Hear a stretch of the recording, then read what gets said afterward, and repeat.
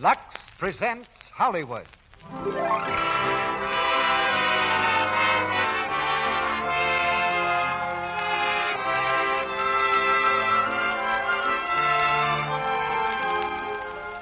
The Lux Radio Theatre brings you Ginger Rogers and Fredric March in Bachelor Mother with Frank Albertson. Ladies and gentlemen, your producer, Mr. Cecil B. DeMille.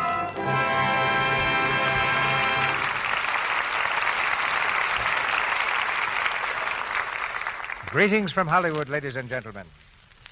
To the young ladies of our modern business world, the lunch hour means a great deal more than just lunch. It may mean a shopping trip, a visit to the hairdresser, a rendezvous, or perhaps an unexpected adventure. And during a lunch hour, the alert young businesswoman is prepared for almost anything to happen. But Miss Polly Parrish in our play Bachelor Mother was just minding her own business when something happened that not only upset her lunch hour, but changed her whole life. One thing led to another in such a gay series of adventures that RKO's picture, Bachelor Mother, turned out to be one of the comedy hits of the year. Although taken by surprise, the modern young woman of our story knew exactly what course to follow. In fact, we take our hats off to the resourcefulness of our modern girls in general. Consider the example sent to me by a member of our audience. It's a clipping from the Birmingham, Alabama News, in which a resourceful young lady advertises, "Girl in need of work at once. Will consider dishwashing if Lux is used." I'll make a bet she got a job with a wise employer. When Lux Flakes is in the dishpan, both Judy O'Grady and the Colonel's lady are sisters in the care of their skin. For the role of the modern young Miss Polly Parrish in Bachelor Mother, our choice was the modern young Miss Ginger Rogers, who played the part with typical ginger and wit on the screen. She comes to us from the set of the new RKO picture, Primrose Path.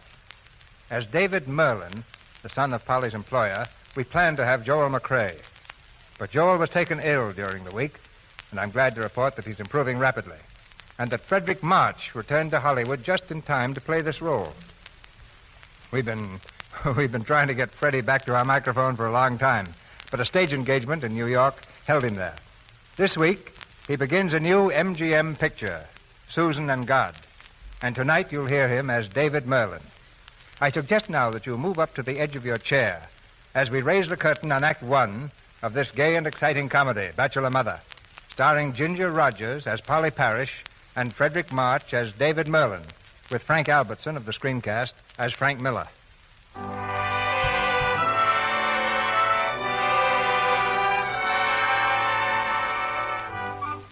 Polly Parrish, young and pretty, is about to lose her job. This is hard enough to face at any time, but when it happens on the day before Christmas, it's almost too much. During her lunch hour, Polly Parrish walks slowly along a street in downtown New York. Vaguely, she wonders what's to become of her.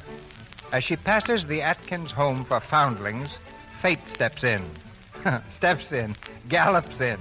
For a woman in a heavy shawl is just leaving a bundle at the door. With a gasp of indignation, Polly rushes to the woman and catches her by the arm.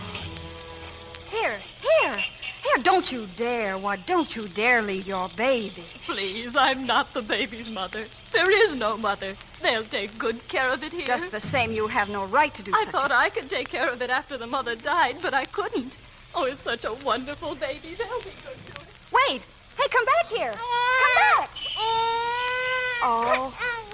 Oh, you poor little kid. All alone? Now, don't cry, darling. Here, I'll hold you. Oh. Won't you come in? What? Oh. Just come this way, please. Oh, take your finger out of your mouth. There, now, don't eat your finger. You hungry? Well, they'll give you something to eat here. That's a good baby. Right here, please. Another one, Mr. Fry. Oh, yes. Your name, please? Poor little thing. Your name, please. Polly Parrish. Come on, take your finger out of your mouth. Are you employed anywhere? I'm at Merlin's until tomorrow. You darling, that's a good baby. Now, just why did you abandon your baby, Mrs. Parrish? It's such a sweet... What? Oh, well, this isn't my baby. It was on the doorstep. Yes, we know. Well, no, really. Well, an old lady left it on the doorstep, and I thought it'd roll off. My dear, we're only here to help you. We're your friends. Well, I wish it was mine, but it isn't. I wasn't leaving it. I was just picking it up. Many mothers say babies are not their own, but from experience, we've discovered the wisest thing is to make a clean breast of it. Now, look here. This is ridiculous. This is not my baby, whether you believe it or not. Here, nurse, you take the baby. I'm getting out of here. You see, my dear? When you give the baby to the nurse, it cries. Take it back. Just for a moment. There. Well, my dear, Oh, for heaven's sake. the baby seems to know you. Well, I don't know it. Here, you take it. No. No, let me alone. When I want a family, I'll get married and do it right. Oh, it's pathetic, isn't it? Well, anyway, we know she works at the Merlin department store. Mr. Merlin and his son have always been very charitable. I'll go right over there after lunch.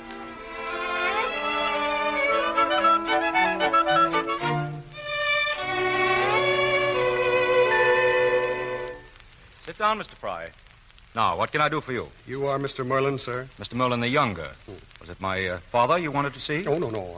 I'm sure you can take care of this. Well? Mr. Merlin, an employee of yours, a young woman in the toy department, left a baby at the Atkins home today. Oh, I see. And I discovered, on calling your personnel manager, that she was discharged as of tomorrow. She was probably only hired for the holiday rush. Exactly. But I believe the loss of her position is the reason she has abandoned her baby son. Mr. Merlin, give her back her job. Well, this is really very unfortunate. What's her name? Parrish, Polly Parrish. Mr. Merlin, if you had seen this mother denying the parenthood of her own child, it would have touched your heart. Excuse me. Hello, Miss Wilson. Call the toy department and have a girl named...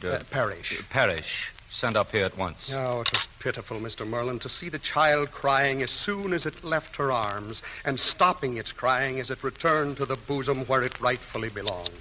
Yes, pitiful. And as you may know, it's the home's policy not merely to care for unwanted babies, but to make possible, if possible, the return of the baby to its mother. I think we can arrange that, Mr. Fry.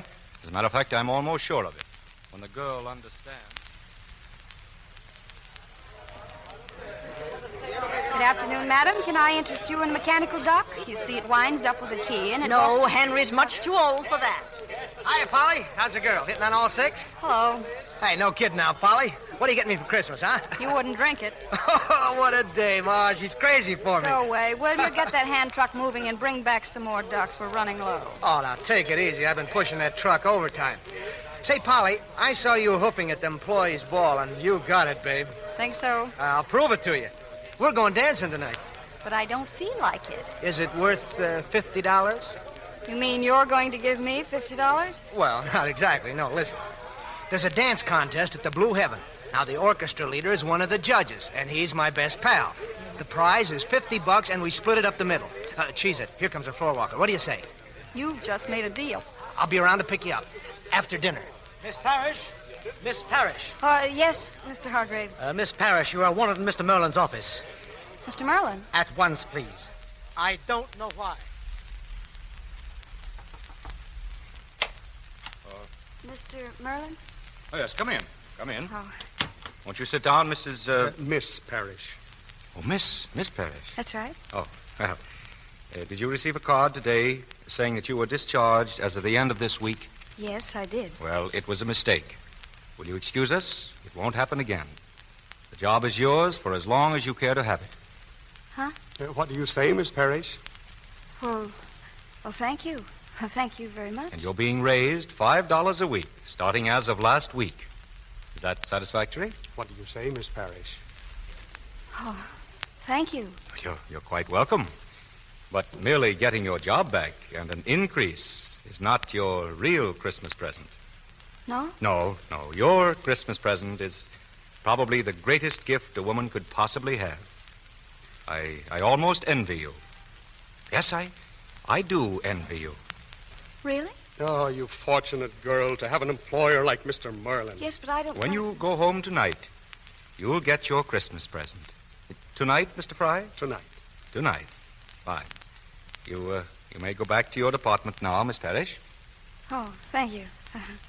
Thank you very much. And I want to wish you and yours a very, very Merry Christmas.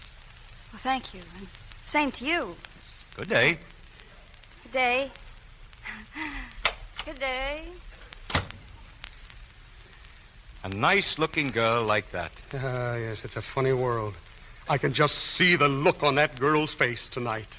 Yes. Yes, so can I.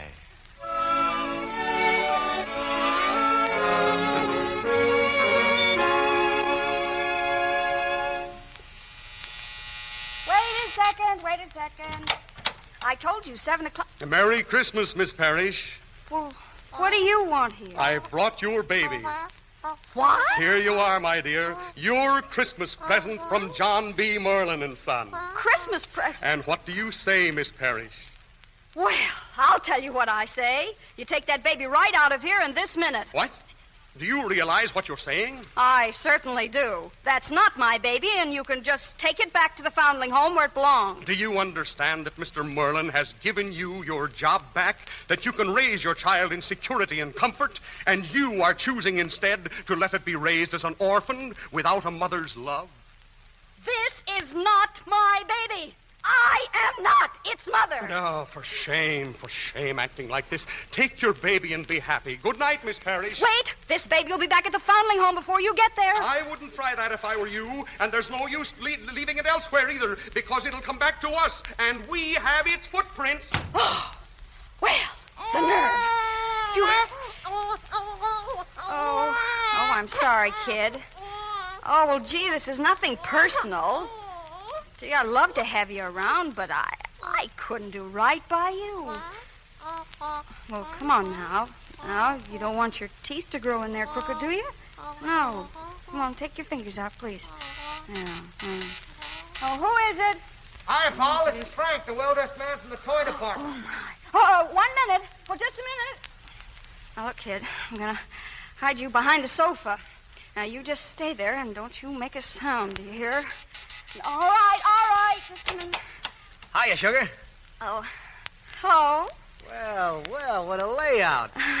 Look, Frank, I'm sorry. I won't be able to go with you tonight. I think I'm going to have a headache. Oh, now, wait a second, baby. You can't do that to the chief. Stand up the old maestro? Why, everything's all set. My brother let me have his car. It's champing at the curb right this minute. Yeah, well, I'm really awfully sorry, but something's come up. Oh, now, you just listen to the old doctor, honey. Everything's fixed. The orchestra leader's a pal of mine. I just spoke to him on the phone, as a matter of fact, and... Hey, that's funny. I thought I heard a baby crying. Oh, well, go on, Frank. Well, so I talked to him, and it's in the bag. So you talked to him, and what did he say? Well, he says he's got it all fixed. Hey, listen. I do hear a baby crying. Oh, that's next door. Yes, it keeps me awake sometimes till I think I'll go out of my mind. Oh, that's tough. Oh, yes. You know, it sounds like it's right over here behind the... Holy mackerel! Look, it's a baby, a live baby. Well, what of it? Well, what did it do? Crawl through the wall? Don't be silly.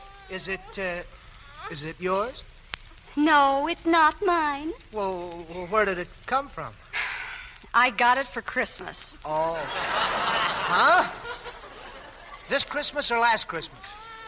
Now, listen, I don't know what you're thinking, but you're all wrong.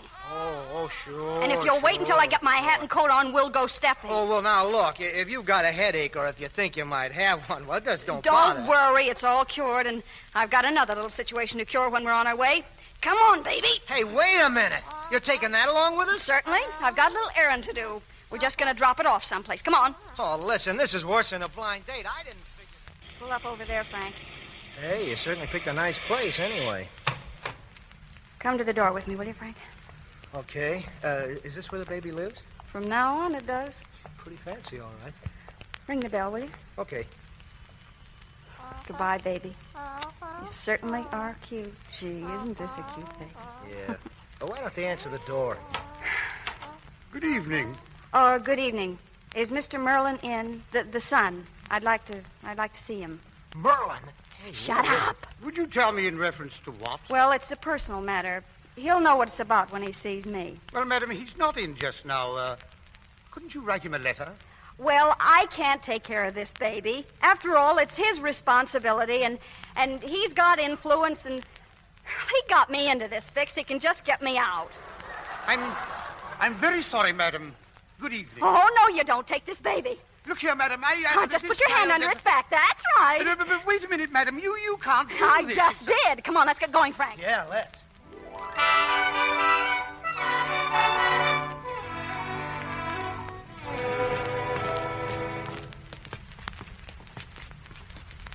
Well, here we are. Yeah, back home and broke. I'm sorry we didn't win that prize, Polly. Oh, forget it. My friend double-crossed me. Yeah. Well, thanks for bringing me home. Oh, wait a minute. Say, Polly, how about giving a fellow a little drinky, huh? Sorry, I haven't any liquor here.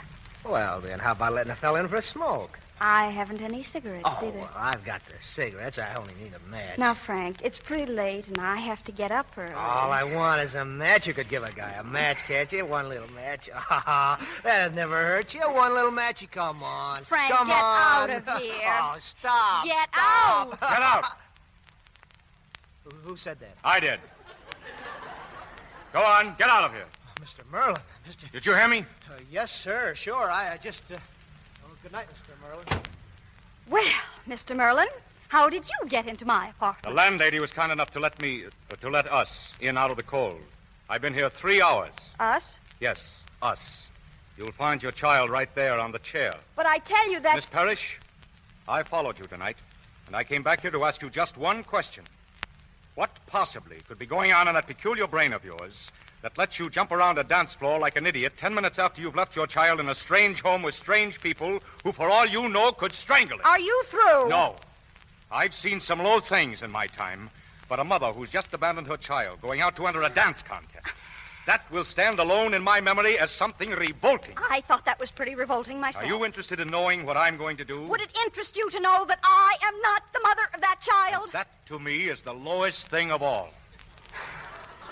To deny your own child when it cries as it leaves your arms. Those people have experience. They know a real mother when they see one.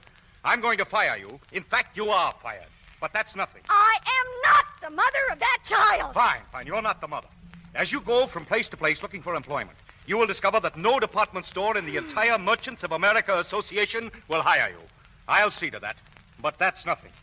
Any employer will ask you for a character reference. In my wildest imagination, I cannot conceive of anyone with a character less deserving of a reference than you. I'll explain your character. Why? That's persecution. Yes, I'll say it is. What? And eventually, you'll come and you'll plead for your job back. And then you'll realize what a privilege it is to have security and a chance to raise your child yourself. What? You danced, yes. Well, now you pay the fiddler fella. You have an obligation to that child. You fulfill it.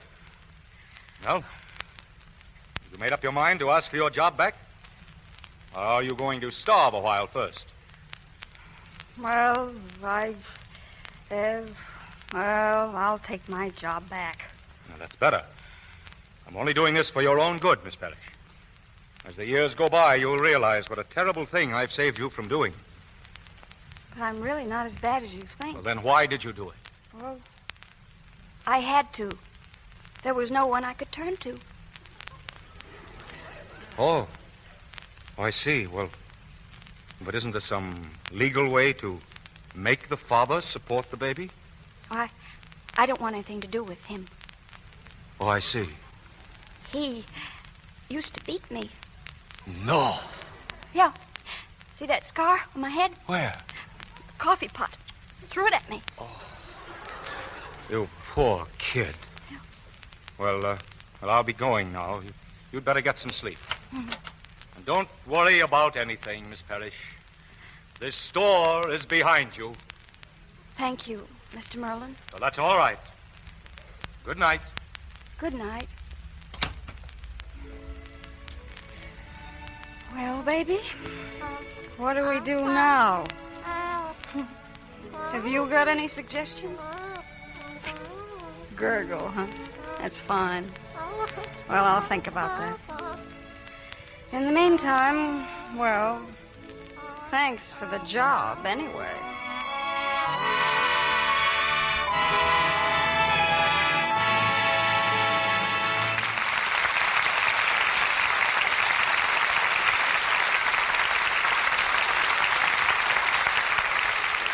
Mr. DeMille brings us Ginger Rogers, Fredric March, and Frank Albertson in Act 2 of Bachelor Mother in just a moment. Suppose someone asked you to illustrate speed. How would you do it?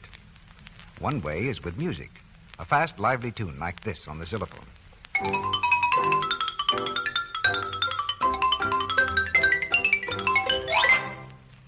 That expresses musically the marvelous speed of new Quick Lux. It's really amazing how fast it is. An added ingredient speeds up the action of Lux Flakes, so you get suds in a second. Try it yourself and see. Just pour out the delicate tissue-thin flakes and turn on the water. Then watch the suds bubble up. Those suds come so fast, it's amazing.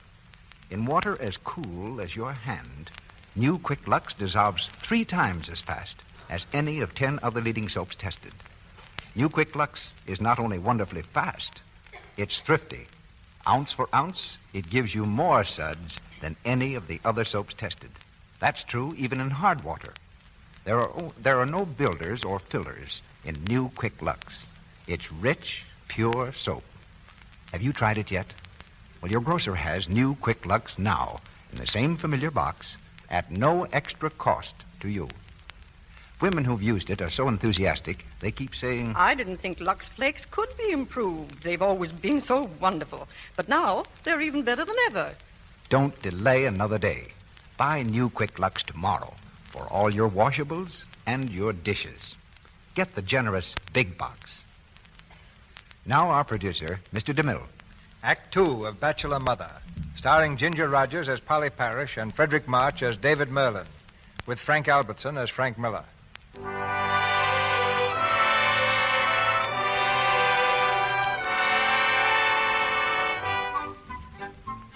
2 days have passed, and with them, of course, 2 nights. Silent, restful nights, interrupted only by the constant screeching of Polly's adopted baby.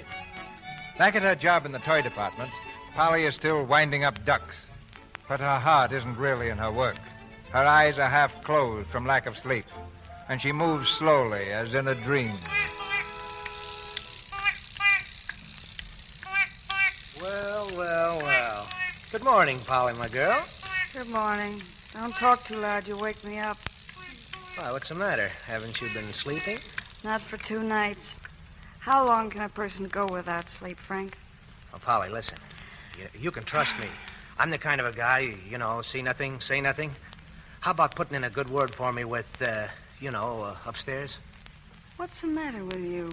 Well, the assistant floor walker job is open right in this department, with that little carnation and everything. Now, one word from you, and I stop pushing this silly wagon around. What do you say? Miller, get that truck out of the aisle.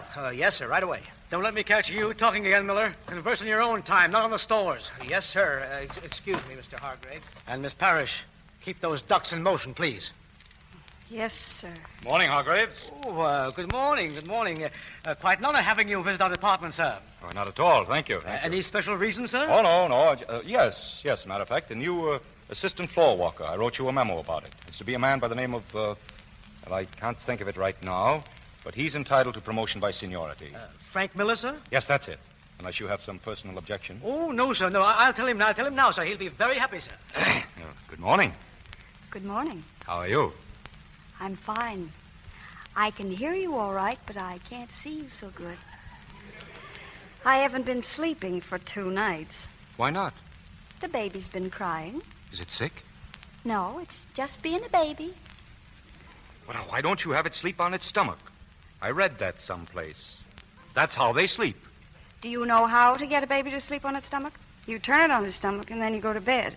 Then the baby turns over and starts to cry, and then you get up and turn the baby over, and then you go to bed again, and then the baby turns over and starts to cry again, and then you get up and turn it on its stomach, and pretty soon it's 9 o'clock and you're winding ducks.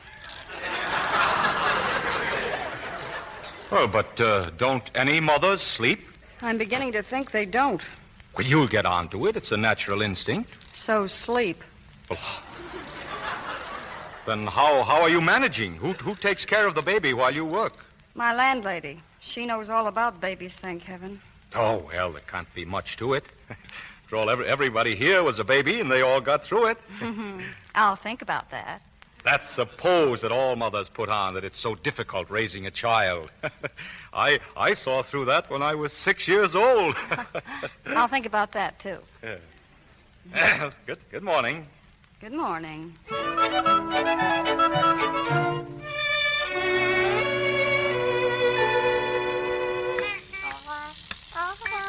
Come on now, baby. Come on and eat your dinner. Yeah. See the pretty duck? Now you watch the duck and you eat your dinner, and before you... Come in. Hello. Oh, well, hello. I was walking through the book department, and I saw this book, How to Bring Up Your Baby Scientifically, by Dr. Ernest Eggleman. Greatest thing I ever read. Everything you have to know is right in here. You mean a doctor would know more about a baby than its own mother, with her natural instincts? Well, this is scientific and includes the instincts, too. All right, come on, baby. Just eat your dinner. Go right ahead. No, wait a minute. How do you know you're doing that right?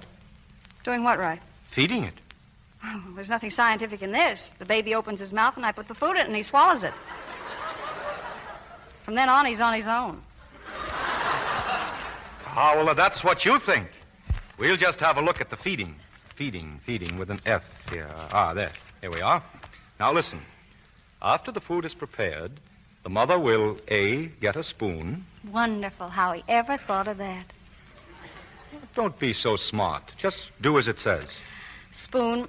I've got it. And warm it to room temperature. Warm it? I did. How? I put it under the warm water. Well, that may not be right. I think it has to be sterilized. Well, anyway. B, take a spoonful of food and, just a second. Place on a piece of gauze. You a piece of gauze? What for? Will you please do as the book says? All right, but I still think it's No, please. It's just possible, you know, that a doctor with 20 years of experience knows what he's talking about. All right, go ahead. Next. And gently rub into the navel. What's that? What? And gently rub into the navel. Oh, that's ridiculous. Well, no, it isn't. No, that's probably to adjust the temperature of the baby's stomach to the food. But I think it's very logical. Oh, I never heard of such a thing. Here, let me see that. Well, I read very well, you know. I've done it for years. Yes, I read little, too. Let me see. Begins Okay. right here, at the bottom of this page. Oh, yeah. Take a spoonful of food and place on a piece of gauze and gently rub into the navel. You read very well. Well, I don't believe it. I don't care what it says. Now, don't make out that you know more than a doctor in a printed book on the subject. I know I'm not rubbing any oatmeal into this baby's navel. Who is this Dr. Eaglefoot, anyway? This book is ridiculous. Oh, look. What's the matter? The pages were stuck together. Well, what do you think of that? Just listen.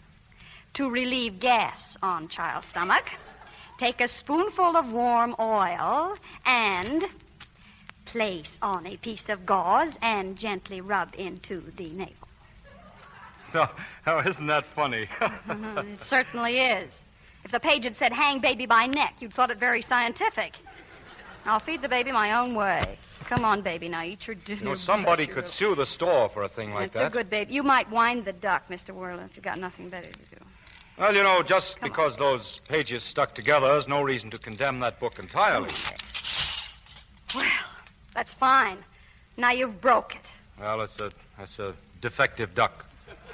Could it be that you wound it too hard? I just wound it normally. This is inferior merchandise. Where'd you buy this duck? John B. Merlin and Son. Oh. Well, that's all right. It's still inferior. Out of 10,000 ducks, one or two can be less than perfect.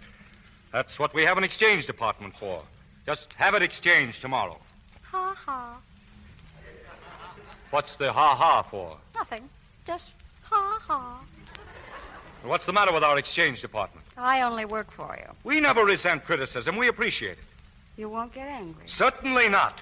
What's the matter with our exchange department? They won't exchange anything. Oh, they won't, eh? They only exchanged $60,000 worth of goods last year. You don't have to overdo that flip attitude about the store. It isn't very cute. Just have that exchange tomorrow. No, I'll just throw it away and buy a new one. Well, I'll exchange it for you. Give it to me. Oh, sure, you could probably get exchanged for a grand piano. I'll show you I can have it exchanged without anybody recognizing me. I'll wear dark glasses. I'll disguise myself. And I'll have a new duck for you by 10 o'clock tomorrow morning. What do you think of that? Ha-ha.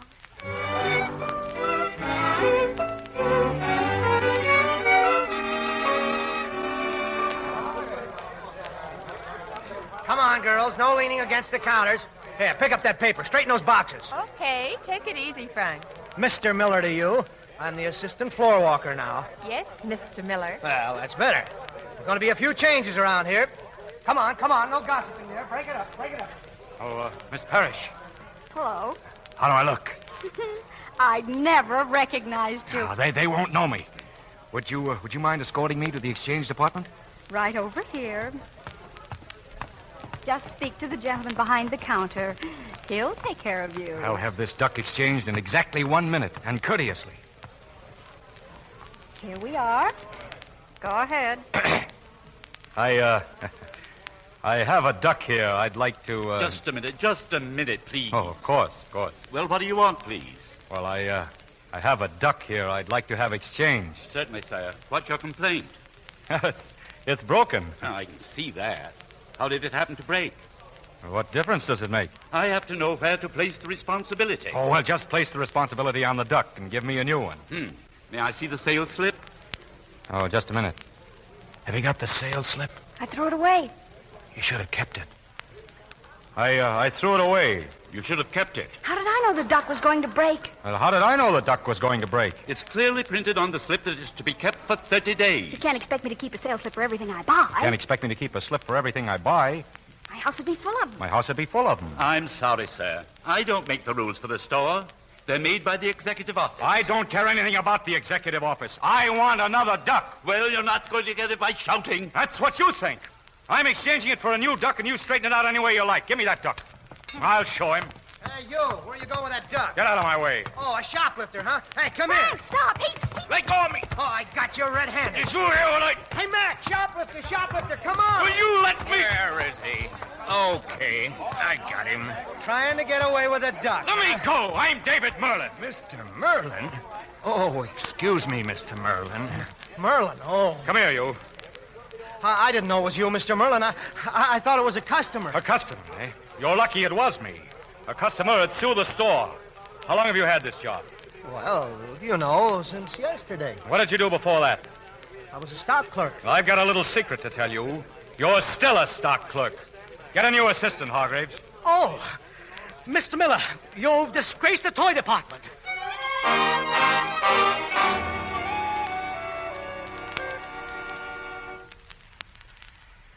Well, here we are, ladies and gentlemen. We're broadcasting from the heart of Times Square, surrounded by thousands of persons waiting to usher in the new year just 3 short hours away. Listen to that crowd.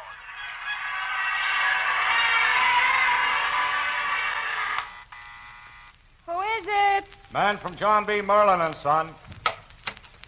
Oh, well, it's you. Here you are, madam. Your duck. I exchanged it. No trouble at all. Oh, well, come in. I certainly didn't expect to see you tonight. Well, I didn't expect to come here. I was taking my shower, and it suddenly occurred to me you must be having kind of a shabby New Year's. You get dressed. We're going to a swell party. Stood up, huh? Huh? You were stood up. Well, I just told her I'd call back, and then I forgot to do it. Yeah, that's what I thought. Well, I'd like to go, but I just can't leave the baby alone. Oh, the baby. You don't have to devote your whole life to the baby. That's what you told me to do. Well, it's New Year's Eve. Get somebody to take care of it. Get the landlady to take care of it. Oh, wait, there's something else. What? Well, me in a sweater and skirt, and you with a... We'd make half of a very lovely couple. Oh, that's all right. That's all right. I'll take care of the clothes. Yes, how? Stop at the store. Everything you need. Dress, shoes, ermine wrap. You'll be beautiful. But look, these people, your friends. I don't know how to talk to those people. Well, I'll tell you. You just say no to the men, and the girls won't talk to you anyway. Come on.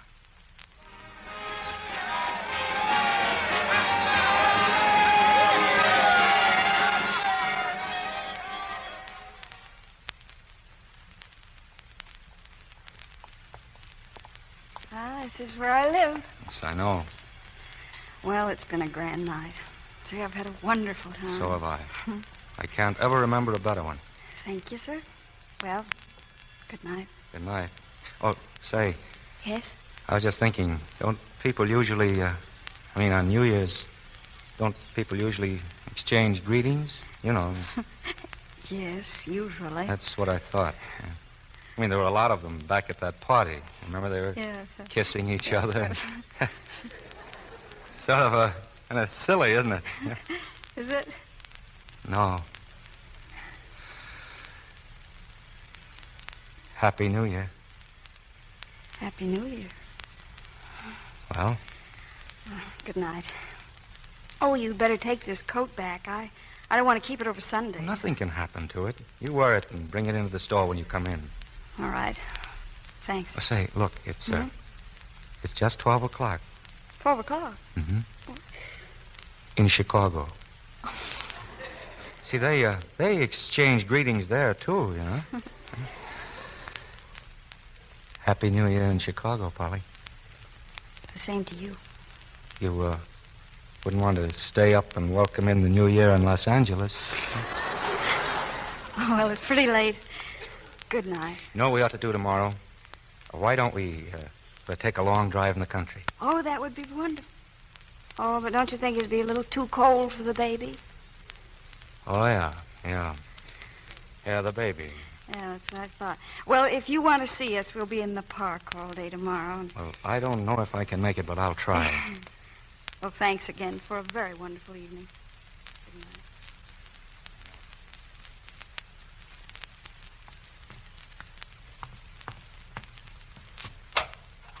Hello, Miss Parrish. Oh, Mrs. Wise, thank you so much for minding the baby. Oh, it's nothing. Look so cute he is. Why, he's awake. You waited up for me, didn't you, baby? You wanted to see if I'd come home early, didn't you? He's such a good baby. He didn't cry even once. My Jerome, he's just now 31, used to cry all the time. Well, thank you again, Mrs. Weiss. I didn't think I'd be out this late, though. It's nothing. What else have I got to do? Happy New Year. Happy New Year to you. Oh, is that so? Listen, baby. I think he likes me. Or maybe it's just that I'm hoping. But, baby, I don't think he likes you. Well, now, don't frown. Nobody's gonna come between us. No, sir. No, because you're my fella. Good night, darling. And Happy New Year.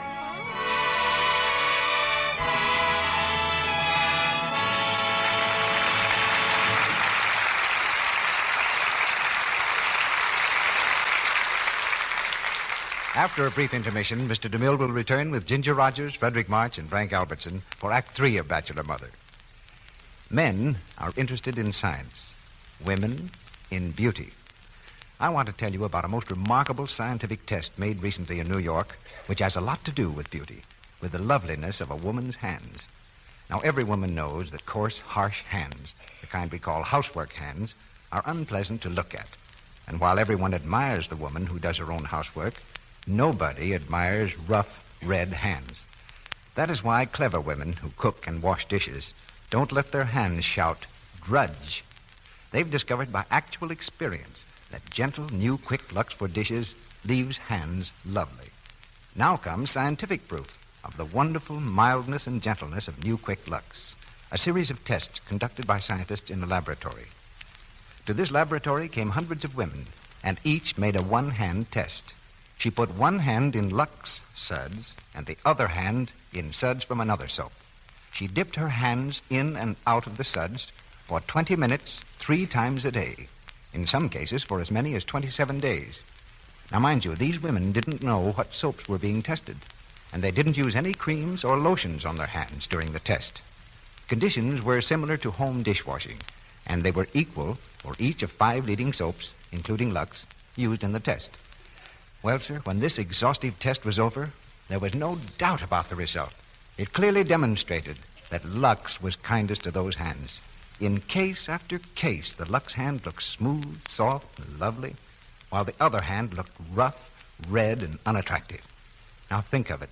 The same woman, one hand embarrassingly rough, the other charming as ever, thanks to gentle Lux.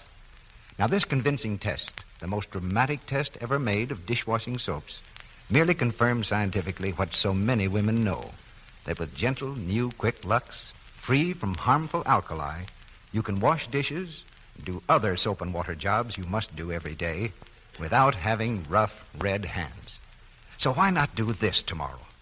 Get a big box of new Quick Lux Flakes at your grocer's and use it for your dishwashing. Prove for yourself how lovely and soft and feminine it leaves your hands. It's so gentle. And it's speedy, too, and truly thrifty. Yet it costs you no more. We pause for station identification. This is the Columbia Broadcasting System.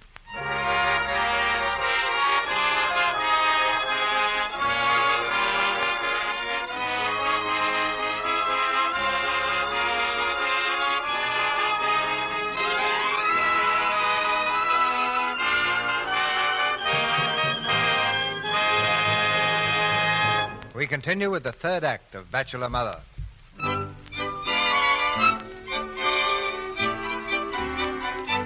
The meetings in the park have become a Sunday ritual with Polly and David, and, of course, the foundling child. But now a new character enters our story, the personification of dignity and breeding, a frock-coated, silk-hatted gentleman, known to the Merlin employees as Old J.B., and to David Merlin as Dad. On a certain Sunday morning, Frank Miller, brooding over the loss of his job, has slipped a note into old J.B.'s car. On his way home from church, J.B. reads it. Dear Mr. J.B. Merlin, this is to let you know that you are a grandfather. If you don't believe me, just ask your son and a certain girl whose name I won't mention because I am not a rat. They go to the park every Sunday and wheel the baby. How do you like that, you stuffed shirt? A friend. Good Lord. A grandfather. Jones. Yes, Mr. Merlin? We're not going home yet. Drive through the park.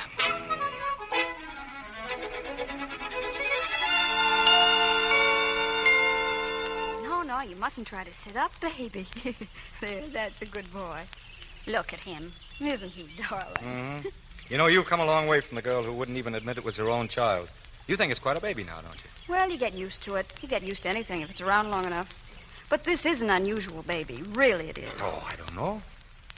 I guess it's heredity. Oh, yes? Why, what's the matter with me? Oh, nothing. What about the other 50%? Oh, him. Well, if there's anything in heredity, the baby ought to be able to play a wonderful piano. That's quite a quality, yes. He might also get to be the world's best coffee pot thrower. Now, that was unnecessary. After all, you don't know the circumstances. Maybe I was to blame. Never mind. Let's not discuss it. It's none of my business, and I haven't any interest in it anyway. Good morning, David. But, Dad, what are you doing here? Just strolling around, my boy. Just strolling around. Polly, this is my father. This is Miss Parrish. How do you do? How do you do? And who is this? Oh, this is Miss Parrish's little boy. A boy? Would you mind, Miss Parrish, if I was very careful, would you let me hold him just for a moment? Of course. Thank you. Come to your Come to me, little fellow. There. Oh, he's wonderful, isn't he? I'd know that chin anywhere. Why? What's his name, Miss Parrish? Oh, John. John? Well, thanks for that, anyway. Is there something I can do for you? No, you've done it, my girl. Here, go to your mother, John. Well, thank you. I wouldn't keep the baby up much longer. I think it's getting chilly. Dad, you're acting very strangely. What's the matter? I'll discuss this with you at home. Goodbye, miss. Goodbye. I'll expect you home in an hour, David. What's the matter with him? I don't... Oh, holy mackerel. He thinks that he... I'll see you later, Polly. Dad, wait!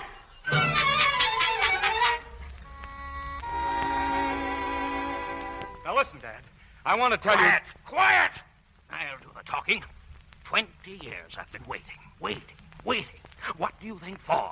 Why was I living? What was I looking forward to? So this is the modern generation. So this is the 20th century. Dad, I don't know what you're talking about. Oh, don't you? Well, marriage was good enough for your father and mother, bless her. And it's good enough for you. What? Young man, you're going to marry that girl. You're going to bring my grandson into this house. Well, now, I've got something to tell you. Now, don't you start with me. You know my temper. Remember what I did to Governor Meade? Listen, you haven't any grandson. Don't deny it. The least you can do is not deny it. I saw him with my own eyes. I saw you with a girl. I saw you wheeling the baby. That's not my baby. The least you can do is not deny it. I have other information. A letter from a friend. And if I didn't have it, if I never saw you wheeling him, if I saw that baby on a desert island by himself, I'd know it was my grandson. Why, he looks exactly like me. Dad, for heaven's sake, you're jumping to conclusions. I figured out what to do. My mind's made up. Nobody is playing around with my grandchild. I'm taking it, and I'll get it if I have to go to the Supreme Court. I'll take it now, and you try to get it back. Will you listen, Dad, before your blood pressure goes through the ceiling? Never you mind my blood pressure. You don't know me in a fight. You're the stubbornest person I ever saw in my whole life. I'll prove to you it's not my child. Oh, you're crazy. That's what's the matter with you.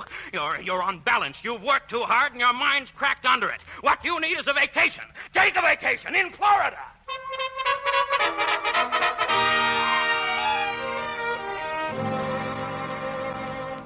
I'd like to see him try it. He can't take that baby away from me. You don't know him, Polly. He's sending for lawyers and investigators. Well, he can't do it. The baby belongs to me. Well, we've got to stop All him. right. But if you could dig up the piano player, it'd be a big help. Well, I can't do that. Well, you'll have to. I mean, when half a dozen lawyers walk in here questioning your fitness to raise a baby... Look, take me to your father. Let me talk to him. I'll convince him. Well, he won't believe you either. He's gone off his head. He even wanted me to marry you. Oh. He wanted to set me up with a ready-made family so he'd have a grandson. I tell you, it's serious. Yes. I would be serious marrying me. No, I didn't mean that. I just... Would you please go? Well, I didn't realize how that sounded. Oh, it doesn't matter. All that matters is that you tell your father to leave Johnny and me alone. Well, I'll do what I can, Polly.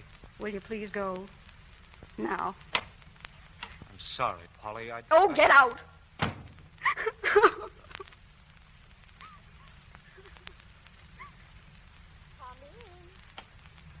Well, hello, Miss Parrish. Hello, Mrs. Weiss. Come in. You know my son, Jerome. Oh, sure. Hello. Hello. Mrs. Weiss, would you help me pack? I'm going away. Away? Where? Well, I don't know, someplace.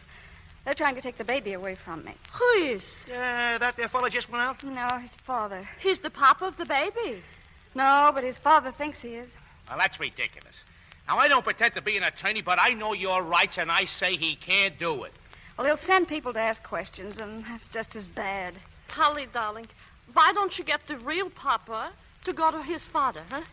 I can't. I wish I could. Sure, that would be the solution. Wait, I'm thinking. Jerome, if you could be the papa just for a little while... Huh? What? That's it. Mama! Jerome, this is your chance to do a good deed. But, Mama!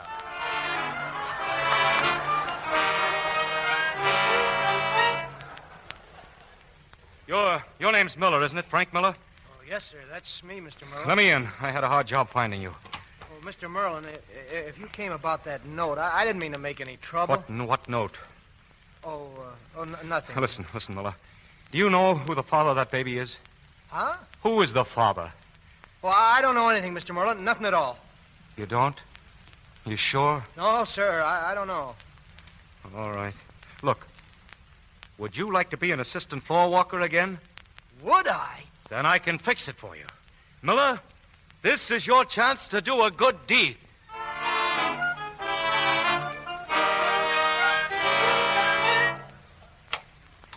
Beg pardon, Mr. Merlin. Well, what is it? There are two people to see you, sir. A Mr. and Mrs. Jerome Weiss. Weiss? Never heard of them. Tell them to write a letter. It's about a baby, sir. A baby? Well, send them in. Yes, sir. This way, please. Thank you. Thanks. Won't you sit down? Thank you. Mr. and Mrs. Weiss, eh? I thought you were Miss Parrish. Well, that's the name I use in the store. Jerome and I have been married for 2 years. Yeah, that's right. That's 2 years. Your son just called, and, well, there seems to be a misunderstanding about our baby. Your baby, Mr. Weiss? Uh-huh. Hey, So, yeah. so there's no need you're sending anybody to investigate the baby. It's only a waste of time. His baby. It's as though there'd been a death in the family. I can't believe it. All right, Miller. Right in here. Sure. David, what is this? Well, Dad, maybe this will convince you. This man I brought with me is Frank Miller, the father of that baby. Oh. Really? Oh, that's right, Mr. Merlin. I'm the father. You see, my wife's a very nervous woman, and your son just came over to our flat and said you had the wrong impression about my son. Well, my son is my son and nobody else's. Why, I never heard of such a thing. And I'd appreciate it if you wouldn't send any investigators around to make trouble for us. Just a moment. David, do you know who this other man is? No, who? This is the father she brought around, Mr. Jerome Weiss. So you finally showed up, did you? Well, I couldn't come any sooner. Oh, that was pretty cute, running out on her like that. Come here. You know what this is? Yes, sir. It's a silver service. I mean, it's a coffee pot. Yeah, you ought to recognize it. You give your wife scars on the head, eh? Well, here's one for you. Oh! How do you like that, piano player? You keep your hands off of him. Don't you it's touch all right. him. You go ahead and stick up for him. Stop. You might as well cut all this out. It doesn't convince me. And I'm not through with you, Mr. Miller. I'm going to prosecute you for something. Mr. Merlin, your son made me do this. I'll tell you the truth, and I know what I'm talking about. Your son is the father. Dad, this is the truth. Now listen, that man Weiss is the father. I'm not the father. I don't care who the father is. I'm the grandfather. Now, wait. I'll straighten this whole thing out. Now, listen, Polly. Polly. Where is she? She's gone. Gone. She'll take the baby. Catch her. Stop that girl. Oh, Lord. Oh, sorry I gummed you up, Mr. Merlin, but a guy's got to think quick. He does, eh? Sure, got to use the old bean. Well, you use it now. Oh!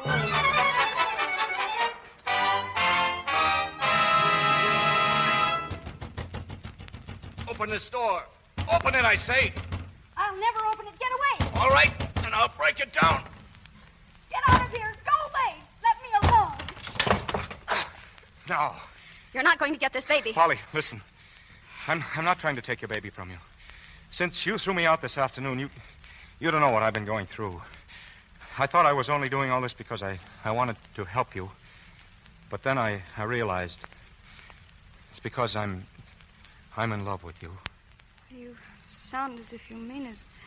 But I'll tell you one thing. I'm not going to give up this baby. Where is he? Where's my son? Ha!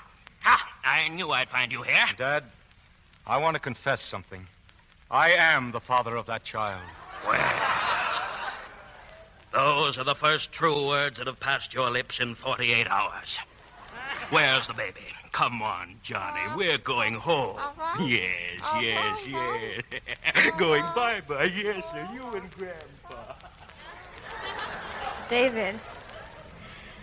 David, did you mean what you said before? Yes. And you're willing to spend your life with a ready-made family? If the family is you and Johnny. And I've got a surprise for you, Polly. We're getting married. Tonight. Oh. You still think I'm the mother of that baby? Oh, certainly.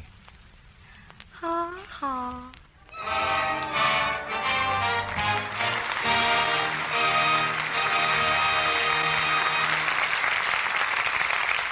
In just a moment, our stars return for their curtain calls. But first, a word to women who want their hands to stay lovely looking in spite of dishwashing. Remember the one-hand tests? They've proved how kind these gentle flakes are to your hands. Yes, and it's just as gentle to your nice things, too. Oh, that reminds me, Sally. Will you read what Mrs. Mayton Britton of New York wrote? I'd be glad to. She says, New Quick Lux leaves my sweaters as soft as a kitten. They look perfectly lovely. I've been using Lux Flakes for years for my sweaters, silks, and other nice things. I didn't dream it could be improved, but somehow you've done it. New Quick Lux is amazing. It's so fast. It's thrifty, too. And it has the same marvelous gentleness Lux has always had. Now, there are 3 good reasons for using new Quick Lux. Count them on your fingers. So fast? Why, you get suds in a second. A little goes so far, it's thrifty to use. And new Quick Lux is so very, very safe for everything safe in water alone. Yet you don't pay a single cent more for this wonderful new Quick Lux. Your grocer has it now in the same familiar box.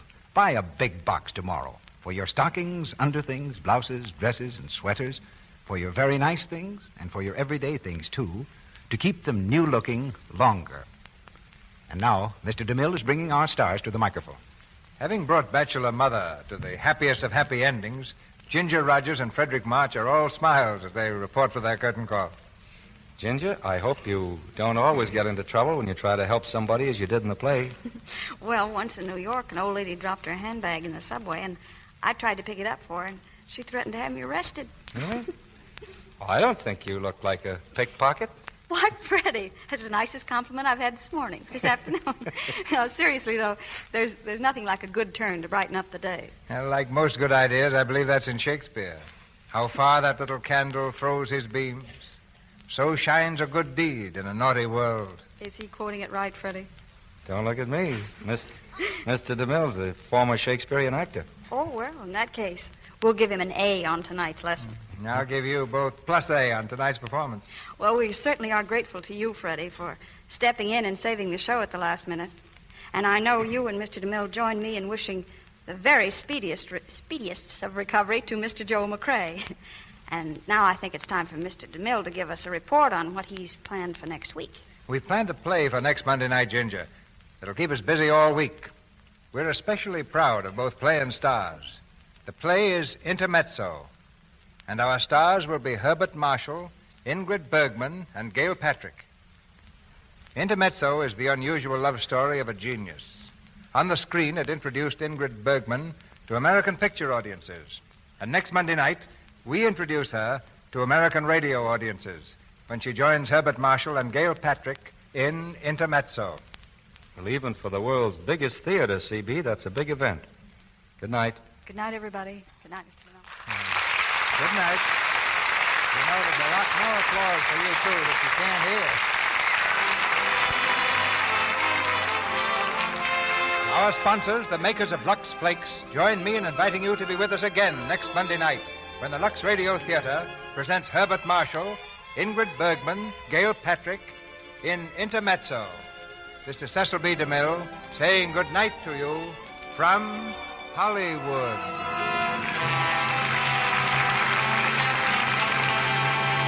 Heard in tonight's play were Lou Merrill as J.B. Merlin, Dee Benaderet as Mrs. Weiss, Emery Parnell as investigator, Edward Marr as Jerome, Martha Wentworth as matron, Ralph Sedan as Hargraves, Thomas Mills as butler, Kenneth Lawton as clerk, Walter White as detective, and Celeste Rush, Audrey Reynolds, and Frank Martin. Ginger Rogers' forthcoming picture is RKO Gregory LaCava production, Primrose Path. Frank Albertson is now working in the MGM picture, Hooray, I'm Alive. Our music was directed by Louis Silvers. We're happy to announce that the radio editors of the United States and Canada have just voted the Lux Radio Theatre their favorite dramatic program in the poll conducted by Radio Daily, as well as the recent poll conducted by the New York World Telegram. May we remind you that the March of Dimes has begun. You can help to stamp out infantile paralysis by joining the march. Get a birthday card from the President's Birthday Committee in care of your radio station. And if you can't, mail the President your dimes anyway to help fight this terrible disease. Your dimes and those of your neighbors will help crippled children to walk again. Your announcer has been Melville Ruick. This is the Columbia Broadcasting System.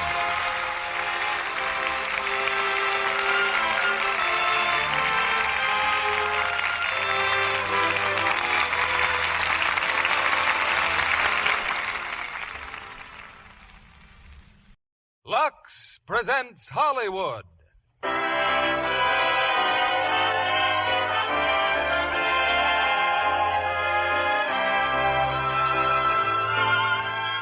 Lever Brothers Company, the makers of Lux Toilet Soap, bring you the Lux Radio Theatre, starring Lucille Ball and Mark Stevens in The Dark Corner. Ladies and gentlemen, your producer, Mr. William Keighley.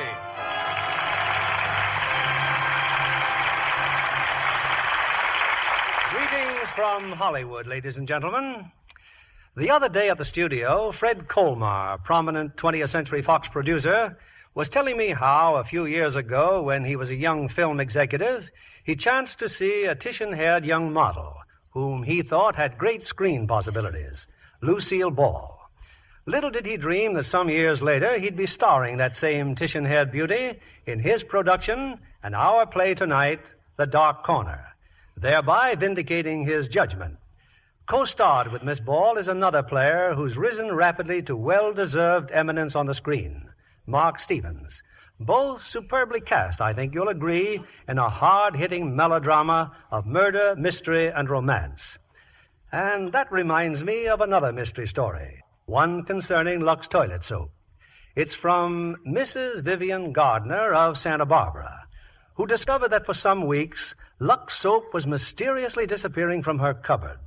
After competent detective work, she finally traced it to her teenage daughter. That young lady said, "Why, Mother, I thought you knew. I just took the soap to put in my bureau as sachets because I just love the Lux toilet soap fragrance." Well, I'm sure Mrs. Gardner meted out to her daughter no more punishment than a compliment for her ingenuity and good taste. It's playtime and star time, and here they are. Lucille Ball as Kathleen and Mark Stevens as Bradford Galt in Act One of The Dark Corner.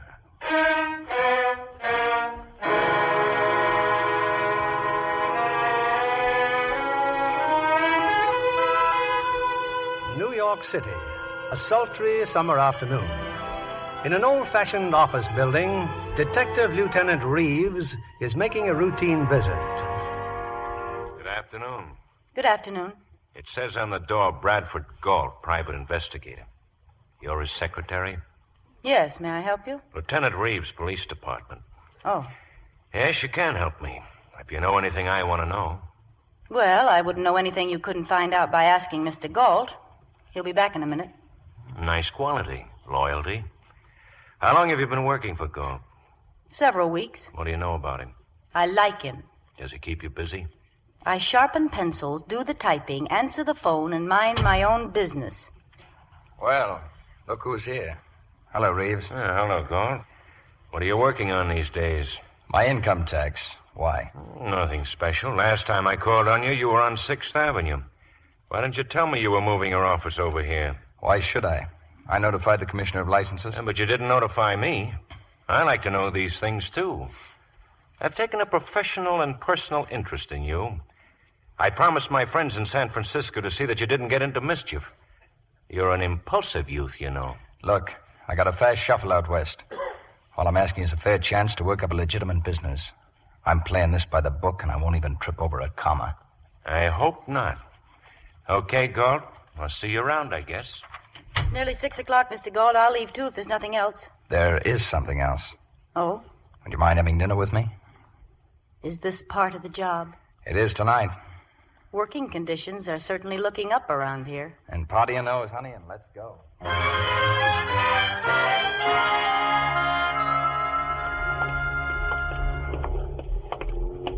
Oh, dinner was lovely, Mr. Galt. Thank you. You're welcome. Say, how'd you like to go dancing? We got some great playgrounds up around 52nd Street. Among them, your apartment? Oh, well, that's just a coincidence. I haven't worked for you very long, but I know when you're pitching a curve at me, and I always carry a catcher's mitt. No offense. The guy's got to try, doesn't he? Not in my league, Mr. Galt. In my league, we play for keeps, said she with a smile. Oh, well, maybe I ought to fire you then. Before you do, I ought to tell you something. We're being followed. I know. Guy in a white suit, about 5'10", brown hair, sports shoes. I've never been followed before. Hey, that's a terrible reflection on American manhood. It's been tailing us since we left the office. Why? I don't know. Maybe he likes your big blue eyes. Do we just keep walking? No.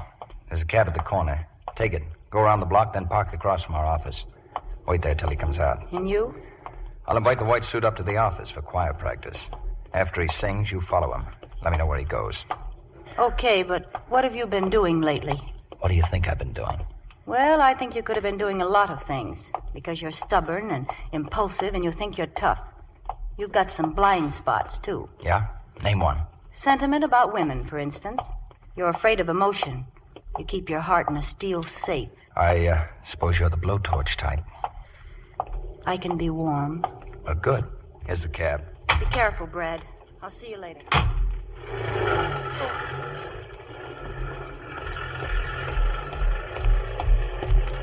All right, Buster. Huh? Let's take a walk. Why? Because there's a gun in my pocket that says you'd better. Come on. My office is just around the block.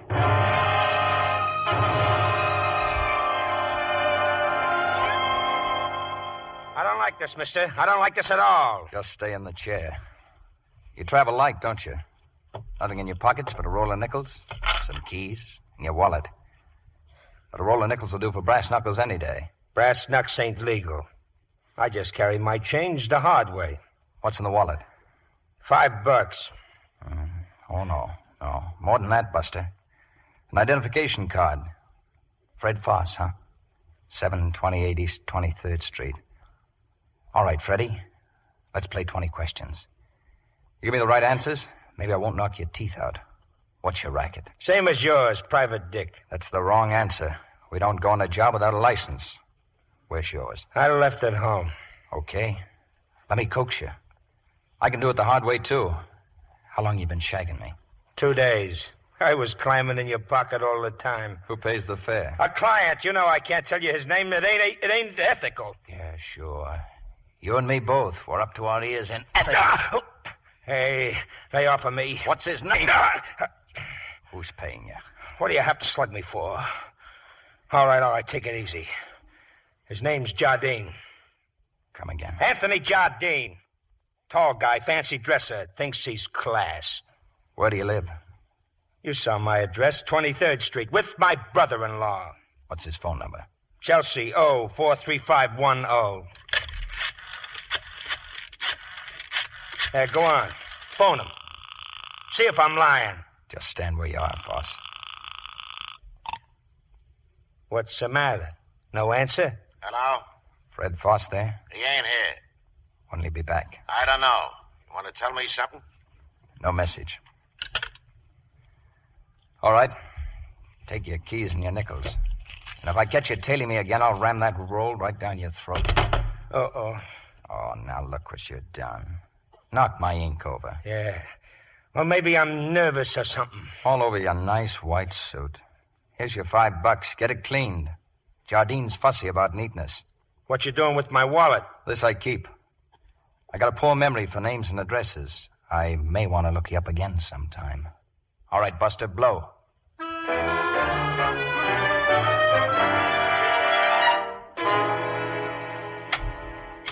Hello. Well? This time you will fire me. You lost him. Uh-huh. That's fine. He got in another cab. I followed him. Except when the other cab stopped, he wasn't in it. How'd you know? He told me that's what he'd do. I'm sorry, Brad. It doesn't matter, honey. Well, who was he? Just hired muscle. Who hired him? Forget it. You'll be better off. Come on, open up that steel safe. I want to know and I want to help. That's awful good talk, baby. But why? Because I happen to be very fond of my boss, even if he is stubborn. Look, get going while the door's still open. Stick around here and you'll get grafters, shysters, two-bit thugs, maybe worse. Maybe me. I like those odds. I'll take them and I'm staying. I like your style, too. Thanks. Having said my piece, I think it's time for me to go home now. I'll see you in the morning. Sure. Okay. Good night, Brad. Good night. Jardine. Jardine again. Jardine.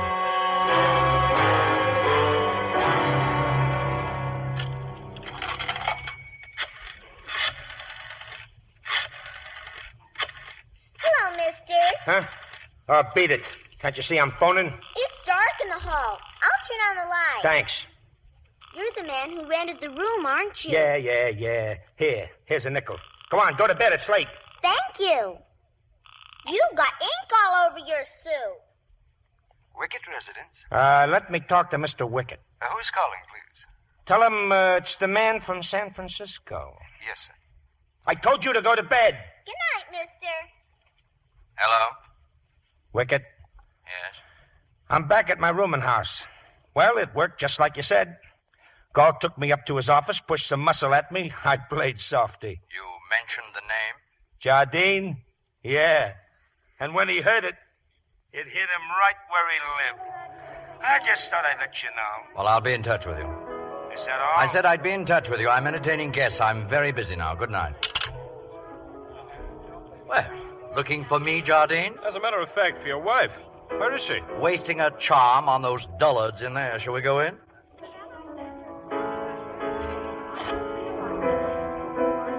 I think it's a wonderful party. Well, then you don't give any other kind, do you, Ralph? Ah, there's Mary now, the woman who brightens my declining years. I heard that, darling. Aren't you exaggerating?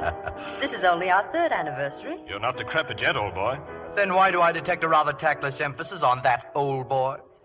Yes, Mary and I rather think we present the perfect picture of Beauty and the Beast. You can be a beast at times, Mr. Wicket. But as long as I'm amusing Mrs. Kingsley, you'll forgive me. Senility, though, is unforgivable. You're the most attractive man in the room, and you know it. Oh, I adore you. I hope I'm not interrupting anything. Well, Miss Wilding? I need advice. Legal advice. I was wondering if I might borrow Mr. Jardine for a moment. Oh, of course, Miss Wilding. Shall we go out on the terrace? I think we'd better. It's really very confidential. What's Jardine trying to do? Drum up business at my party? Isn't that what you're doing? Celebrating your anniversary? And at the same time entertaining some very likely customers for your art gallery? I never confuse business with sentiment. Unless it's extremely profitable, of course. But there is an exhibition at the gallery tomorrow. Now, that happens to be a coincidence I took great pains to arrange, Mrs. Kingsley. And if you come, I may have that turn a landscape. The landscape? Oh, how wonderful. I'd give anything for that painting. Well, you'll give plenty if you buy it through me. Excuse me. Oh, I must tell my husband the good news. Ralph, what would that Miss Wilding want of Tony, Jardine? What's the matter, darling? You jealous? You know you don't mean that. No. I'm the jealous one, Mary. You're beautiful. I never want you to grow one day older. You should remain ageless like a Madonna who lives and breathes and smiles and belongs to me. That's very sweet, Ralph. But you haven't answered my question. I haven't the slightest idea what Miss Wilding wants of Jardine. Come along, darling. It's beautiful on the terrace, isn't it, Lucy? Oh, stop it, Tony. Did you receive my painting? I sent it to your apartment. I got it this afternoon. I would have preferred cash, but if you're short, the painting will have to do. I imagine I can always dispose of it. Now may I have my letters, please? Certainly. They're all in this envelope. Oh, I'm a heel, Lucy, but I'm not greedy. I promise not to trouble you anymore. Who's next on your list, Tony? Wicket? Or perhaps Mrs. Wicket? That's a dangerous remark to make. Yes, isn't it?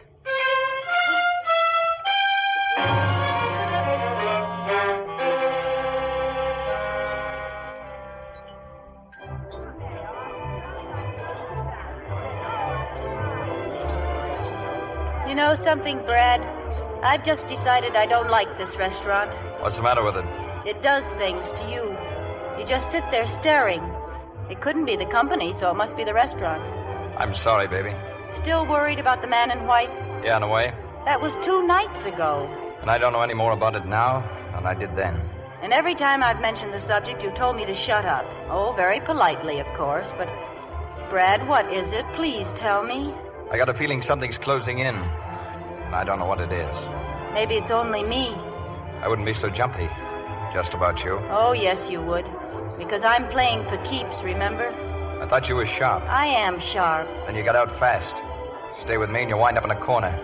Nothing but a lot of grief. I'm serious, Kathleen. Get out now. You're a poor salesman, Brad. Even... Look who just walked in. Detective Lieutenant Reeves. Yeah.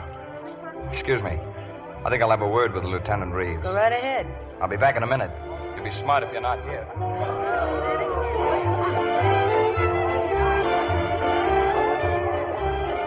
Hello, Reeves. I was going to look you up in the morning. Fine. What have you got? Not much. There's a shyster lawyer in town with a swank office, but no clients. The shyster's name is Anthony Jardine. He's put a tail on me.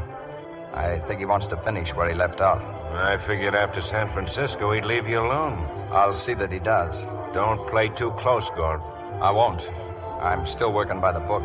Jardine is definitely not the bookish type. Yeah, I know. I just thought I'd keep you posted.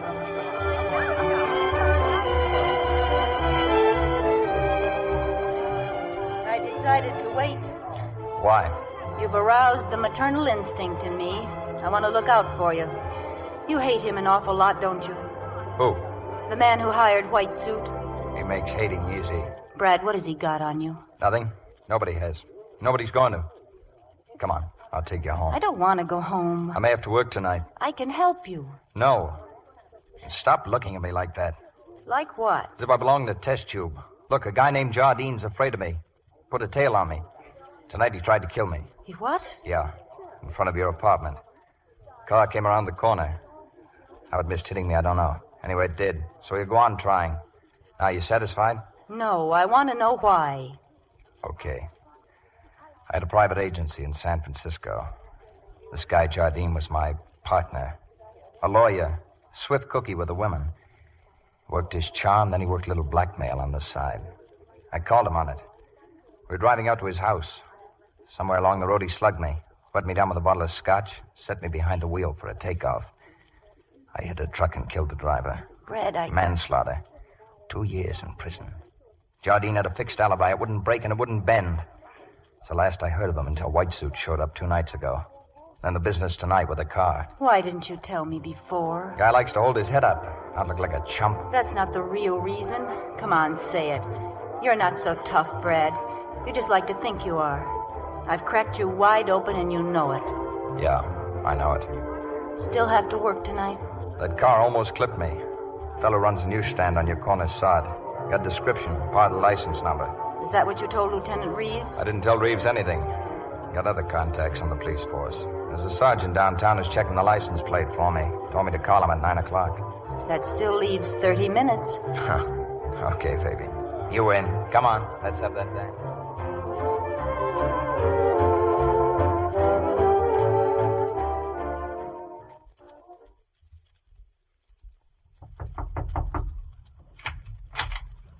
Marie. Well, come in, darling. Tony. It seems ages since you've kissed me. It is ages. Marie, aren't you taking quite a chance? I mean, coming to my apartment this time of night. You don't have to worry about Ralph. He's gone to Scarsdale. Scarsdale? Mm-hmm. He sold Mrs. Kingsley that Turner landscape. He's got to settle the deal with the man who owned it. At least, that's what he said. You don't doubt him? Of course not, darling. Anyway, I don't care anymore. I'm glad. I do want to talk to you. So strange, Tony. Ralph Wickett. He loves me. He gives me everything I could wish for. But still, it isn't enough. I know, dearest, I know. For 3 years, I've tried to stick it out with him, but I just keep sitting, listening to his paintings crack with age. I want you to take me away, Tony, please. Look, Mary, Ralph Wickett can afford you. I can't. I love you, but I've no money. It doesn't matter. I've already borrowed money from you. Do you think I want to go through life Darling, we have my jewels. They're yours. You'll take them for me, for my sake. Just tell me when we can go away. Yeah. Yeah, it'll be soon, Mary. I promise you.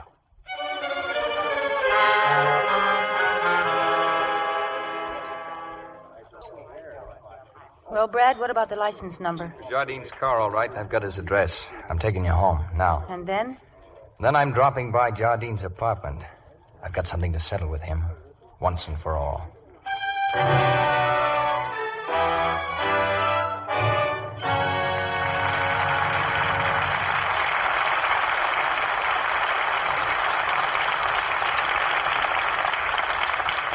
In a moment, we'll return with Act 2 of The Dark Corner.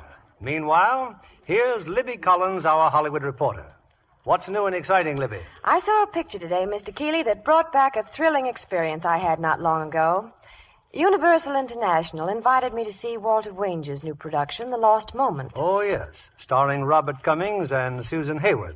You know that terrific fire scene in The Lost Moment, Mr. Keeley? Yeah? Well, I was on the set at the time it was filmed. How exciting. Weren't you a little nervous, Libby? I certainly was. It was the biggest fire sequence ever attempted on a soundstage. The entire studio fire department was standing by in case it got out of control. That's where Robert Cummings does his thrilling rescue scene. Well, the flames got so high, he had to rush in before his scheduled entrance. And then the firemen went into action. I was watching the scene with Susan Hayward, and we had to move fast to avoid being drenched. Well, I hope you succeeded, Libby. Yes, but you should have seen us. Our faces were smudged with soot. Mr. Kennedy, you'll be interested in this. Susan Hayward asked me to come back to her dressing room with her to freshen up. Ah, Lux Toilet Soap to the rescue this time. Right you are, John. After an active lather facial, both of us looked and felt much better. Lux Soap Care never fails, Libby, even in an emergency. And for regular day-to-day care, there's nothing finer. Susan Hayward certainly thinks so. She's so lovely with her gorgeous red hair and flower-fresh skin. 9 out of 10 famous stars use Lux Toilet Soap for million-dollar complexions. That's quite a recommendation, Libby. Well, it's a beauty care that really works. Skin specialists made tests that proved it. For 3 out of 4 women, skin actually became lovelier in a short time. No wonder fragrant white Lux Toilet Soap is Hollywood's own complexion soap. Now, isn't that a beauty tip for women everywhere, Libby? Yes. Here's all you do. Smooth the fragrant lather in thoroughly, rinse, and pat to dry. Screen stars find these Lux Soap facials give skin fresh new loveliness. Why not try this gentle care and see? Back now to our producer, William Keeley.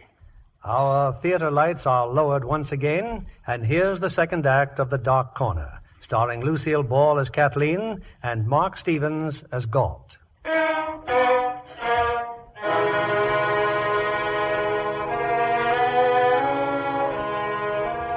An hour ago, Mary Wickett, beautiful young wife of a rich and celebrated art dealer, entered the apartment of Anthony Jardine. But now at Jardine's door is a second visitor, Bradford Galt.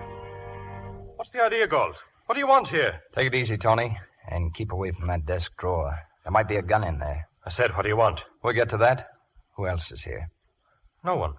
Whoever it is, I like her perfume. Surprised to see me? Certainly I'm surprised to see you. Oh, I had an idea you were in New York, but... And I intend to stay in New York, alive. I got a message to deliver. From me to you. Just 2 words. Lay off. I don't know what you're talking about. The guy in the white suit. Keep that mug away from me. And next time you loan him your car, tell him he'd better use phony license plates. Loan who my car? When? I'm getting mad, Tony. He tried to flatten me with your car late this afternoon. Nobody had my car. It was in the parking lot all day. Yeah, sure. But just remember, I spent 2 years in Hock with nothing to think about but that pretty face of yours. And if you're not sharp, you're not going to have that pretty face. You're not going to have any face at all. Now, you listen. I don't know any mugs, and I haven't been after you. I didn't even know for sure you were in New York, and that's on the level. You on the level? Why, for 6 bits, you'd push your own mother out the window. I'm glad you swung on me, Tony. Even the cops would say I had a right to defend myself.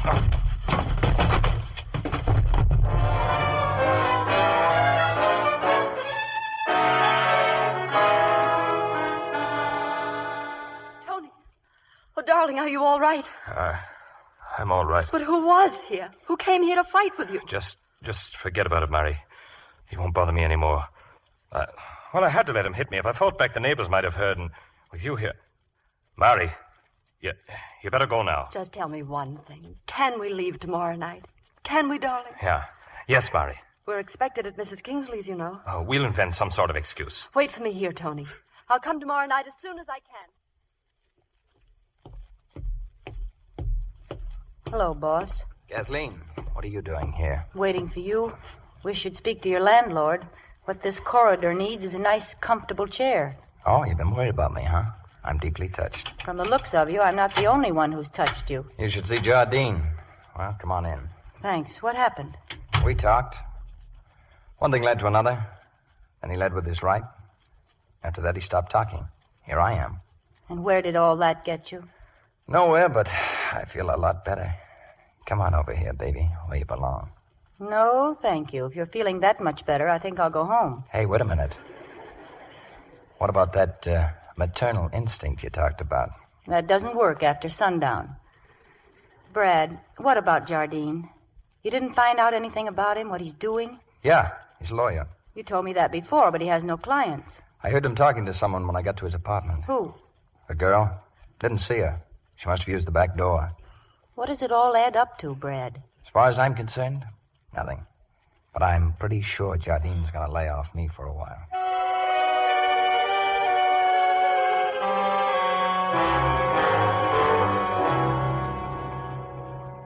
good morning, Mr. Wickett. Oh, good morning, Miss Stewart. Any messages? Nothing special, sir. Mr. Barstow will be in at noon about the Raphael portrait, and those people confirmed their appointment to see the Donatello statue this afternoon. Oh, thank you. Oh, if Mrs. Kingsley should call, tell her Mrs. Wickett and I look forward to seeing her this evening. I'll be in my office for a while. I don't wish to be disturbed. Yes. Well, greetings. Oh. Well, I must say you make a neater appearance without the white suit. No one saw you come in. I came through the side door as per instructions. Good. Well, what happened last night? It didn't work. Busto crusto. What? A flop. Oh, I borrowed Jardine's car, all right, and brushed off Galt. Well, certainly Galt must have suspected Jardine. Oh, he suspected fine. He went over to Jardine's place last night and pushed him around some, but that's all.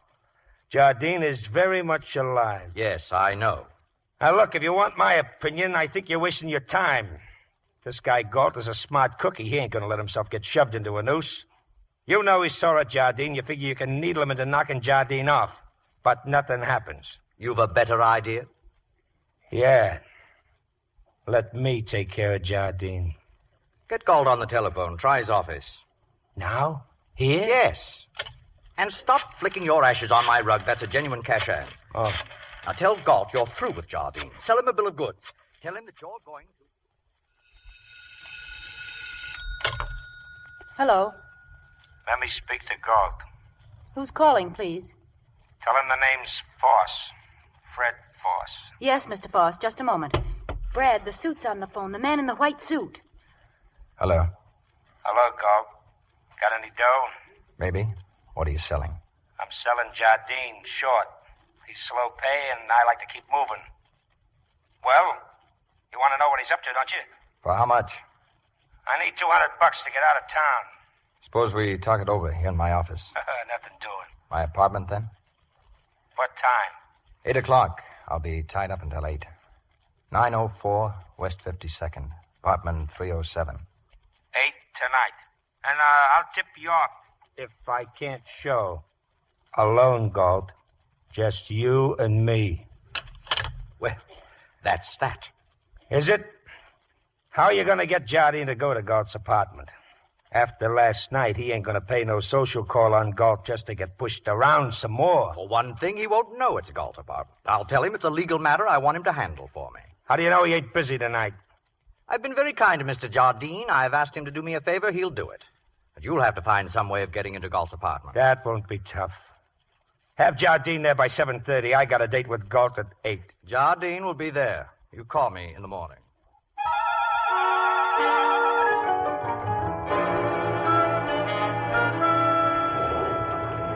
The complete 1-hour newsreel show starts in 5 minutes, folks. See the latest newsreel. Brad, I don't want to see a newsreel. Look, honey, the show takes an hour. It's 7:30. I'll be right here waiting for you at 8:30.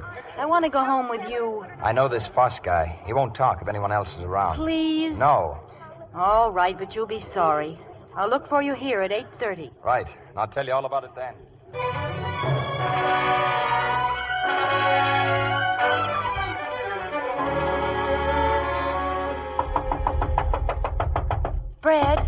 Brad, open the door. Go away. What's happened, Brad? Why didn't you meet me at the theater like you said you would? Brad, what's the matter? Nothing. Go home, please. I'll see you later at your place. I won't go home. I'm going to stay right here until you open this door. Brad. All right. Come in. What's happened? Come in. Take a look. There in front of the fireplace. Meet my ex-partner. Meet Tony Jardine. Only he's dead. Oh, no. Don't start crowding me. I haven't got the answers. But the police will find them. They're laid out like road markers running right up my alley. You've called them, the police? No, what could I tell him? Whatever you know. Brad, you didn't do this. No, honey, I didn't do it. So I called the cops. Should I tell them the truth? I left you at a newsreel theater and came straight here. And when I opened the door, somebody was waiting for me. Who? I don't know. I went out like that, with a face full of ether. Ether? Yeah, ether. And it sounds as screwy to you as it does to me. What do you suppose the cops will think? That's what happened. I woke up a few minutes ago and there was Jardine, dead. Shot? No, the poker from the fireplace. And it was in my hand. Should I tell that to the homicide squad? They'll still be laughing when they strap me into the chair. I'll get out of here. But, Brad, you can't handle anything like this by yourself. Look, don't give me that law and justice routine. The cops operate on facts. The facts are phony from here to the death cell. Now get out of here. Let me try to dope this out. Brad, all I meant was that I want to help you. I know you do. Thanks, baby. But you can't. Now beat it, please. I've got to stall for time. Got to start thinking. Brad, listen, this may sound silly, but I think the man in the white suit wanted you to spot him that very first night. Yeah, of course he did. No guy in his right mind wears a white suit on a shag job. Why'd that car almost hit me? No, Jardine wasn't out to get me. I should have known that from the start. But somebody is out to get me. Somebody who knew about Jardine and me back in Frisco. Somebody who wanted me to think that Jardine was after me. Whoever that is, he's the one who killed Jardine. And he's pinning it right on me. But who, Brad? Who? I don't know. There isn't a thing to latch on to. Well, think, Brad. Think back. I have, and I'm clean as a peeled egg. No debts, no payoffs, no angry husbands, nothing. But people just don't go around committing murder and frame-ups for the fun of it. All right, so it doesn't add up. What do you want me to do? Well, for one thing, find White Suit. You've got his address. Maybe you can get a lead. Yeah, I thought of that. It's the only thing I can do. Wait, what about him, Jardine? He stays where he is. Look, go on downstairs. Find the janitor. Tell him you've been ringing my bell and I don't seem to be at home. He'll say if I'm not here, he doesn't know where I am. It may help me frame an alibi. Where'll I meet you? Go straight to your apartment. I'll find Foss and meet you there later.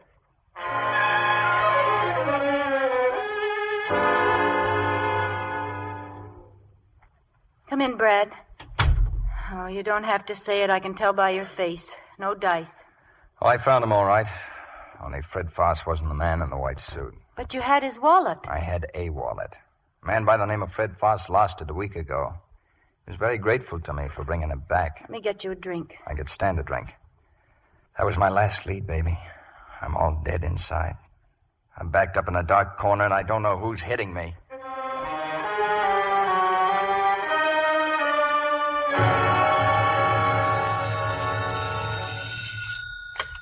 Hello? Yes, this is Wicked. Well? No one saw you leave Galt's apartment. You sure? Oh, that's good. Well, get in touch with me tomorrow. Same place, same time.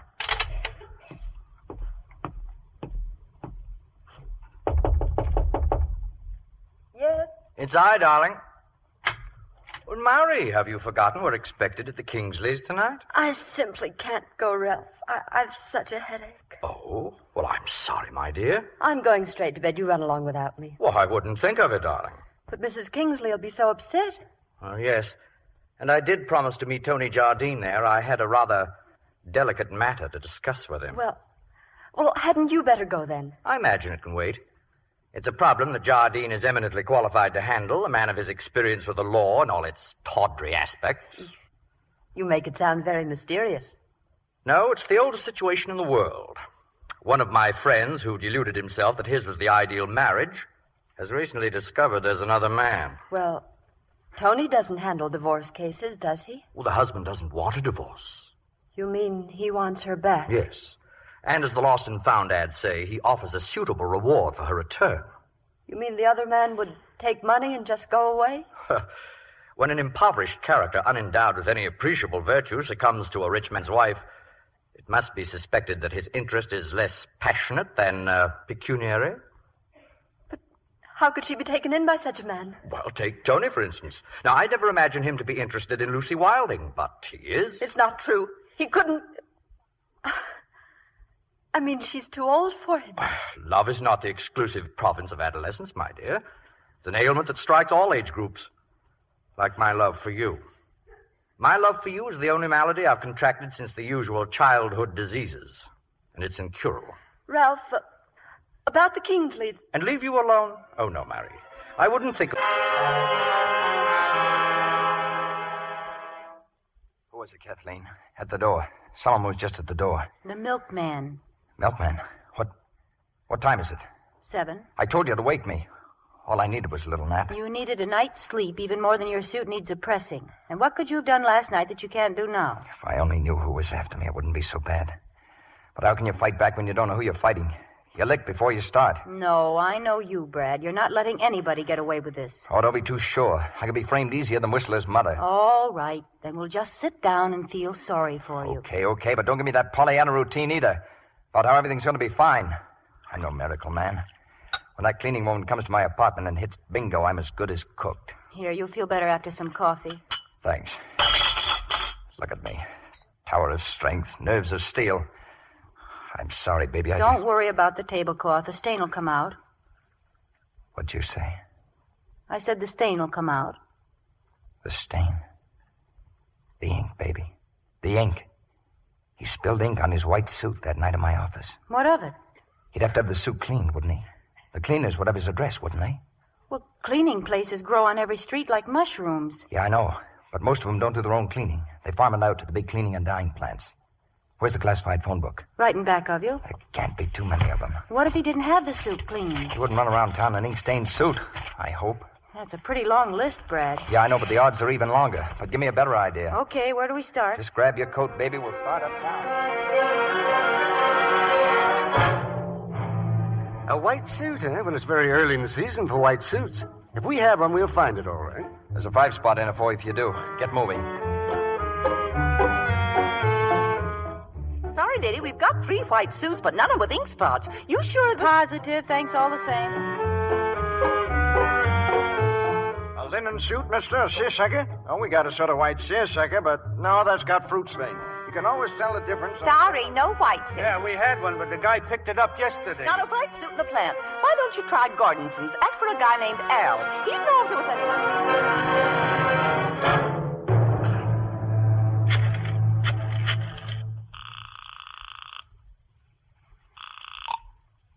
Wicked Galleries? I want to speak to Mr. Wickett. Who's calling, please? I'm Mr. Smith from San Francisco. 1 moment, please. Hello, mister. Oh, you here again? Go on, kid, beat it. Your mama wants you. My mama's out. She don't want me. Hello? When am I going to see you? About what?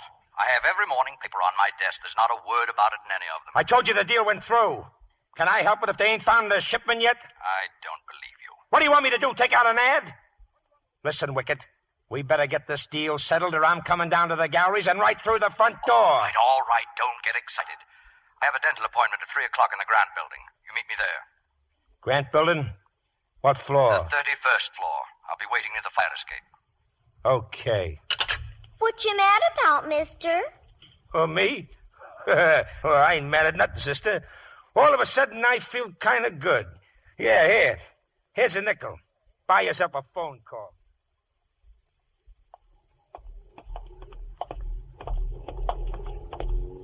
Well, Brad, where's that list of the cleaning plants?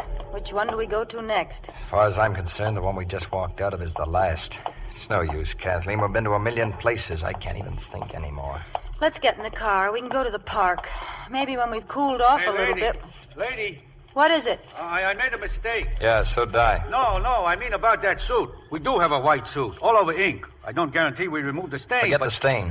Do you know who left the suit? Certainly. The name and address. Here's $10, mister. Just give me that address. In the office. Come, I show you.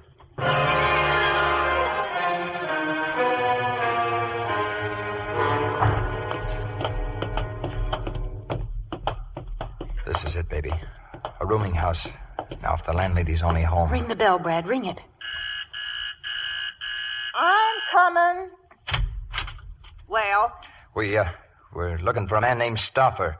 Our Stauffer's sort of a heavy-set fella. He lives here? No, he don't. But we were... He did live here. He left a half an hour ago, bags and all. Where'd he go?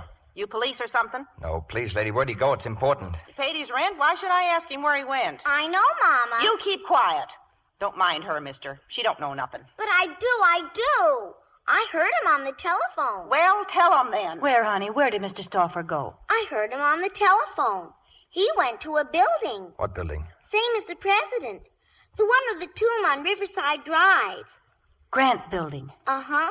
And he said he was going to get his ticket at the gallery. Can you get tickets at a gallery? I don't know, honey.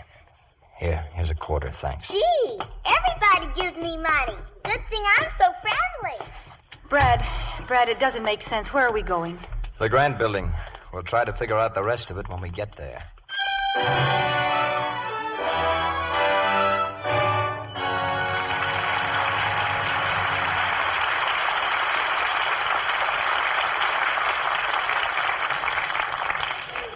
We pause now for station identification.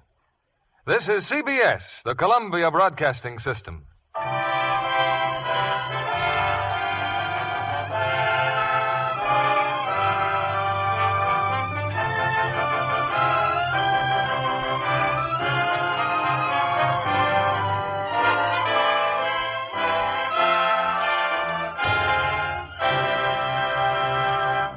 In a moment, we'll return with Act 3 of The Dark Corner.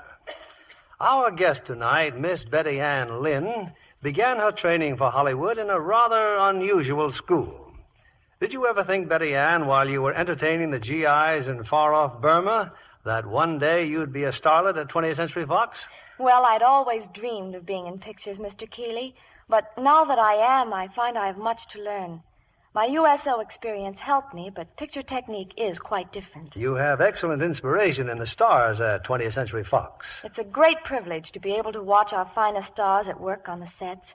I saw the filming of Darrell F. Zanuck's Gentleman's Agreement. What a grand piece of casting that is. Yes, with Gregory Peck and Dorothy McGuire as the stars of that very unusual picture. You know, their interpretation of a serious, modern problem is both sensitive and honest. Yes, and Mr. Keeley, I love to watch the filming of a costume picture, too. The sets for the Foxes of Harrow were simply gorgeous. Romantic old New Orleans. And I have seldom seen more lavish costumes than Rex Harrison and Maureen O'Hara wear. 26 beautiful period costumes were made especially for Maureen O'Hara. And she's just the one to wear them, too, with her flame-colored hair and lovely complexion. And I happen to know it's a Lux complexion, Mr. Kennedy. Well, you're not surprised at that, are you, Betty? No, indeed. So many famous and beautiful stars are Lux girls. Actually, 9 out of 10 Hollywood stars have made Lux toilet soap their regular complexion care. As well as hundreds of ambitious starlets like me. You know, Mr. Kennedy, when I was overseas, I used to hoard my supply of Lux toilet soap. I didn't want to skip my beauty care a single day. With Hollywood in mind, that was wise. Soft, smooth complexions certainly help in a screen test. I think any girl would be wise in using Lux toilet soap regularly, Mr. Kennedy. It's a complexion care that really works. Thank you, Miss Betty Ann Lynn. You've just given women everywhere a very practical beauty tip. Here's what tests by skin specialists showed. Daily care with fragrant white Lux toilet soap improved 3 out of 4 complexions in a short time. Why not let Hollywood's own beauty soap help your skin to be lovelier, too? Here's Mr. Keeley at the microphone. We conclude our play with the final act of The Dark Corner, starring Lucille Ball as Kathleen and Mark Stevens as Brad Galt.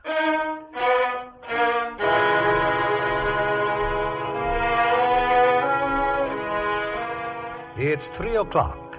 Armed with the knowledge that the man they're looking for has gone to the Grant Building, Kathleen and Brad Galt are rushing uptown. Meanwhile, high up in the Grant Building, unobserved on the platform of a fire escape, Ralph Wickett is about to settle an account for services rendered.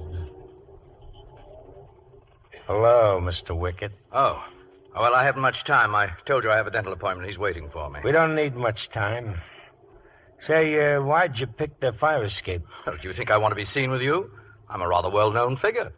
Well, don't the height bother you none? We're sure a long ways up from the street. Not in the least, but something else does. If Jardine is dead, why is it such a profound secret? You ain't up to date, are you, Mr. Wickett? What? When I do a job, I do a job. Here, I bought a late newspaper. Well, look at it. Anthony Jardine found murdered. Well, that's different. The body of Anthony Jardine, handsome young attorney. Yeah. You can read it later, see? I got a cab downstairs waiting for me. So, where's my dough? Oh, yes, of course. It's here in this envelope. I came directly from the bank. I didn't have a chance to count it. Let's see now. There's 100, 2, 3. Oh, I'm sorry. Throwing your money away, huh? It's okay. I'll pick it up. You know it's... Hey, what are you trying to do? Let go! Let go of me! Sorry, Mr. Stauffer, but after all, it's only justice. You did kill Jardine. All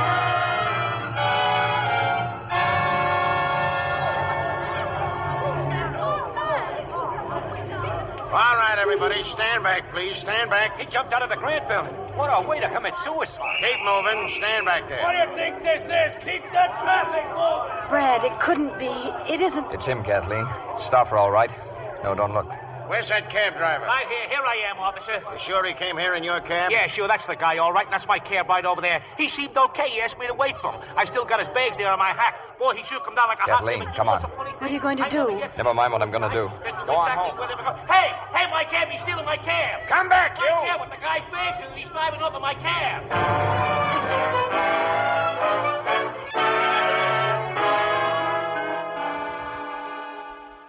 I steal a cab, drive 5 miles with the cops chasing me for what?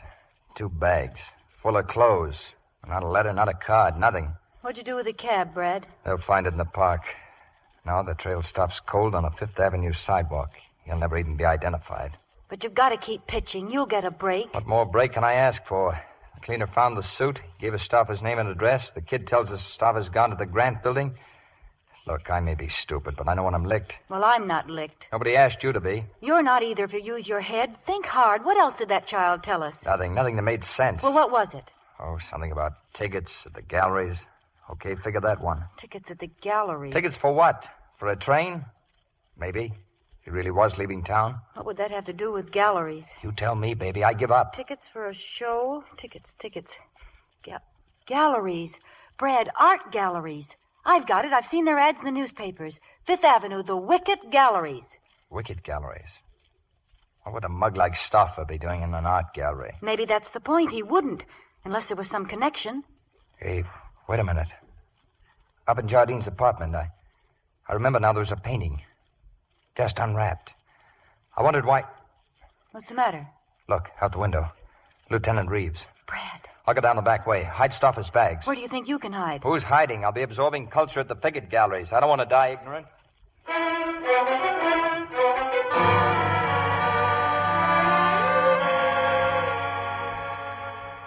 Good afternoon, sir. Oh, good afternoon.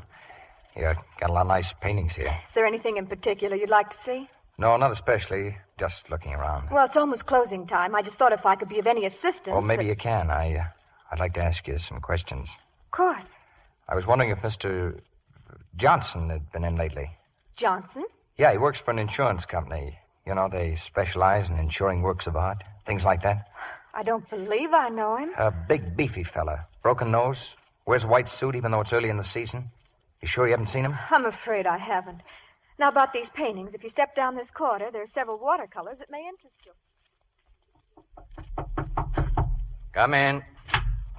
Yes, what is it, Drummond? Should I close the vault, Mr. Wickett? Everyone gone? Just one customer, sir. Miss Stewart's with him now. All right, you can leave, Drummond. I'll go down and lock the vault myself. Good night. Good night, Mr. Wickett. Now, there's something I like. This sea picture. That's an Alex Barrow, one of his finest. How much is it? $1,500. Okay, I'll take it. By the way, who owns this place? Mr. Ralph Wickett. He in? Yes, I believe he's still here. And I realize this small sale doesn't entitle me to any special consideration, but I'd like to see him. Why, certainly. If you'll wait here just a moment, please.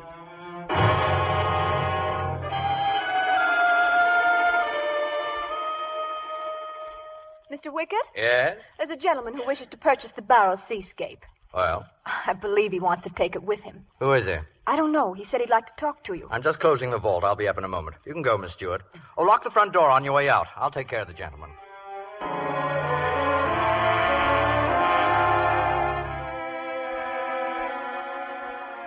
Mr. Wickett's downstairs at the vault, sir. He'll be with you right away. Oh, thanks. Well, if you'll excuse me then, I'll run along. Sure, go right ahead. Good night. Ralph? Ralph, is that you? Mr. Wickett's downstairs. Oh, I'm terribly sorry. I thought you were my husband. I just came in the side door and I... Mrs. Wickett? Well, I believe we have a mutual acquaintance. Yes? Anthony Jardine. Oh, he's a friend of my husband's. Have you seen him lately? No, not for several days. But who are you? Why do you ask me that? It's obvious you haven't seen the afternoon papers. Jardine's dead. He's been murdered. Murdered? Oh, no.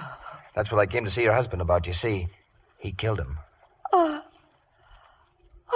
Hey, Mrs. Pickett. Oh, I'd like a light. Okay, sister, suppose you just stretch out here on this bench. How dare you touch her? Keep your hands off her. Oh, Wickett, huh? It's good to see you out in the open at last. Cut you down to size. Way down.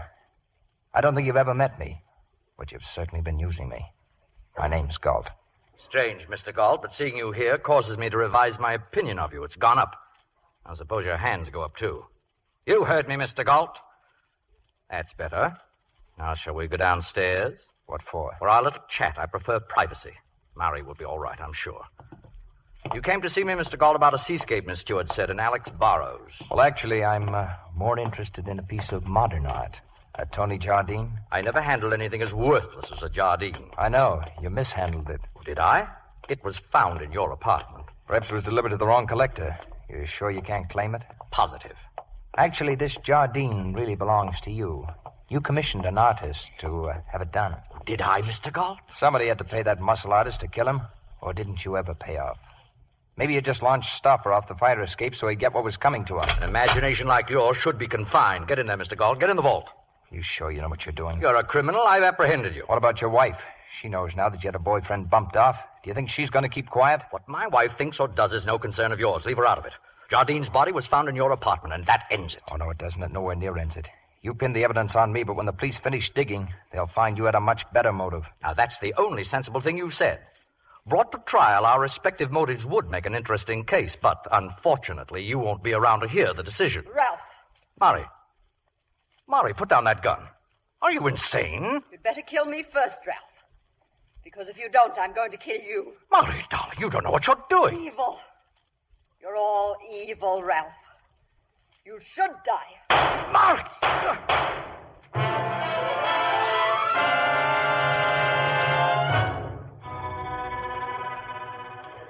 The district attorney's on the phone, Lieutenant Reeves. Oh, thanks. Hello, Miss Reeves, sir. Well, we're about finished at the art gallery. Cleary and Anderson just left with Mrs. Wickett. I'll take her right to your office. What? I think we can. Yes, sir. Well? You know the facts, Galt? Okay. But you're not holding Kathleen. She didn't have any part in any of this. I wouldn't say that. She's the one who tipped me off to get down here. Brad, I had to. Wickett would have killed you, you big lug. I can take care of myself. No, you were doing fine, just fine. You knew Wickett's wife would show up, of course. Okay, Reeves. You booking me or not? Sure, I'm booking you. But you told me that You can't go around New York stealing taxicabs. Well, maybe I can square that rap. Oh, thanks, Reeves. You better drop around my office in the morning, though. Both of you. Say 9 o'clock. Could you make it a little later, Lieutenant? Brad and I have a date in the morning at the City Hall. We have? See, he hasn't asked me yet, Lieutenant. But I told him from the beginning I was playing for keeps. Well, Reeves, there you have it. And I promised my friends in San Francisco I'd keep you out of trouble. Go on home.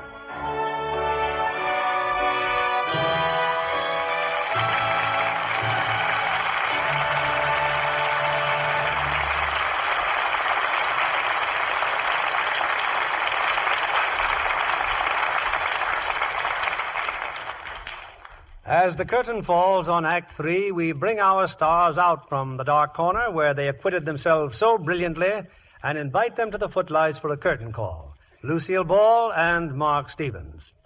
Lucille, while I have the chance, I want to congratulate you on the wonderful reviews that you received for your recent stage success back east. Well, thank you, Bill. I've always been crazy about the theater, and I love my part in Dream Girl. I hear you're doing that play in San Francisco pretty soon, Lucy. That's right, Mark. I'm leaving right after tonight's performance to start rehearsals for the opening next Monday. That shaving engagement's rather close. I'll say.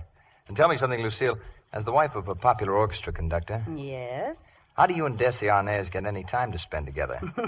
You arranged to play the same towns at the same time. Desi will be playing in San Francisco all the time I'm there. Well, that's a very smart arrangement. And I'm sure that when you put in an appearance, Lucille, theater-goers will be properly envious of that lovely Lux complexion. Thank you, Bill. I hope so, because Lux Soap and I spend plenty of time together. I wouldn't be a day without it. Seems to me I've heard a lot of screen stars say that same thing.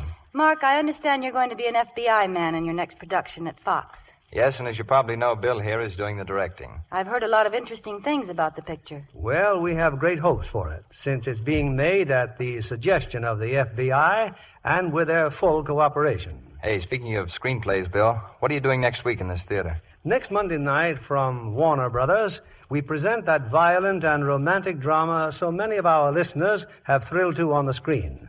Nobody Lives Forever. And our stars are Jane Wyman and Ronald Reagan. It's the tense, suspenseful story of a man who falls in love with a girl he planned to victimize, and thereby involves them both in a perilous and mounting crisis. Nobody Lives Forever was a thrilling picture, Bill. And it ought to make a great play, Bill. Good night. Good night and Good night. sincere thanks.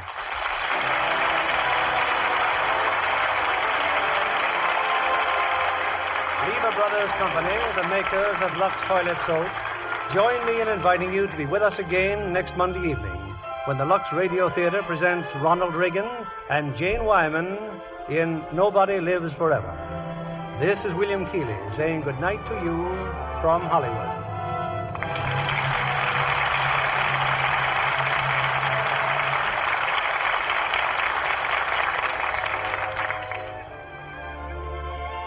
Here's news for thrifty housewives. Dealers now pay much more for used kitchen fats. So save and turn in every pound you can. You'll help yourself, you'll help your country too. Here's what government officials say. It is still necessary to conserve every pound of fat, since the overall fat supply situation is little better now than it was last year. Yes, the worldwide supply of fats and oils is still critically short. Your salvaged kitchen fats are needed to make thousands of essential articles we use in our daily lives. So keep on saving. Remember, your butcher now pays you more for every pound you turn in. Mark Stevens appeared by arrangement with 20th Century Fox, producers of Forever Amber. Heard in our cast tonight were Joseph Kearns as Wicket, Wally Mayer as Foss, Dan O'Herlihy as Jardine, Fay Baker as Mari, and Bill Johnstone, Truda Marson, Janet Scott, Lois Corbett, Norma Jean Nilsson, Noreen Gamil, Eddie Marr, Stanley Farrar, Herbert Butterfield, and Cliff Clark. Our music was directed by Louis Silvers. This program is rebroadcast to our men and women overseas through the worldwide facilities of the Armed Forces Radio Service. Our Lux Radio Theatre production of The Dark Corner has come to you with the good wishes of the makers of Lux Toilet Soap, Hollywood's own beauty soap. The complexion care used regularly by 9 out of 10 lovely screen stars. They depend on this fine white soap for the gentle, beautifying care million-dollar complexions must have. This is your announcer, John Milton Kennedy, reminding you to join us again next Monday night to hear Nobody Lives Forever with Jane Wyman and Ronald Reagan. Pepsodent won by 3-1. Yes, by an overwhelming average of 3-1, families throughout America who compared toothpastes they were using at home preferred new Pepsodent with Irium over any other brand they tried. They said new Pepsodent toothpaste tastes better, makes breath cleaner, makes teeth brighter. Yes, with families who made comparison tests, Pepsodent won by 3-1. Be sure to listen next Monday night to the Lux Radio Theatre presentation of Nobody Lives Forever with Ronald Reagan and Jane Wyman. Stay tuned for My Friend Irma, which follows immediately over most of these stations. This is CBS, the Columbia Broadcasting System.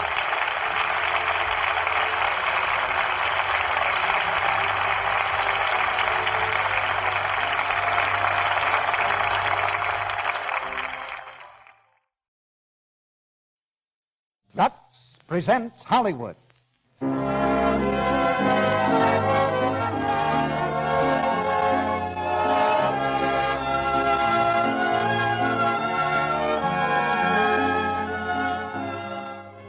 The Lux Radio Theatre brings you Carole Lombard and James Stewart in The Moon's Our Home.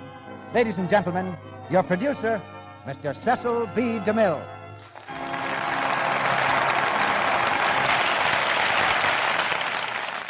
Greetings from Hollywood, ladies and gentlemen. I seem to remember telling a certain young lady a few years ago that she'd never get anywhere in pictures.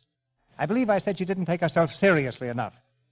Well, I've long since eaten those words about Carole Lombard. And tonight we bow low and welcome her to the Lux Radio Theatre on the arm of James Stewart, her co-star in the captivating comedy The Moon's Our Home. Paramount gave it to the screen, and we give it to you now as our prescription for raising your spirits at least 100%. It's a madcap love story of two famous and rather temperamental people. One a screen star, the other a combination author and explorer. I know you'll approve our casting of Carole Lombard and James Stewart for these parts. And we have a great respect for you who are out there beyond the footlights. A great respect for your choice of plays and players, and your constructive criticism of this theater. And another thing we respect is your good opinion of Lux Flakes. What pleases me is that so many of you are self-appointed members of our research staff, because each week a large number of you tell us about some new use that you've discovered for our product. I'm sure you've all learned that you can depend on Lux Flakes, all except perhaps a very few who haven't tried it yet. And I hope those few will learn in the very near future, say the first thing tomorrow morning. But the first thing on this schedule now is to raise the curtain on Act 1 of The Moon's Our Home, starring James Stewart as Anthony Amberton and Carole Lombard as Cherry Chester.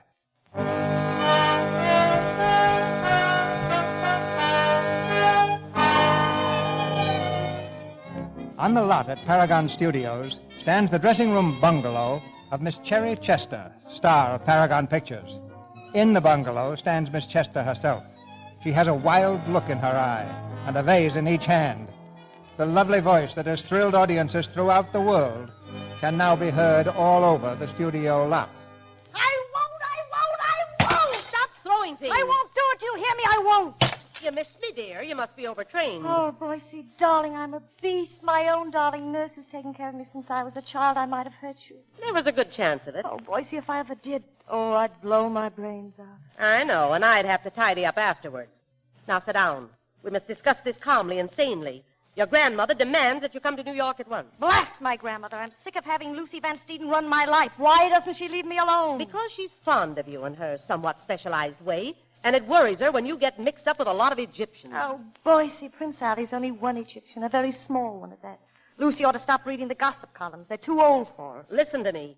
You know, you've got to go to New York, Cherry. I am not going to New York, and don't call me that foolish name. Well, Sarah Brown, then. And don't call me that either. I don't look like a Sarah. That's what you were christened. I was there when it happened. And Cherry or Sarah, you'll go to New York.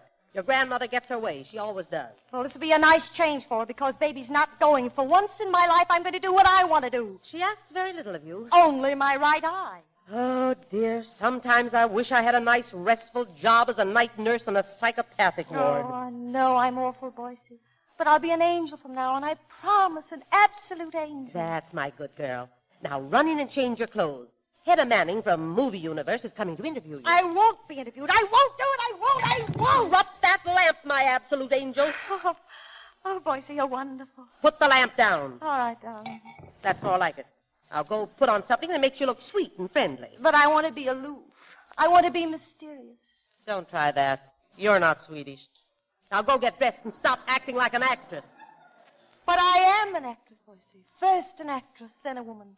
My art comes before anything else. Save that for the interview, Sarah Brown. This is me you're talking to, not your press agent.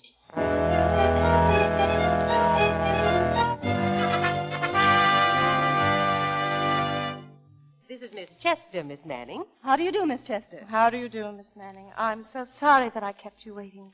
But the moments fly by on silvery wings when one is lost in Tolstoy. Oh, you're interested in literature, Miss Chester? Interested? Oh, there's nothing I like better than to hide away by myself with a book. A good book.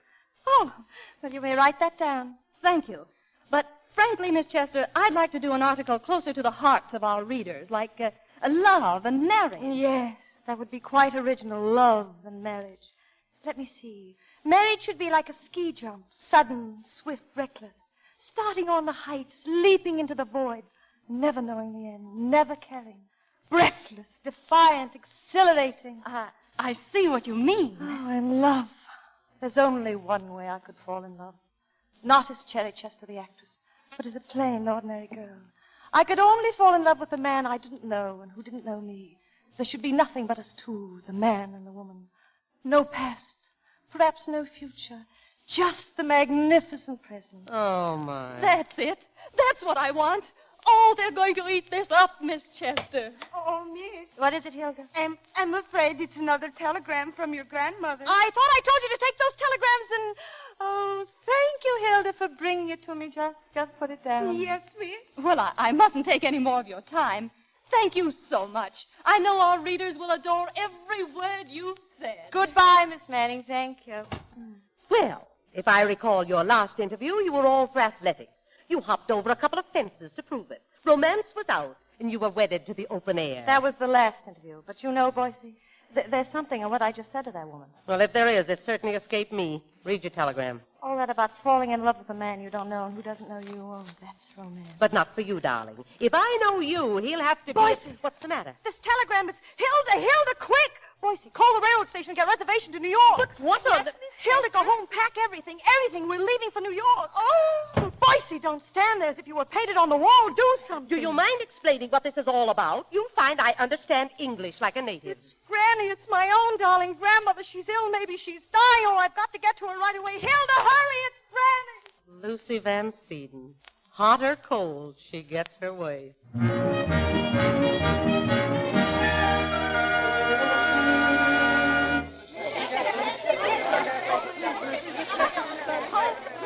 I can't sign all your books. I'd like to, but really I haven't time.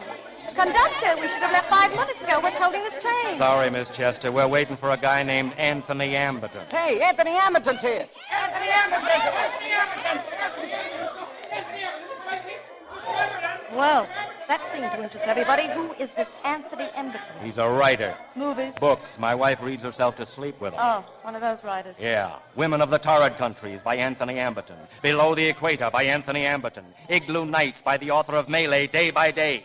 Just between you and me, he gives me a pain. Just between you and me, he gives me a bigger one. Come on, dear. I've just bought a book for you to read. Astride the Himalayas by Anthony Amberton. Oh, you too.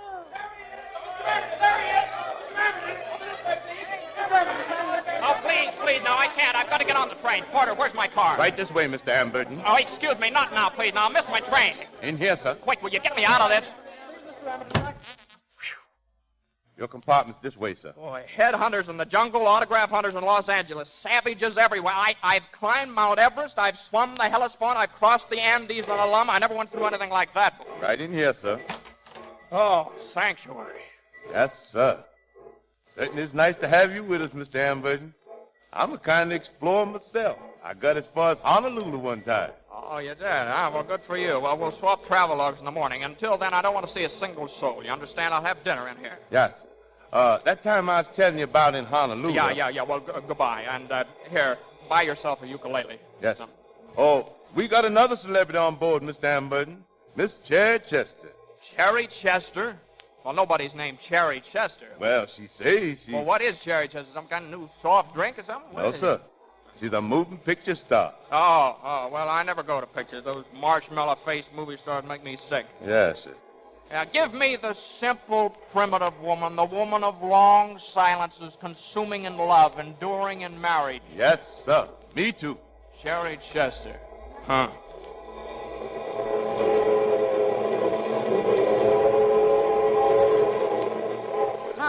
Anthony Amberton. Sounds like a hero in a costume picture. Let's see that book, dear. Anthony Amberton, The Great Adventure. I'll bet he's lost without his hot water bottle. Anthony Amberton. He makes me sick.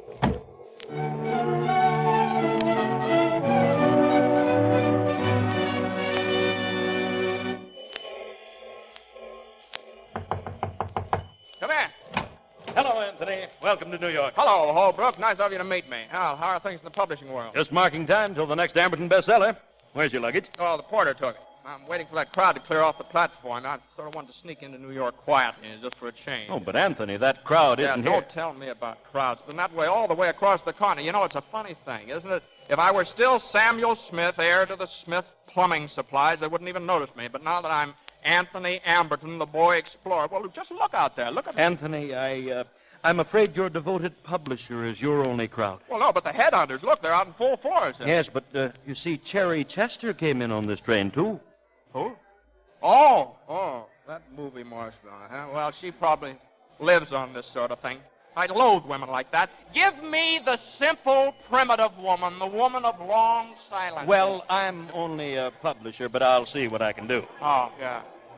Well, let's go as long as they aren't here to see me. Come on.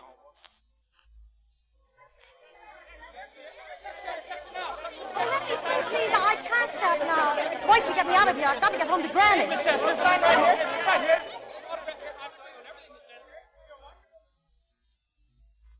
is she? Where's Granny? Don't tell me I'm too late. Well. Granny, oh, Granny, darling. Come here to me, Sarah Brown. Granny, why aren't you in bed? Let me look at you. You're thinner. Well, we'll change that. You look fairly healthy, though. Yes, but you're the one that's ill, I believe. I never had a sick day in my life. Lucy, you old folk, figure you. Lucy, you're magnificent. I thought you were dying that telegram. It was a dirty trick, but anything's fair when you want to see your granddaughter as much as I do. Oh, darling. Now, what's all this I hear about you and that Egyptian prince, as he calls himself? Well, he's got a certain right to call himself one. He is a prince. Don't quibble. What about it? Oh, the papers make so much of every little thing. All he wants to do is marry me. Marry you? I never heard of such a thing. Oh, Grandmother, you modern. You know what I mean. Answer me, Sarah Brown. Are you going to marry that camel tamer? No, dear, not for a while anyway. 1,000,000 years or so. Well, that's better. Now, there's just one thing more. No Cherry Chester of Hollywood is going to stay in this house. Look at you, all powdered and painted. Your ancestors must be spinning in their graves. Now go upstairs and wash your face. And when you come down to dinner, I want to see my granddaughter.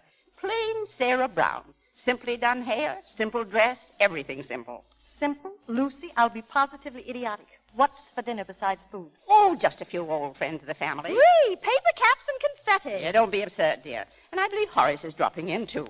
Horace? You mean Cousin Horace? Your third cousin, Horace. Oh, I think I'm beginning to understand. So that's your little plan, is it, Lucy? Horace Van Steeden is a monument of respectability. So's Grant's tomb, but who wants to marry it? I said nothing of marriage. Not yet, you mean. You've been throwing Horace Van Steeden at my head since he was 10 and I was 3. And I won't marry him. I won't. Put down that vase. Where did you ever learn such manners? In Hollywood. Well, you're not in Hollywood now. Put it down. All right.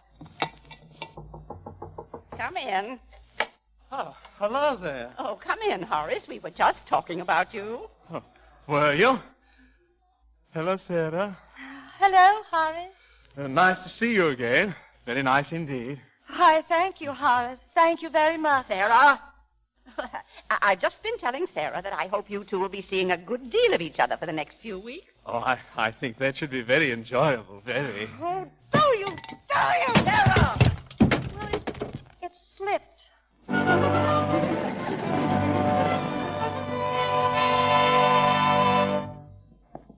Sarah, wait. Where are you going? I'm going out for a drive. I shall go mad if I don't. And if Horace proposes once more, I'll tear him in pieces. I swear it. I've never seen you so upset. Oh, Boise, I'm so tired of being Hollywood's Cherry Chester, and I'm fed up with being Grandmother Sarah Brown. Oh, to be alone on a mountaintop, alone with the snow, the sunshine, the stars, where people don't know me, where I could live and do as I pleased without interference. That place doesn't exist, dear. Go on, have your ride. You'll feel better. Wait a minute. What's that thing out in the street?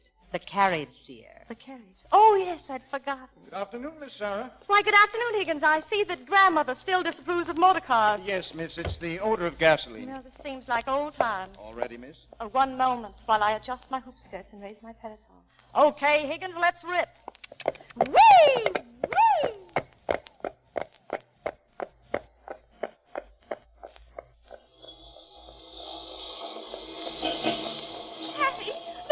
In that store window. Anthony Amberton in person, book department. He's autographing books. Come on, Hattie, this is our chance.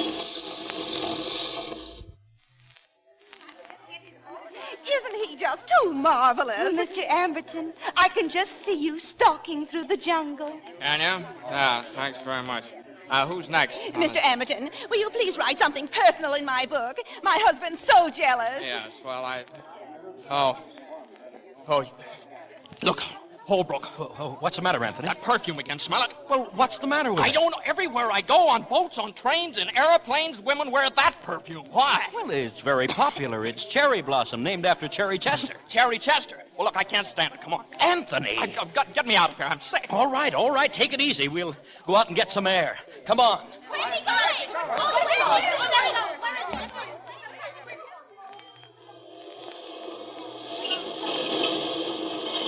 Well, how do you feel now, Anthony? Well, better, thanks. That fresh air always does the trick. That stuff gets me every time. I was marooned on a plague-ridden African village once for 6 months. It had the same odor.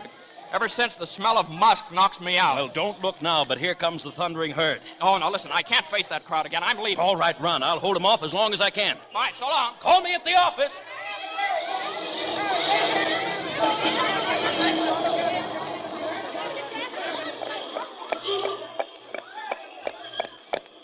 Higgins, what's that trouble over there? I don't know, miss.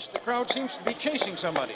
Oh, excuse me. Excuse me. Do you mind if I get in here with you? Thanks very much. Keep going, driver. Will you? Just sit here, will you, please? Sort of let me hide behind you. Thanks very much. Hello. What's new? Nothing much. You don't move, please, or I'm lost. Say, what do you think you're doing jumping in there? It's all right, Higgins. Pay no attention to him. Very good, miss. Oh, well, you're very kind. Boy, that was a narrow escape. Would you mind dropping me off further on a bit here? I should hand you over to the police. What did you steal? Steal? Oh, no. You think I'm a shoplifter. No, you're wrong. I haven't stolen anything. Well, you should give it back. No, really. I haven't, I swear. Look, it's a very simple thing to explain. All you have to do is know who I am. Is that all? Well? Take a good look at me. All right. I'm looking at you. Now what? You mean you don't know who I am? Of course I don't, but I'm sure the police do. No, but they don't. How fortunate. Well, I can say I'll have to explain. Please don't. Let's change the subject. I'm sure it must be very embarrassing for you. Oh, well, all right. You like New York? Not much, do you? No, it's a terrible place. I'm going to get out of it, too. Somewhere where nobody knows me, where I can be alone. No. It's funny you should say that. That's exactly how I feel. You? Really on the level? On the level. Well, why are you looking at me like that? You know, you could be quite lovely. Do you really think so? Yeah, in a curious sort of way. Well, are you sure you haven't seen me before? You don't know who I am? Why, no. Is there any reason why I should? No, of course not. Say, tell me, is this your carriage? Well, it belongs to my people. They don't understand me. They're trying to marry me to a man I loathe. In this day and age? Well, that's impossible. Well, he has a great deal of money. Money? And they'd sell you? Why, those are dark age, medieval ideas. Well, you don't know my family. If I could only get away. Look, I must see you again and talk to you. You can't. Well, who's going to stop us? Well, I don't know, but... Coachman, what's the matter? Keep going. Can't. Traffic light. Oh, a traffic light at a time like this. Now, listen, I must see you again. Free, untroubled by people or convention. Just yourself. Well, I don't know. I don't want to know your name or where you live. I won't tell you mine. Oh, listen. Look, they're after me again. Look. Who? That crowd, they'll tear me to pieces. Well, get out and run. No, I'll have to.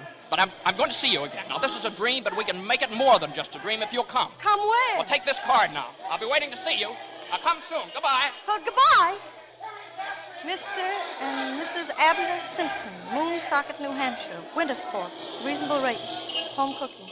Higgins, can you imagine? What, miss? A shoplifter with an address.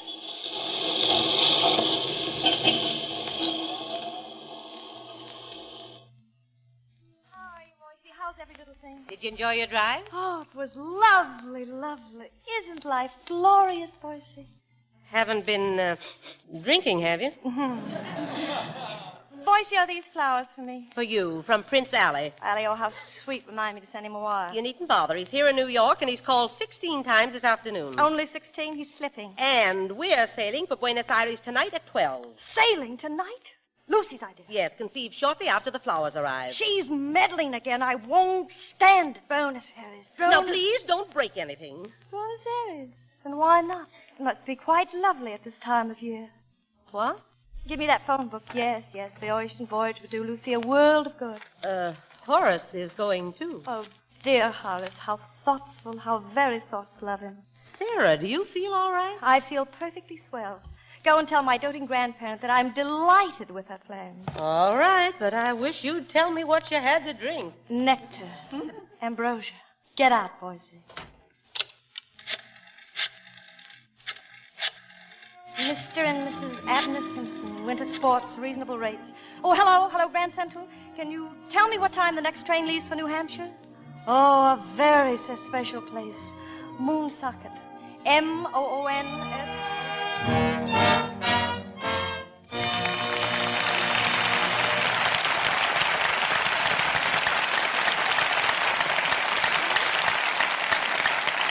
In just a moment, Mr. DeMille and our stars, Carole Lombard and James Stewart, will return for Act 2 of The Moon's Our Home. And now, a last-time announcement. Listen carefully, for tonight is our last offer of the Lux Flakes Gone with the Wind brooch. No wonder women are thrilled with it, for it's exquisite, an expensive-looking jewelry piece, and such a bargain. Let me tell you about it. It has the rich, authentic look of the heirloom jewelry of the Old South, for the original was worn in Gone with the Wind. It is even lovelier than the Scarlet O'Hara brooch we offered last fall, and entirely different in design. It is round and big, almost 2 inches in diameter, with a safety catch on the clasp. In the center is a big turquoise-colored stone surrounded by a circle of 5 exquisite simulated pearls. It has an antique-style gold finish, and the edge is daintily scalloped. Why, it's so good-looking that you'll want to wear it right around the clock, with party dresses, suits, and street dresses, too. Now, of course, you want to own one of these exquisite jewelry pieces. Well, it's not too late, but you must let us have your order at once. Tonight is the last time we will make this offer. Now, here's what you do. Buy a big box of new Quick Lux Flakes. They come in the same familiar box and cost you no more. Tear off the opening tab at the top corner of the Lux box. Mail this tab with 15 cents in coin, no stamps, please, to Lux, Box 1, New York City. Lux, Box 1, New York City. Be sure to include your name and address. With your brooch, we'll send an illustrated order blank showing how you can get a bracelet, ring, pendant, and earrings to match your brooch, all at wonderful bargain prices. Now remember, send the opening tab from a large box of Lux Flakes, 15 cents in coin, and your name and address to Lux, Box 1, New York City. This offer is good only in the United States. Now, our producer, Mr. DeMille. Act 2 of The Moon's Our Home, starring James Stewart as Anthony Amberton and Carole Lombard as Cherry Chester. Cherry Chester Mystery! Nationwide search for movie stars! Cherry Chester disappeared! Like the snows of yesterday, Cherry Chester has vanished into the snows of the present. For the snow is 6 feet deep in Woonsocket, New Hampshire. In an old-fashioned sleigh, she jingles merrily toward the Simpson home, her eyes sparkling with adventure. The driver of the sleigh, Mr. Simpson, is a fund of information. That's the old Redfern farm over there. Nellie's having her 4th baby. Big house, though, plenty of room. Oh, I'm glad to hear that. Say, we got another city boarder out to the place. Oh, have you? Yep, queer sort of cuss, too. Mighty queer. Well, is the queer cuss, is he a young man? Well, I wouldn't be saying he was young, and I wouldn't be saying he was old. But judging by appearances, I'd say he was around 30. That's fine. On the other hand, appearances can be deceiving. Now, take you, miss. I didn't quite catch the name. Brown. Brown? His name is Smith. Well, what's so funny? Nothing much.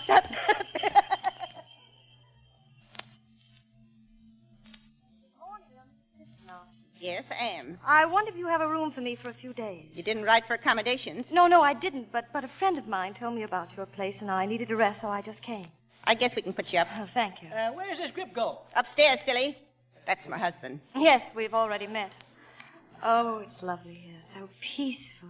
Oh, tell me, is there a young man named Mr. Smith staying here? Smith? Why didn't you say so? Say what?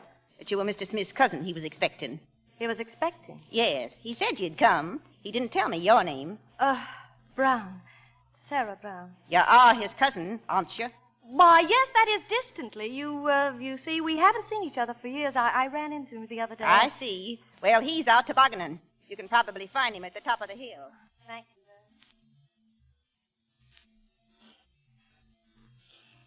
Expecting you. I shouldn't have come. He's too sure of himself. Hello, you.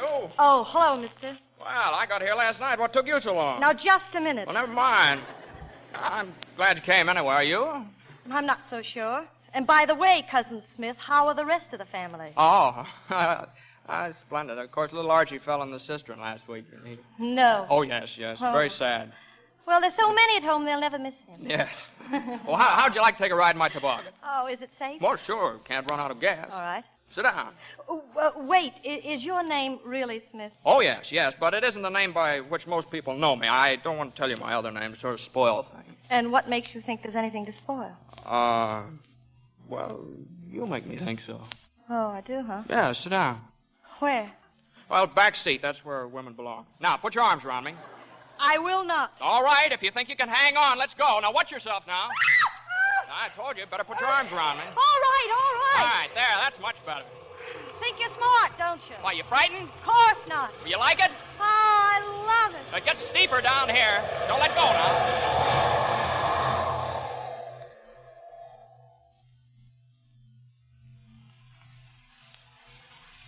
Wow.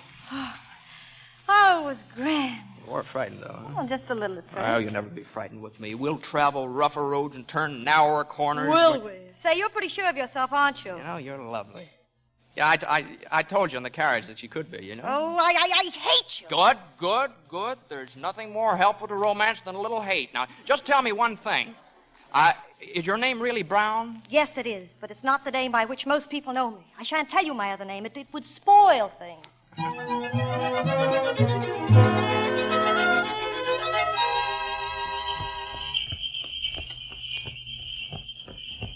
Ah, do you see that moon up there? That's where we belong, you and I. Alone on the moon, where nobody could ever bother us. Yeah, that's our home up there. Do you always go without a hat? Huh? Why? Well, I've heard of sunstroke. There's probably a moonstroke, too. Oh, yeah. Well, probably. Well, going without a hat's good for the hair. Yeah, I had a friend of mine on my father's side who always went without a hat. He was bald. Yeah, he probably didn't have any hair to start with. You know, you should never comb yours. Why? Well, I sort of like it that way. I think you're crazy. Well, I am, completely. Well, it certainly is a glorious night, isn't it? Glorious, and what's more, there's nothing phony about it. No camouflage. All this could be paradise for the right sort of people. Tell me more about your idea of paradise. Well, for one thing, not being hedged in by a lot of crazy conventions. As for me, I just discard them. You sound like a heathen. Oh, no, nothing like that. It's just that I don't burden myself with a lot of illusions as to right and wrong. I don't believe in marriage. Well, what's the matter with marriage? Well, everything. In the first place, it's unimportant. Well, your father and mother didn't think so. Or did they? No, it's old-fashioned, outdated. It would only take one woman to make you change your mind. No. Marriage is the monkey wrench women throw into the machinery of love. Now, without it, there'd be no past to bother you, no future to worry about, nothing but the present. Interesting, but strangely familiar. I must have read it somewhere. Oh, read it where? I don't remember. Say, aren't we going too fast? Yes, as a matter of fact, we are. Hey, easy, Nellie. Hey, whoa, Nellie. Well, pull on the reins. Well, what do you think I'm doing? I'm pulling on... Whoa, Nellie. Oh. Hey, you see? Feminine instinct all over, willful, headstrong. Well, I can't stop her. You got any ideas on this Well, you thing? might try flattery. Flattery, that's not my idea. Nice, Nellie. Sweet Nellie. Hey, look out. Whoa, now hang on tight. Stop, Nellie. Lovely Nellie, will you... No! Hey, where are you? Here, no, help me out. Well, you all right? Yes, I'm all right. That was nice driving, mister. What happens now? Well, simple. We'll both walk home from a sleigh ride.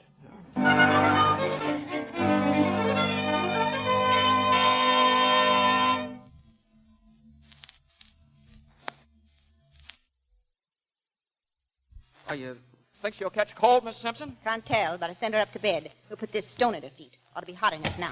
Well, here, let me take it up to her. Careful, don't burn your hands. No, I won't. Thanks very much.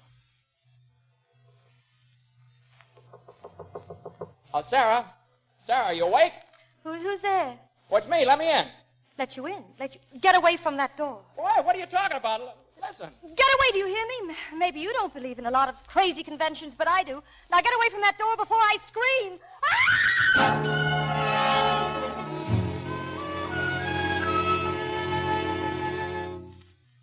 Good morning. Good morning. Hey, why didn't you let me in last night? Did you expect me to? Well, I certainly did. Oh, you did, of all the nerve. Don't see anything to get so hysterical about. Not only are you a thief, but Oh, so you're going to bring that up again. Oh, God bless you. You still think I'm a shoplifter, huh? Oh, what's the use? Exactly, what's the use? I don't blame you. I blame myself. You did what any ordinary man would do. I followed you here like a naive schoolgirl. I wanted to find out what kind of a man you were. Well, I found out. Are you trying to tell me that you think that last I'm night... not trying to tell you anything. So you're putting me in a tough spot, huh? Well, just get this straight now. If you've got any funny ideas about my interest in you, just forget them. Your type of woman bored me. Give me the simple, primitive woman, the woman of long silences. You're not even good looking. You've got freckles. Your face is covered with them. You've got red hair, and I hate red hair. You've got green eyes, cat eyes, and you're stubborn and bad-tempered. And what's more, you're ungrateful. Oh, he loves me.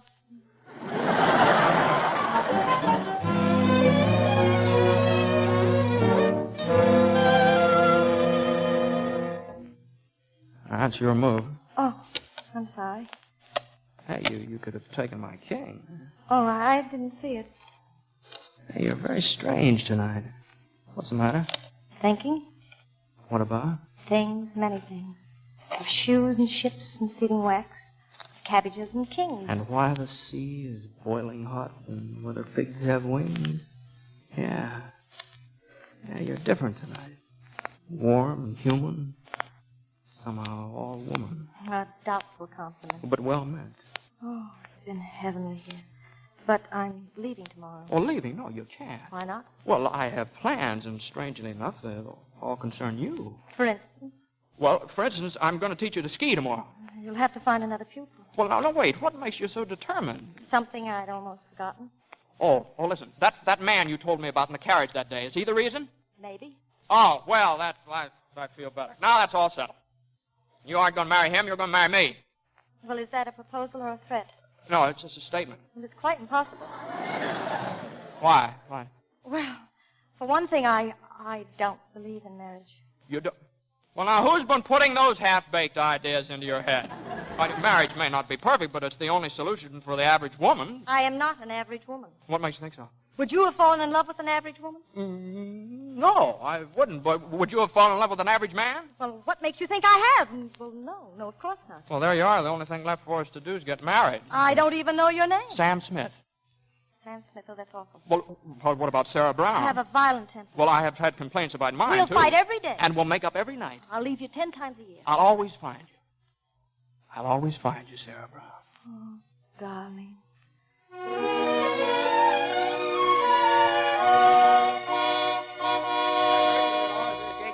I'm authorized and empowered by the law to perform a marriage between two people who have expressed a desire to be married. Oh, Sam. I have here a license. Wait, folks, I can't marry you. There ain't no license. And in New Hampshire, it takes 5 days to get one. I have it right here. How's that? The license. I have one. Have what? The license. Here it is. See? Right here. I'm a little deaf. That's fine. I'll start the ceremony. Where did you get that Sam Smith, license? take these 5 days round ago. to the law for You were that 45. sure of me? Why, of course. Fine. And you have been since the beginning, haven't you? Well, certainly. Good. After all that, you still expect me to marry you? I do. That's it. Well, I wasn't taking any chances. Do you still think I was presumptuous? Do I? Sir, do you really mean it? I most certainly do. Then I now pronounce You mean to pull on me long enough, I'll marry Hey, you. wait a minute. Just a minute. What'd you say, mister? Man and wife. It's over, folks. $3, please.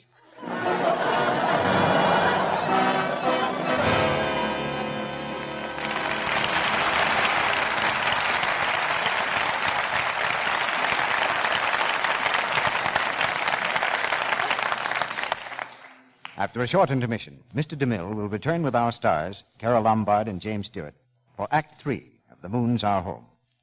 Meantime, here's a new kind of quiz, a sort of that reminds me test. Now, I've asked one of our Lux Radio Theatre audience, Mrs. Tyler Johnson of North Hollywood, to come to the microphone. I'm going to mention 4 words, and she's going to answer right off the bat just what these words remind her of. Are you ready, Mrs. Johnson? Yes, Mr. Ruick. Kitchen. Cooking. Dinner. Dishes. Dishpan. Dishpan. Why, red hen. Good. Last word, gentle. That's easy when you're thinking of hands in the dishpan. Lux Flakes, of course. Aha, you're a mind reader, Mrs. Johnson. That's just what I hoped I'd remind you of. That Lux in the dishpan is gentle to hands.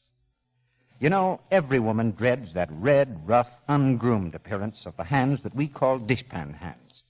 And that's why, more and more, women are turning to new Quick Lux for dishes.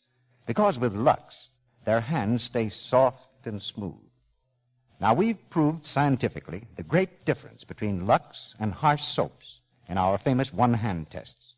Hundreds of women took part in these tests, and here is what they did.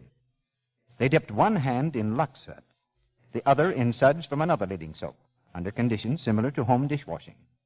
The Lux hand stayed so much softer, smoother, and prettier that the women themselves were amazed. For example, take Mrs. Bruce Wilkinson, one of the many women who made the test. She says, My left hand was smooth, soft, and lovely after being a new Quick Lux. My right hand in another soap was so unattractively red and coarse that I was really ashamed for anyone to see it. After this, I'll never use anything but Lux Flakes for dishes. You'll feel proud of your hands if you use new Quick Lux for dishes. They'll stay so nice, These gentle suds are fast and thrifty, too. So why not get that generous big box tomorrow and use Lux Flakes for dishwashing all the time? We pause now for station identification. This is the Columbia Broadcasting System.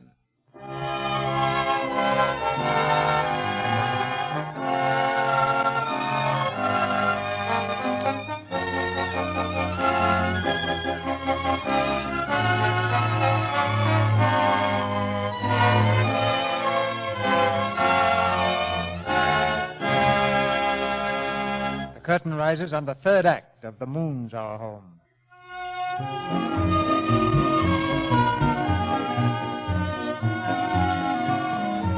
The romance of Cherry Chester, born Sarah Brown, and Anthony Amberton, born Samuel Smith, has been one long series of arguments. But now all arguments are over and done with. Safe in the bridal suite of the Moonsocket Hotel, they face each other as Mr. and Mrs. Sam Smith.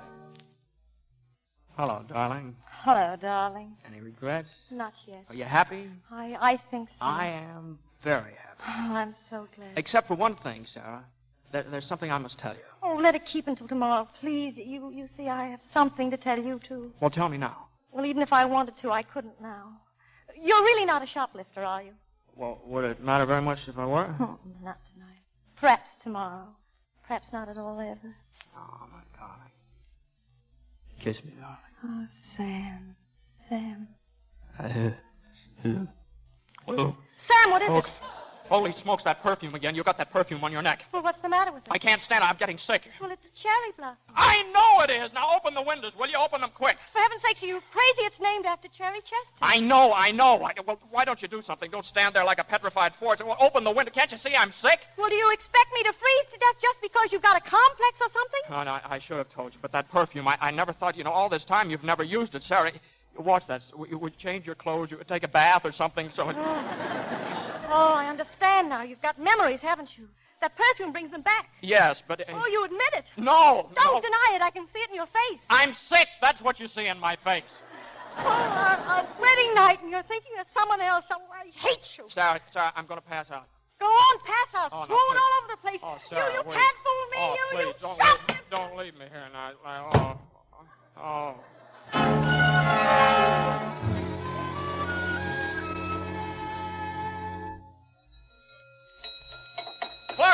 Clerk! Oh, good morning, Mr. Smith. Did you sleep well, I sir? don't remember. Where's my wife? Your wife? Oh, why, she's gone, sir. Gone where? To New York, sir.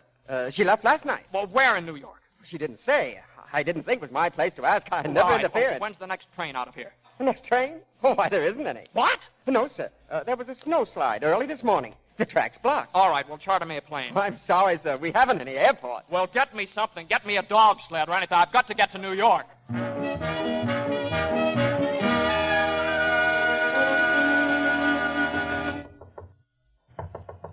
Who is it? Hello, Anthony. Hello, Holbrook. I didn't expect you back for weeks yet. Have a nice trip? Had a rotten trip. Oh. How did you like The Simpsons? Didn't like anybody. Well, how was the weather? The weather was foul. What's the matter, Anthony? Upset stomach? Now listen, Holbrook, you've got to help me. Where can I find a girl in this town? A girl? Why, my wife has some very nice friends. Oh, no, I don't mean I want to meet a woman. I mean I've met one, the woman, but she's disappeared, vanished, gone. Oh, well, if you know her name, why don't you try the telephone book? Well, there are 116 Sarah Browns in the telephone book, all ages, colors, nationalities. I've talked to every one of them. I've searched the city directory. I've been to the Bureau of Missing Persons. I've done everything. Well, what does she look like? What does she look like? What does she look like? She's the sweetest, most wonderful, most beautiful girl in the world, Holbrook. Well, now, we've got to find her, Holbrook. If you ever expect me to write another line, you've got to help me find Sarah Brown. Well, I'll certainly try, but if you've done everything... Listen, what's that yelling about? Huh? Oh, nothing very important. They found Cherry Chester. She's come back. Cherry Chester. She's the one I've got to blame for this whole thing, A woman I've never seen has wrecked my whole life.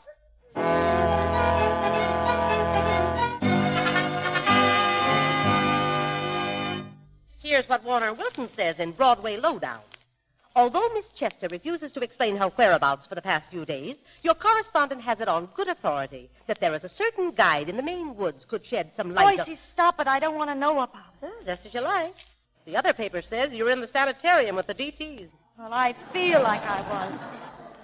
Boise, why do the papers want to hurt me? Why are people so unkind?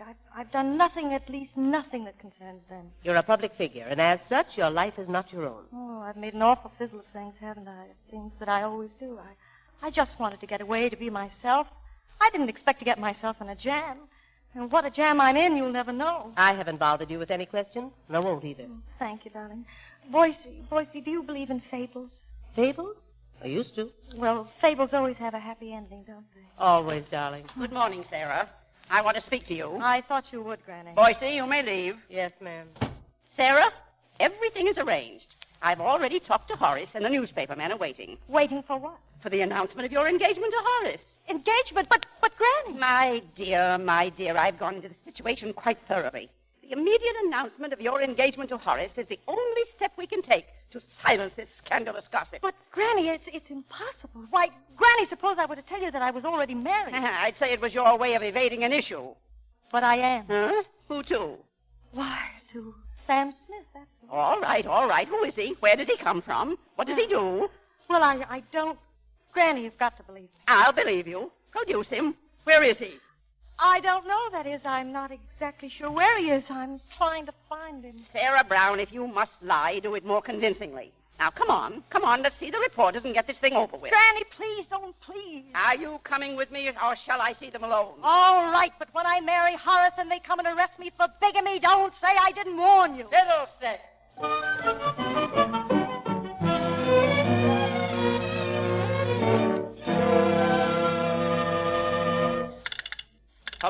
Hello, Holbrook.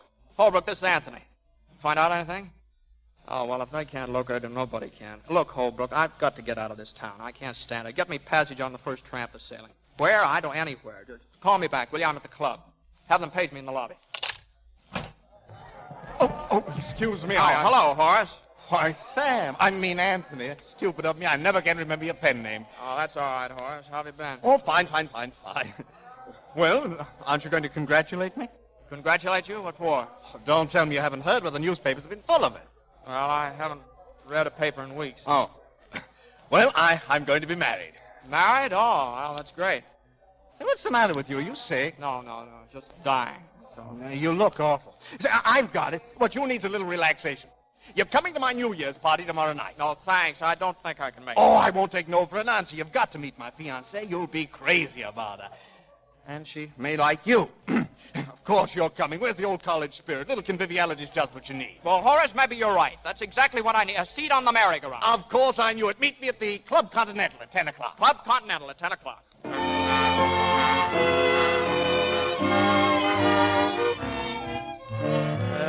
What was that drink you ordered, sir? A Stamboul slide car. I think that's got me.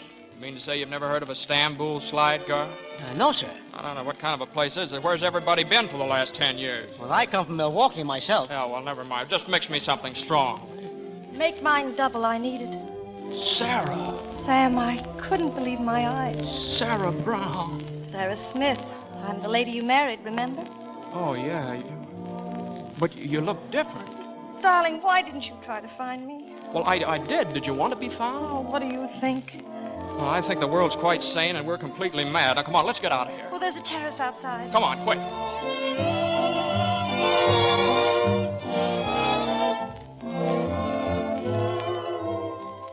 Oh, darling, why didn't you tell me? I never would have run away from you. Well, I tried to tell you I was too sick.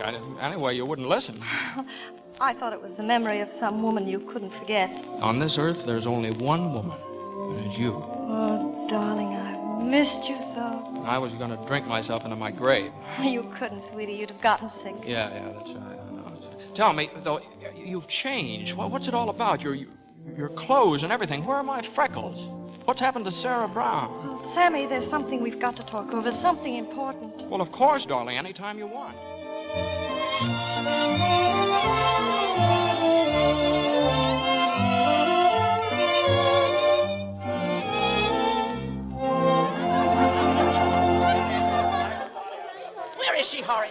Where did she go? I don't know. She went toward the bar, then I lost her. Well, find her. I'm looking. I wonder if Anthony's around. I did want Cherry and Anthony to meet.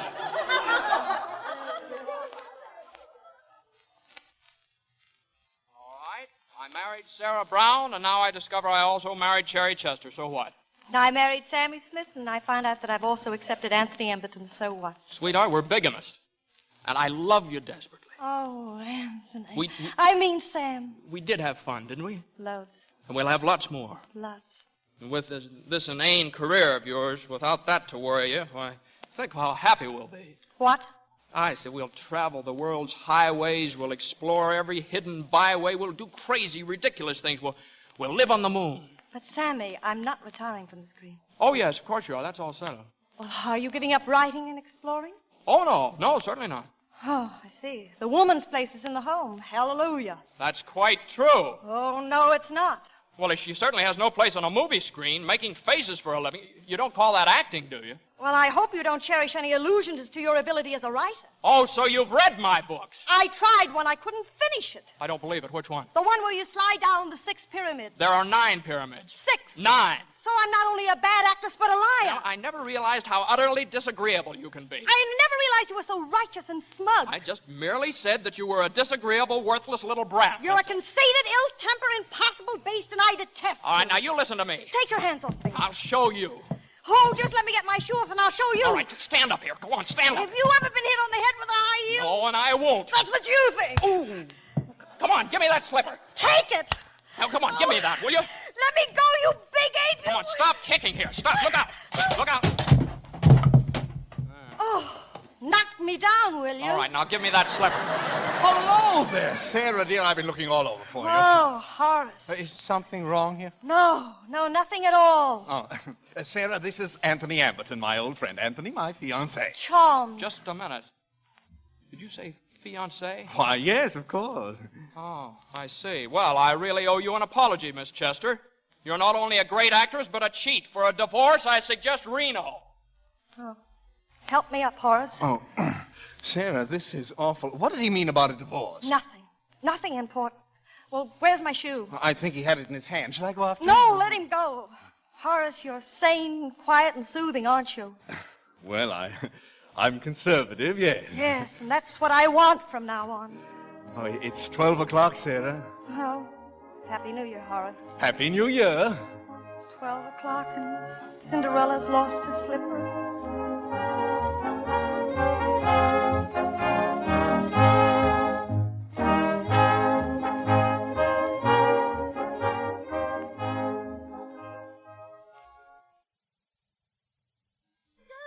The meaning of this, please? I thought I made that clear. I'm looking for Sarah Brown or Cherry Chester or whatever she happens to be calling herself today. She's not here. She isn't? Well, I'll look for her myself. Get out of this house. Get out or I'll have you arrested. No, I won't. And don't think you're frightening me. I've heard all about you, you antediluvian tyrant. Ooh. Yeah, you don't impress me. I don't see anything so terrifying about you. But what do you want? What do I want? Do you see this slipper? I want the foot that goes in it. Do you see this marriage certificate?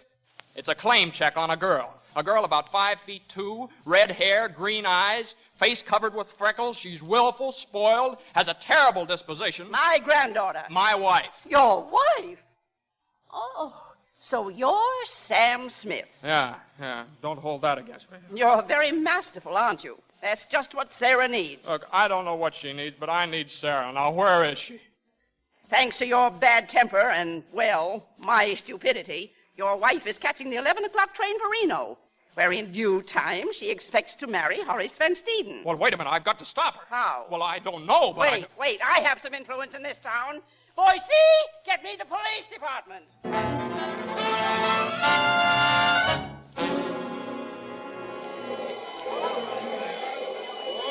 Hurry, Sarah. I'm hurrying, Horace. There he is, officer. Stop. There he is. Stop. Oh, hello, Sam. Oh. Thought you'd sneak out of town, eh? Here he is, officer. Come along, you. Hello, wait, what have I done? No, none of that. Come on, Benny. Benny? Boston, Benny. We know you. Escaped from Altoona a year ago. Oh, that's ridiculous. I've never been in... what'd you say? Altoona. In Altoona in my life, have I, Sarah? What's the use? They've got you dead to rights this time, Benny. Sarah! Come along, Benny. Oh, no, wait, this is a horrible mistake. You can't... Oh, Sarah. Oh, Sammy. Darling, let's talk things over. Yes. Yeah.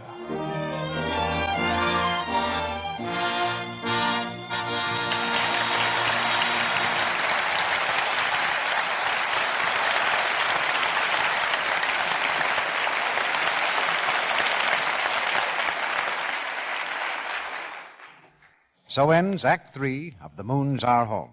In just a moment, Mr. DeMille and our stars will be back for their curtain call. And now, let me remind you that this is our very last offer of the Lux Flakes Gone with the Wind brooch, the one designed from the exquisite pin worn in the movie Gone with the Wind. You'd better send your order in immediately, or it may be too late for you to own one of these stunning jewelry pieces. And they really are stunning. So many of my friends have remarked about mine, especially about how rich and expensive looking it is. But, well, the thing I like best is how lovely it looks on many different outfits, from a tailored suit to an evening dress. I think my Gone with the Wind brooch is one of the nicest presents I ever gave myself. And it certainly is the biggest bargain. Sally is right. This brooch does make a beautiful present, for yourself or to give to your friends, and yet it costs so little. It's entirely different from the Scarlet O'Hara brooch we offered last fall, even lovelier. It's round and big, almost 2 inches in diameter, with an antique-style gold finish and a lovely cluster of simulated turquoise and pearls in the center, the kind of jewelry piece that every woman loves, because it's not only beautiful in itself, it's fashion right. Now, here's how to get this wonderful bargain. Listen carefully, please, because this is the last time we are making this offer. First, buy a big box of Lux Flakes. You'll need this to take care of all nice washables, stockings, underthings, sweaters, and dresses. Next, tear off the opening tab at the top corner of the Lux box and mail it with your name and address and 15 cents in coin, no stamps, please, to Lux, Box 1, New York City. Lux, Box 1, New York City. With your brooch, you'll get an illustrated order blank for matching jewelry pieces. Ring, pendant, bracelet, earrings. All amazing bargains. But don't delay. Now remember, send the opening tab from a big box of Lux Flakes, 15 cents in coin, and your name and address to Lux, Box 1, New York City. This offer is good only in the United States. Now, here's Mr. DeMille with our stars. Once more, the spotlight turns to Carole Lombard and Jimmy Stewart as they come back to this microphone. Thank you, Mr. DeMille. You know, the thing I like about this Lux Radio Theatre is the way everything runs so perfectly. They never miss anywhere. Say, you're not going to play the accordion now, are you, Jimmy? Oh, no, I didn't bring it tonight. I should have been applause there. No, this is no place for my accordion. Why, even the boys and girls that collect autographs at the door won't take just anything. For instance, there was that girl who stopped me on the way in tonight. You surely didn't disappoint her, Jimmy. Oh, no, I signed, and then I asked her what she was going to do with it, and she said, well, if I can get Carole Lombard when the show's over, why, I know where I can trade both of you for Clark Gable. I'll have to speak to her. She can't make a bad bargain like that. Oh, now be polite, Carole. I might have to take back my autograph. But seriously, Mr. DeMille, I have enjoyed very much coming back to Lux Radio Theatre. In the past few months, I think you've really taken on a new assignment here. All entertainment is at premium now, and anything that lifts us out of the everyday routine for an hour or so is what we need at a time like this. America must be strong, and we must keep it free by making it stronger still. While we're all working toward that end, to the limit of our strength, we need the emotional outlet that a theater like this provides. Let me show you a little of our mail sometime, Carole, and you'll understand why we think of this as a national theater. Oh, what's going on in it next week, Mr. DeMille? Plenty of action, Jimmy. Our play is Johnny Apollo, and our stars are Dorothy Lamour, Edward Arnold, and Burgess Meredith. Johnny Apollo is the story of a father and son who lost faith in each other, and of a girl named Lucky who brought them together again. Next Monday night, you'll hear Edward Arnold as the father, Burgess Meredith as the son, and Dorothy Lamour as the girl named Lucky. The 20th Century Fox picture made a hit on the screen, and I have a distinct premonition it will do the same for us. Well, that's a great story, Mr. DeMille, and you have a swell cast. Good night. Good night. Good night. Our stage doormat has welcome on it for you two anytime. Good night.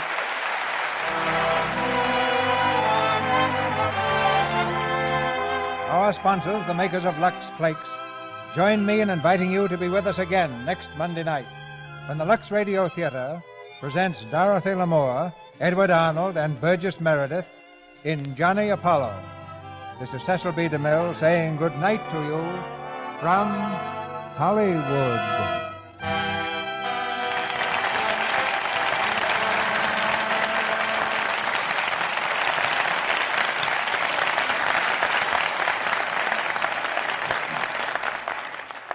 This week, the nation is celebrating Boy Scout Week, the 31st anniversary of the Boy Scout movement in America. Today, 1.5 million scouts are training for democracy as active members of this great organization. Ladies and gentlemen, we invite you to join the Lux Radio Theatre in saluting the Boy Scouts of America. James Stewart appeared tonight through the courtesy of Metro-Goldwyn-Mayer and is currently seen in this studio's production, Come Live With Me. Carole Lombard's current screen hit is Mr. and Mrs. Smith, the RKO production, which was directed by Alfred Hitchcock. Heard in tonight's play were Clara Blondick as Lucy, Verna Felton as Boycie, Hans Conried as Horace, Lou Merrill as Holbrook, Charles Seal as Justice of the Peace, Ralph Sedan as Abner, Stanley Farrar as Coachman, Gloria Blondell as Hilda, James Heagles as Hotel Clerk, Jack Carr as Porter, Celeste Rush as Miss Manning, and Noreen Gamil as Mrs. Simpson. The brooch, offered you by the makers of Lux Flakes, was designed from one worn and gone with the wind, the Selznick International picture, produced by David O. Selznick and released by Metro-Goldwyn-Mayer.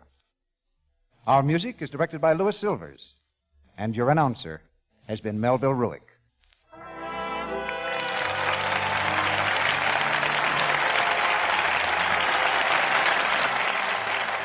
This is the Columbia Broadcasting System.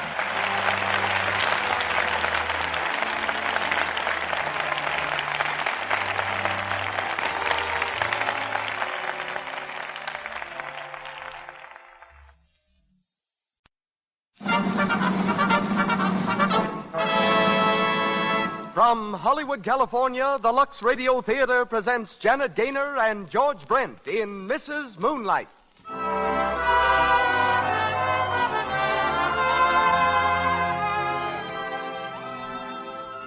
Lux presents Hollywood. The Lux Radio Theatre comes to you with the good wishes of the makers of Lux Flakes. It's made possible because you buy Lux Flakes so regularly. This year, more than ever, you need Lux because it's a Luxable year. Stores are full of the new cottons, smart and crisp as iceberg lettuce, rayons and silks and many new textures. They'll all stay new-looking longer with Lux. Give them the safe care you give your underthings and stockings. Just one washing failure may wreck a clothes budget, you know. Let me put it this way. It pays in dollars, and it costs only a few cents to use Lux for everything safe in water. Remember, a little goes so far. Lux is thrifty. It's a different type of play we bring you tonight, a most unusual romance of a girl who wished she might never grow old, and whose wish came true. Janet Gaynor and George Brent are the stars of Mrs. Moonlight. Louis Silvers directs our orchestra, and Dr. Walter B. Pitkin, author of the famous bestseller Life Begins at 40, is our special guest. And now, the producer of the Lux Radio Theatre. Ladies and gentlemen, Mr. Cecil B. DeMille.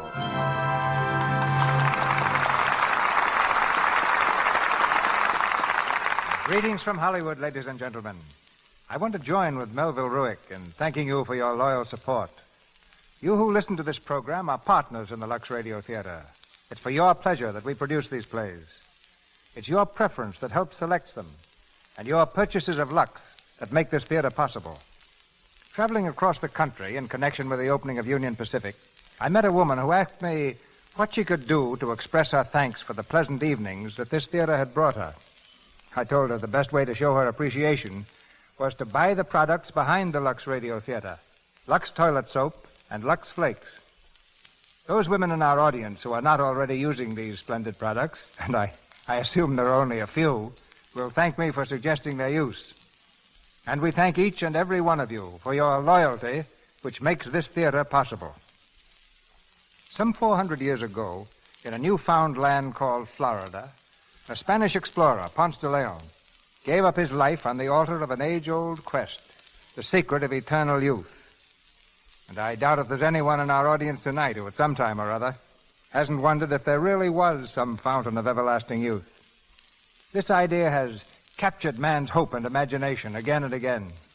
Tonight's play, Mrs. Moonlight, is the drama of a woman who finds that secret, a woman who never grows old. But what results from this, the events of our play will tell you. A play starring Janet Gaynor and George Brent, who in real life found the end of their quests here in Hollywood. Miss Gaynor is one of that select company of stars who were once Hollywood extras, an achievement not often duplicated. For the odds against the extra are 10,000 to 1, unless that extra has the talent and determination of a Janet Gaynor.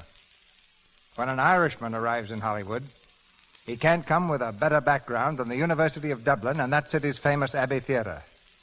George Brent, like the romantic ideal of his countrymen, has followed a quest of adventure as a sailor, diamond miner, stoker, blacksmith, sheep herder, and vagabond, a trail that led eventually to Hollywood. He appears through the courtesy of Warner Brothers Studio and is currently starring in The Rains Came for 20th Century Fox. Tonight he plays Tom Moonlight, and Janet Gaynor is Sarah, as the Lux Radio Theatre presents our adaptation of a great Broadway success, Mrs. Moonlight.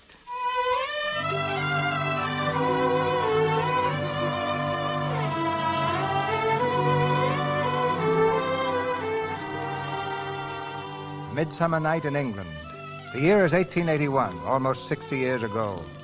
In a tiny garden facing on the moors, a lovely young girl stands in a dress of shimmering white.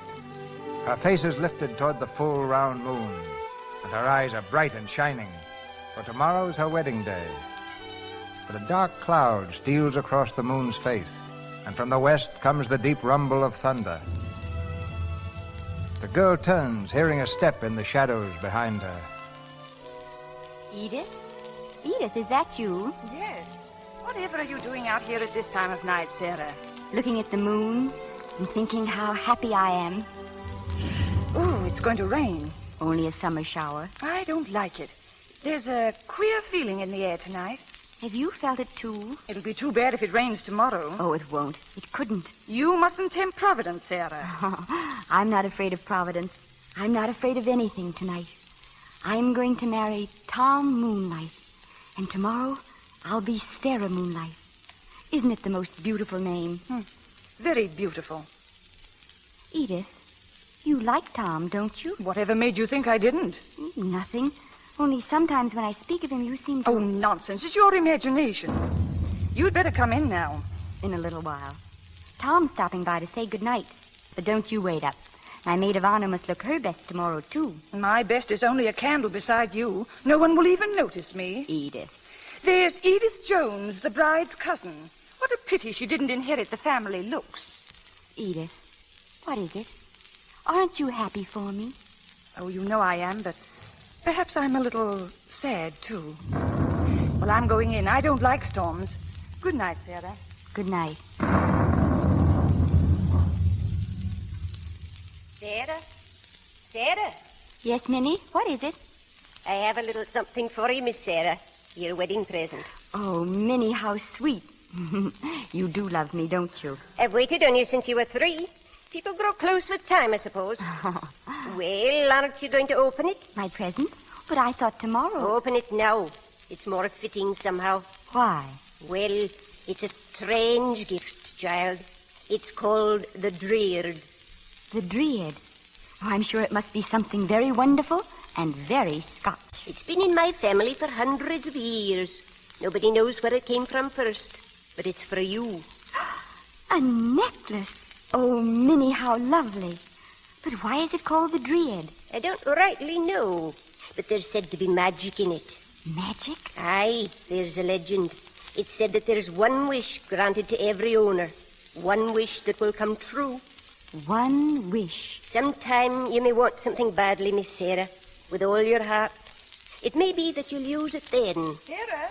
Yes, Edith? Your Tom Moonlight is here. Tom. I got away as soon as I could, darling. Oh, I knew you would. Look, I've had a present already. From Minnie. A necklace. Well, that's beautiful, Minnie. And there's a legend, Tom. It's not to be talked about. Oh. You must get to bed now, Sarah. It's growing late. I won't keep her 5 minutes. 5 minutes then, or I'll come get her myself. Oh, Tom. Tom Moonlight.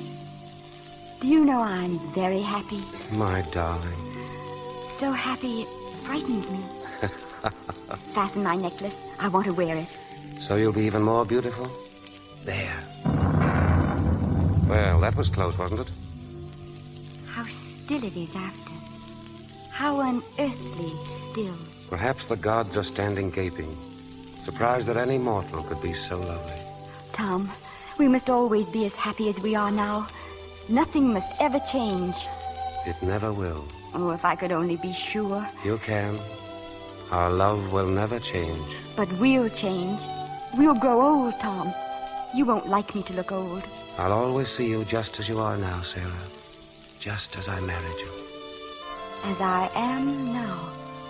There, you see? What? Oh, Tom, if you ever stopped loving me, I should die. Stop loving you? When I die, Sarah, and not even then. Our love is forever. Oh, it must be. It must be. It's late. Kiss me good night. The last time I shall ever have to leave you. The last time. Good night, my darling. Good night.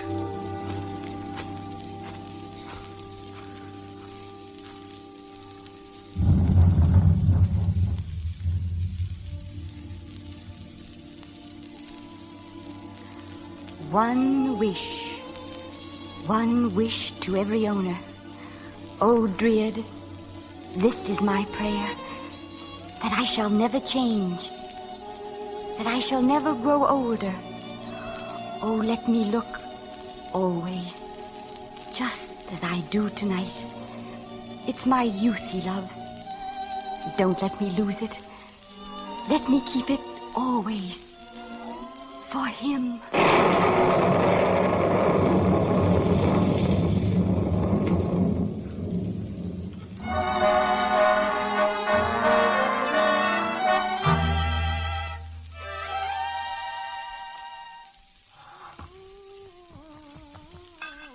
Minnie, do you have to do that dusting right under my nose? If Mrs. Moonlight's cousin's coming, I can't have her see dirt. Well, why didn't you do it this morning? I was busy elsewhere this morning. Well, if you've finished, then run along. Well, don't stand there watching me. After 9 years, surely I'm nothing to stare at. I was just thinking that a Scotsman wouldn't forget his wedding anniversary. I did not forget it. Mrs. Moonlight's gift is being delivered any minute. And why aren't you looking after my daughter as you're supposed to do? Do you mean Jane? Well, who in the world do you suppose I mean? She's with her lovely parent, she is. Do you mean Mrs. Moonlight? Who do you suppose I mean? Minnie, you're a disagreeable old woman. I've been thinking seriously of giving you notice. Away with you. Consider yourself lucky to be living in the same house with us. With us? With Sarah Moonlight and me and wee Jane. Oh, creature, answer the bell. It's your poor wee gifty, I expect. And it isn't poor and it isn't wee. Good afternoon, Minnie. It's Mrs. Moonlight's cousin. Good afternoon, Thomas. How are you, Edith? Nicely, thank you. Where's Sarah? She's with Jane. Oh, Minnie, will you please inform Mrs. Moonlight that her cousin is here to go to the band concert with us? She doesn't have to. How are you, Edith, dear? Many happy returns of the day, Sarah. Here's my present. Oh, how nice. What is it? I'm afraid you won't like it. I'm sure I will. Oh, a shawl. Oh, I mean, but what a lovely one. Yes, I knew you wouldn't like it. Oh, but I do, Edith. No, you don't like it because you think shawls are only for old people. Oh, how absurd. You think too much of your age, both of you. Do you think I do, Edith? Well, since you asked me, yes. You dress too young. Several people have mentioned it. Well, they're just envious. Sarah doesn't dress young. She looks young. Well, put it any way you like. But tell me this. Does Sarah look a day older today than she did at 21 or 20 or even 19? Well, no. But is that a crime? I didn't say so. Do you think so? Well, I don't think it's a crime, but it is odd. What do you mean by odd? Just odd. I see. Oh, please, Edith. Let's forget it. Oh, of course. It was Sarah who asked me. Oh, look, Edith. I got a letter last night from Maud. From your sister Maud? What does she want? She wants to tell me she's just had a baby. Now, why does she think you'd care? She gave up her family when she ran off with that good-for-nothing foreigner. Answer that, Minnie. Is it a boy or a girl, Sarah? A girl. They've named her Joy. Ironically, I presume. Do they still live in Florence? Of course. His work is there. He's an artist. Here it is. Here, what is? Where did you get that box, Minnie? That's a little present from me, my dear. Oh, Tom, what is it? Well, open it up and see. A dress. Oh, and it's beautiful. It's the most beautiful dress in the world. Edith, isn't it lovely? It's a very pretty frock. Oh, I'll be a queen in it. What trinkets will you wear? Yes. Oh, what jewelry? My crystals, Tom? It wants something with a touch of blue. I don't think I have anything blue. Yes, you have, dear. You know, the whatchamacallit, the dreard. No. Why, Sarah. What is the dreard? Well, it's a necklace made of turquoise. Minnie gave it to her for a wedding present. Then why not wear it, Sarah? No. But you used to like it when we were first married. She doesn't like it now. Can't you let the bairn alone? We'd better be leaving. I'll get my things. What's the matter with her today? I don't understand her. She was perfectly all right until... Until what? Oh, nothing. Only I wish you wouldn't talk about her looks, Edith. It always disturbs her. And well, it might. She ought to do something about it. Do? What can she do? She looks young, that's all. Well, all I can say is it's very strange. You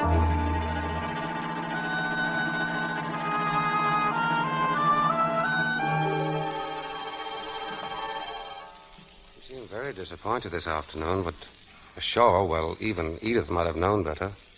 Tom. What is it, dear? I've been meaning to tell you. You must be very, very nice to Edith. Well, I am. Why?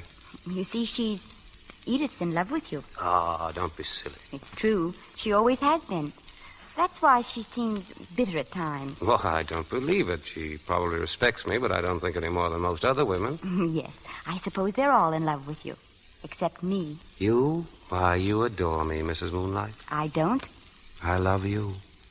Dear Mr. Moonlight. As much as ever. And after 9 long years. As much as the first time. Do you remember the first time? Remember? You were playing the piano. I was playing this.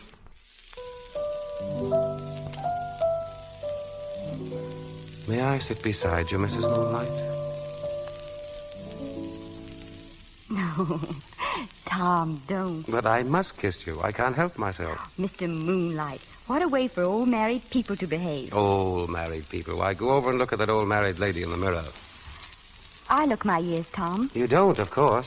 Oh, Tom. And it's my belief that you never will. Oh, please don't say that. Oh, Sarah, you've got to get over that silly fancy. Oh, I can't. I'm frightened. Frightened? Supposing someone should be born who never really did grow any older. What would happen? Well, she'd probably make a fortune in a freak show. Oh, please be serious. Oh, how can I be serious about such nonsense? But just supposing, what do you think would happen? Well, in olden times, she'd probably have been burned as a witch. And nowadays? Nowadays, we have other ways of dealing with witches. Less crude, perhaps, but just as nasty. Why, Sarah, you're trembling. Tom, once I prayed above all things that I should never grow older, look older. I thought you'd stop loving me if I did. Now I think you'll stop if I don't. But you will, darling. Of course you'll look older in time. You'd rather I did?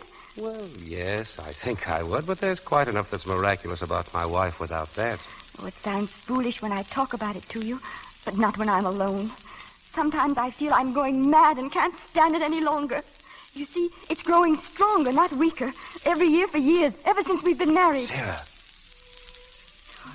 Oh, do you think I'm just fanciful? That's all.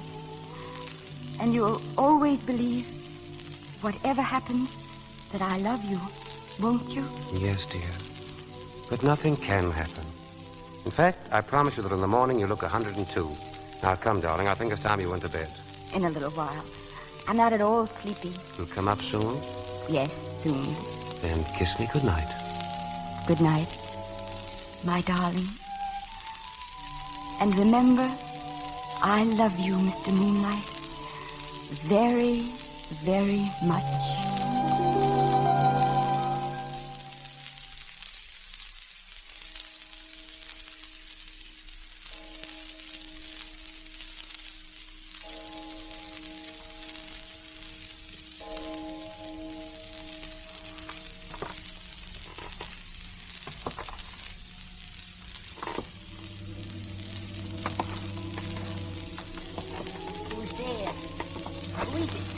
It's I, Minnie.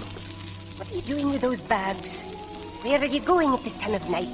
Minnie, I'm never going to look any older. What fool's talk is this? Your necklace, the Dryad, and the legend. I know of no legend.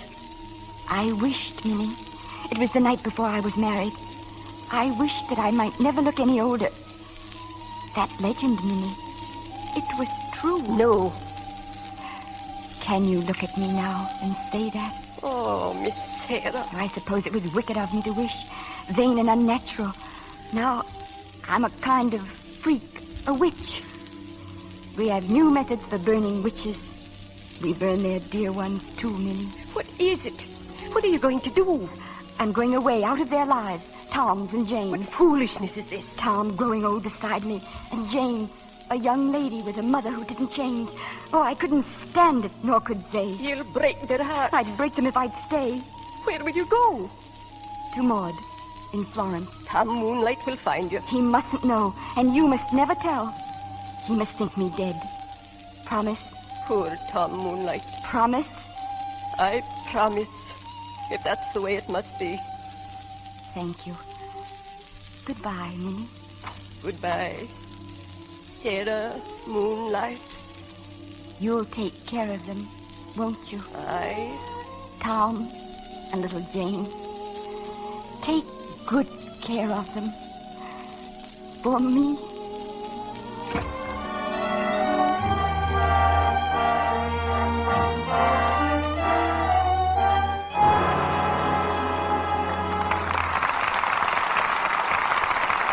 The curtain falls on Act One of Mrs. Moonlight, starring Janet Gaynor and George Brent. During this short intermission, we meet the Brownings getting ready to go to their summer cottage on the lake. Come on, girls. Help me finish this list. What list, Mother? Things we've got to get on our way through the village before we reach camp. Okay, let's see what you've written down. Oh, I see something you've missed. Matches. Oh, please, Mother, put some marshmallows on the list, too. Well, Midge, we can't toast marshmallows right away. We'll have a lot of cleaning up to do. Dishes to wash. Everything will be dusty. Oh, dear, a big dishwashing job. That means Lux. Is it on the list? Yes. It won't take long with Lux. Gosh, wouldn't it be awful to be stuck at camp with no luck? Have to fool around forever with pokey cake soap or ruin our hands with wash day soap. Then you wouldn't have those rose petal hands Archie Smith raves about, would you, Dot? I don't mean that at all. Anyhow, you know perfectly well Lux is the nicest way to do dishes, isn't it, Mother? Of course it is, dear. I want you girls to have nice hands, so don't worry. There'll always be plenty of Lux in the house. Wise Mother Browning. People notice red, rough hands right away. They certainly rob a woman of charm. That's why it's so important to wash dishes with Lux. There's an amazing difference between Lux and harsh wash day soaps. Your hands feel it when you touch those soft Lux suds. And your hands show it, too. They soon look so much softer and prettier. Did you ever realize this? Lux Flakes are as gentle as the finest toilet soap. They haven't any of those alkaline suds builders that sting and irritate your skin. And yet, Lux for dishes costs almost nothing. Why, a lot of women find that just one big box will do their dishes for about 60 meals. So be sure to get the thrifty big box of Lux Flakes right away and use it for dishes every day. And now, here's Mr. DeMille. Act Two of Mrs. Moonlight, starring Janet Gaynor in the title role and George Brent as Tom.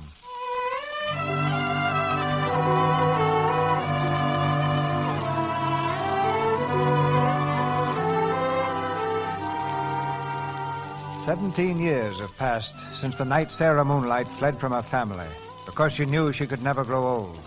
Unable to find a trace of her, Tom Moonlight has picked up the broken threads of his life. He's been married for many years to Sarah's cousin, Edith, and is enjoying a middle-aged happiness. Jane, the young daughter Sarah left behind her, is now a woman old enough for marriage. One of her suitors, Percy Medling, has come to call. In the living room of the Moonlight home, he leans toward her, a desperate look in his eyes. You're not listening, Jane. Of course I'm listening, but can't you tell me some other time, Percy? I'd rather tell you now, Jane. But we're expecting a guest. Minnie's gone to the station to meet her. Yes, I know, but... It's a brand new cousin. You mean a baby? Oh, no, silly. She's only a year or two younger than I. They've lived in Italy for years. We've never even seen her. Jane, I'm sorry to interrupt, but if you have a guest coming, I must say what I have to say quickly. Now, as to my present occupation, engineering is quite a respectable occupation, and the firm is well established and an old one. Furthermore, my father would be regarded by many people as being, so to speak, in a very comfortable position. Percy, are you proposing to me? Well, yes, I was coming to that in a moment. May I advise you, Percy, the next time you want a girl to marry you, just say, Jane, I love you. Unless, of course, her name is Mary. You mean it's no good, then? I'm afraid not, Percy. You see, I don't love you. Oh. I'm very sorry, Percy. Jane, there isn't any other. I mean, you're not in love with someone else, are you? I don't know. But you must have some idea. I mean, well... Willie Ragg is coming over a little later. Willie Ragg? Oh, I see.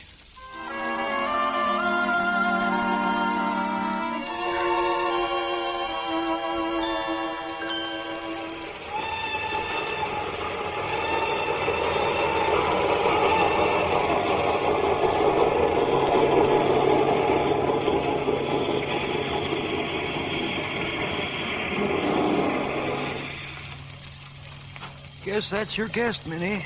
The only one getting off. Nice-looking young woman, too. Yes, that's her. Sarah. Miss Sarah. How are you, Minnie? Sarah Moonlight. Let me look at you. Come into the light. No, I haven't changed, if that's what you mean. Still young, still a girl. Only in looks, Minnie. Not in my heart. Oh, my poor darling. Was I right to come? I had to see them again, Tom and Jane. But they won't know me. You promised. They'll think that you're Maud's daughter Joy, who resembles her aunt, Sarah Moonlight. To them, Sarah Moonlight has been dead for 17 years. And ghosts don't often come back, do they? No. The carriage is over here. How is he, Minnie? Tom Moonlight? Oh, he's well. Happy enough, I dare say. Edith makes him a good wife, doesn't she? Yes. Yes. She was always in love with him. Tell me about yourself. Where do you live? In Vienna now. I was 7 years in Florence, then 8 in Paris. People begin to wonder after a few years, so I have to keep moving on. You have money enough? Money enough for me. My music helps. Pupils and concerts. And it's good for me. There's no time to feel sorry or to think of him. And Jane, Minnie? What is she like? My Jane. Like you, mostly. I suppose she'll be marrying soon. Very likely. There are 2 young men. Very nice young men, I hope. Percy Medling is. And Willie Ragg. Well, him you can judge for yourself. He'll be at the house, most likely. You're late, Willie. The 3rd time this week. Late again. Willie left his little Jane, but Willie soon came back again. I made that up on my way. Jane, you haven't kissed me yet. You haven't asked me. Please, Miss Moonlight, may I kiss you? Yes, you may. Twice. Once. Twice. Where have you been? I've been to Newmarket. Oh, have you got the job? No, but I probably shall, or something else. Oh, Willie. Now, there's nothing to worry about. Oh, but there is. You know how Father feels. He says you're irresponsible. Irresponsible? I? It's blasphemous. Oh, I say, he can't hear me, can he? No. Good. And if he won't give his consent, I'll marry you without it. Oh, Willie, please be serious. But I am. Oh, we thought you were alone, Jane. Come in, Father. Come in, Mother. How are you, Mr. Ragg? Very well, ma'am. Good evening, sir. Good evening. Has Minnie returned yet, Jane? No, Father. Well, I think I'll meet her on the road. Oh, please, sir, if I might have a word with you, sir. A word with me? I think you know what it's about. I have an inkling. I'm going to marry your daughter, sir. Oh, yes? Oh, Father, Willie doesn't mean it quite like that. Mr. Ragg is a bit blunt. I believe in speaking out, sir. A fine quality, and I believe in it, too. I also believe, young man, that at the present time you have no position or any prospects of one. Under those conditions, I don't quite see how you can speak of marriage. I regret your disapproval, sir, but I must tell you that I won't let it stand in my way. Really? Willie, don't say any more. Father, you don't understand. Evidently not. Tom, wait. Minnie is here. I'll speak to you later, Mr. Ragg. Well, why doesn't she come in? Minnie! Your visitor is here, Mr. Moonlight. Come in, Miss Joy. Good evening. Why, she's the image of... Tom, don't. How are you, my dear? I'm very well, thank you. I am your Aunt Edith. And this is... This is Mr. Moonlight. Yes, we're very happy to see you, George. Thank you. This is my stepdaughter, Jane. I've been looking forward to your coming. Jane. What? What's the matter, dear? Well, Mother, she's so pale. Well, she's tired out. She's had a long journey. Yes. Yes, a very long journey.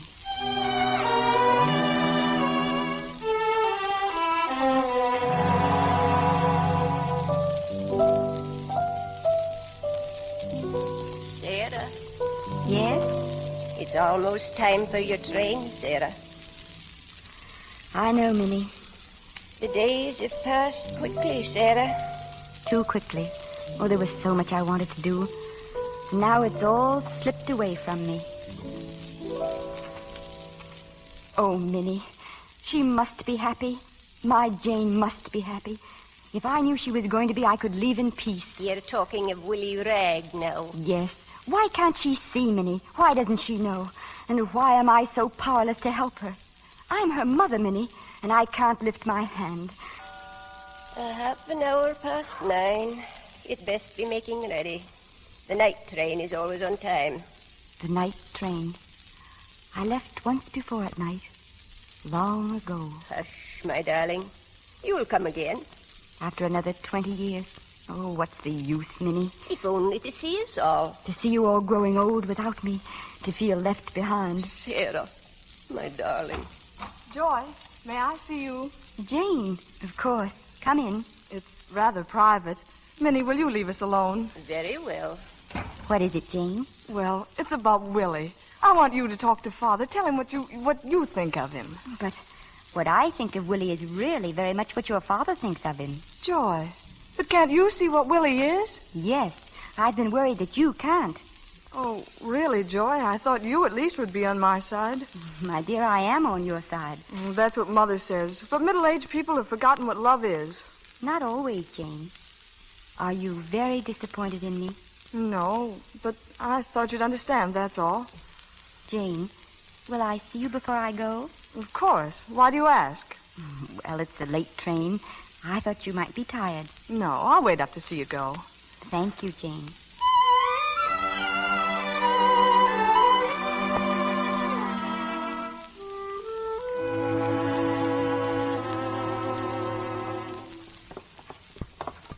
Hello, Jane. Is that you? No. Oh, Miss Joy. Do you want her, Mr. Ragg? I'll call her down. No. Not yet. Come down yourself. Oh, this is a bit of luck. Finding you alone, I mean. I'm afraid I'm rather busy. Oh, I say, I've been waiting 3 weeks for a chance to talk to you. You mustn't dodge me now. Not on your last night. Do you know, Joy, that you're a very beautiful creature? You really think so? Oh, now, don't be modest. If I didn't have Jane, I might go clear over my head. Oh, thank you. May I sit beside you? Certainly. Why? Well, why does a fellow ever want to sit beside a pretty woman? Usually because he wants to kiss her. That's why. Why did you do that? I don't know. I've been wanting to ever since I first saw you. Are you angry? I'm not sure yet. Have you forgotten Jane? Of course not. I adore Jane, but... But what? Well, hang it all, I'm not married yet, you know. And if you are angry about my kissing you, I can only say, I'm sorry. I didn't say I was angry. I may not be angry at all. You know, Joy, you're a strange girl. Yes, I am. You're not like any of the girls I've known. You're different. I want to see you again, Joy. You must let me. I'm going to Paris. I'll follow you. Where will you be? What address? Please tell me. Numéro 82. And the rest? Rue d'Alger. Rue d'Alger. Hadn't you better write it down? Do you think I could forget it? Joy, listen, I can't leave tonight, but I'll follow you. Look for Would me. it be rude if I asked to come in? Jane, I didn't hear you. Perhaps I walked too softly. Believe me, I didn't mean it. I was just telling Joy goodbye. Was that it? Of course. Well, I really must run. Goodbye, Joy. And goodbye, Jane. Darling. See you tomorrow. Night. Jane. Jane, dear. Don't come near me. Don't touch me. You're vile. Jane, don't say that. You are. You're vile. You're unclean. I heard you. I heard everything you said. Now go on. Go to Paris. Wait for him there.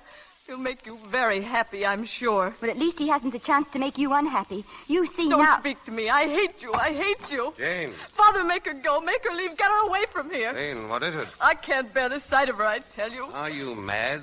She wanted Willie. Well, she may have him. And you needn't worry any longer about me, Father. I'll marry Percy just as you wanted. I'll marry Percy middling and be miserable all my life. Now are you satisfied? Joy, I'm sorry for this. I'm sure she's just upset, that's all. Oh, please don't be polite. Well, I'd better leave. I'll miss my train. Are you disappointed in me? I don't even know the facts. Jane told you. I've stolen her young man. But I didn't want him. I'd rather have Jane's love than anything in the world. Then why did you do it? You were against the marriage. Certainly I was. I knew they'd never be happy. So did I. Did you? And there's talk about Paris? He wanted to follow me. I gave him the wrong address, a made-up one. I only wanted Jane to see what he was really like.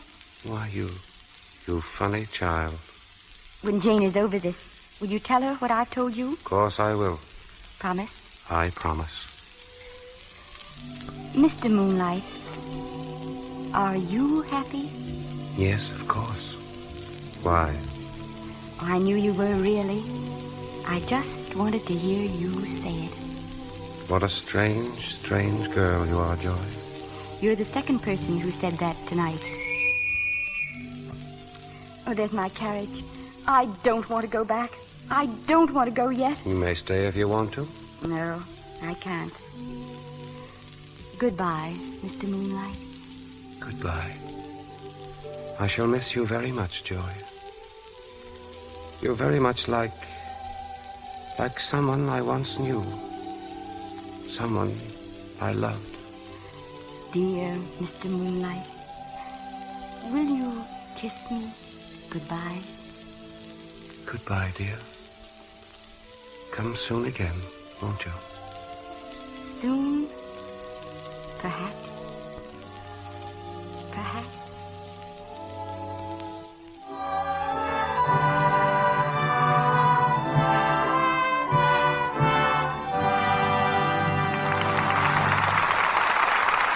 We pause for station identification.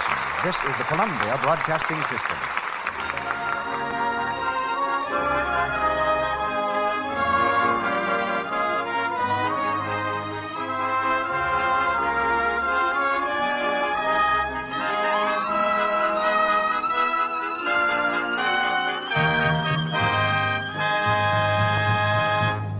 You have just heard Act Two of Mrs. Moonlight, starring Janet Gaynor and George Brent. During the intermission, we present a very famous guest. But first, a piece of news about a penny. Do you know what a penny a day can do for your hands?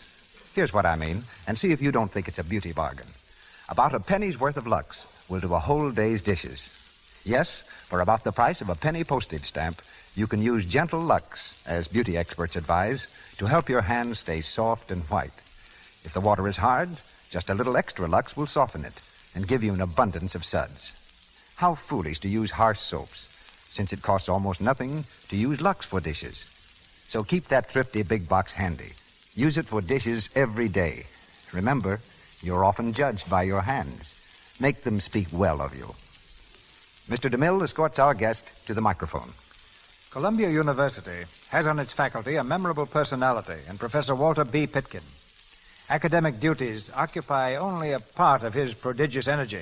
He's also famous as an author. Professor Pitkin has passed the age of 40 far enough to know what he's talking about. He decided that middle age and old age were nothing to dread. So he wrote a book about his discovery with the challenging title, Life Begins at 40, which held a place among bestsellers. The author of this book should have some interesting comment on the problem of Sarah Moonlight.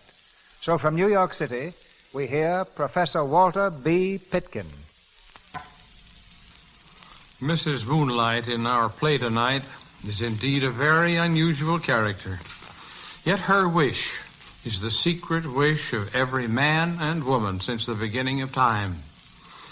The desire for perpetual youth lies deep in the hearts of every one of us.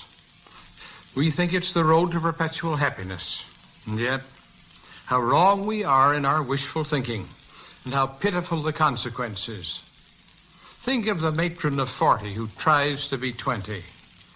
Think of the dowager of 60 who tries to be kittenish. If they only realized each age has its own special loveliness. How delightful is the charm of a 5-year-old. But would you want to be 5 forever? And how rich and beautiful the charm of a 70-year-old grandmother.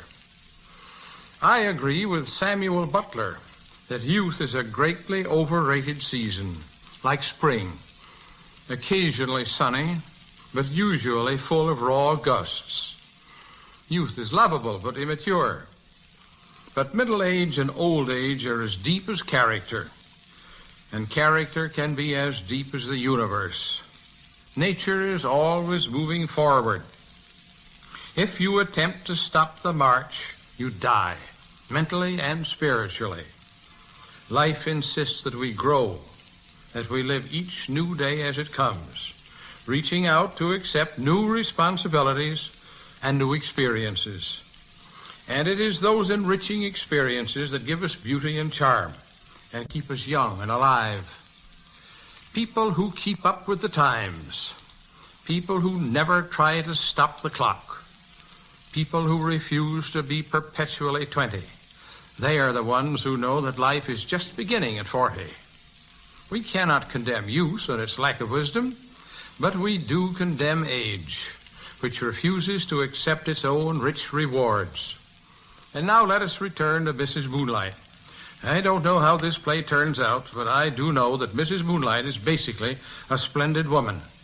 And I have faith that somehow she will be able to discover a solution to her problem, and that she will find happiness.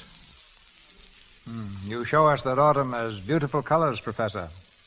In Hollywood again, we continue our play, Mrs. Moonlight, starring Janet Gaynor and George Brent.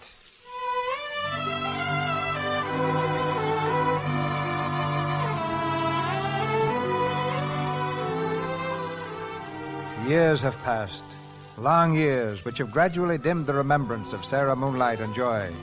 It's the present day, and many changes have come to the Moonlights. Edith is dead, and Jane and Percy Middling, married for 20 years, live on with old Tom Moonlight. Meanwhile, in the cities of Europe, a strange figure moves silently, always alone, always young, never changing in a changing world. In a music school in Bucharest, this strange girl, known only as Miss Sarah, faces the master in his room. Miss Sarah, how long have you been with us now? 12 years. 12 years. Yeah. Had not realized it was that long. Miss Sarah, what I have to say is not easy. But some of the other teachers, they feel... They feel there's something strange about me. Yeah. Of course, I know that it is ridiculous, but... Oh, don't say any more. I'll leave in the morning. Oh, no, Miss Sarah, you... It's happened before. It'll happen again. What is it about you? What is it? Where will you go, Miss Sarah? Oh, I don't know. To Paris, to Berlin, Naples. It is not easy to find work in strange cities. They're not strange to me.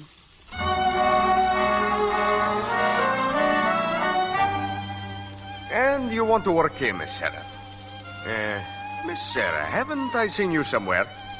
I don't remember. It's a long time ago. I don't remember.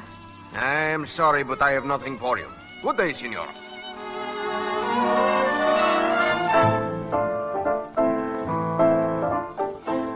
The concert season in Paris is well booked, mademoiselle. If will be your name? I am called Miss Sarah. Miss...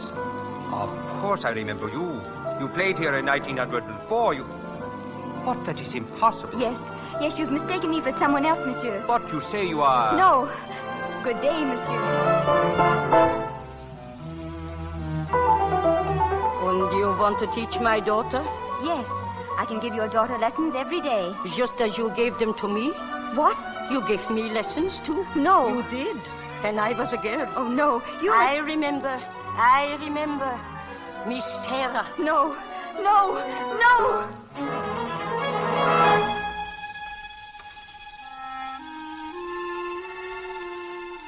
And the ticket was to Vienna, Fräulein? Yes, to Vienna. No, I want to go to England. To London. Ja, Fräulein. First class? No, third, please. Third class to London.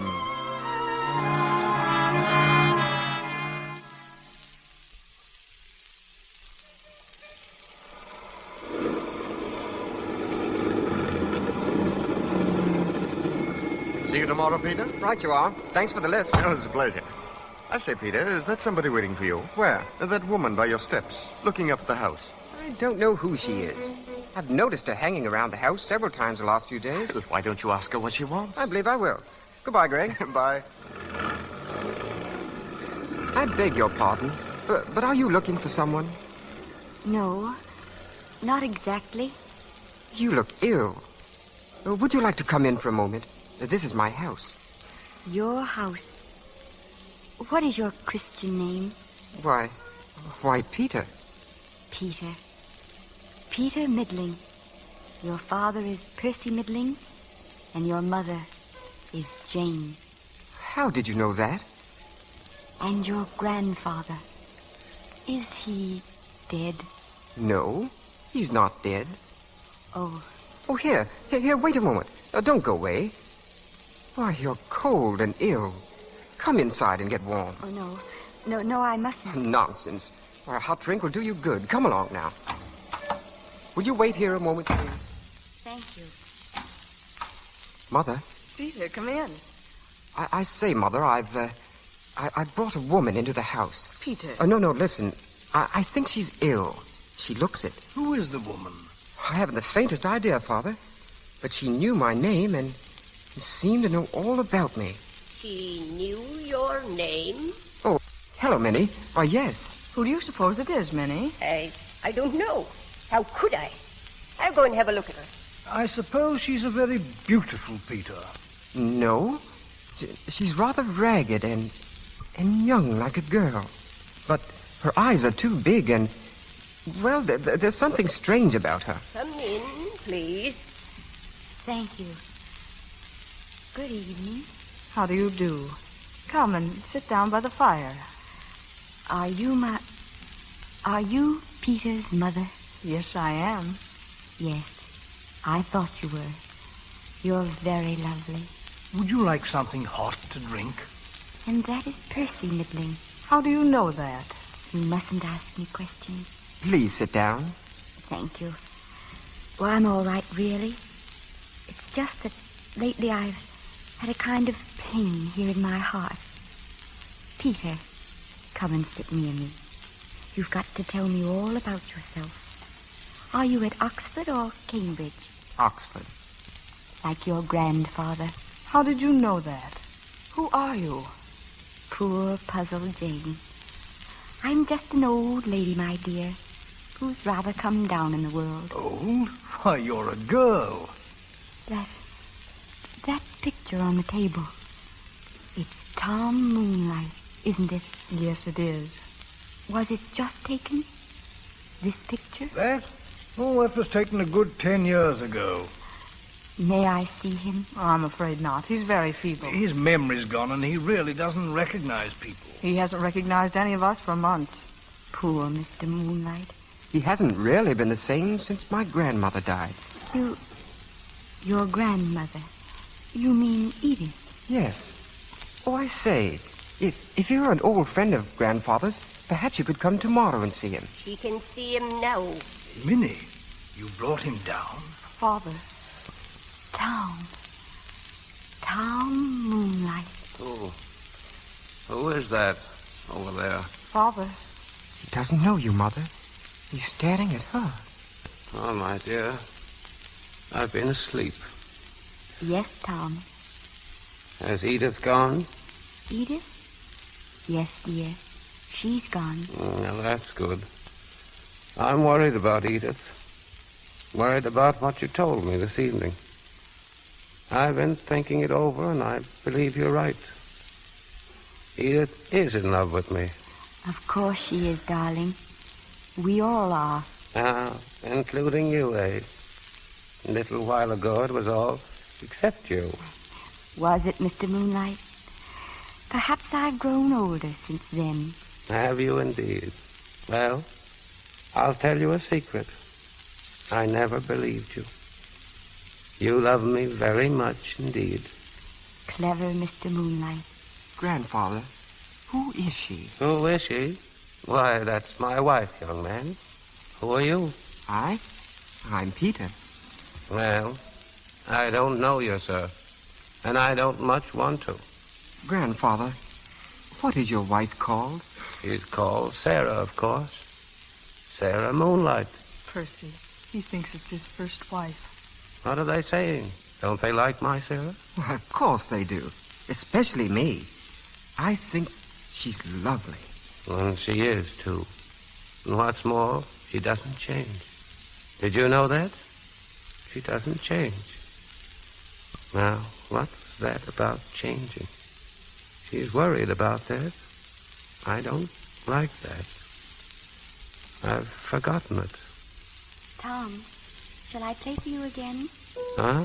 Yes. You always like this. May I sit beside you, Mrs. Moonlight? I'm a very lucky man, Mrs. Moonlight. And a very, very happy man. Yes, dear. And you're a very happy woman, Mrs. Moonlight. Very happy. I think I've never been so happy in my life as I am now. And I'm certain of this. Mrs. Moonlight, I could never be happy with any woman but you. That's what you think, Mr. Moonlight. It's what I know. Sarah, I think I'll go to bed now. I'm feeling tired, sleepy. Yes, dear. I'll take him upstairs. So tired, Sarah. So very, very tired. Father. Peter, get some brandy. Oh, my darling. My darling. Percy, you and Peter get him upstairs. No. Stay here, all of you. He'll want her. I know. Come along, please. Thank you. Thank you, Minnie.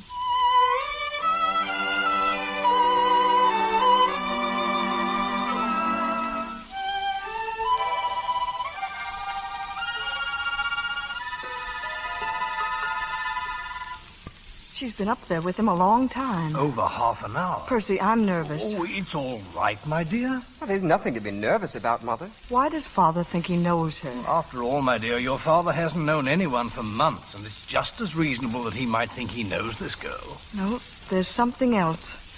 But I won't say it. I'm afraid. Wait, here's Minnie. Minnie, how is Father? Your father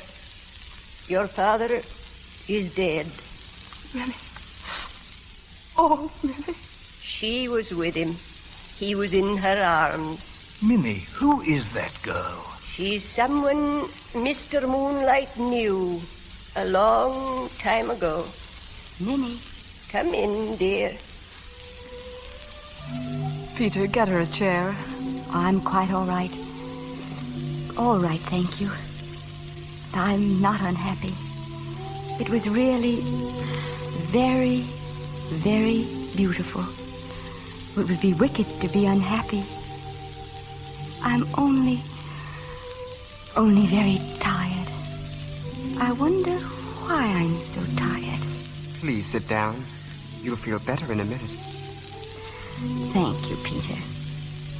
He just said to me, I love you, Mrs. Moonlight, very, very dearly.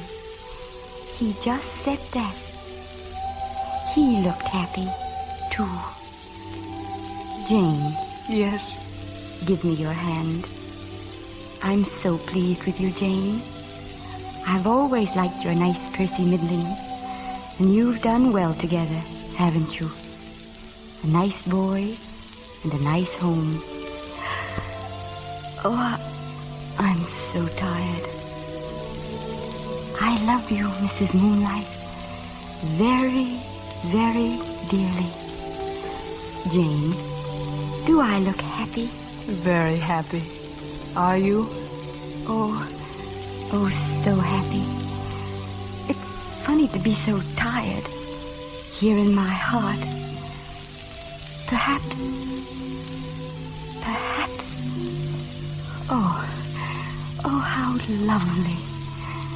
Now, Lord, lettest thou thy servant depart in peace, for mine eyes have seen, mine eyes have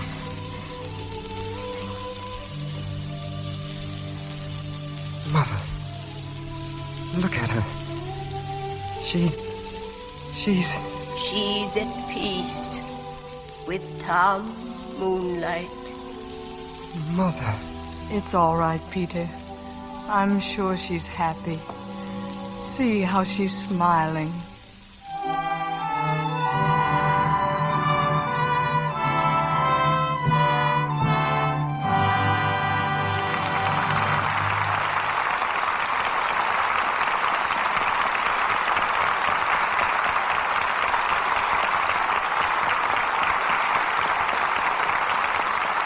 The curtain falls on Act 3 of Mrs. Moonlight, starring Janet Gaynor and George Brent.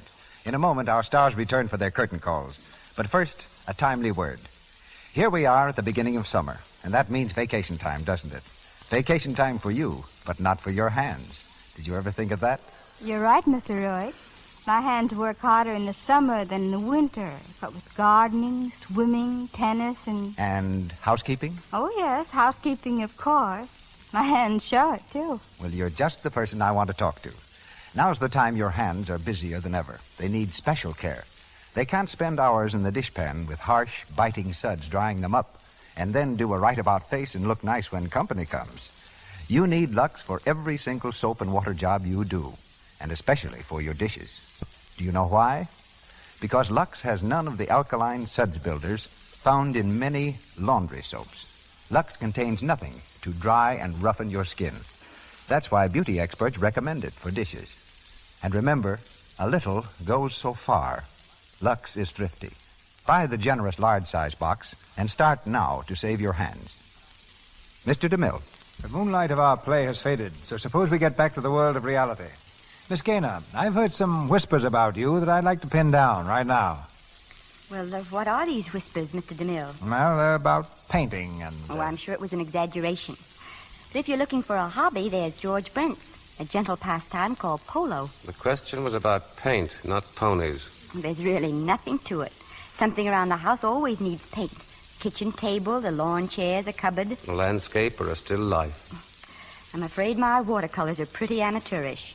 But the furniture painting, well, now that's quite professional. Could George and I persuade you to do a sketch of us, say with me sitting in a chair and George standing behind with his hand on my shoulder?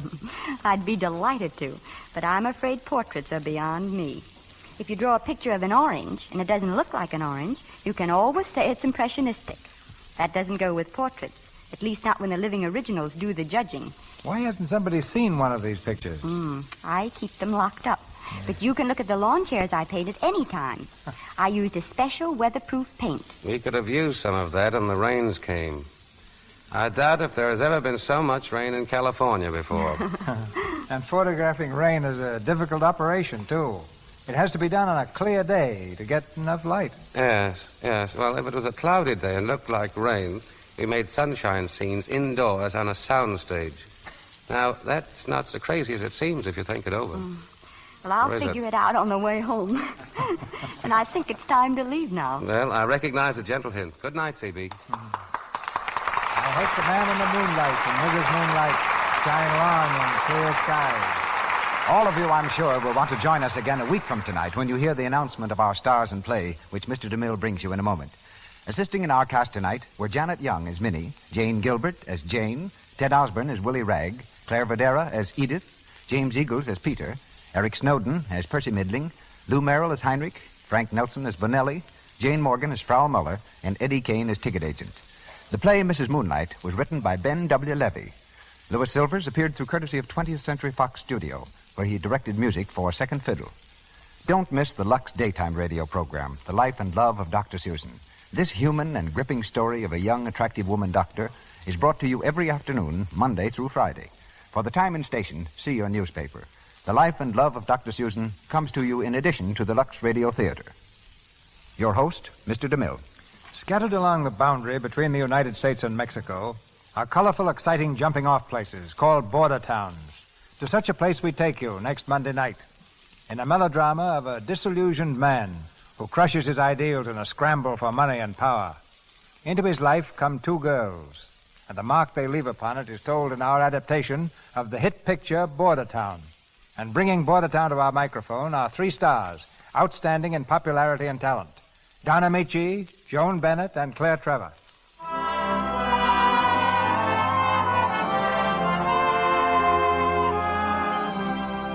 Our sponsors, the makers of Lux Flakes, join me in inviting you to be with us again next Monday night when the Lux Radio Theatre presents Don Amici, Joan Bennett, and Claire Trevor in Border Town. This is Cecil B. DeMille saying good night to you from Hollywood.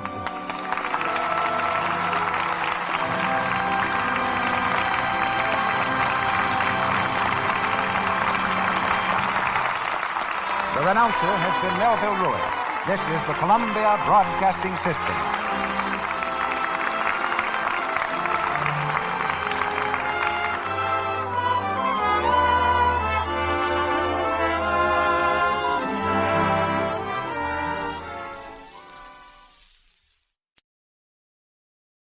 Lux presents Hollywood.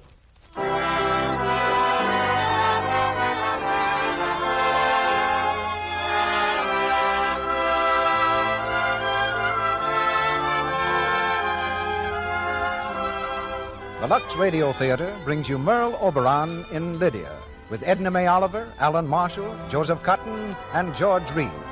Ladies and gentlemen, your producer, Mr. Cecil P. DeMille.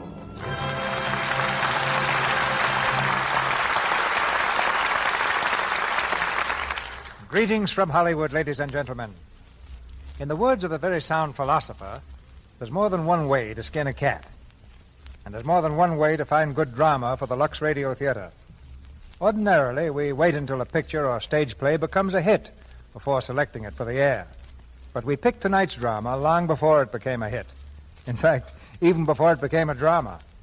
And for that, we have to thank our evening star, Merle Oberon. At a rehearsal here many months ago, Merle told me the idea of a picture she was going to make. An idea that sounded so good, I put in my radio bid the very next day. And that was even before the script was written.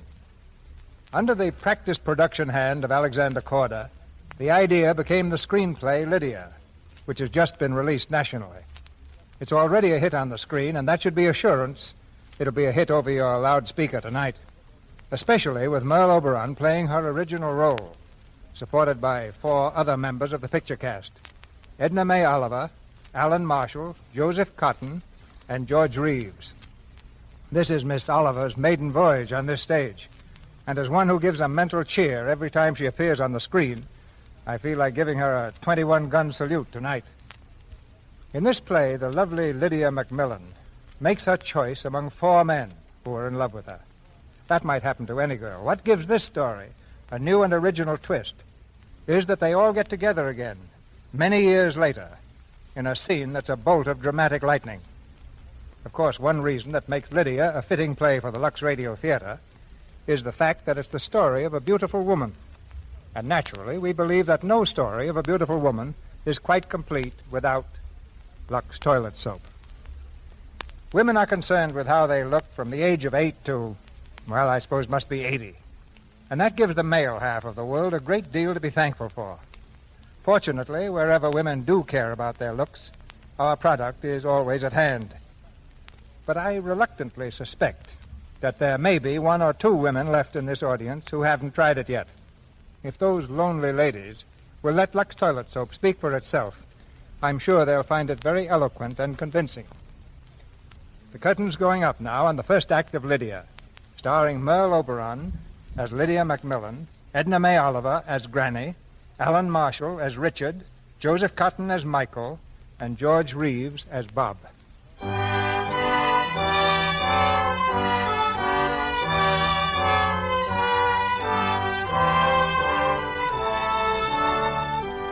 The Lydia Macmillan Foundation for the Blind and Crippled Children of New York is being dedicated today. On the granite steps of the new building, a woman stands quietly. She's near 70 and dressed in black. During all the speeches and applause, she hasn't stirred from her place. Straight and dignified, she looks for all the world like a statue, carved in bronze. Her name is Lydia Macmillan. This institution was not built of stone and mortar. It was reared out of a human heart that has given itself to the service of mankind. Lydia Macmillan, it shall be our privilege and our honor always to serve the standard you have raised.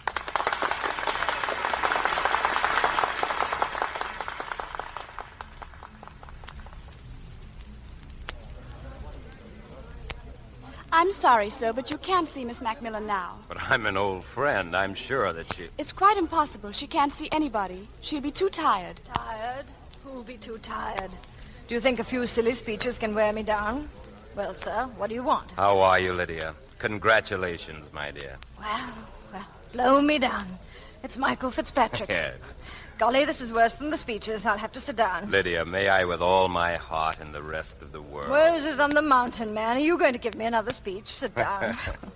Trudy, this is an old beau of mine. Leave us alone, please. Oh, yes, Miss Lydia. You haven't changed a bit, Lydia. That's one reward of being a spinster. You don't change. You decompose, but you don't change. Spinster? You never married? No.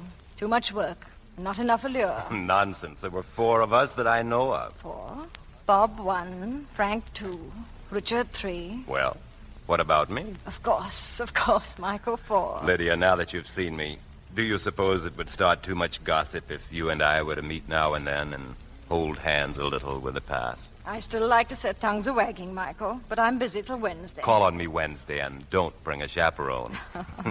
Remember Granny's cry, Michael. Once aboard the lugger and the gal is mine. Aboard the lugger Wednesday, then. Goodbye, Michael.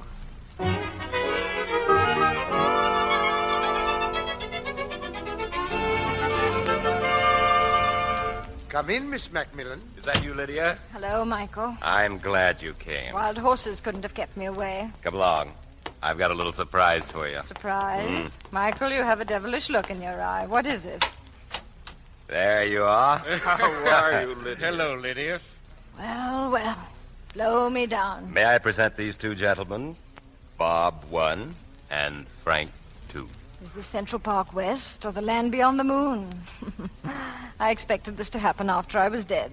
To turn a corner and find you all seated together on a cloud, strumming hard. It was Michael's idea, Lydia. It's wonderful. I'm enchanted, providing you're all real and not ghosts.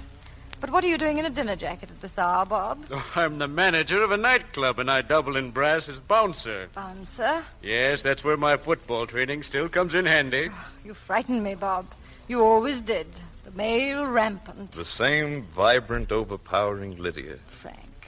Dear Frank. I can see you now as I always did, with every beat of my heart. I never missed one of your concerts, Frank, if I could help it. Yes, you always liked my music. I've always thought Lydia loved the sounds I made. They're the part of me she loved. Hey, no fair, Frank. No courting until after we've had some tea. Nonsense. I want to hear everything. Everything we've thought about each other for 40 years. Go on, Frank. I've only had one thought, chiefly. Why didn't you marry me, Lydia? Or me, I've wondered that about myself a million times. You get a girl right up to the altar, and she evaporates. Out of my life, too. Out of all our lives. Suddenly and forever. Was there a reason, Lydia? There was. What was the reason? I think we're old enough to be very honest. That can mean only one thing. It was a man. Someone you loved. Yes. I'm surprised he isn't here. You mean Richard? Yes. I sent for him. He may still come. So there's still a missing ghost named Richard. I knew it. You're jealous. Never tell a man the truth until after 90. Oh, your tea, Lydia.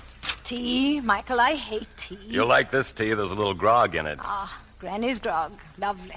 The first cup of tea you ever gave me was June the 30th, 1897. June the 30th, 1897. Oh, yes, I remember. It was the afternoon of my first ball. And it was that afternoon that I saw you for the first time, Michael. You were standing at the foot of the stairs in Granny's old house. You were talking to your father. His father? Didn't you know? Michael's father was our butler, and a very fine old gentleman he was. You must have thought me very rude, Michael, for I remember bounding down the stairs like fury, yelling at the top of my lungs for Granny. Granny! Granny! Granny, where are you? Miss Lydia, you'll have to be quiet. Your grandmother's in there with the doctor. Oh, golly, what a nuisance. There's no more wrong with Granny than there is with me. Miss Lydia. There isn't, James. Golly, everyone knows it. I'm going to show her my new dress. Isn't it beautiful? Granny! Granny!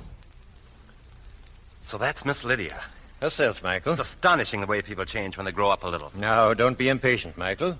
You shall meet her just as soon as I've presented you to Mrs. Macmillan. I don't care to be presented to Mrs. Macmillan, Father. I've nothing in common with these people. I've got other plans for us. And I want you to resign. Are you offering me another position, sir? I'm very serious, Father. So am I. I've been a father but once, Michael, but I've been the butler in this house for 35 years. And I leave it to you, which is the stronger habit. But, Father... Get out of my house. Get out of my house.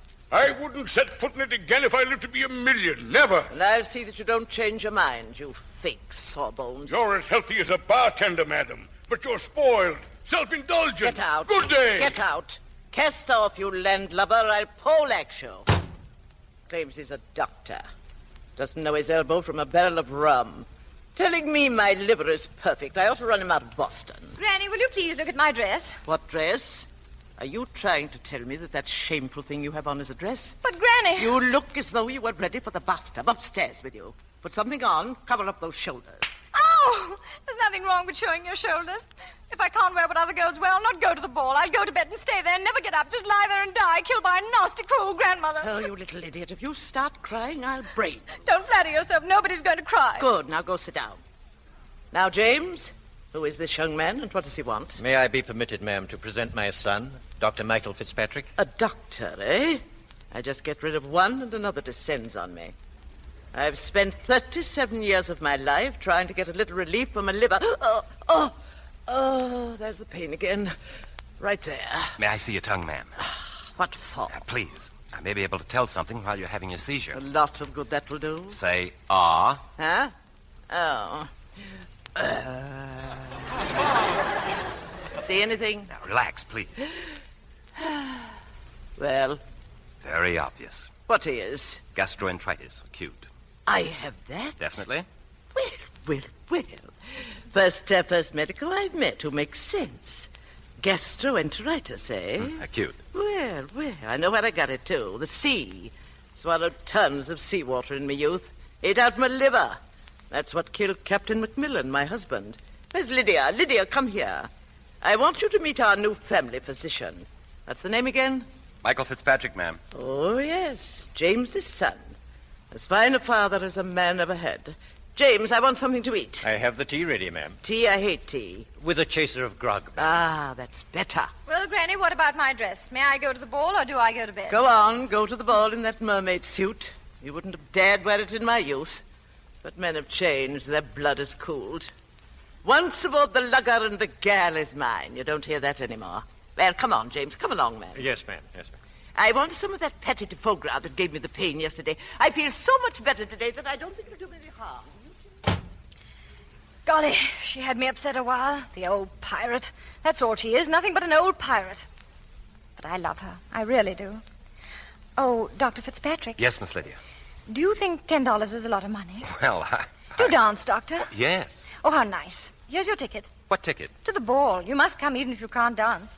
$10, please. $10? Mm-hmm, for the ticket. Oh, of course. Well, let's see. Now, 1, 2... 2. 4. 4 and 5 is 9. 9. Golly, but you have a lot of money, haven't you? Yes. I'll take the rest and change. Yes. There you are. 10. Thank you. Now you must stay and have a cup of tea. Granny, Dr. Fitzpatrick is staying for tea.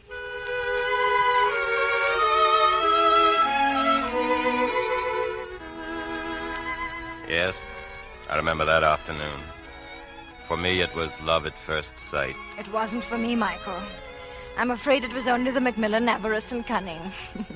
You see, there was a prize offered for the girl who sold the most tickets, and I still had one left. Oh, Lydia. I never forgot that ball, Lydia. Yes. Do you remember the ballroom? My breath stopped when I went in. Oh, I've seen a great many ballrooms since, but none as wonderful as that one. Wasn't so wonderful for me. You danced every dance with Bob. Yes, Michael. I was very sorry for you. But you see, I was very much in love with Bob.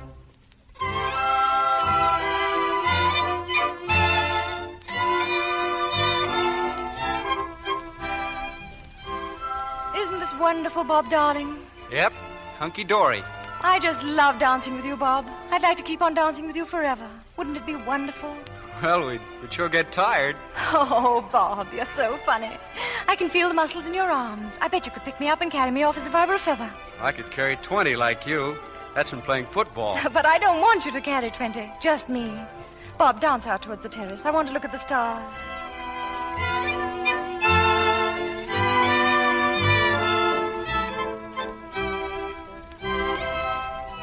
The night is perfect, isn't it? Uh-huh. I didn't know there was so much happiness in the whole world, and it'll never go away, Bob. It will always be like this. Moonlit nights and gardens. Do you love me madly, Bob? Do your fingertips buzz like mine? Oh, Bob, Bob, look how beautiful the sky is. Millions and millions of stars, like the poem. The night has 1,000 eyes and the day but one. Yet the light of the bright world dies with the dying sun. The mind has 1,000 eyes and the heart but one. Yet the light of a whole life dies when love is done. Yep.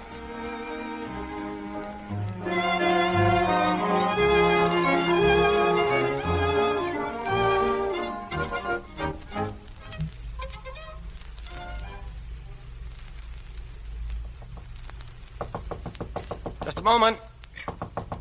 Coming. Hello, Dr. Fitzpatrick. Why, Miss McMillan. May I come in? I hope I'm not disturbing you. Not at all. Is this a professional visit? Of course not. Oh, I like your office. This is my laboratory. Well, I like it. Michael, do you believe in equal rights for women, or do you believe that women are slaves, chattels, no more than cows in the pasture? Answer me that. Are women slaves? Why, of course not. Then you're on my side. Oh, what's happened? Oh, Michael, it's shameless of me to say this, but I'm in love, and Granny hates him. Hates him? Hates who? Bob Willard. She's packing me off tomorrow to Virginia to visit my silly cousin Mary. But I'm not a slave. I'm not going to be shipped off in a crate. Lydia. Oh, I know all scientists are cold-blooded, and... What's that thing, Michael? That's a microscope. Oh, but you're different. You're not a scientist, really. I mean, you love me, don't you? In your own way, of course, like a brother. And you're going to help me, aren't you? Certainly. Oh, thank you, Michael. You see, we're going to elope. Elope? Tonight. We've already made an appointment with the Justice of Peace in Quincy at 8 o'clock. And what do you want me to do? I have it all figured out. Granny is taking me to some silly lecture this evening, and you're to come to the house in about an hour, look at my tongue, and say that I'm very sick and must go to bed. Then Granny will go alone, and I'll get out of bed and elope. Will you excuse me while I put on my coat? Michael, where are you going? I'm going to tell your grandmother the truth. You despicable sneak. Never mind what I am. You wouldn't dare. I'll dare anything to keep you from wrecking your life. Wrecking my life, you hypocrite. I can see through you, you nasty toady. You want to stand in with Granny so you can get ahead. I thought you were my friend. I am. All right, then, you lackey. Servant's blood, that's what you have. I'll marry Bob anyway, tomorrow, the next day, or sometime. And Granny, you and all her butlers can't stop us.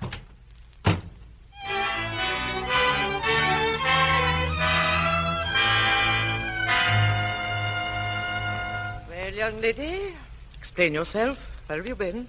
I'm sorry, Granny, but I had a dizzy spell and I had to sit down on a bench on the common.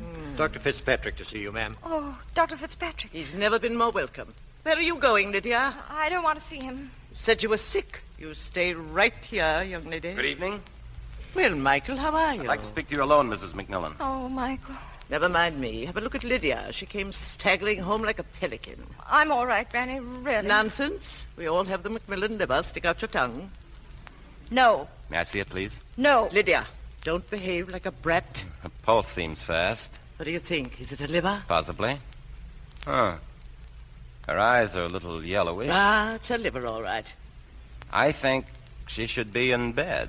Oh, all right, she can stay in bed until tomorrow morning, but not a moment longer. We're leaving for Virginia. Now get up to your room, young lady. Yes, Granny, good night. Good night, Michael. Thank you. Thanks for what? Looking at your tongue? You'll probably send me a whacking big bill. Get upstairs. Yes, Granny. Well, Michael, where's your pain? What? You look like a sick cow. Oh, I'm sorry. I know. You're in love with her, aren't you? I suppose I am. Well, don't look so glum. Ted Macmillan didn't get me without a fight. He fought like a tiger shark. Once aboard the lugger, and the gal is mine. Breed is dead, I guess. James, see that Miss Lydia's bags are packed for the morning. Liver or no liver, she leaves at dawn.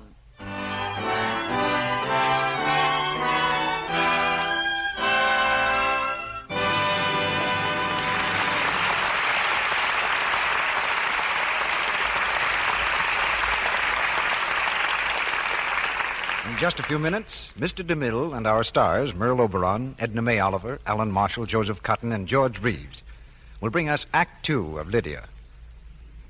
And now your attention, please, for a special message. Lux Toilet Soap announces a 1-cent sale. Now, for the first time, and a limited time, you get a cake of Lux Toilet Soap for 1 cent when you buy 3 cakes at the regular price. Only hurry, ladies, hurry. This amazing offer won't last long. Don't miss out on this unbeatable beauty bargain. Those of you who use Lux Toilet Soap regularly know it is a real beauty bargain any time you buy it. For Lux Soap is a wonderful aid in keeping complexions soft and smooth, appealingly lovely. It's the gentle white soap 9 out of 10 Hollywood screen stars use. They've found they can depend on its creamy, rich, active lather to care for their precious complexions. Active lather is gentle, but it's thorough.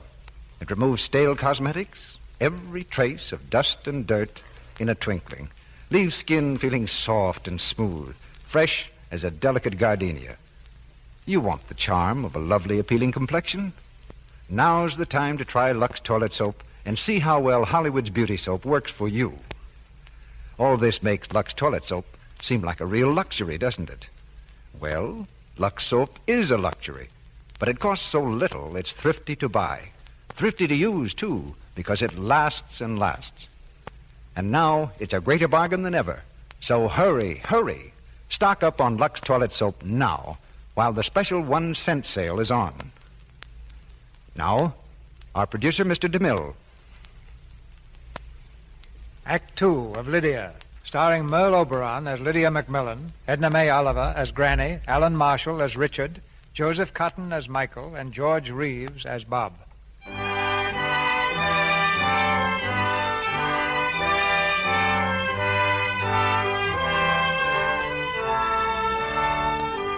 Michael, Bob, Frank, and Lydia.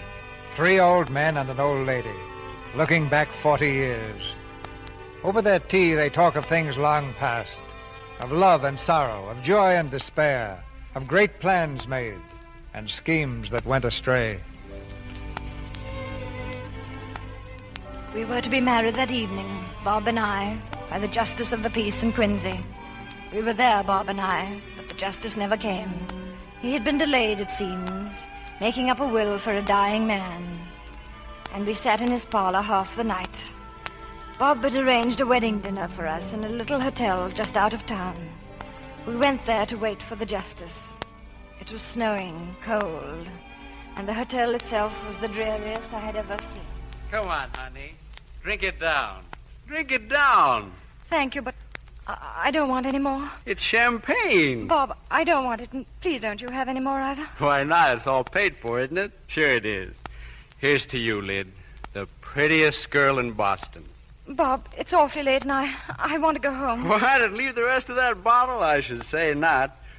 Oh, Lydia, I wish we were married right now. I'm awfully glad we didn't get married. Huh? What do you mean? I thought it would be so romantic to elope. And now I see what it really means. When I marry, I'll get married in a church, the way I've always dreamed, in the beautiful white gown that my granny wore. And... What do you mean when you get married? You're going to marry me, aren't you? Bob. Tomorrow. Bob, please take me home. What do you want to go home for? Bob, let me go. You're having fun, aren't you? I want to go home. Bob, you're hurting me. You know I love you, don't you? And you love me, too. Bob. So why not be happy, huh? Let me go. Let me go. What's the matter with you? Hey, come back.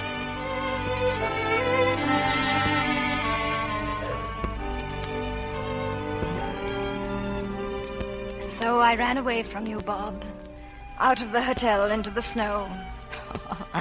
You're blushing, Bob. I didn't mean to hurt your feelings. I've been repenting that night for 40 years, treating a girl like that. A girl who loved me. Nonsense. It wasn't love. But if a man hadn't died that night in Quincy, I would have married you, Bob, and ended up running a nightclub. But as it turned out, something else happened that night. A little thing. One of those little things that sometimes change a whole life. As I ran out of that hotel, I threw myself into a carriage standing at the curb. Here, just a moment. Take me to Commonwealth Avenue, Boston. I beg your pardon, miss, but this is, or rather was, my carriage. Oh. Can you spare a moment while I pay the driver? Thank you. Here, driver. Much obliged, sir. Beauty in distress, driver. Beauty in distress.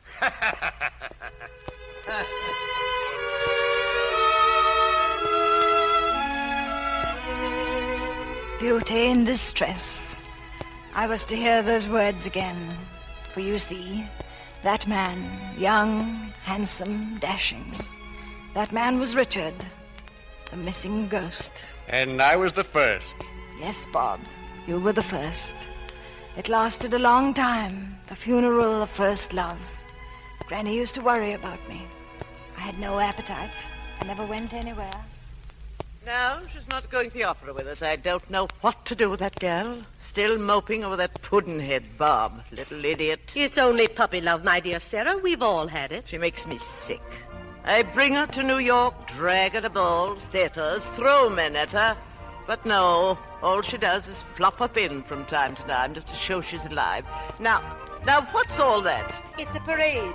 More of the boys off to Cuba, I suppose. Granny, Michael is with them. What? Michael, he's going to war. Granny, please, I'd like to see him before he goes. James is going to see him. May I go with him? Of course, run along. Oh, thank you, Granny. James, wait, I'm coming with you. Sarah, dear, are you really going to let her go with James? Well, why not? Well, I must say you should draw the line somewhere. He's a servant. Yes. Have you ever heard what I was before I married Captain Macmillan? I have never believed it. Throw me down, you silly old woman.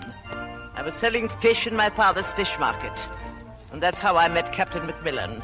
He was looking for a bloater.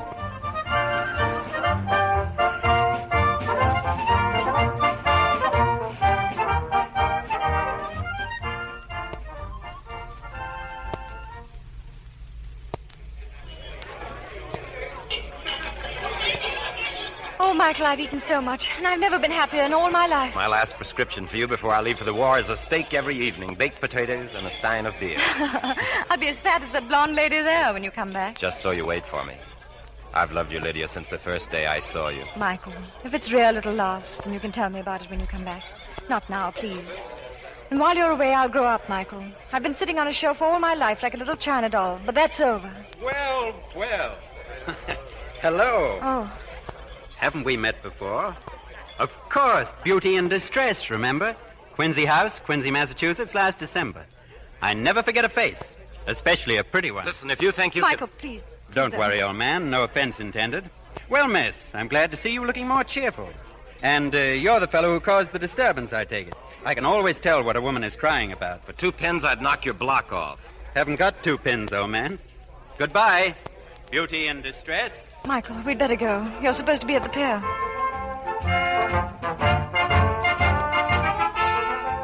I can still see you at the rail of that boat, Michael, and Richard standing behind you, for he was in uniform, too.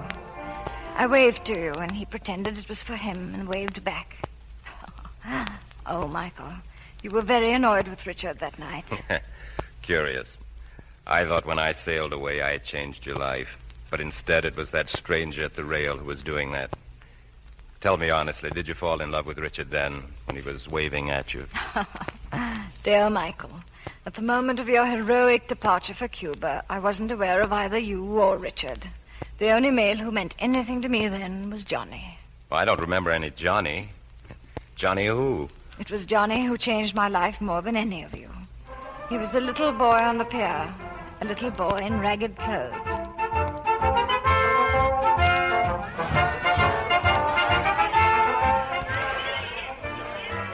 Please, somebody tell me, will you? Are them guys Marines or just sailors? They're Marines. Have they got guns and everything? Oh, yes.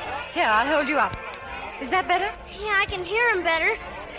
What do they look like? Are they big? I can't hold you any higher. Can't you see them? No, ma'am. I'm blind. Oh, blind. Oh, yes. Yes, they're very big. They have red and blue uniforms on. Red and blue? Gee, I don't know what red and blue is. Well, red is like... It's like the sound of those big horns. Yeah? What's blue? Blue is... It's like... Don't you think I'd better take you home?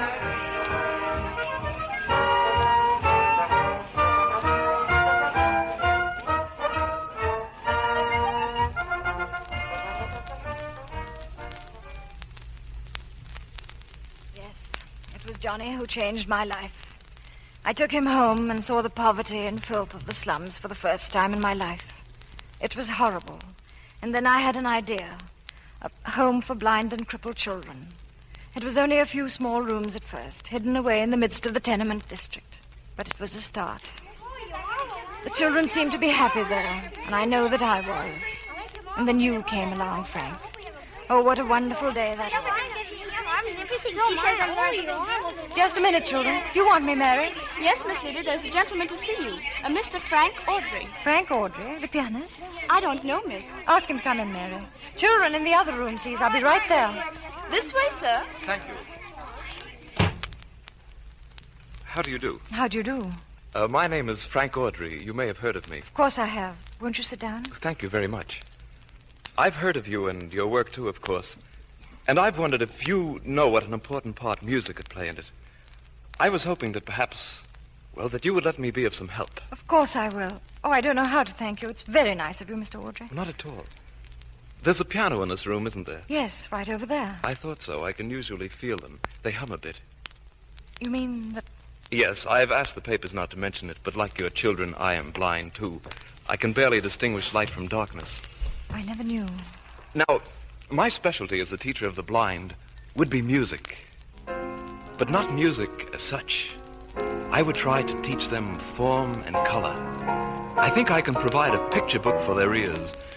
For instance, we could have a class in what the stars look like. I made a great study of this matter. I've heard them bubble out in the sky at night like water in the spring. They're blue, like this. And then I think they would see what I see. And here we turn a page in the picture book and come to the color red.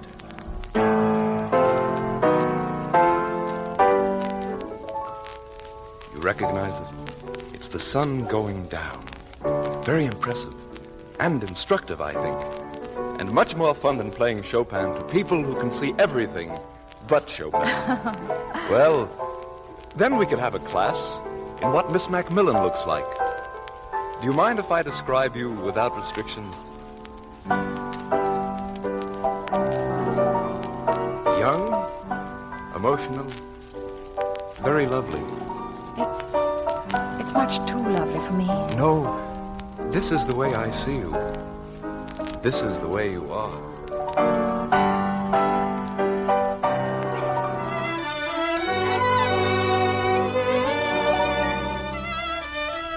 How you worked in that little place, and how the children loved you for it. You gave them eyes, Frank. You showed them all the beauty and the wonder of the world. It was almost a year before Michael came home. The night he was to arrive, I was very excited. The children were all off to bed, and we were waiting for him. tonight in the arms of dashing Captain Michael Fitzpatrick, just home from Cuba. You love him, Frank. Uh-huh. Lydia! There he is. Michael, in here. Lydia. Oh, Michael, I'm so glad you're back. It seemed like 1,000 years. More, much more. Michael, this is Frank Audrey. Frank, this is Michael Fitzpatrick. How do you do? I hardly need an introduction to you, Dr. Fitzpatrick. It's always Michael in this house. Well, go along with your hero, Lydia. Have a sleigh outside and a pair of horses. I'm ready. Good night, Frank. Excuse us, Miss Good Audrey. night. Have a good time. Good night.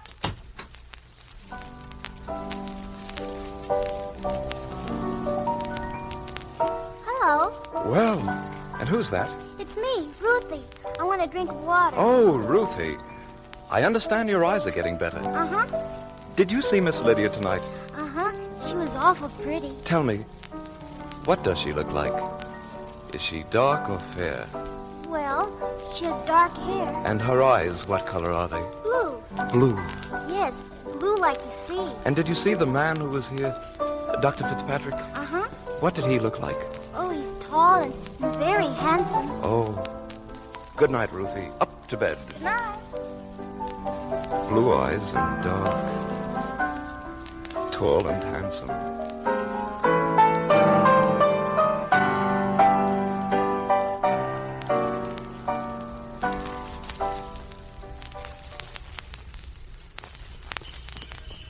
Hurry, Michael. We'll never get to that dance. Lydia, I was thinking.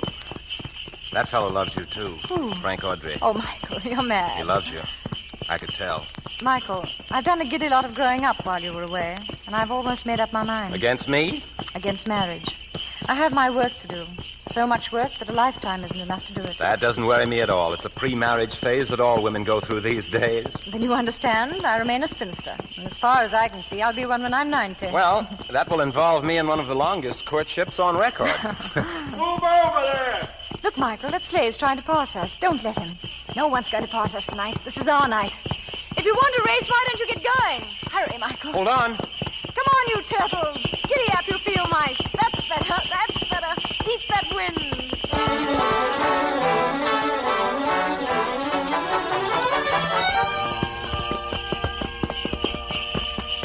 Whoa, whoa, whoa. We win. We beat him, Michael. We beat him. Whoa there.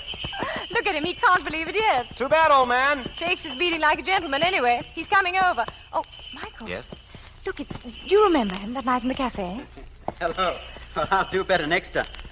Oh, how do you do? How do you do? Gentleman in distress, hmm? It seems so.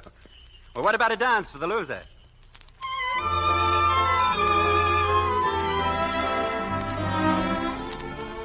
I gave Richard his dance, and he wanted more. He was like that. And then, toward the end of the evening, we danced out of the room into the darkness. It was then that he kissed me. Well, well, well. It seems as though there are fellows in the world as bad as I am. Yes, Bob. He was worse. He was as bad and wicked and marvelous as they come. Oh, did you ever see him again, this devil on wheels? Oh, many times. What are you laughing about? It's quite wonderful. You all knew me so well, and even loved me. And yet you never knew me at all. It wasn't I you loved, but an imposter, an illusion. Well, that's not true, Lydia. You were very real. Oh, no. There was only one real me. And she lived only a little while in Macmillan Port. You remember it, Michael? Yes, of course. It was an island off the coast. My grandfather had settled it. He built ships there and sailed them around the Horn. I was born there. I was born there twice, and I died there once. Anyway, we went there, Richard and I, out of Boston in a little boat. There was a wind tearing across the bay and an ugly sea running. But Richard sat there at the tiller like the sailor that he was, grinning into the icy wind, looking as pleased as a little boy on a sled. We were wet and half frozen when we arrived.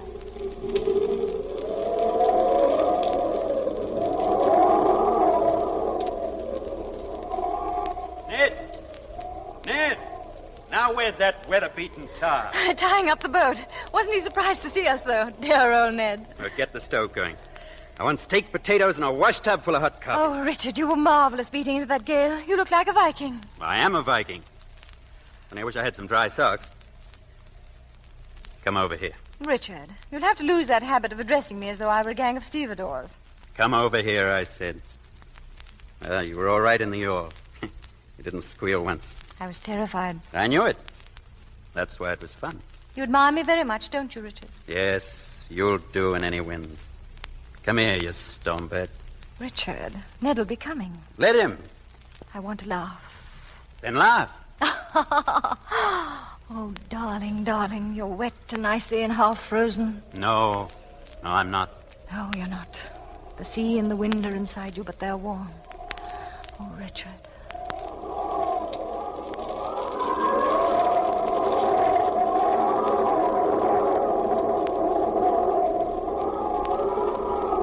The wind rose higher that night. For days it screamed over Macmillan Port, and the sea was a fury of boiling whitecaps. There was no getting home, and I was glad. It was like heaven there. Richard and I were together all the day, and at night I could hear him in old Ned's shanty, laughing over the gale. I was never so happy in all my life.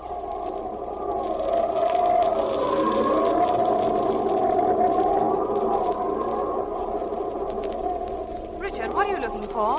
A book? I feel like reading a poem. Oh, I'd love that. The Macmillans don't seem to have been very lyrical. Darling. Hmm? Darling, I'm so idiotically happy I can't think. This must be different from what love usually is, don't you think? Yes. In what way? Tell me. Because it's you and I. Because we got the same storm beating in our blood. We're like the upper and lower jaws of a wolf. We came together in the same fight, and we know the same taste. Look at you. You drive me crazy. You tear my heart out with your eyes. Stop it. No. Stop it. I want to read a poem. Why? Because I want to hear somebody beside myself moaning and howling with love. Oh, my darling, darling. Are there other people? Is there a world somewhere? I don't know where I am. All I know is that you're going to kiss me, Richard.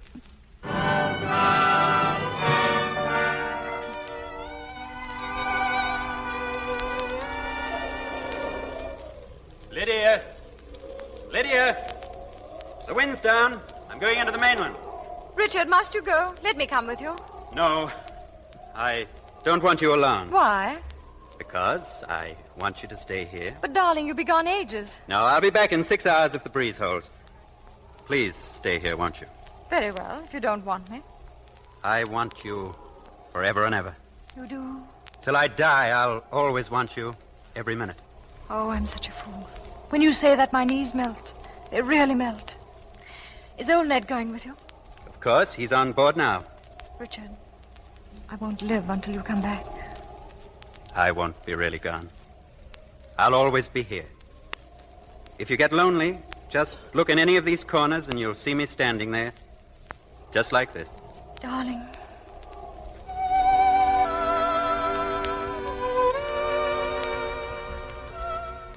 In that little boat, they headed out to sea. I stood there thinking, if the breeze dies down, he won't cast off. But the breeze didn't die. Not it. Not it. Then I sat and waited by the fire. I started to pray that night for what I thought was happiness, and kept on praying for ever since. It was a long night, the longest in the world. Then a faint patch of white came into the cove that grew larger. The little boat was coming back. Old Ned was at the tiller. He had a strange look on his face, an old man's look who is sorry for life. He had a letter for me from Richard. The wind almost blew it out of my hand. If it had, it would have been better. Oh, so much better. He held the light and I read the letter on the windy pier. He was gone away, it said, his heart torn out of him. He was gone because there was another woman with a claim. Not his fault. It had happened a year ago. He was going back to see her. There were cries and tears in the letter. It might take a little while, even a few months. I enclose a ring, my mother's wedding ring, and I'll send you another every month. Believe me. Trust me. Wait for me. My heart's in Macmillan Port, and I'll come back for it. Forgive me for the way I am going. Forgive him. He couldn't have borne the sight of my tears. Wait for him, he said. I think the letter did blow away after I'd read it. Yes, I don't remember ever seeing it again. It must have blown out of my hands into the sea.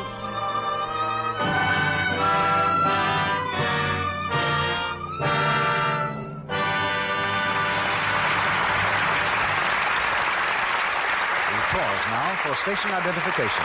This is the Columbia Broadcasting System.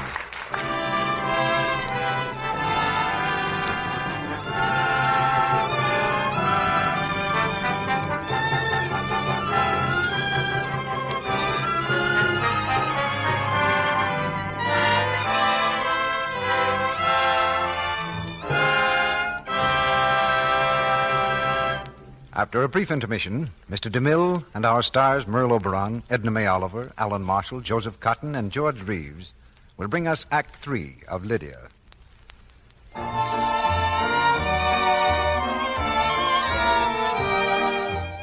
And now let's listen in on two young people who are dancing together.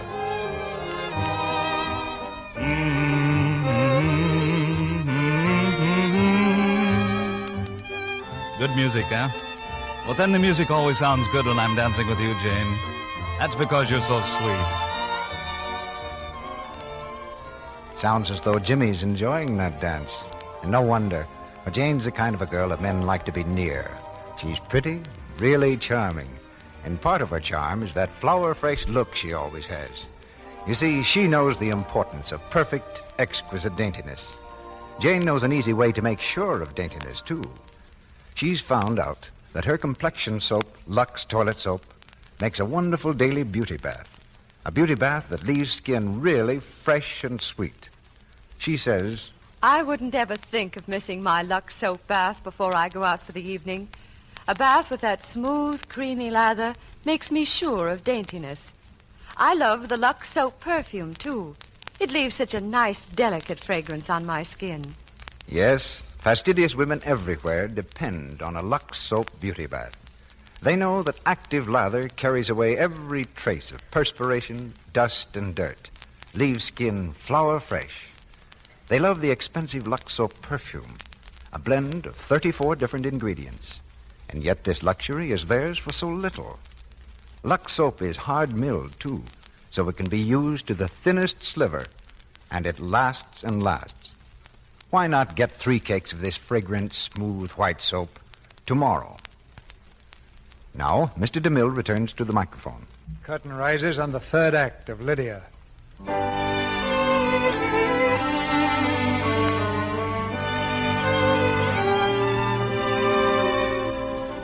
To her 3 old friends of the past, Lydia has opened her heart wide.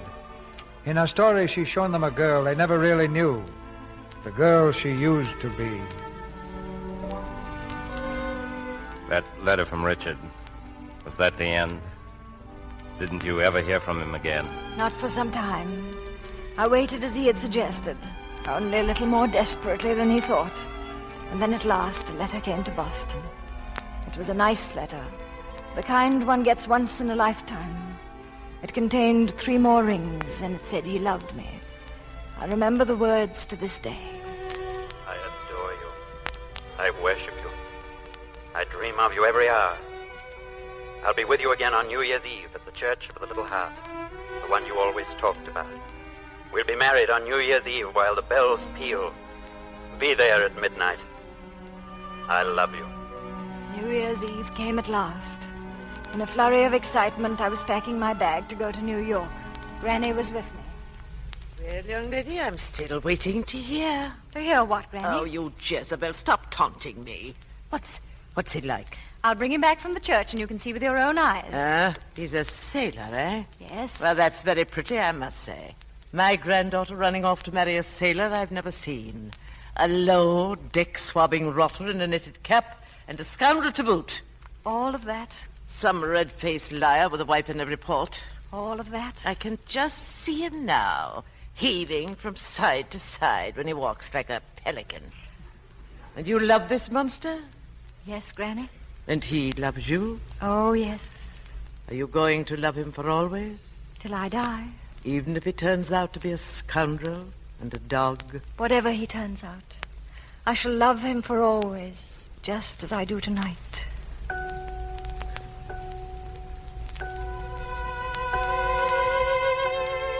The Church of the Little Heart. I was there when the bells struck midnight, the New Year. And I was there much later, when the dawn broke over the city, and Richard had still not come. Richard never came. Never. You were very kind to me, Michael, in the months that came after. Still waiting for word from him? From whom, Michael? The strange gentleman from across the ocean who doesn't write to you. Lydia, I think it's time I said something. It's a phantom, an hallucination you're pining away for. Please don't, Michael. I have a right to talk. I've loved you a long time, Lydia. I want to live all my days with you. And I have more to offer than your phantom. I can offer you a home, children, and my love. Yes, I know. I love you, Lydia. You'll always love me. You know I will. Oh, Michael. Michael, I'm tired. So tired. Hold me. Hold me, Michael. Lydia. Yes?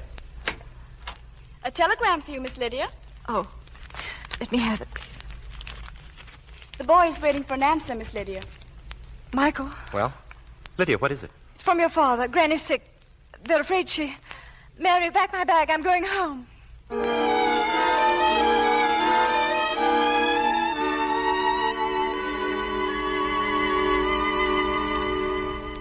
How is she? Is she any better, James? Oh, she's very much better, Miss Lydia. I'm afraid I was a bit hasty in sending you that telegram last night. Just what happened, Father? Well, she was in very high spirits last evening. She said to me, James, I have a feeling in my old bones that something very important has happened and that I've finished a job.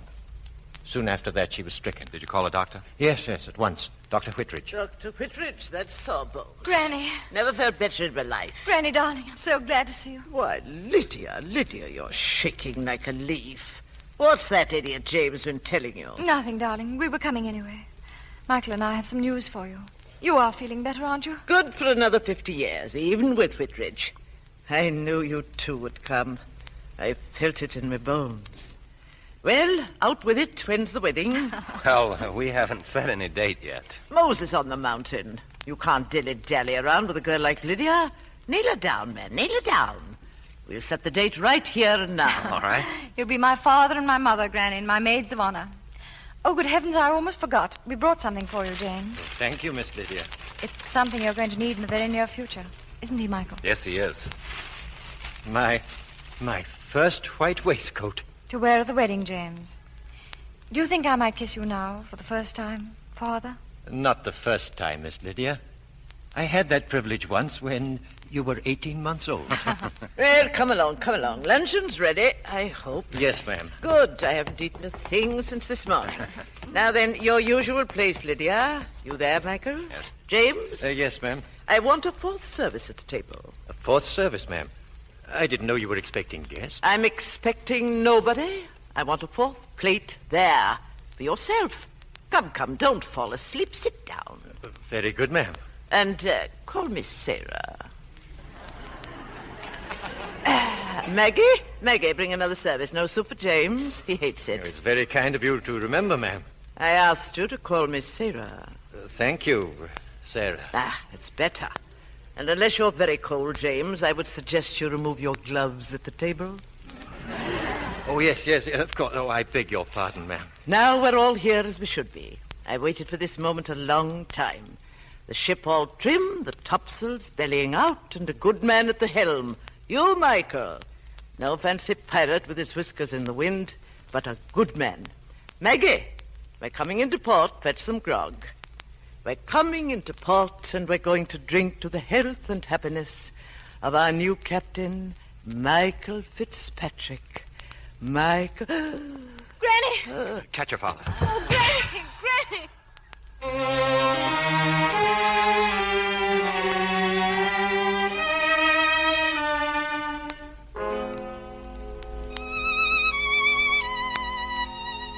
Granny died that night.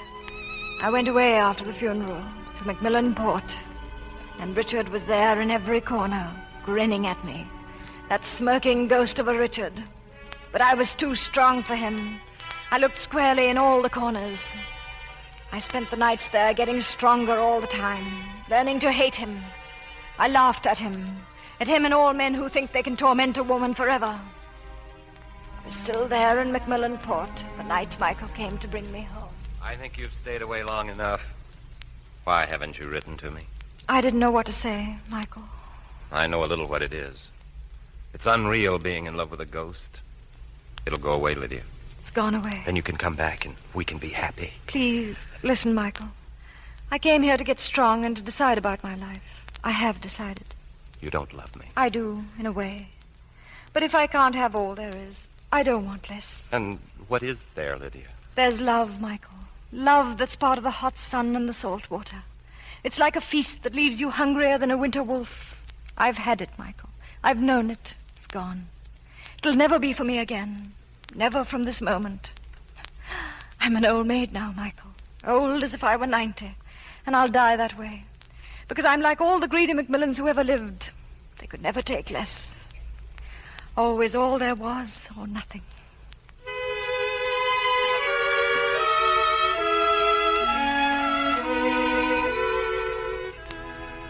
There's the story. That's the Lydia who lived a long time ago. 40 years ago. And that's all there is. Work, some memories of you, Michael, and you, Bob, and you, Frank, and a ghost. Dr. Fitzpatrick. Yes. Captain Richard Mason is here, sir. Richard? Yes. The devil on wheels. The ghost of Macmillanport. Show him in, please. In here, sir. Thank you. Dr. Fitzpatrick? Yes. I got a wire from you. Don't know you, but decided to come anyway. What's this reunion all about? Richard. So that's where you've been hiding all these years. Behind that old face. It's too amazing, Richard. Old and crusty like myself. Huh? Don't you recognize her, Captain? No, I'm afraid I don't. What's the lady's name? My name? It doesn't matter, Captain. Will you excuse me? I'm sorry, madam. Strange person, isn't she?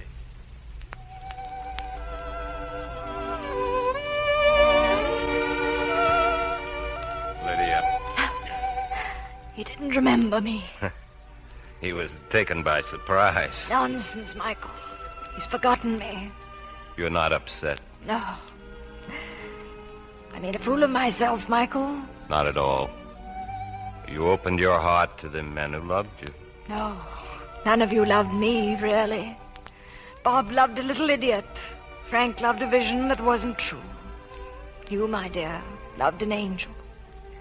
And Richard loved only Richard. I kept thinking as I was listening to you before. What was the real Lydia? Which one? The real Lydia? Dear me, there was no one real Lydia, Michael. There were dozens of them. Ask any woman, they know. Every woman is wise and foolish, clever and absurd, good and bad, just as Lydia was.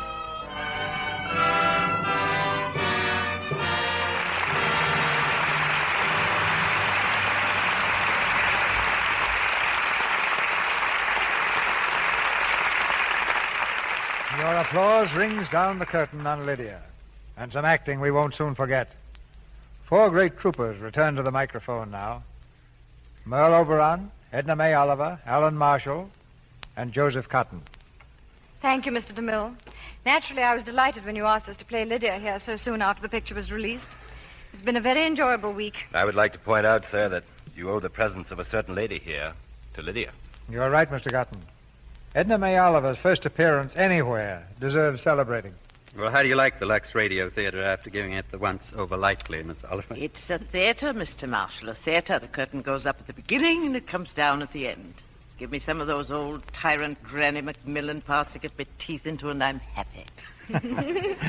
You have a date with another tyrant, Miss Oliver, just as soon as we can find one. we'd like to make you as much at home here as Alan Marshall. Yes, you've practically moved in here to live, haven't you, Alan? Oh, I don't know. I wasn't here last week. However, 2 weeks out of 3 so far this season makes you pretty good. Good. They should have the key to the back door. I think you're right. But before we bring the curtain down for the evening, I'd like to say something about the product that makes these plays possible. I've used Lux soap regularly for a long time now, and I think it's a grand complexion care. When Lux soap is on trial, Merle, the result is sure. A jury of several million American women has already handed down the verdict. What play are you casting for next week, Mr. DeMille? That's a delightful comedy called Third Finger, Left Hand. And I really don't need to tell you more than the names of our stars, William Powell and Myrna Loy. The play is adapted from the Metro-Goldwyn-Mayer picture success. You'll hear Myrna Loy as a businesswoman who invents a husband for reasons of her own.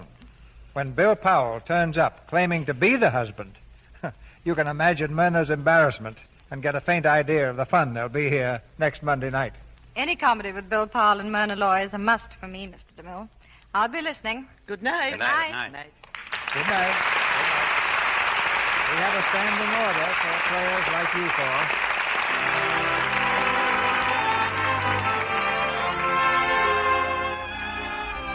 Our sponsors, the makers of Lux Toilet Soap, join me in inviting you to be with us again next Monday night when the Lux Radio Theatre presents William Powell and Myrna Loy in Third Finger, Left Hand. This is Cecil B. DeMille saying good night to you from Hollywood. Here is important news for those of you who live in communities not operating on daylight saving time. If you live in a community which does not operate on daylight saving time, you will hear this program beginning next Monday night, 1 hour later than heretofore. Alan Marshall appeared tonight through the courtesy of David O. Selznick Productions, Joseph Cotten through the courtesy of RKO, and George Reeves through the courtesy of 20th Century Fox. Heard in tonight's play were Jeff Corey as Frank, Bruce Payne as James, and Dix Davis, Barbara Jean Wong, Verna Felton, Thomas Mills, Una White, Stanley Farrar, and Ferdinand Munier. Our music was directed by Louis Silvers, and your announcer has been Melville Ruick. This is the Columbia Broadcasting System.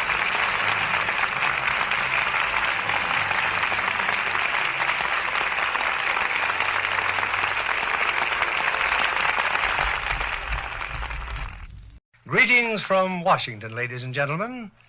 Once again, I wish I could be with you in person, but we've been busy all this past week filming scenes here at the FBI headquarters.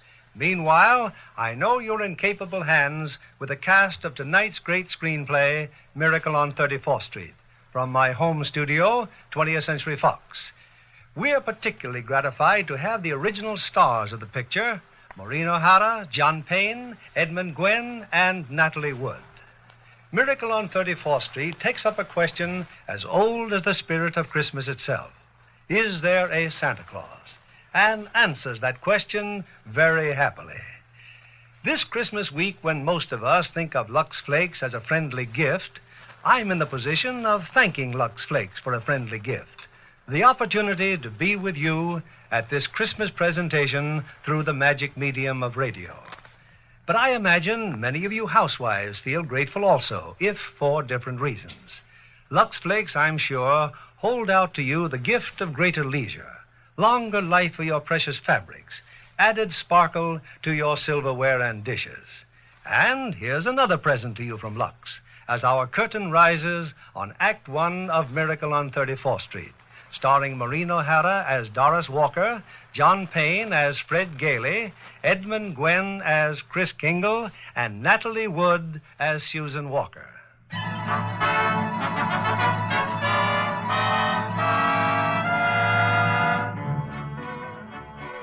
It's Thanksgiving Day in New York City. On Fifth Avenue, adjoining Central Park, an annual event is being joyfully awaited. The spectacular parade presented by Macy's Department Store to herald in the Christmas season. A little away from the crowd are two of Macy's public relations experts. He's simply wonderful, Mrs. Walker. Just look at him on that float.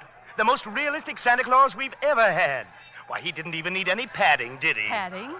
Well, didn't you notice his tummy? So round, so firm, so fully packed.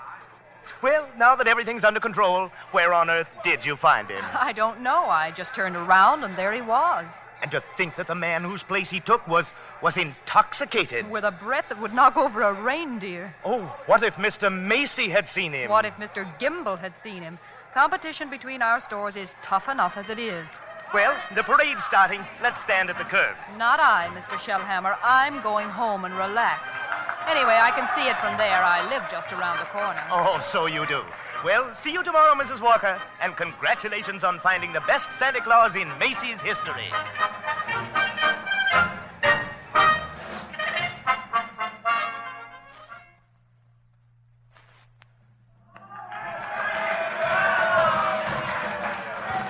Certainly is a wonderful parade, Susan.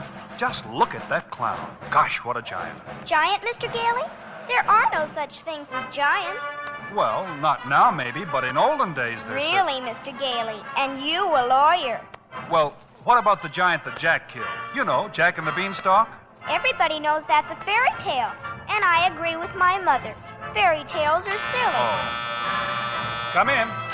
Good afternoon. I'm Susan's mother. My maid said... Hello, Mother. I'm watching the parade. Mr. Gailey invited me. Hello, darling. Susie's told me quite a lot about you, Mrs. Walker. She's told me quite a lot about you, too, the man in the front department. This is all part of a plot, Mrs. Walker. I'm very fond of Susie, but I also wanted to meet you. At least you're frank. Don't even mention the name. Why not, Mother? That Santa Claus you see is a last-minute substitute. But why? Well, remember the way the janitor was last New Year's? Oh, my. Tight as an owl. I see Susie doesn't believe in Santa Claus either. That's right. She never has. Well, that's the end of the parade. Mother, I've been thinking. It's Thanksgiving, and there are only two of us. Couldn't we invite Mr. Gailey? Well, Oh, please don't bother. I'll just have a sandwich or something. But we have such a big turkey. Please, Mother, please. Well, Did I ask all right, Mr. Gailey? Susie, shh. You asked fine, Susan. Dinner's at 3, Mr. Gailey.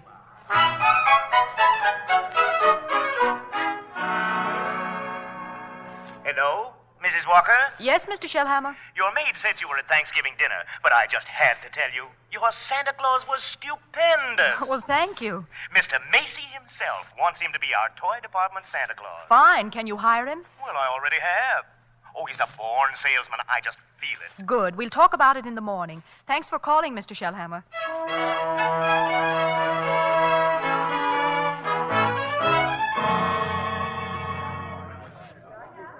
Here he is, Mr. Shellhammer. Here's Santa Claus. Thank you, Alfred. Thank you. Good morning, Santa Claus. Good morning. Now, before you go to the toy department, here's a list of toys that we have to push. You know, things we're overstocked on. Now, you'll find that a great many children will be undecided as to what they want for Christmas. Now, when that happens, you immediately suggest one of these items. You understand? I certainly do. Fine. Now, take the list, and Alfred here will show you to your throne in the toy department. And don't forget, you're working for Macy.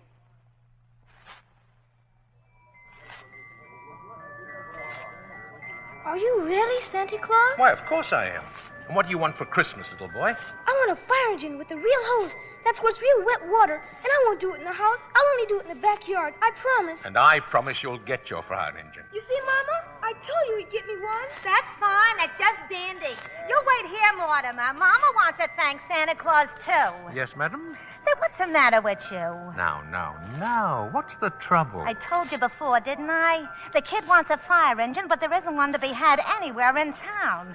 Macy's ain't got any. Gimbel's ain't got any. Nobody's got any. My feet are killing me, and you say, okay, he gets the fire engine. But you can get those fire engines at Schoenfeld's on Lexington Avenue. Only $4.50. Wonderful bargain. Schoenfeld? Hey, I don't get it. Oh, I follow the toy market very closely. Macy sending people to other stores? Are you kidding? Well, the one important thing is to make the children happy, isn't it? Whether Macy's or somebody else sells the toy doesn't matter. Don't you feel that way? Who, me? Yeah. Oh, yeah, sure. Only I didn't know Macy's did.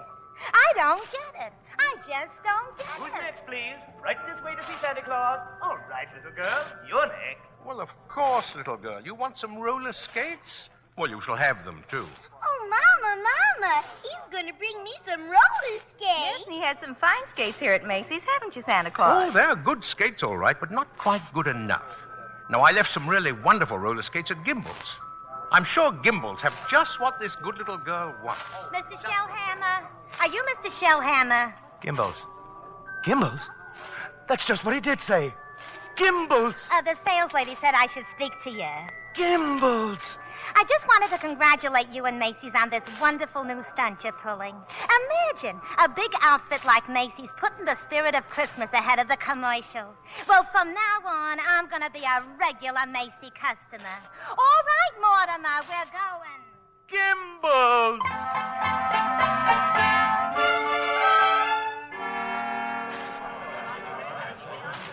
There's the toy department over there, Mr. Gailey. You certainly know all about Macy's store, don't you, Susie?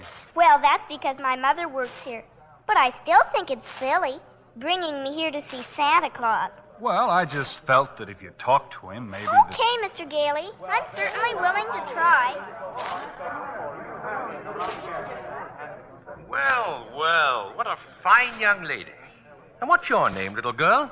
Susan Walker. What's yours? Mine? Kris Kringle. I'm Santa Claus. Hmm. You don't believe that, eh? No. You see, my mother is Mrs. Walker. Oh. But I must say you're the best-looking Santa Claus I've ever seen. Really? Your beard, for instance. It doesn't have one of those things that goes over your ears. Well, that's because it's real. Just like I'm really Santa Claus. Go ahead. Pull it. Well, my goodness. It is real. Yes. Now, what would you like me to bring you for Christmas? Nothing, thank you. Whatever I want, my mother will get for me. If it's sensible and doesn't cost too much, of course. That's quite right, Susan. Oh, hello, Mother. Hello, Mr. Gailey. The explanation for this is all very simple. Your maid's mother sprained her ankle. She had to go home. She asked me to bring Susie down to you.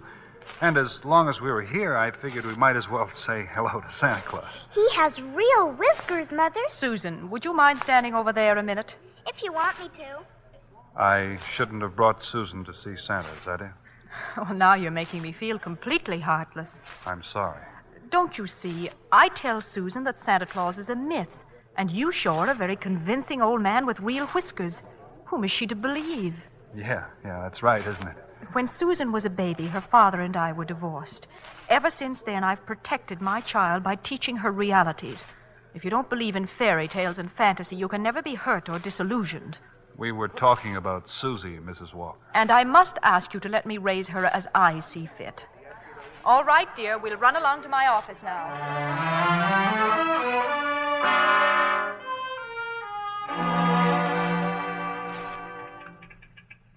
Alfred said you wanted to see me, Mrs. Walker. Oh, yes.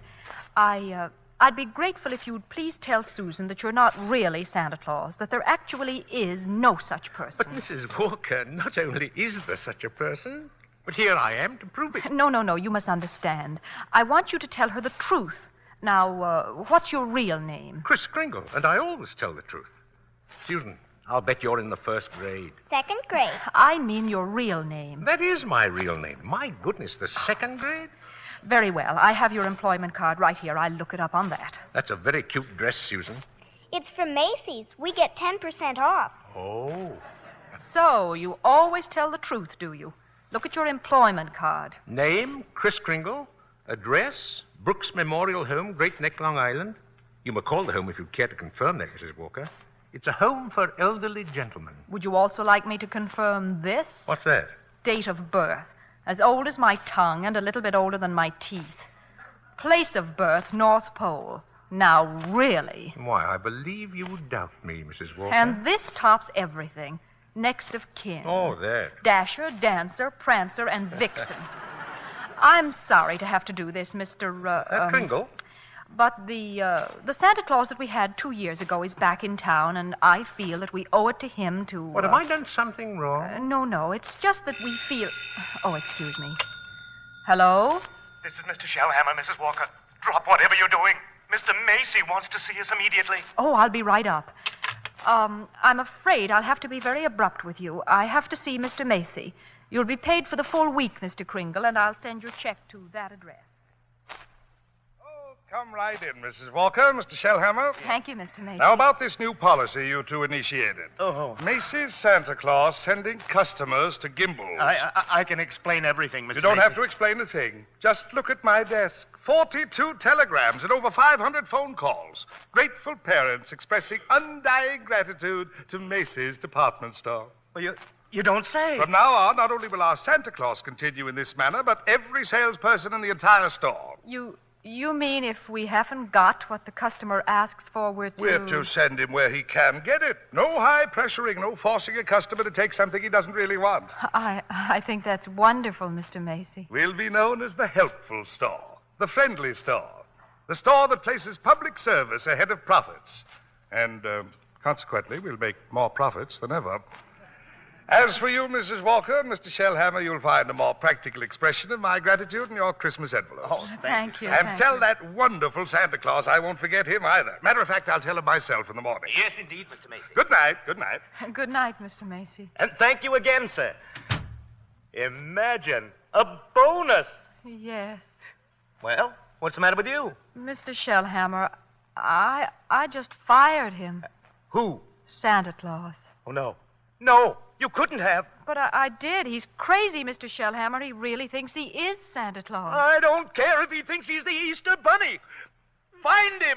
Oh, no, no, no.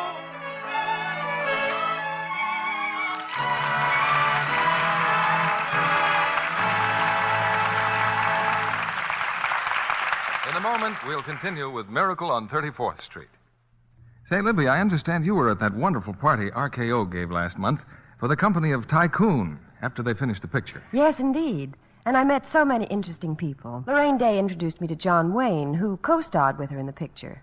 He was telling me what marvelous Technicolor shots they got on location in the Sierras. Anybody else I know there? Well, Rosalind Russell made quite a stir when she dropped in with RKO's two British stars, Michael Redgrave and Leo Genn. Rosalind looking, as usual, like one of the 10 best-dressed women in America? Well, like the best-dressed belle of 1865 this time. Because the three of them came right from the set of Morning Becomes Electra. Rosalind was still wearing her hoop skirts and poke bonnet. She has a very exacting role in that picture. In more ways than one. Her stockings took more punishment than any other part of her costume. Because the sound stage for the mansion set has real sod on it that was watered several times a day. Rosalind changed her shoes and stockings constantly because of the dampness, so her maid had 5 or 6 pairs to Lux every night. You did say Lux. Well, naturally. Stars as well as the Hollywood studios know how important Lux Flakes are in making stockings last longer. We do know that's true from those famous strain tests made by an impartial laboratory. When they washed stockings with a strong soap or rubbed them with cake soap, pop went runs in a surprisingly short time. But the very same kinds of stockings, washed with Lux Flakes, lasted twice as long. That was true of nylon, silk, rayon, and cotton alike. That's a good tip for girls who get some of the new smoky-toned nylons for Christmas. They can make them last much longer, keep the colors lovely longer, if they Lux them regularly. Lux helps stockings last twice as long. So, with gentle Lux care, you can get the wear of an extra pair from every pair of stockings. We continue with Act 2 of Miracle on 34th Street, starring Maureen O'Hara as Doris Walker, John Payne as Fred Gailey, Edmund Gwenn as Kris Kringle, and Natalie Wood as Susan.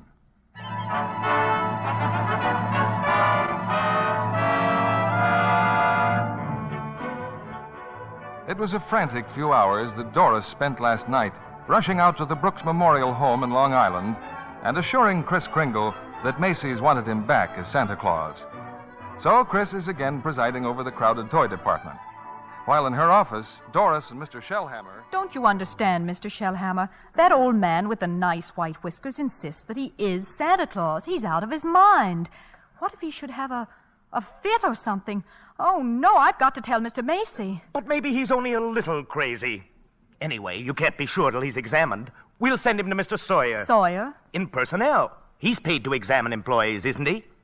Now, by the way, what do you think of this? What is it? A full-page ad Macy's is running in tomorrow's newspapers. Macy's is running it? But it's all about the other stores, Gimbel's and Saks. I know. Mr. Macy's idea to help our customers find what they want. Revolting, isn't it? That Santa Claus certainly has started something. Oh, well, I'll get hold of him in his lunch hour and I'll send him up to Mr. Sawyer.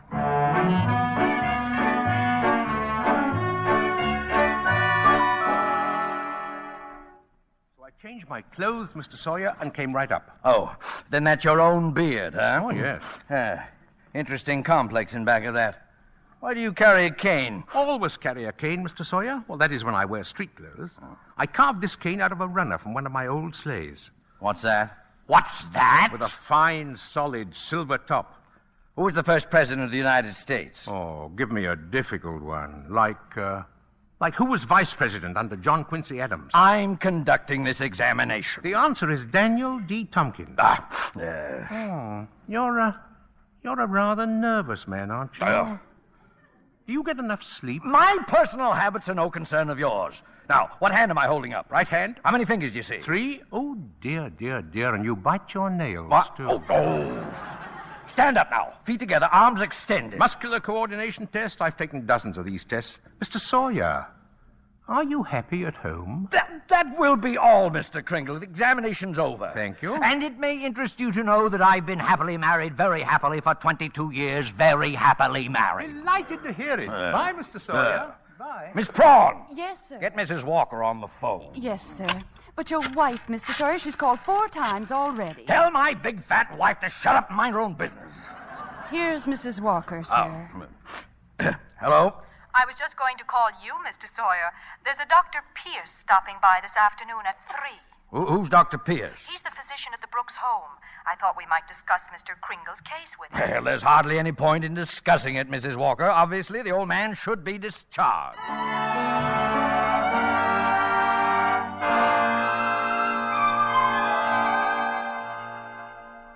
And so, Dr. Pierce, Kringle should be dismissed immediately and sent to a mental institution. Oh, now, just a moment. But he's deluded, saying that he's Santa Claus. Well, it's a delusion for good.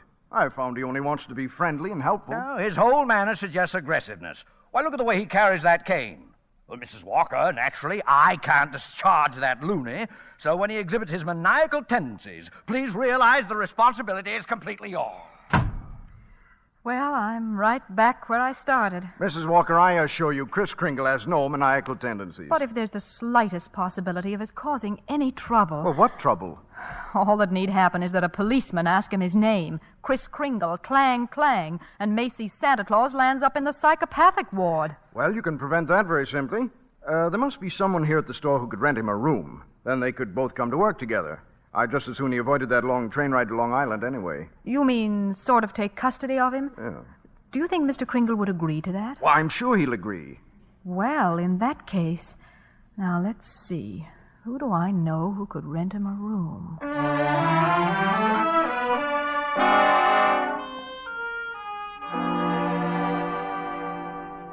I'm glad you're going to have dinner with us, Mr. Kringle. Oh, thank you, Susan. I'm also very glad you're going to live next door with Mr. Gailey. Oh, why? Because you're nice to talk to. Oh, what a fine young man that Mr. Gailey is, eh? Just think, allowing me to share his apartment, a mere stranger.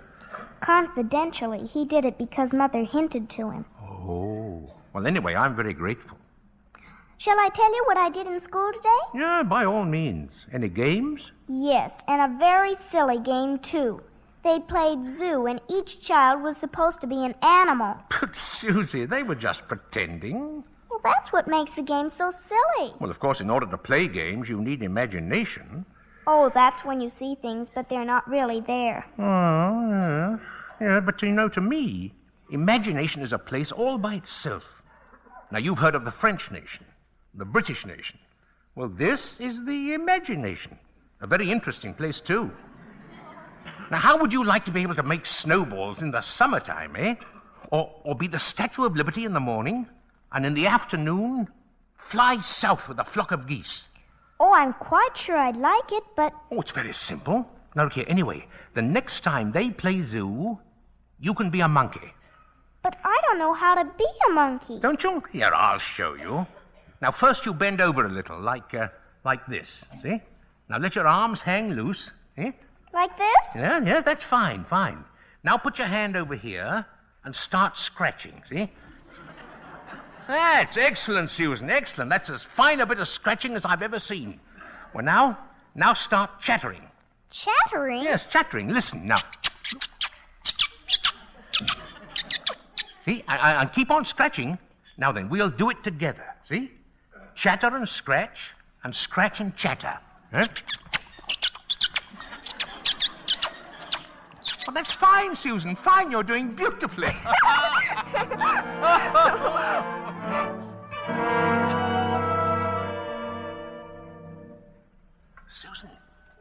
Susan, you still awake? Yes. I've just come in to say good night. Susan, about Christmas. There must be something you'd like for Christmas. Well, I've certainly thought about something, Mr. Kringle. Have? What is it, eh? Tell me.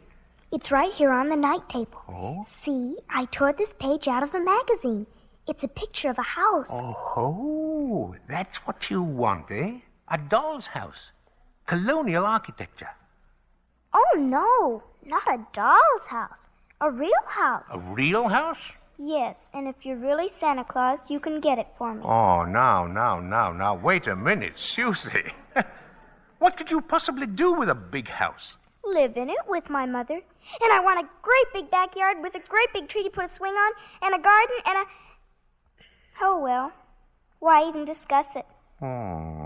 Susie, could I keep this picture just in case? I guess so. Thank you. Well, Mr. Gale is waiting for me. Good night, monkey. Good night, Mr. Kringle.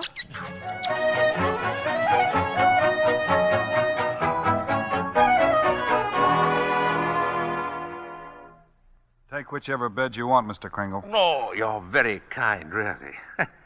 Tell me, Mr. Gale, just what do you do for a living? Oh, I'm a lawyer. Haslip, Sherman, and Mackenzie. Oh. And you like living here in the city? Well, it's convenient.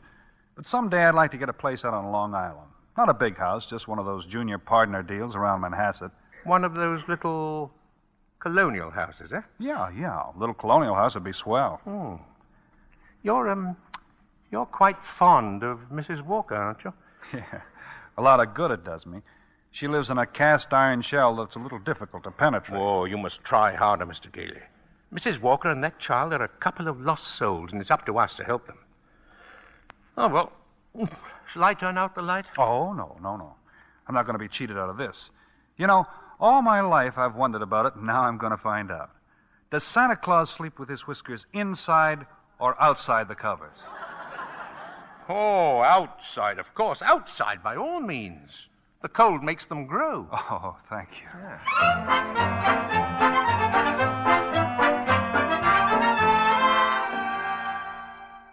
Come in, Mrs. Walker. Come in. Thank you, Mr. Macy. I've just heard something very exciting. You have? Well, let me tell you something very exciting.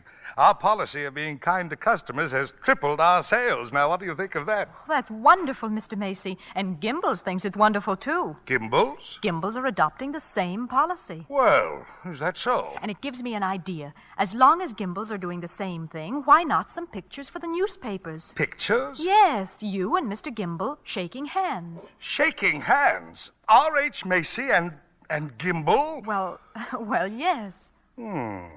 Yes, why not? With Santa Claus, it's a great idea, Mrs. Walker. Macy and Gimbel, shaking hands.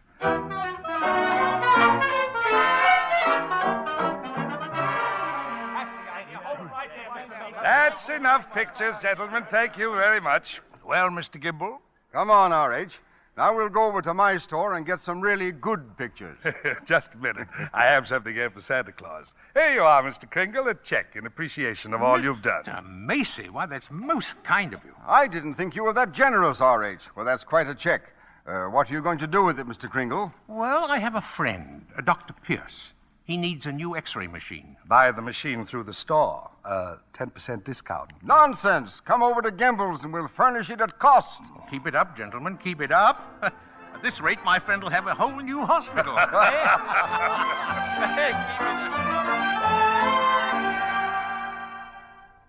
How did the pictures turn out, Mr. Kringle? Oh, fine, Alfred, fine. How about a game of checkers during lunch? No, not today, Chris. I don't feel so good. Huh? What's the matter, Alfred? Oh, nothing much. You remember I was telling you how I like to play Santa Claus over at the Y and give out packages to the kids? Yeah? Well, I was telling Mr. Sawyer about it, and he says that's very bad, that psychologically it's all wrong. Wrong? To be nice to children? Well, he says guys who play Santa Claus do it because when they was young, they must have done something bad. Now they do something they think is good to make up for it, see? It's what he calls a guilt complex. Alfred, what else has he found wrong with you? Oh, nothing much. Just that I hate my father. I didn't know it, but he says I do. Excuse me. Hey, ain't you going to lunch? Later. Right now I have an appointment with Mr. Sawyer.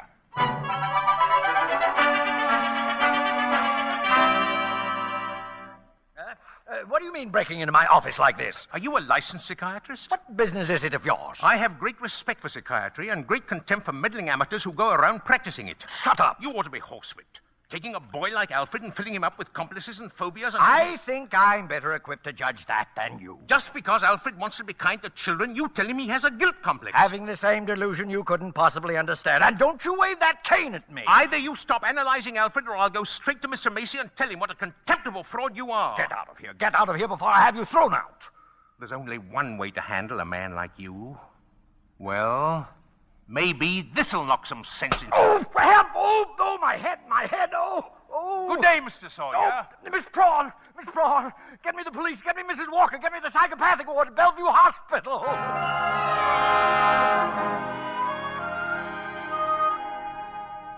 You can see Mr. Crinkle now, Mr. Gailey. Thank you, nurse. Hello, Chris. Hello, Fred. Chris, I've been speaking to the doctors. They said they've given you some tests. Yeah, same old tests. Except this time you failed to pass them. Chris, you deliberately failed them. Why? Because I had great hopes, Fred. I had a feeling Mrs. Walker was beginning to believe in me. Now I discover she was only humoring me all the time. But this wasn't Doris's idea at all. Mr. Sawyer had you sent here before she even knew about it. But why didn't she come to me and explain things? Because she didn't want to hurt you. Oh, it's not just Mrs. Walker, Fred. Now, take Mr. Sawyer. He's contemptible, dishonest, deceitful. Yet he's out there and I'm in here. Well, if that's normal, I don't want it. But you can't just think of yourself, Chris. What happens to you matters to a lot of other people. People like me who believe in what you stand for, and people like Susie who are just beginning to. Chris, you're letting us down. No, maybe you're right, Fred. You... Of course you're right. I ought to be ashamed of myself. Let's get out of here. Now, wait a minute. You flunked your mental examination, but good. Oh, yes. Yes, so I did. Here, well, you're a lawyer. You fix it. Hey, now, look, I won't let you down, and you won't let me down. Chris, take it easy, will you? Look, there'll have to be a hearing. If you're going to be committed, it's got to go before a judge. Well? Well, if I can do anything at all, it'll have to be in that courtroom. Now, sit tight, Chris. I'll get an idea. I'll have to get an idea.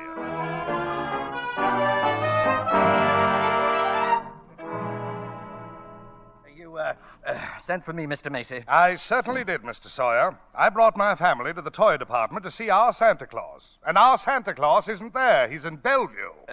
Yes, Mr. Macy. Because he's a lunatic. Yes, sir. Lunatic. Lunatic, my foot.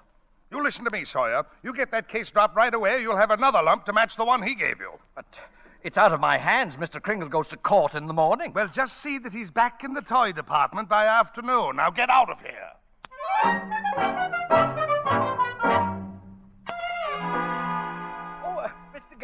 Mr. Gailey. Yes? I've been looking all over for you. I'm Mr. Sawyer. Oh, so you're Sawyer. Yes.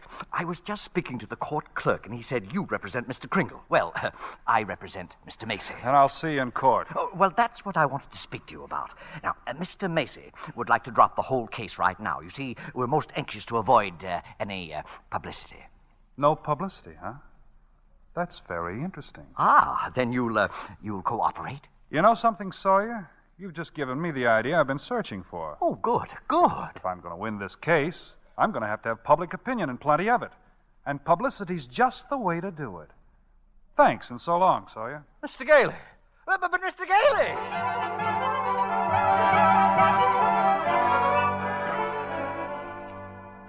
Look at these newspapers, Chris. Here, Evening Dispatch. Doctors doubt sanity of Santa who launched Goodwill campaign. Oh, my. Daily Bulletin. Macy's Santa Claus to have lunacy hearing. What's this one? New York Star. Is Kris Kringle crazy? Court case coming? Kiddies cry calamity? You've driven the United Nations clear back to page 5. Get a good night's sleep, Chris. We go before Judge Harper at 10 tomorrow morning. Okay.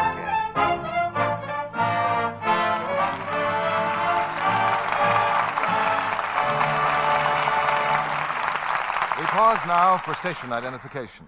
This is CBS, the Columbia Broadcasting System.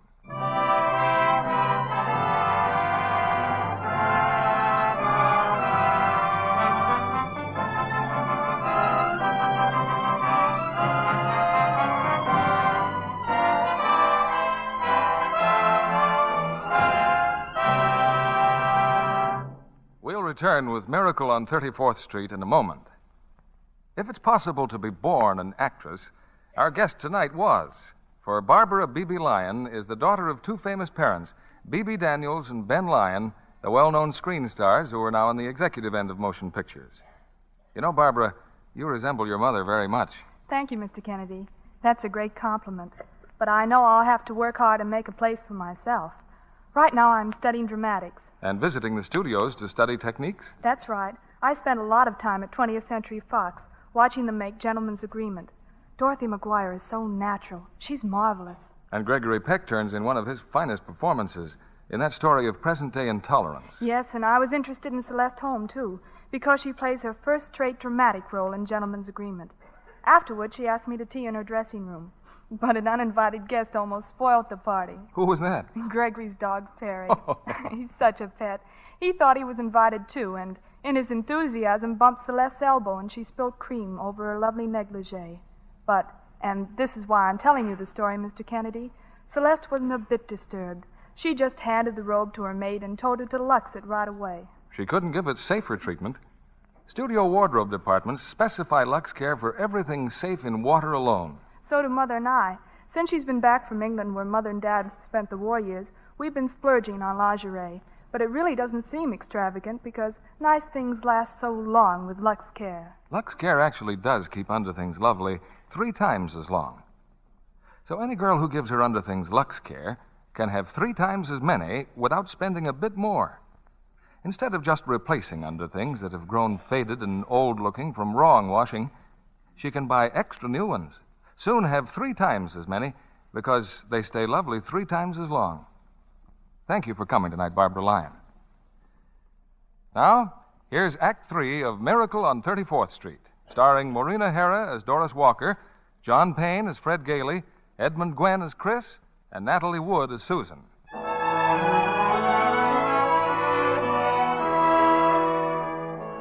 For a few weeks, a jolly elderly gentleman named Kris Kringle has been working minor miracles as the Santa Claus of Macy's department store. But now his sanity has been seriously questioned. And in a crowded courtroom, Judge Harper listens patiently as the assistant district attorney summons Kris to the witness stand.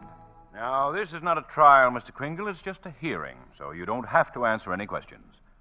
Now then, where do you live, please? Well, it seems to me that's what this hearing will decide, won't it? Mr. Kringle, do you believe that you are Santa Claus? Of course I do. That's all, Your Honor. The state rests its case. Well, Mr. Gailey? Your Honor, Mr. Mara contends my client is not sane because he believes he is Santa Claus. An entirely logical conclusion. Anyone who thinks he's Santa Claus is crazy. Your Honor, you believe yourself to be Judge Harper, yet no one questions your sanity because you are Judge Harper, do they? Mr. Kringle is the subject of this sanity hearing, not I. Very well, Your Honor. But I intend to prove that Mr. Kringle is Santa Claus. Mr. Mara, I thought you said this was a cut-and-dried sanity hearing. I thought it was, Your Honor. In the view of Mr. Gailey's statement, I'll have to review the entire background of this case. Court's adjourned till tomorrow morning.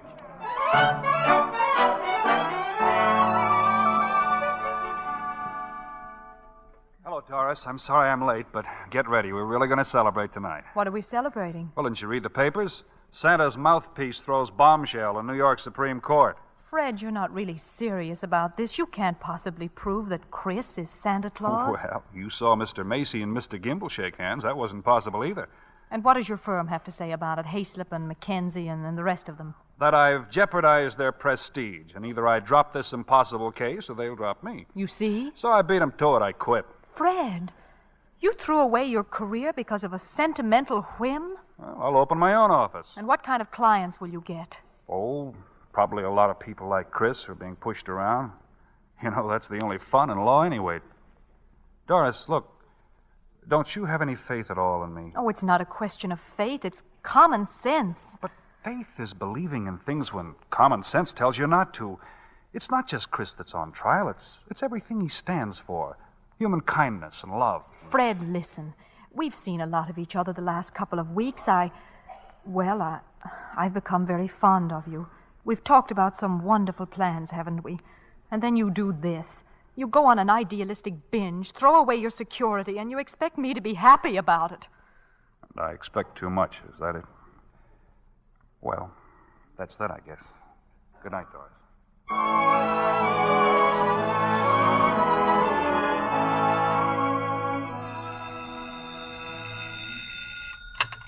Hello. Yes, this is Mr. Mara. Well, can't I wait till tomorrow? I'm eating Who's been subpoenaed? Well, how do you think I feel about it? I'll see you tomorrow. Who's that, dear? R.H. Macy's been subpoenaed. Oh, my. Oh, those reporters. They make me look like a sadistic monster who likes nothing better than to drown pussycats and tear wings off of butterflies. Quiet, dear, quiet. Tommy's still awake. Oh, yeah. It'd just break his heart if he knew what his daddy's doing. I'm doing my job as assistant district attorney. Well, I'm not so sure, but that I agree with him. Mr. Kringle looks like a very nice old man, and I don't see why you have to keep persecuting him. I'm not persecuting him. I'm prosecuting him. I like the old man, too, but there's nothing I can do about it. You know something, Thomas? Sometimes I wish I'd married a butcher or a plumber. Well, if I lose this case, it's very possible you'll get your wish. R.H. Macy, I wonder what he's going to pull tomorrow.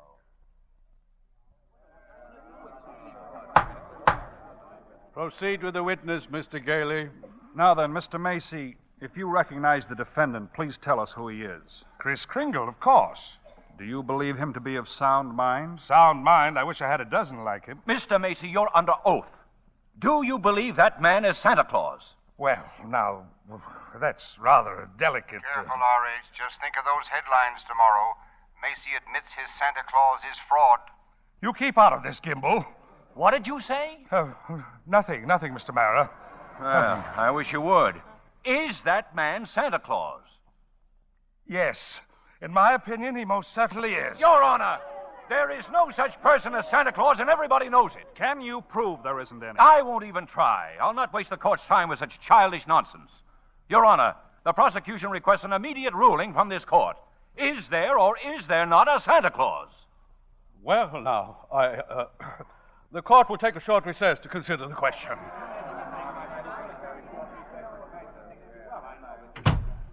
Hello, Henry. Why, Charlie, what are you doing here? Can't an old friend visit you in your chambers? And if you ask me, you never needed a friend like you do now. This Kringle case? Well, I certainly don't see what they're making such a fuss about. Henry, that's Santa Claus you got out there on trial for lunacy. This case is dynamite, and you're coming up for re-election soon. Charlie, you know what happened last night? Martha brought the grandchildren over. They wouldn't kiss Grandpa. They wouldn't even talk to me. There, you see what I mean? If you rule there is no Santa Claus, you better start looking at that chicken farm right now. I'm a responsible judge. How can I seriously rule that there is a Santa Claus? Because of what happens if you don't. The kids read about it, and they don't hang up their stockings. Now, what happens to all the toys that are supposed to be in those stockings? Nobody buys them. The toy manufacturers have to lay off employees. By now, you got the AFL and the CIO against you. They're not going to say it with votes, eh? Oh, the department stores are going to love you, too. Yes, sir, Henry. And what about the Salvation Army? They got a Santa Claus in every street corner, and they take in a lot of money to help the poor. But go ahead, Henry. You go in there and rule there isn't any Santa Claus. But if you do, you can count on getting just 2 votes. Your own and that district attorney's out there. 1 vote, Charlie. He's a Republican. Oh, well, let's get this over with.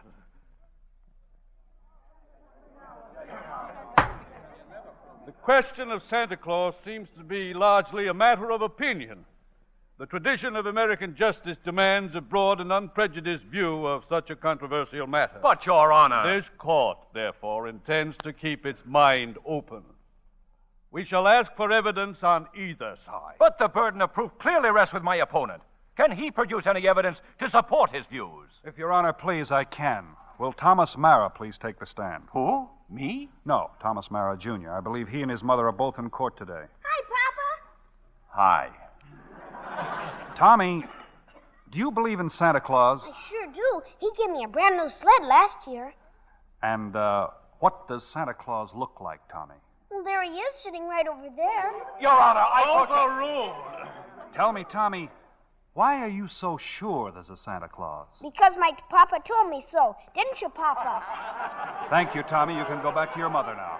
See you later, Papa. You certainly will. Your Honor! Don't forget, Santa Claus. This year I want a football helmet. Now, don't worry, Tommy. You'll get it. Mr. Kringle, if you don't mind. I'm sorry, sir. Your Honor, the state of New York concedes the existence of a Santa Claus. But in so conceding, we demand that Mr. Gailey stop presenting personal opinion as evidence. I insist he submit authoritative proof that Mr. Kringle here is the one and only Santa Claus. Well, Mr. Gailey, are you prepared to show that Mr. Kringle is Santa Claus on the basis of unprejudiced authority?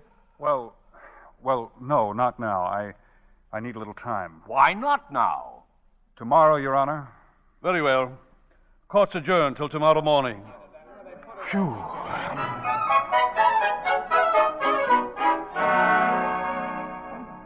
Now come, Susan, dear. Finish your supper. But I can't, Mother. All those things they're saying in the newspapers about Mr. Kringle and Mr. Gailey. Susan, they're having this trial because he says he's Santa Claus. But he's so kind and nice and jolly. He's not like anyone else I know. He must be Santa. You know something? I think perhaps you're right. Is Mr. Kringle sad now, Mother? I'm afraid he must be. Then I'll write him a letter. Maybe that'll make him feel better. I'll cheer him up and I'll tell him I believe it.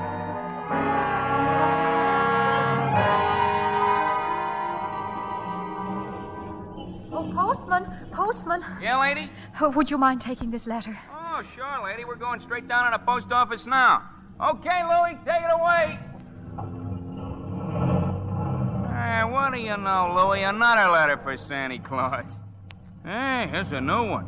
Instead of North Pole, this kid's got it addressed to Chris Kringle, New York County Courthouse. Well, the kid's right. Huh? Oh, yeah, sure. They got him on trial down there. He claims he's Santa Claus, and the DA claims he's nuts. Hey, Frankie, I got an idea. Yeah? How many Santa Claus letters do you think we got down there in the dead letter office? Oh, who knows? Must be 50,000. Bags and bags all over the joint. You mean? But, Frankie, why not? Wouldn't it be nice to get rid of them all? Wouldn't it? Boy, oh boy. Look, Louie, soon as we get to the post office, we go see the supervisor. You know something?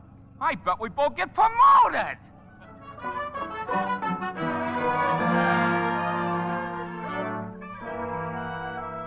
And since the defense has been unable to submit one shred of proof that Chris Kringle is the one and only Santa Claus, and since tonight is Christmas Eve, I ask, Your Honor, that this hearing be terminated without further delay. I protest, Your Honor. I do have evidence. 5 minutes ago, you said you didn't. During Mr. Mara's oration, the bailiff handed my client the evidence I refer to. What evidence? This letter, Your Honor. Yes, Mr. Kringle? It's from Susan Walker. She believes in me. This letter means more to me than anything in the world. That letter, Your Honor, was delivered by the United States Post Office, an official agency of the federal government. The Post Office Department is one of the largest business concerns in the world. Last year, it did a gross volume of over $1 billion, and Your Honor, I'm sure we're all gratified that the Post Office is getting along so well.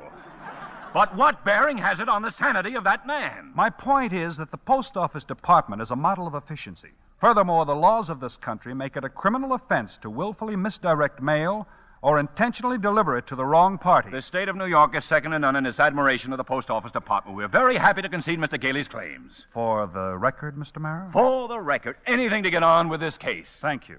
Your Honor, that letter just received by Mr. Kringle is positive proof that a One competent... letter is hardly positive proof. I have further exhibits, Your Honor, but I hesitate to produce them. Come, Mr. Gailey. Put them here on my desk. But, Your Honor, I said put them on my desk. All right, boys, bring them in. Put them right there. Your Honor, what is this? Empty those mail sacks on Judge Harper's desk. But we got 6 truckloads out there. Bring them in or be fined for contempt of court. Now, just a second Oh, here. we'll do it, Your Honor. We'll do it. True rain, true sleet, true courtrooms, anything. We deliver. Mr. Gailey. Your Honor, every one of those letters and every one of those mail sacks is addressed to Santa Claus. The Post Office Department has delivered them. Therefore, the Post Office Department recognizes Kris Kringle to be the one and only Santa Claus. Since the United States government declares this man to be Santa Claus, this court will not dispute it. Case dismissed. And for heaven's sake, get this mail out of my courtroom!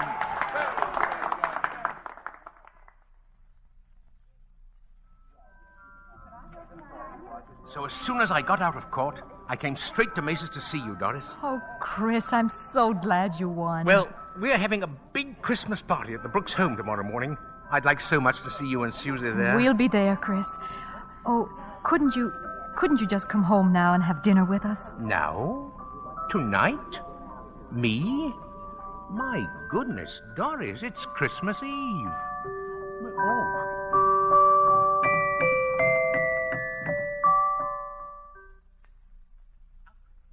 Alfred, look. Look who came all the way out here to the home just for our Christmas party. Chris, it's Mr. Macy. Mr. Gimble, too. Oh, excuse me, Alfred. Mrs. Walker and Susie have to leave now, and I don't want to go without my Susie. But, Susie, darling, you got so many presents. That's the one I wanted. That's the one Mr. Kringle was going to get for me. Well, what was it? It doesn't matter. I knew I wouldn't get it, but I thought he'd at least tell me why. Susie, I'm sorry, Susie. I tried my best, You but couldn't get it because you're not Santa Claus. Susan! Just a nice old man, like Mother said. But I was wrong when I told you that. You must believe in Mr. Kringle and keep right on doing it. You must have faith in him. But that doesn't make sense, Mother. Faith is believing in things when common sense tells you not to. Huh? I mean, just because things don't turn out the way you want them to the first time, you've still got to believe in people. I found that Hello, out. Doris. Oh, Fred. Mr. Gailey! Oh, Mr. Gailey! Merry Christmas, Susie. Gosh, you just got here and we're just ready to leave. Oh, I've been here, and if you're ready to leave, I'll drive you home. Well, before you go, here's a map I've made for you. Now, you'll miss a lot of traffic. About 4 miles south, you will see Ashley Avenue. That's the street you want. Ashley Avenue. Thanks, Chris. And a Merry Christmas to you. Merry Christmas to you, Fred. And to you, my dear. And to you, Susie. I believe Mr. Kringle. I do. It's silly, I suppose. But I believe.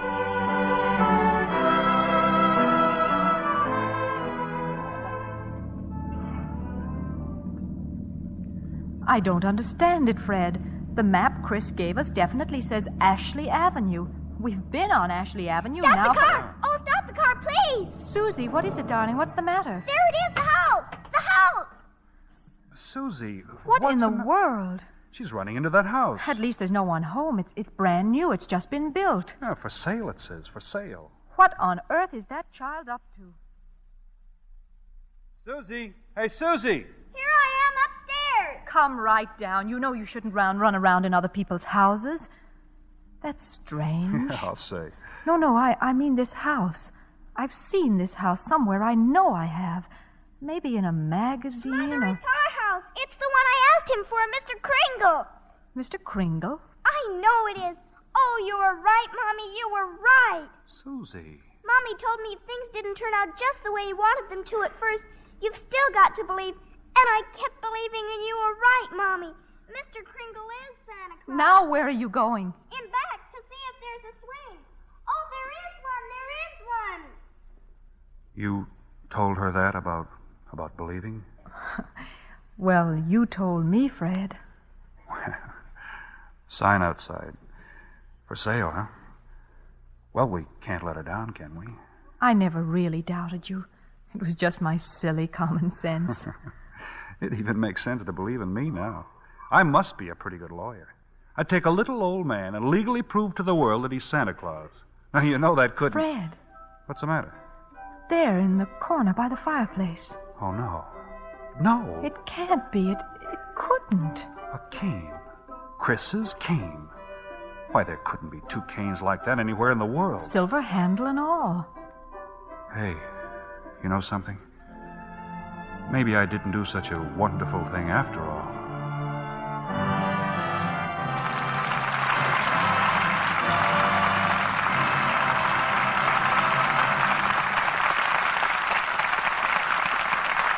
Our stars will return for their curtain calls in a moment.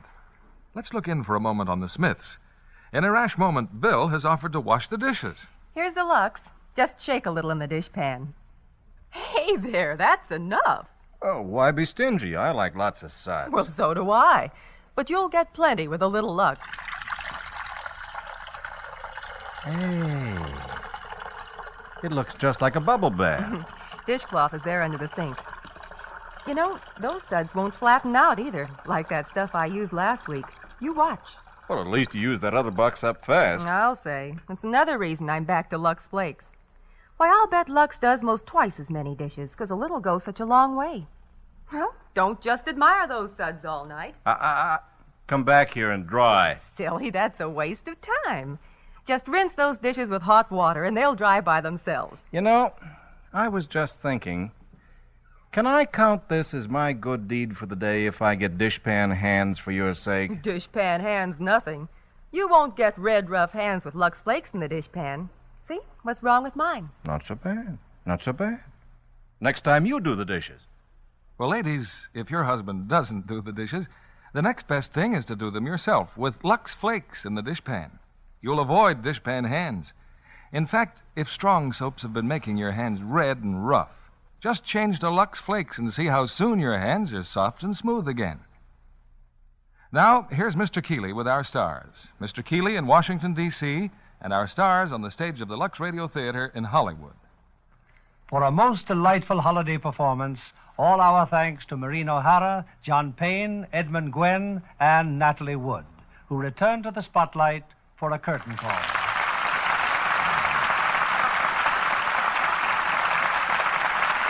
From Washington to Hollywood and points between, you've helped to put us in the mood for Christmas. Thanks, Bill. But we missed you at tonight's performance. As I miss being there, believe me. But here in Washington, Edmund Gwenn sounded just as convincing as Santa Claus as he must have on your stage in Hollywood. Well, Bill, I wonder how many people knew that Teddy Gwenn really was Macy's Santa Claus in their holiday parade. Is that right, Mr. Gwenn? Yes, that's right, Natalie. In fact, I've been Santa Claus so much I'm beginning to really believe in myself.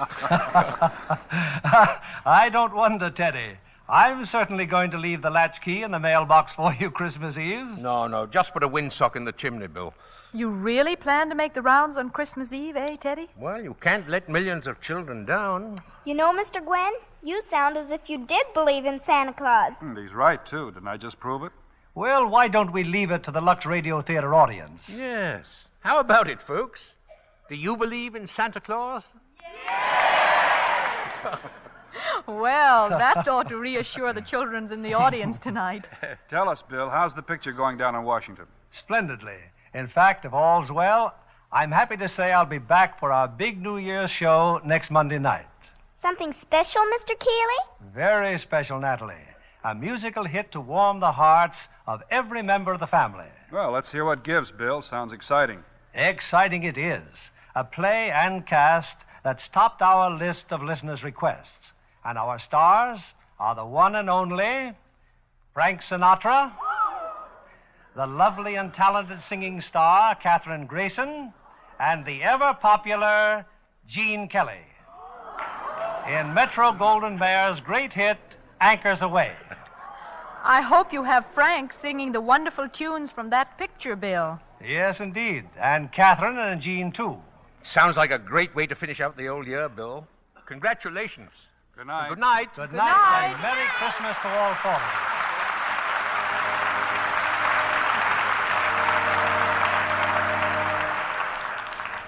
you. Once again, the world looks forward to another Christmas. It would be idle to say that peace reigns everywhere on earth. that men confront the future with untroubled hearts.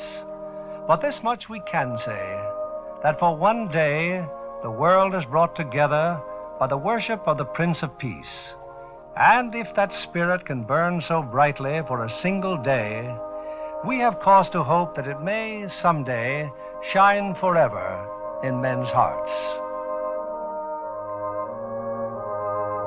On behalf of Lever Brothers Company and of us of the Lux Radio Theatre, may I wish all of you the happiest of holidays.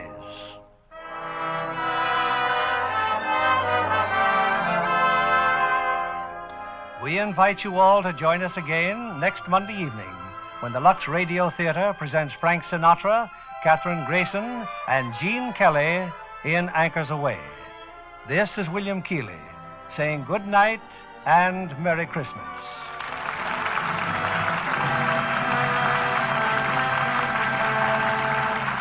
Maureen O'Hara and Natalie Wood appeared through the courtesy of 20th Century Fox, producers of Captain from Castile and Daisy Kenyon.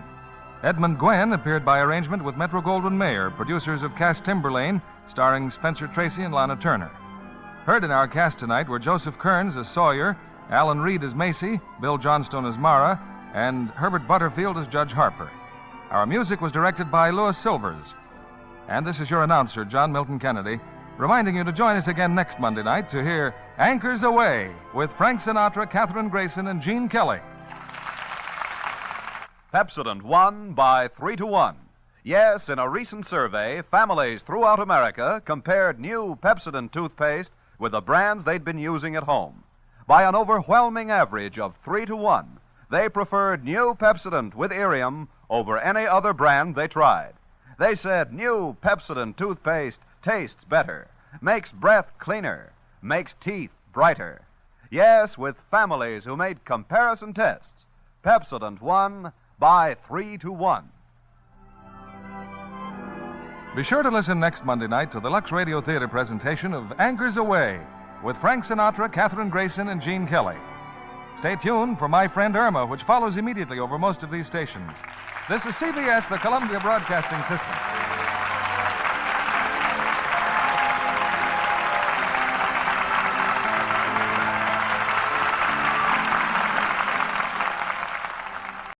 Lux presents Hollywood.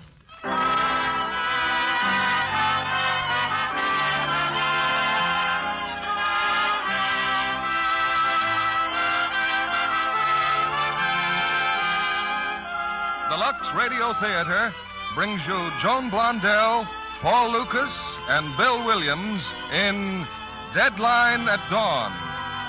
Ladies and gentlemen, your producer, Mr. William Keighley.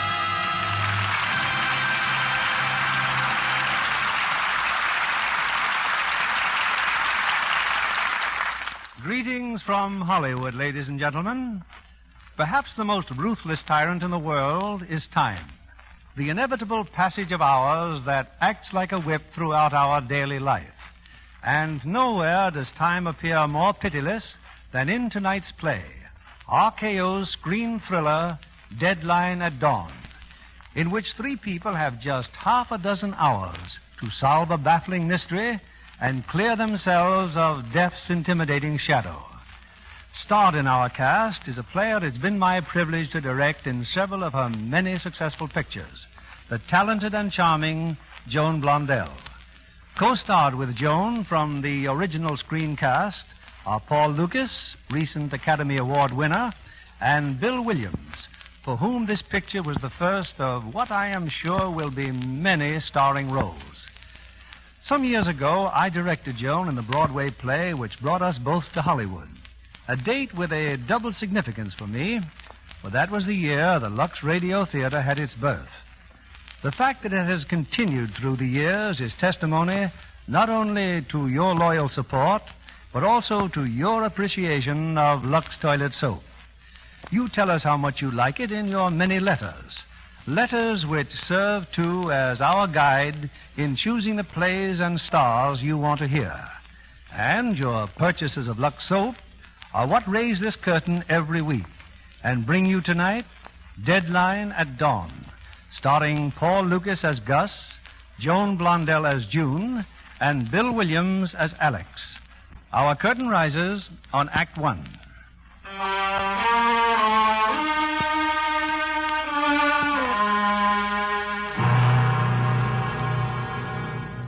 New York City on a steaming August night.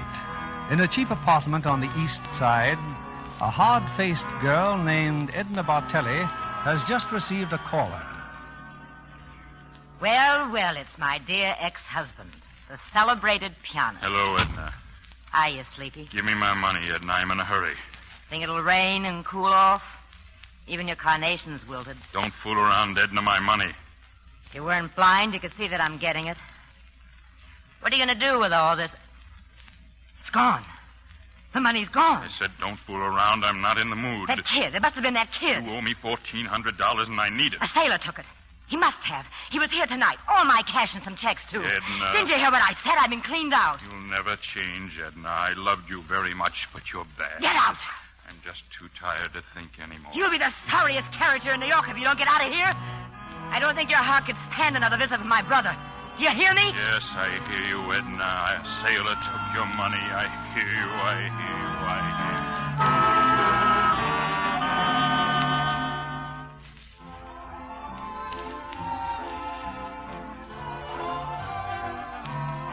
hear you. Would you care to dance with me, miss? I'm tired, sailor boy. I've got a whole string of tickets. Okay, come on, Admiral. Waltz me around. It's a dime a dance in this high-class institution, but don't get any ideas. Well, thanks. Thanks a lot. Do you think it might rain and cool off? Such things have been known to happen. What did you want to do, miss, when you were 12 years old? Marry John Barrymore. Look, do we have to talk? What are you, an author or something? Oh, no. You know, in the service, they give us salt pills in hot weather like this. What for? They say it balances up the system. What system? I don't know. I guess I need some food to settle my stomach. I don't feel very good. You don't suppose you could... Walk out of here with you? Well, it's kind of late, and I was thinking maybe you'd like... I'd like to sit down. I'd like to get into a chair and never move for 6 months. Wait a minute, Admiral. I'll speak to the manager.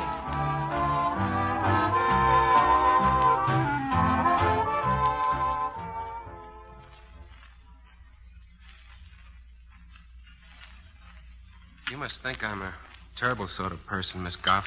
Frankly, I can't figure out what I think about you, sailor. Well, I mean about inviting you out for a sandwich and then coming up here to your apartment instead. Now, look, I said this would be better than a hot, smelly restaurant. And you said you wouldn't misunderstand. I don't misunderstand. Good.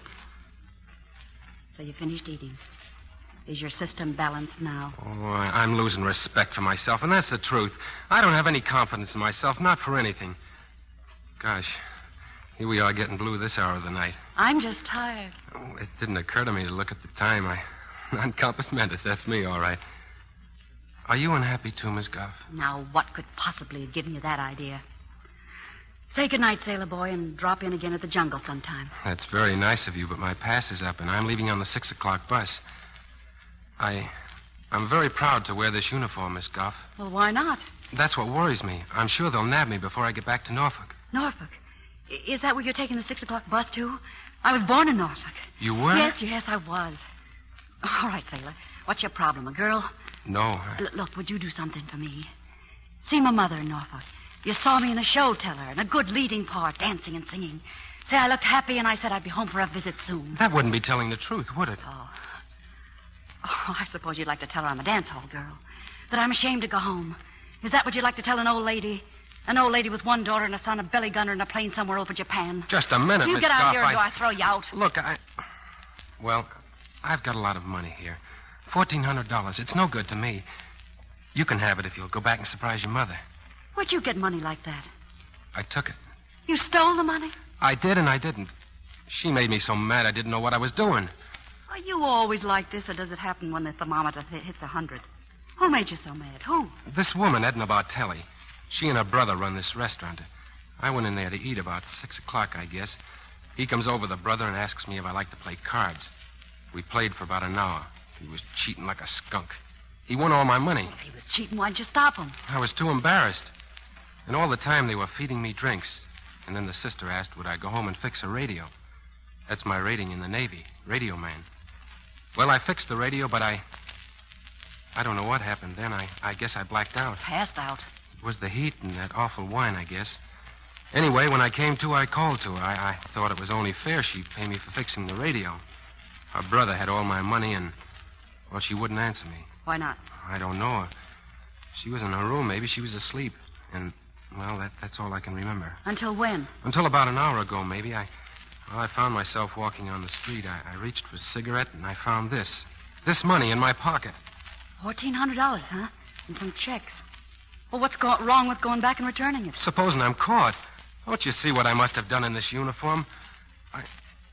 I wonder if you'd help me, Miss Goff. All you'd have to do is, if you just wait downstairs while I... No, I should say not.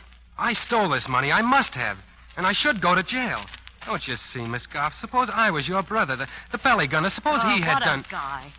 You mean you'll help me? I don't know what I mean. But we'll talk about it on the way to Sleeping Beauty's house. Her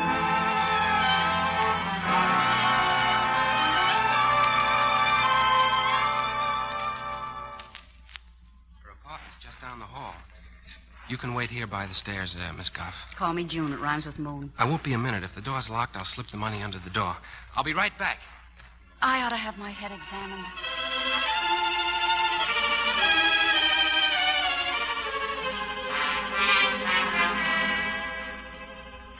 You've been very kind, Miss Goff. It took you long enough. Look, I won't need your help anymore. You can go on home. Did you put the money back? No, I went in and the woman is dead. You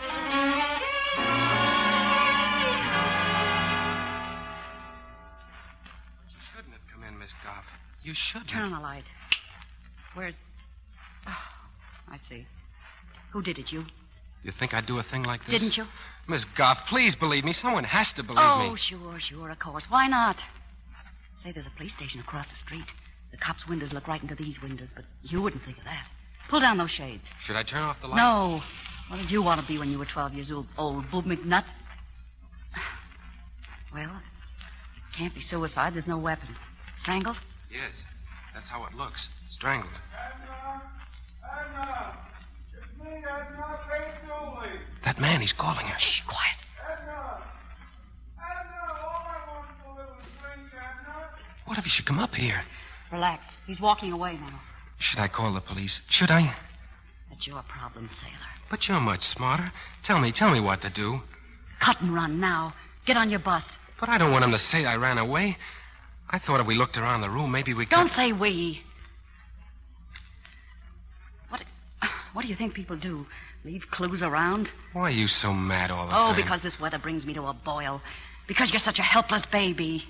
Clues. All right, here's a clue. Mentholated cigarettes used by millions. Or this dead white carnation. Or a lipstick. You want a clue? This isn't her lipstick. It belongs to a blonde. But a man did it. Because a woman wouldn't strangle someone. And it wasn't robbery. All her jewelry is still on her. This is the biggest city in the world, and somewhere in it, one man or a woman... Oh, I'm sorry. It's no use. I guess you're it. Good luck, son. Is this her key on the mantel? Yes, I saw her put it there. You're not going. You were going to leave, and now you've changed your mind. Why? Well, don't you see this is hopeless? Why not admit it? It's not my problem.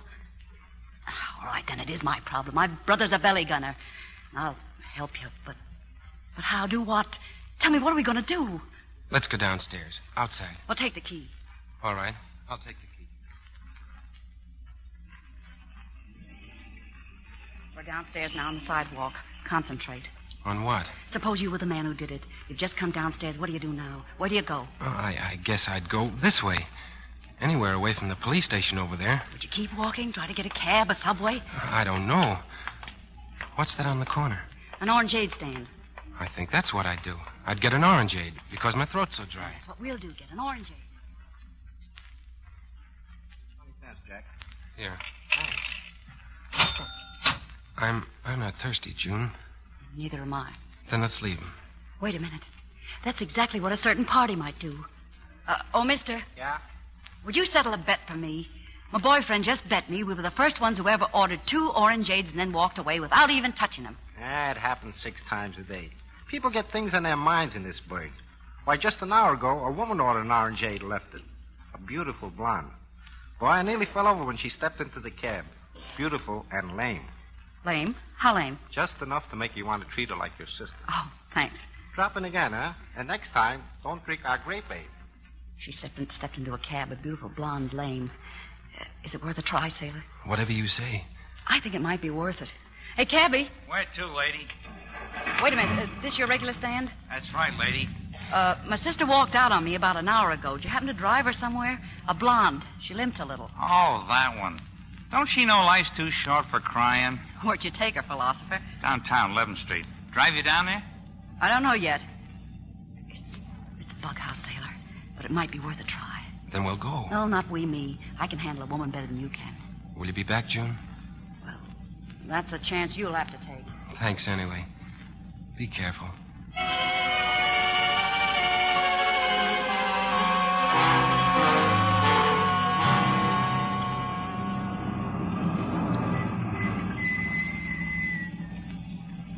That's it, lady. Where those people are sitting on the steps.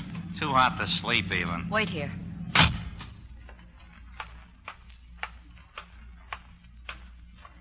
You want something, lady? Yes, I'm looking for we don't have no rooms. Well, I'm just looking for a friend of mine. She's blonde and she limps. If she's a friend of yours, you should know where she lives. Well, she told me her number, but it slipped my mind. She probably means Mrs. Robinson, Harry. Yes, Mrs. Robinson. Next house, take Oh, thank you very much.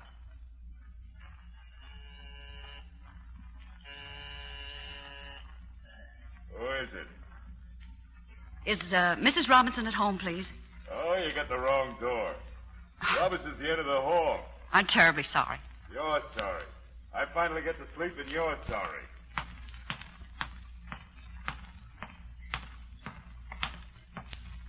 I asked you a simple question, Helen. Where were you? Well, I told you. I went uptown and took in a movie. Oh, please, you'll wake the baby up. The baby. How about you leaving her here alone for 2-3 hours? Well, Mrs. Daniels kept an eye on her. Don't I try to be a good wife? Maybe your best isn't good enough, Helen. Oh, I can't stand this. I can't. I'm going out, Jerry. Where you going? Downstairs. I'll sit on the stoop and try to cool off.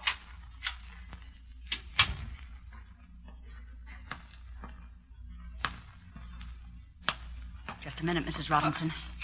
Oh, what do you want? Just a few words with you. I think I'll join you on the stoop, Mrs. Robinson.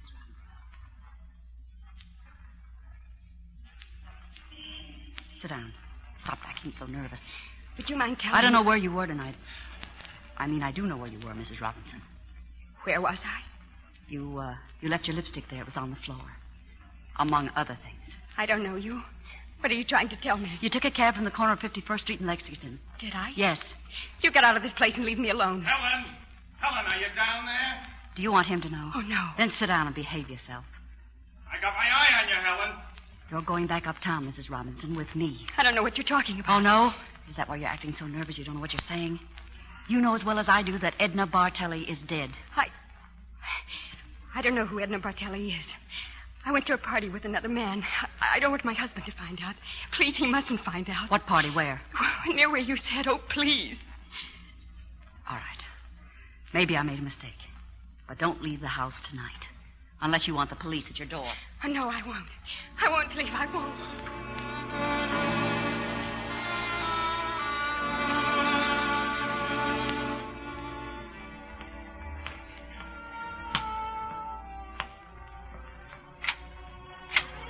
Cool that fur train off? Jerry, she's been killed. Edna Bartelli's been killed. And you said you took in a movie. And you. Jerry, where were you tonight until 1 o'clock?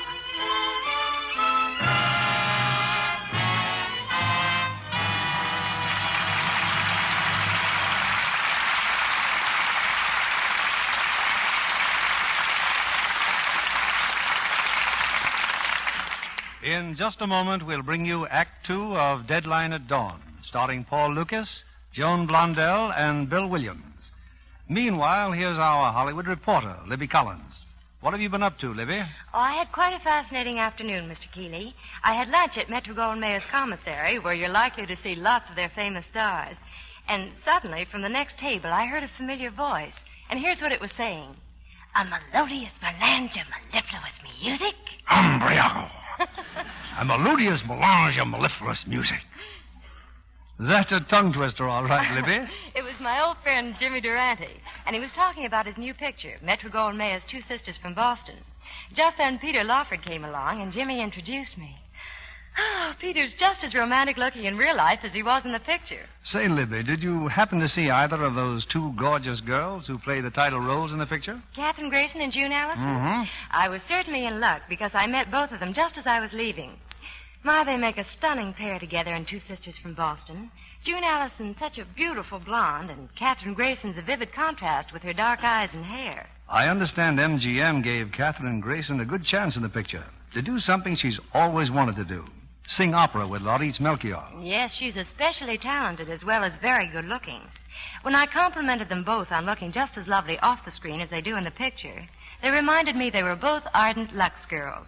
They said they wouldn't be without Lux toilet soap for a single day. Speaks mighty well for gentle Lux toilet soap care, doesn't it, Libby? The fact that these two famous stars depend on it. And 9 out of 10 other Hollywood stars, too, Mr. Kennedy. Screen stars can't take chances with complexion beauty. So there's proof that Lux Soap Active Lather facials really work. In recent tests by skin specialists, actually 3 out of 4 complexions improved in a short time with this daily care. I wish you'd tell everyone how simple these beauty facials are to take, Libby. Well, here's all you do. Smooth that rich, creamy lather well in, rinse with warm water, splash on cold, and pat with a soft towel to dry.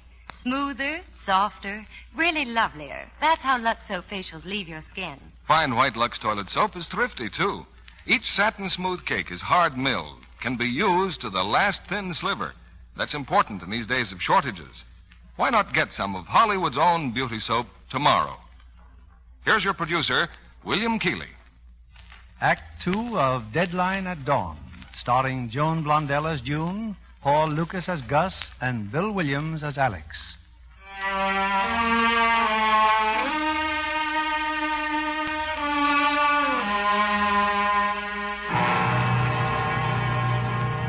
Almost an hour has gone by. On the dark, deserted corner, still in sight of Edna Bartelli's house, the bewildered young Sarah lingers in despair, unaware of the taxicab parked in the shadows at the opposite curb. What's the matter, son? In trouble? Huh? Who are you? Just a taxi driver. I've been watching you. What's the matter? It's personal. Everyone has troubles. You're broke, maybe? Maybe. Sorry I asked. Forget it. Where are you going? I live just down here. Across from the police station? Yes. Any objections? I think maybe it's a good idea that you do get off the street. I think maybe it's a good idea you mind your own business. I agree, young man. I just felt like talking to somebody. Good night. Good night.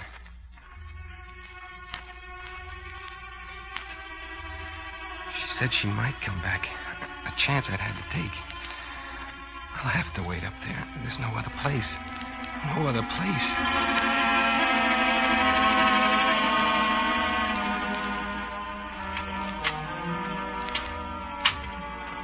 Who's that? Alex. Oh, June. Say, if you hear a peculiar noise, it's my skin creeping. Anything happened while I was gone? Nothing.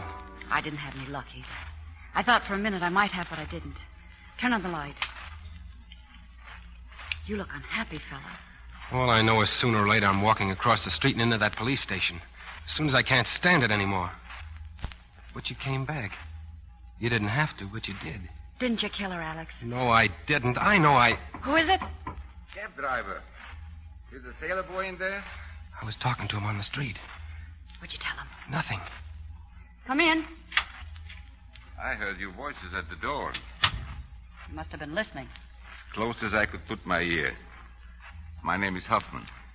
Gus Hoffman. This is Miss Bartelli. Why were you listening?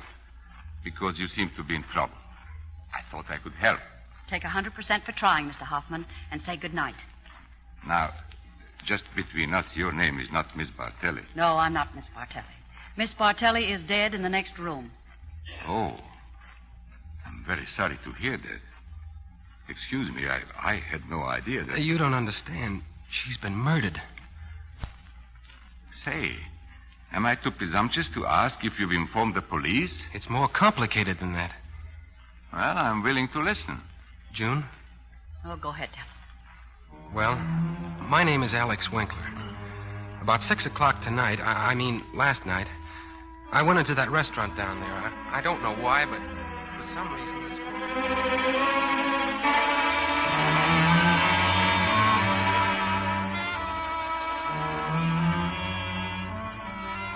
That's the whole story, Mr. Hoffman, until you came in just now.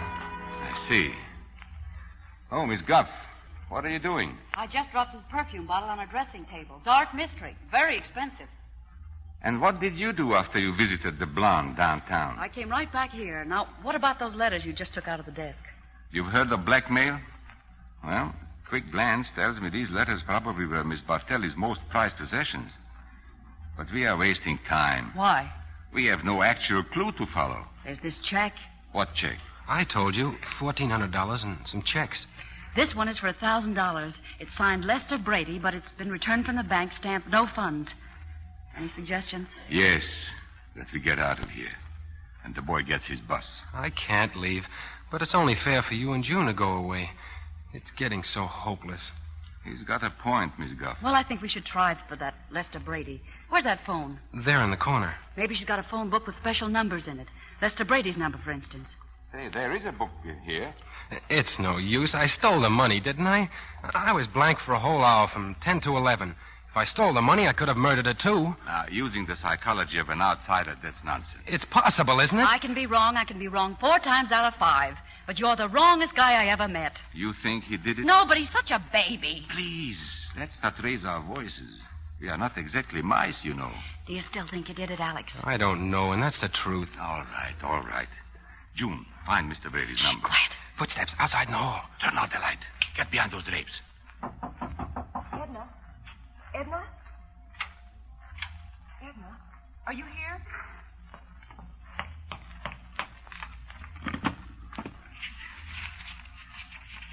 Don't make a sound, madam. Turn on the light. All right. Who are you? I'm Mrs. Raymond. Welcome to the city, Mrs. Raymond. Where's Miss Bartelli? She's a friend of mine. Of yours. So you walk in and try to steal her letters, Oh, no, huh? no, you don't understand. I read the letters. I do understand. Were you here earlier tonight? No, I wasn't. Edna. Oh, no. Oh, yes, Mrs. Raymond. Your friend on the floor is dead. Now, suppose you tell us just what happened. Suppose you tell me. Gus, she's got a gun. Go on. Who are you? A detective? Maybe. I know a cab driver's badge when I see one. You better put down that gun, lady. Keep away, sailor. Turn out the lights, Gus, and get down. Alex. Tripped over my own feet. I could have had her, but I tripped over my own feet. Well, go after her. She's running loose. Why? In her haste, she was unable to take these letters. You mean she'll be back? These letters are honey. They draw flies. And the town is full of flies. There is one across the street right now. No, don't look. But he's there, all right.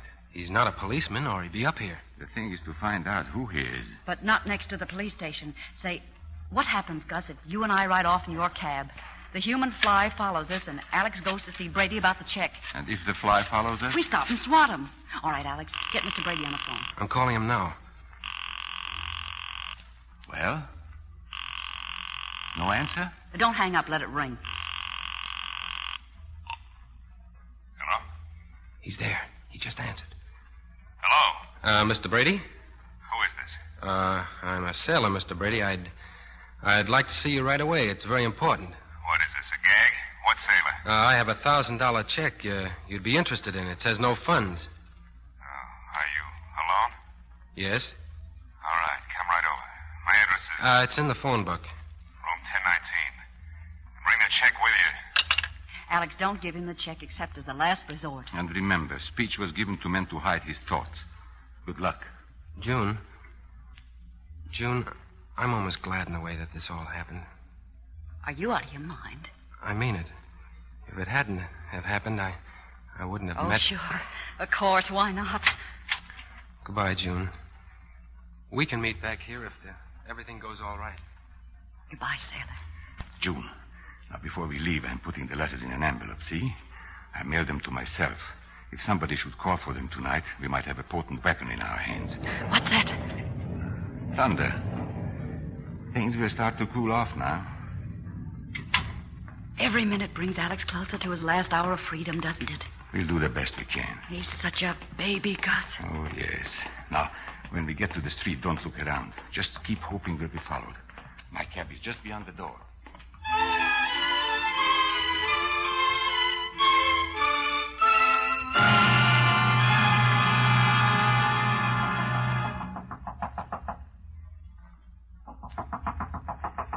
Lester, it's Nan. Let me in.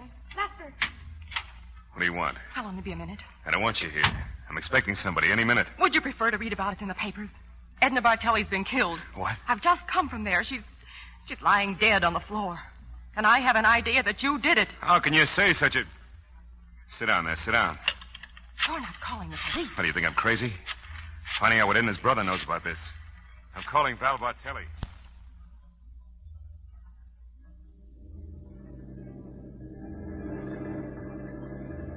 Is he following us, Gus? Is that other cab still behind us? Yeah, he's there, all right. I'll stop now. There's a police booth at the corner.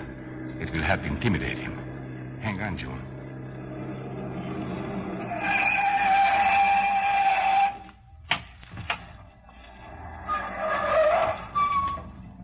All right, what's this all about? Don't get tough. My fare asked me to follow you. Who is your fare? Ask him.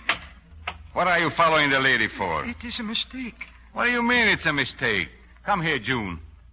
Following a helpless lady in the night. What kind of a... June, do you know this man? Meaning no disrespect. Get out of the cab, kind sir. No, I won't. Now, there's a police booth down there. Now, look, Jack. How come you asked me to follow the lady?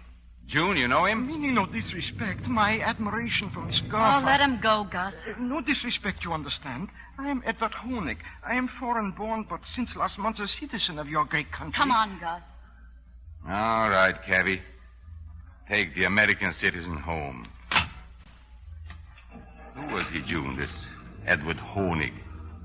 Well, early tonight at the jungle, he bought a lot of tickets. Wouldn't let me go. He actually proposed to me on the dance floor. June, now, you're crying. I thought this chase would lead to something. What'll happen to Alex, that poor kid? I don't know. Oh, but he can't take care of himself. Oh, Gus, it's so hot and I'm shaking. Thunderstorms always give me the shakes. Life in this crazy city gives me the shakes, too, but I pretend it doesn't. Where's the logic to it? Where? The storm clouds have passed us. They are over Jersey now. Statistics tell us we shall see the stars again. The misery that walks around in this pretty, quiet night. June. Now, the logic you're looking for.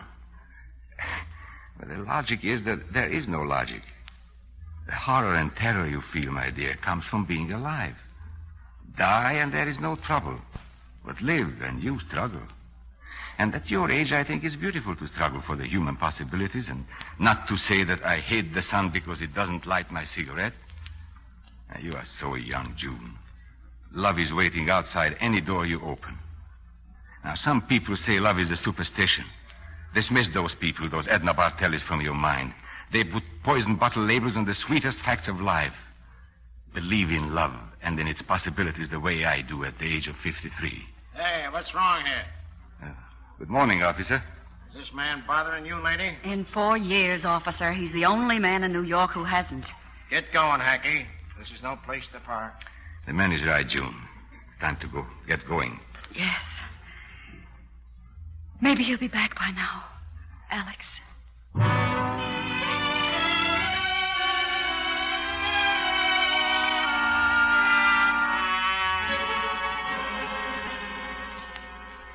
Come in, Val. Come in. All right, Brady. What's on your mind? Now, let's face it, Val. You and I are partners in a $50,000 investment.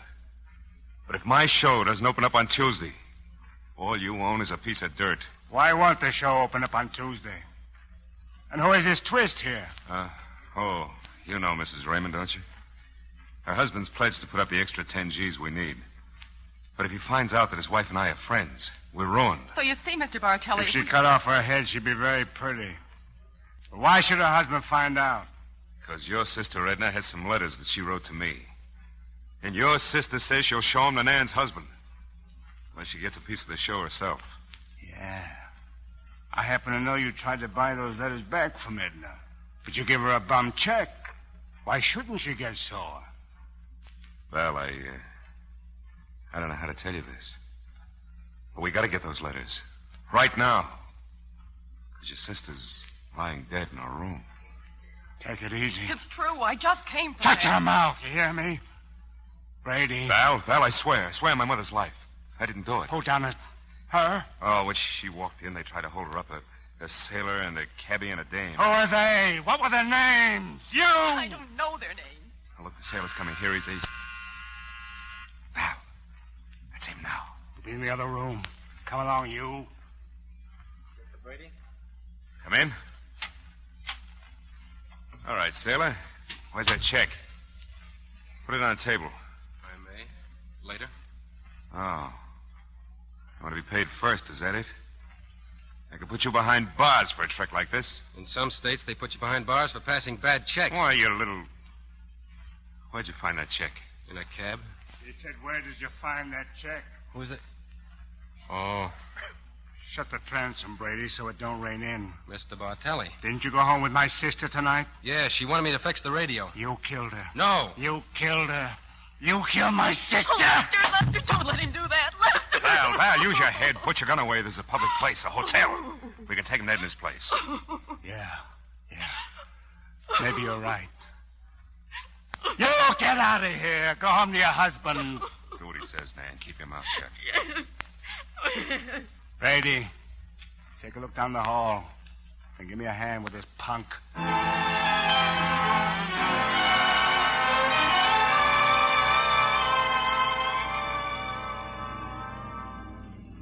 But tell me this, Gus. Tell me.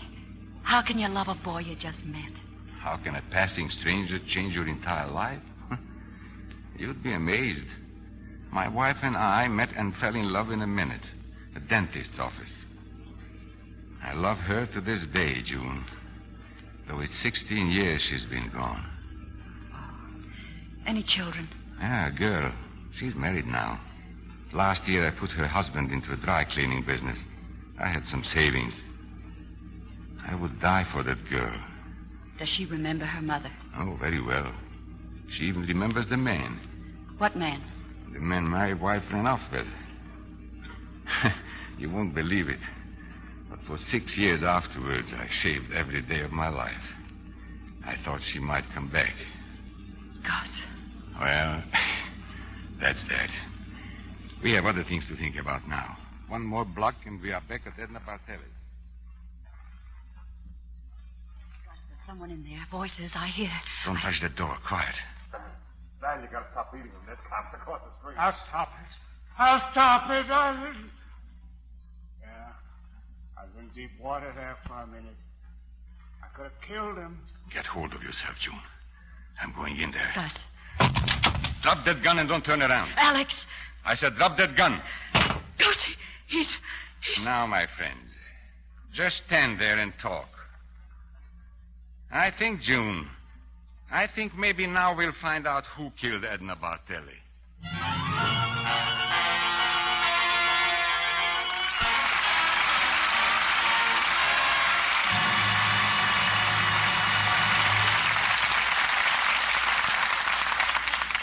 We pause now for station identification. This is CBS, the Columbia Broadcasting System.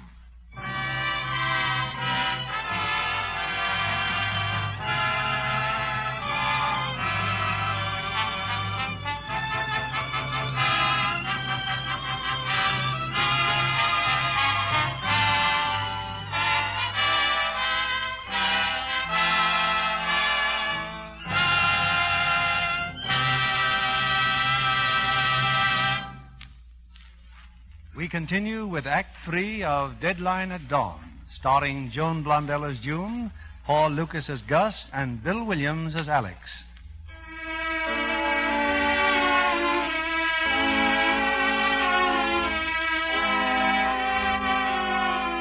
It's only a moment later, with June desperately trying to revive Alex after his beating by Val Bartelli.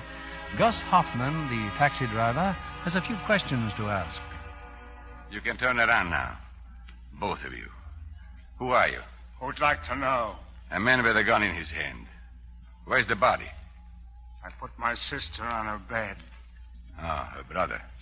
And you? I'm a friend of his, Lester Brady. Mr. Brady. How is he, June? I'm all right. A little weak, I can't deny that. What did you beat that boy up for, Bartelli? Where are your eyes? He couldn't hurt a fly. Let's face it, mister. A murder's been committed. And you had a motive, Mr. Brady. Why not call the cops if you are so legitimate? Do you think I need this gun to hold you here? Take your gun, Bartelli. Take it. How'd you get mixed up in this, Hack? Never mind. You came here for some letters, didn't you? Well, they're gone. Where are they? In the mail. But you can get them back. This girl and I, we want only until 6 o'clock to clear this boy. Somewhere in the city, a murderer's running loose. You can help us find him. Well? Wait a minute. Some time ago, Hacky, I see you in the restaurant talking to my sister. I never saw your sister until tonight. Miss Guff asked you a question. Your help in exchange for those letters. Who's that? You got me. Some drunk in the street. He was here before. That's that drunk Babe Dooley. The milkman's talking to him. Wait a second, he's coming up. Get into the other room, everybody. What are you going to do? Talk to the milkman. Be careful, Val. Shut your face, Brady. Get inside, like I said.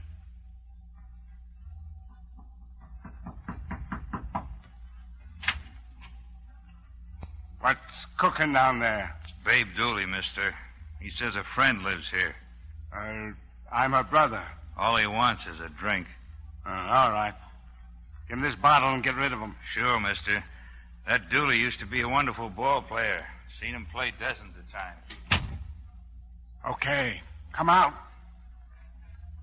There's a fat ball player down there who will someday die on the street. And when do we start doing something? Right now. We start with some clues.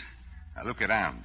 Here, mentholated cigarettes. Who smokes them? Who chews gum? Who rides the subway? Now, what about a man who wears a white carnation? Why? Why? Because he was here tonight. There's the carnation. You find this here? Yes. Brady, you come with me. I got a rehearsal at 10 o'clock. We'll I all need to go, get... Bartelli. Wherever it is. So you'll all go. Come on, then. There's a certain nightclub. This hour? Yeah, at this hour.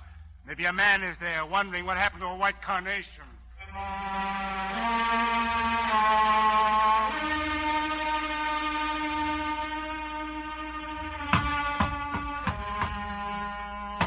And I had to come up and the bottle, it broke on the sidewalk. It broke.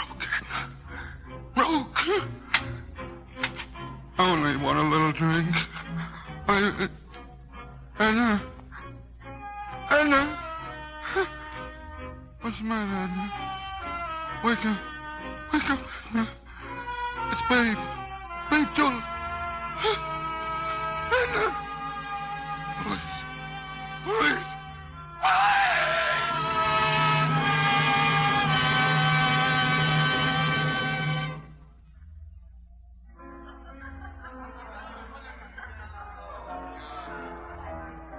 But, Mr. Bartelli, I told you we're closed. This is a private party. Private party for who? I don't know. Some police captain is retiring. They're giving him a party. Then we'll sit down here in the bar. You want to see Sleepy, huh? Sleepy's playing the piano. Don't bother him.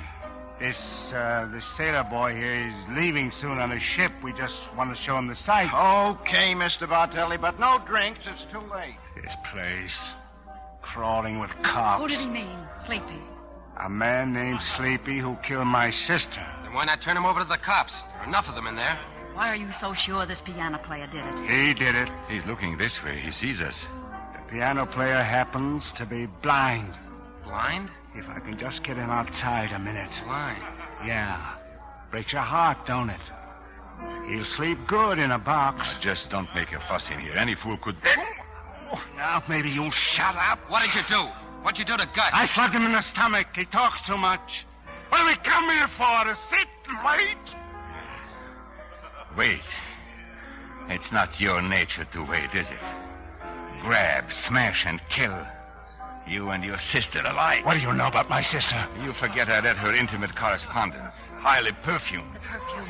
Her perfume. This is her perfume on me now. The bottle spilled, remember? Suppose I walk over to the piano. Suppose I just stand there and he gets a good whiff. What will that prove? Nothing if he's innocent, but if he's guilty... The girl's got a head.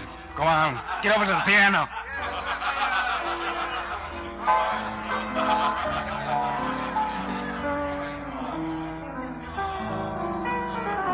Who's that?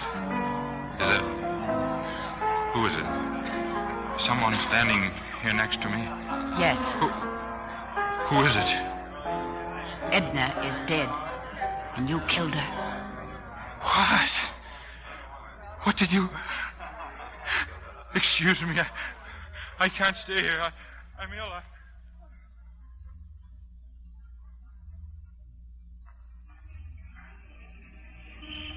Who's there? I hear someone. You know who's there. Val. It's you, Val. What'd you leave the piano for? I just came out and back here. Breath of Don't air. lie to me, Sleepy. Val, in there a girl in there. She came up and whispered something. What's she whisper? Edna, No, Val.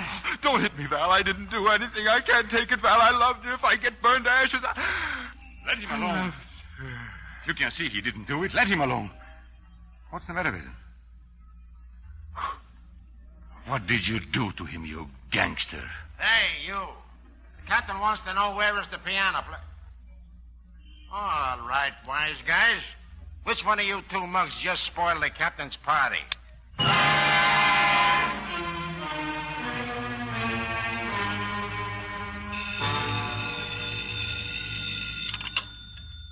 Hello? Lieutenant Kane, homicide. Huh? They're sure? Okay, thanks. Well, Sergeant, the piano player's dead. Heart failure. We can't hold Bartelli for that. Well, they're all down the hall anytime you want to talk to them. Well, now, let's see. Besides Bartelli... A girl, a hacky, a fellow named Brady, and this sailor. You know, it's funny how things happen. Babe Dooley staggers in here and tells us that Edna Bartelli is dead, just at the moment Bartelli and his friends get picked up in the nightclub. Sometimes we get breaks. Not often, but sometimes. You're still sure the sailor killed Edna Bartelli? Positive. Well, what about the cabbie? Or Brady? We went through them 1, 2, 3. We're wasting time. Why? Because the boy did it, but we can't break him down. Well, ready for work, Sergeant? Say when, Lieutenant. Same routine? Sure. I'll be the heavy and you be the nice guy. Okay, let's go. Well, here they are, Lieutenant. Thank you, Sergeant. I'm Lieutenant Kane. I guess the only one of you I know is Bartelli. How are you, Val? Still making book? I never had no interest in that, Lieutenant. And you? Are you the boy who killed her? I did not kill Bartelli. I've told the sergeant over and over again. Stand up! What did you say? What was that? I said I didn't kill her. Get up! Get out of that chair! No, I'm too tired. Don't yell at me, please. My friends here can Your tell friends can wait in the hall, all of you, outside. Stick to your story, son. Stick to it. Don't let them frighten you, Alex. We'll think of something. The time. Look at the time. What are they going to say when I don't report for duty? Listen to the murderer, how he talks. I owe you something, Mr. Bartelli. And sometime soon you're going to get it. A punch on the nose. Come on. Try not to worry, Alex. June, I got to tell you this now, no matter what happens. I don't know how I existed before I met you, and that's the truth. Alex. I said outside. Now beat it. Now you're alone, see? No friends. A murderer has no friends. Now, just a minute, Sergeant. You're getting pretty rough. Oh, kids like this, they make my blood boil. Calm down. Bring this lad a drink of water. You didn't kill that woman, did you, lad? No, sir, I didn't. Who do you think did? I honestly don't know. We thought it was that man, the piano player, but I don't know. Well, you didn't. No, sir, but... Why are you coddling this prisoner, sir? He don't deserve it. That'll be enough, Sergeant. But what, son? It's just that after a few drinks, I don't know what I'm due. I get non-compos mentis. And you had a few drinks last night. Is that it? Yes, sir. The next thing I know, the money was in my pocket and I'd run away. And you were unaware of what you had done? Yes, sir. You want to help us find that killer, don't you? I certainly do. Did you do it, lad? I mean, when you were non-compos mentis and didn't know that you took the money. Be sincere. It's possible I might have done it and not known. You think it's possible? While you were fuzzy in the head. Be sincere now. Yes, sir. It's possible. Well, lad, you pinned the tail on the donkey. That's all we want to know. But, Lieutenant, I only said it was possible. That's a technical distinction. It's out of my hands. All right, Sergeant. Book him on a charge of murder.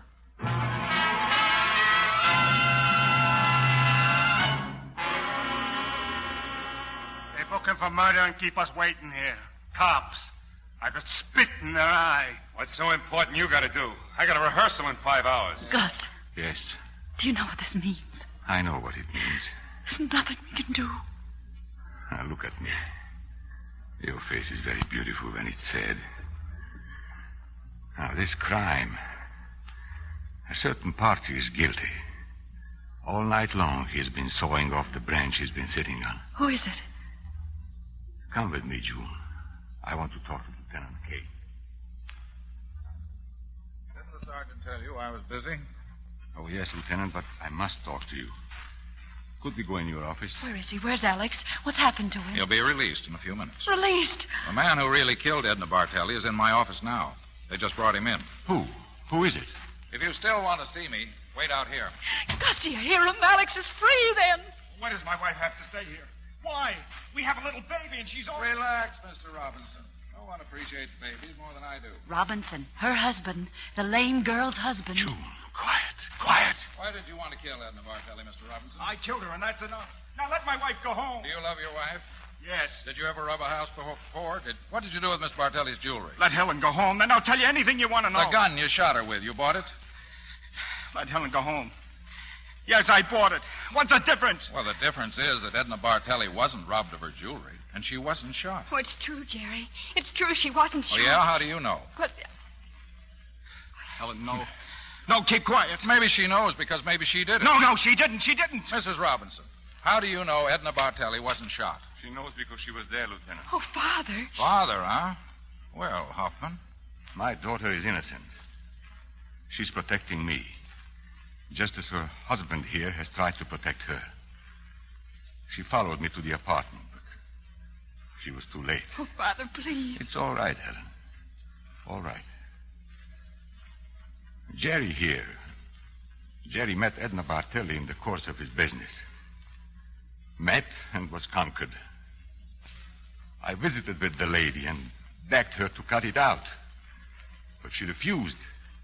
My daughter found out, and I saw Miss Bartelli a second time. But useless. So last night I visited the lady again. She was very abusive. And at best I am not a happy man, but the years bring you discipline. She made me break that discipline. I killed her. And I felt calm and satisfied, as if I had done the right thing. She made too many people suffer. I sent Helen home and sat in my cab. I just sat there. And then the boy came along, the sailor. Innocence personified.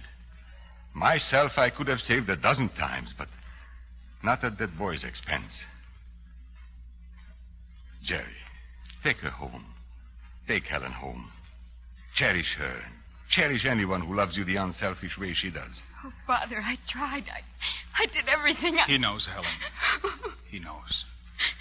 Come now. Come. Goodbye, Helen.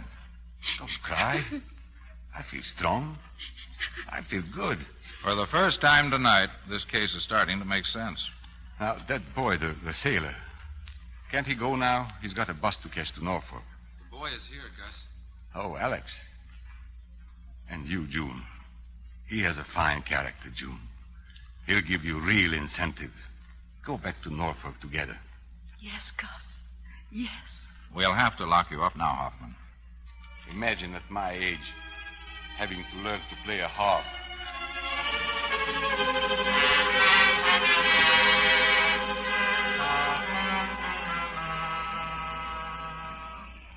June, I just don't know what to say. Well, whatever it is, darling, let's not say it in front of a police station.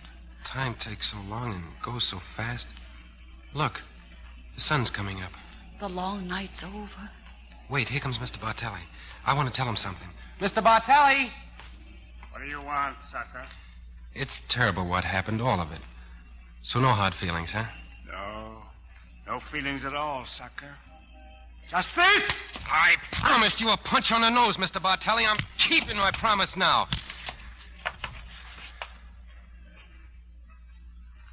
I guess we can go now, June. What's the matter? You afraid you hurt him? A man like that, I didn't hurt him enough. I should have hurt him more. You'll have to wait, fella. We've got a bus to catch. To Norfolk, June? Really to Norfolk? To home, Alex. To home.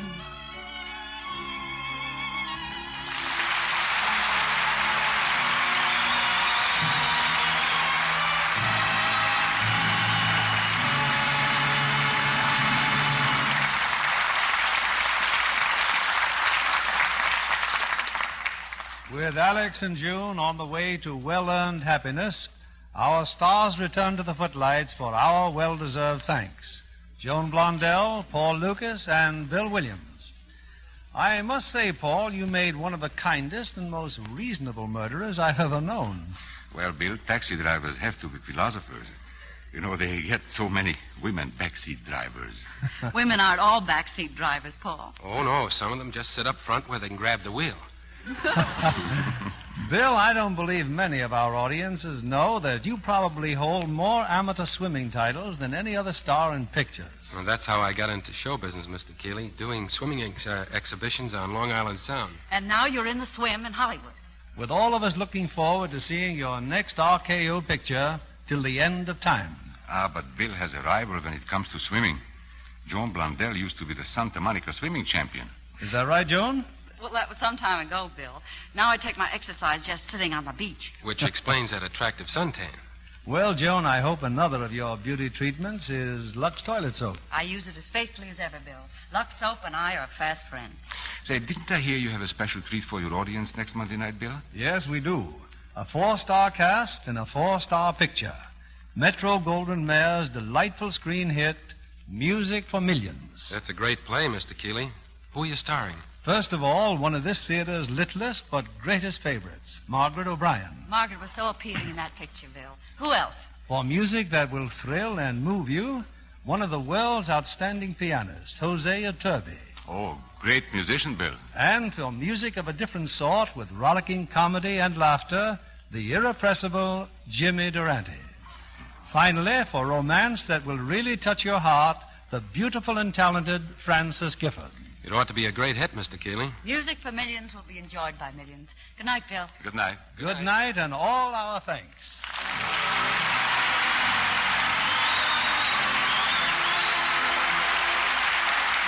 Our sponsors, the makers of Lux Toilet Soap, join me in inviting you to be with us again next Monday evening when the Lux Radio Theatre brings you Margaret O'Brien, Hosea Turby, Jimmy Durante, Frances Gifford, and Marisa O'Brien in Music for Millions.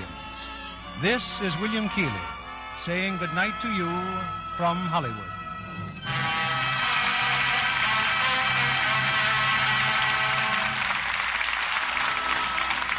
Shortages. Yes, we're all tired of that word.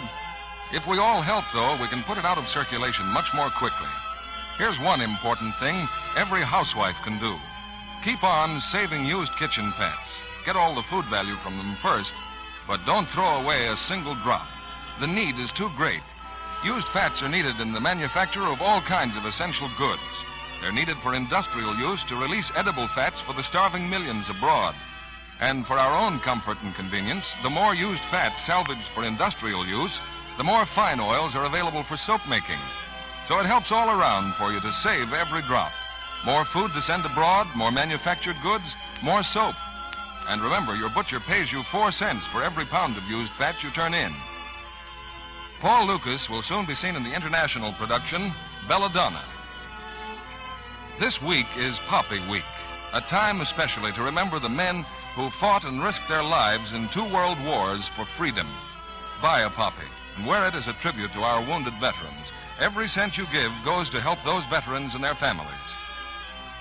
In reviewing the motion picture industry's cooperation with the War Production Board, a head of that government agency reports, no group has been more patient and understanding and has cooperated to a greater extent than your industry. You've done an outstanding job. The motion picture industry can do more than any other to present to the world the American people and the American way of life. This program is broadcast to our men in uniform overseas through cooperation with the Armed Forces Radio Service. Our music was directed by Louis Silvers. And this is your announcer, John Milton Kennedy, reminding you to tune in again next Monday night to hear Music for Millions with Margaret O'Brien, Jose Iturbi, Jimmy Durante, and Francis Gifford.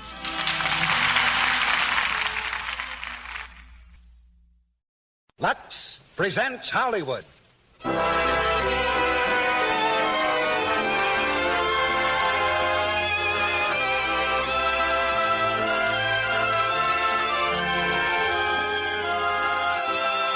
The Lux Radio Theatre brings you Tyrone Power and Annabella in The Rage of Manhattan.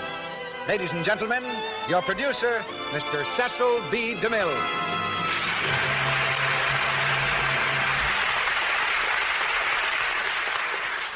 Greetings from Hollywood, ladies and gentlemen. To the American theater, in every generation, a benign fortune gives at least one Tyrone Power. That's practically an established tradition, established by a century of the theater and 3 Tyrone Powers. I saw the second Tyrone Power many times, on the stage and screen both. In fact, Mrs. DeMille and I were in the same stock company with him in Denver 35 years ago.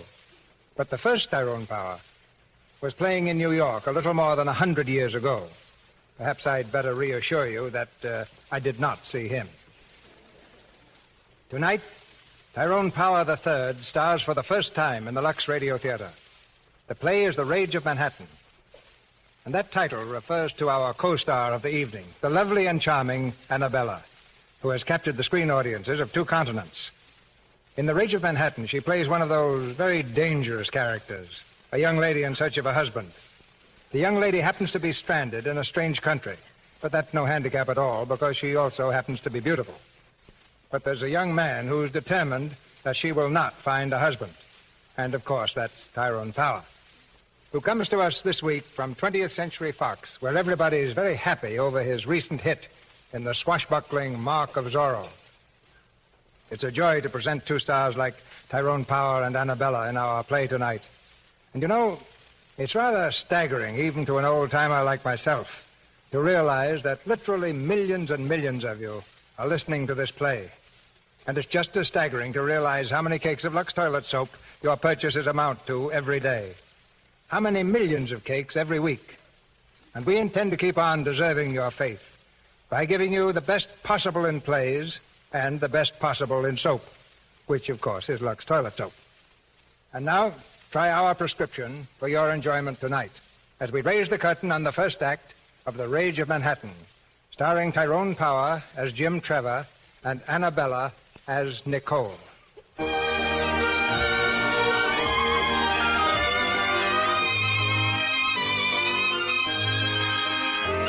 a Manhattan skyscraper, 83 floors above the street, are the offices of the Tower Model Agency.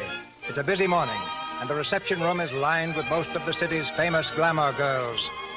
Those young ladies of beauty and charm who smile so provokingly from the pages of our leading magazines. In the doorway stands a pretty but obviously inexperienced young girl. She glances timidly about the room and then, summoning up all her courage, approaches the secretary. Good morning, please. What? I said good morning, please. Oh, you're welcome. What do you want? How can I have a job here to model? Are you registered? Registered? Oh, yes, I am registered. Did you get a call from Mr. Wright's office? Well, If you didn't, there's nothing for you. Sorry. Oh, but I did. He called me, Mr. Wright. Oh, then go in, please. That door over there. Thank you very much. Hello, Miss Ingram. Get me Mr. James Trevor's address, please, right away. Yes, sir. Hello? Hello, did I call you? Oh, yes, sir. What for? I don't know. To be a model. Say, you've got an accent. Yes, I can't help it, but it wouldn't show any picture, no? Well, no, that's right. Sit down. Now, let's see. This job is, Oh, here's that address, Mr. Wright. James Trevor. Okay, thanks. Leave it right there. Now, young lady, this man is a first-class photographer. You pose with drapes. Pardon? Drapes, like on windows. Oh, drapes. And what else? Nothing else. You mean you want me to pose and have my picture taken just with a few drapes? Who do you think I am? You don't want to do it? Me? No, I never do it. Okay, excuse me. You, that girl over there. Yes, sir? I have a job for you to pose in drapes. How much? $2.75 an hour. Well. Wait out here and I'll get you the address. Mr. Wright. Oh, you still here? Mr. Wright, I changed my mind. I will take the job. Sorry, I just gave it away. Oh, but I need a job so bad. Nothing else today, miss. Come back next week. Yes, sir. Thank you, sir. Where in heaven's name is that address? Miss Ingram. Yes, sir? I thought I asked you for James Trevor's address. Well, I gave it to you, sir. Well, where is it? It's on your desk. It is not on my desk. But I put it there. Well, it's not there now. You didn't give it to that girl, did you? What? What are you talking about? Why, that girl who was just in there. She had a slip of paper in her hand when she came out. Miss Ingram, since when has Mr. Trevor been a photographer? I know he Then is. why would I give the girl his address? But you might have thought he was a photographer. Miss Ingram, I don't wish to argue. Mr. Trevor is our biggest client, and he's waiting for those proofs. Will you please get his address so I can send them to him? Yes, sir, I will.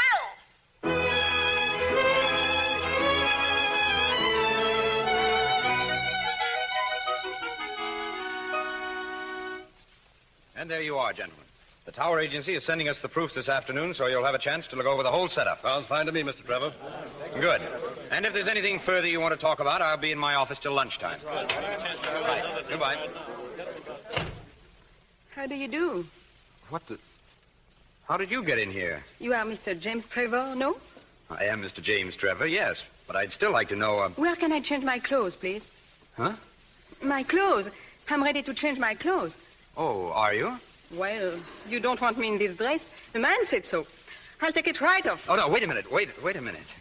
Would you mind telling me just what this is all about, please? About? Yes, what's all this for? Oh, for $2.75 an hour. $2.75? Is that too much? Oh, no. Go right ahead. It's worth that to see what happens next. You're sure you are Mr. Trevor, like it on this paper? Let me see.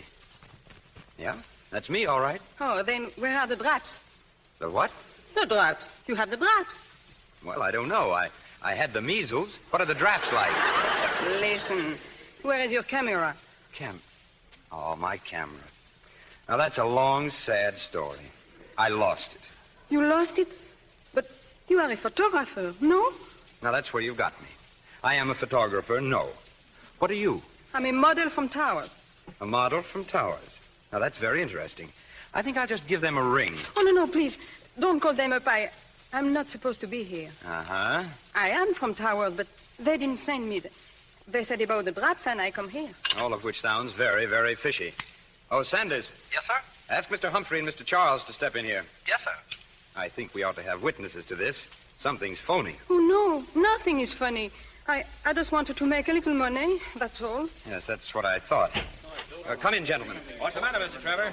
This girl forced her way into my office. She wants to know where she can change her clothes. Doesn't this look a little haywire to you? Uh-huh. It's a good thing you sent for us, Mr. Trevor. It certainly is haywire. What does this mean, haywires? I'm a model for $2.75 an hour. Oh, it's undoubtedly a bargain, but you see, we can't use it. Oh, vous êtes des dégoûtants. Vous êtes tous affreux. You all idiots. You pigs. How dare you make fun of poor girls for honest?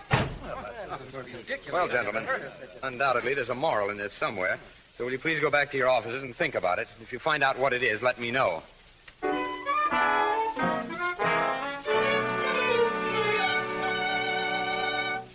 And then I run from the office, and I'm so mad, and then I come back here and still have no job. Come on, drink your tea. You'll feel better in a minute. But I must have a job. The landlady says she will lock me out if I don't pay her tomorrow. The old war horse. But don't you worry. I still have a couple of bucks you can have. You? Oh, no, I can't. What do you mean? You gotta have a place to sleep, such as it is. But why are you always so good to me? Well, I suppose you gotta be good to something, and my dog died the week before you moved in here. I must get a job tomorrow. Listen, Nicole, I've been telling you for months there's only one job for a woman, and that's marriage. Who would marry me? There's nothing the matter with you that a nice rich husband couldn't cure. Did you marry a rich husband? Me? I married a hoofer. A hoofer? Dancer. Oh. Great guy, heaven rest his soul. When I married him, I turned down a millionaire. Every time I think of it, I want to cut my throat. But you love the hoofer. Yes, my luck. We used to go to Reisenweber's every night after the show. I could have had anybody there, from a millionaire down to the busboy. There was a funny kid, that busboy. He used to... Say, he's at the Grand Savoy right now. He's the head waiter. He'll give you a job. Oh, you think so? I know so. Mike'll do anything I tell him, and we're going to tell him tonight.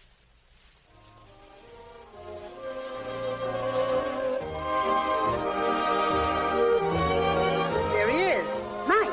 Oh, Mike. Yes, what can I do for... Glory! Gloria, I do not believe it. How are you, Mike? It is not you, but it is you. And looking so good, come into the kitchen where we can talk. Who is this, your daughter? How do you do? No, Mike, she's just a friend. Oh. Nicole, this is Mike. How do you do? It is an honor. Mike, I know you're busy, but this young lady wants a job. A job? But I couldn't put anybody on right now. This is the bad season. Yeah, so I see. What do they do in the good season? Hang from the chandelier? And when it gets better, I can't put her on either because I won't be here myself. I am going to open my own restaurant. You are? When? Very soon. I have found just the place. But not the price? No. I have $3,000, but I need money to renovate. That's great. I'm sure you'll get the rest of it. And when I open my own business, I may be able to put the girl on. Salad dressing for Mrs. Bitten. One moment, I will fix it myself. I'll be right back, Gloria. Excuse me, please. Sure. Well, that's too bad, isn't it? It would have been so nice to work here. Mm-hmm. But look at those girls in there in the dining room. That's where you belong, not in the kitchen. If I only looked like you do and know what I know now, I'd be in there brushing caviar off a mink coat this minute. You think I could be like those girls? Sure you could. All you need is clothes, a decent place to live, a chance to meet the right people, and... Yeah. You know, about $3,000 would land you a swell guy. $3,000? Careful. I think I got an idea. Mike, come here. Yeah? Listen, Mike, you need some more money for that restaurant, don't you? Another $3,000, that is all. You want to be my partner? I'd like to talk about it a little bit. Wonderful, wonderful. We will meet later tonight and we will talk, eh? No, I'll talk. You'll listen.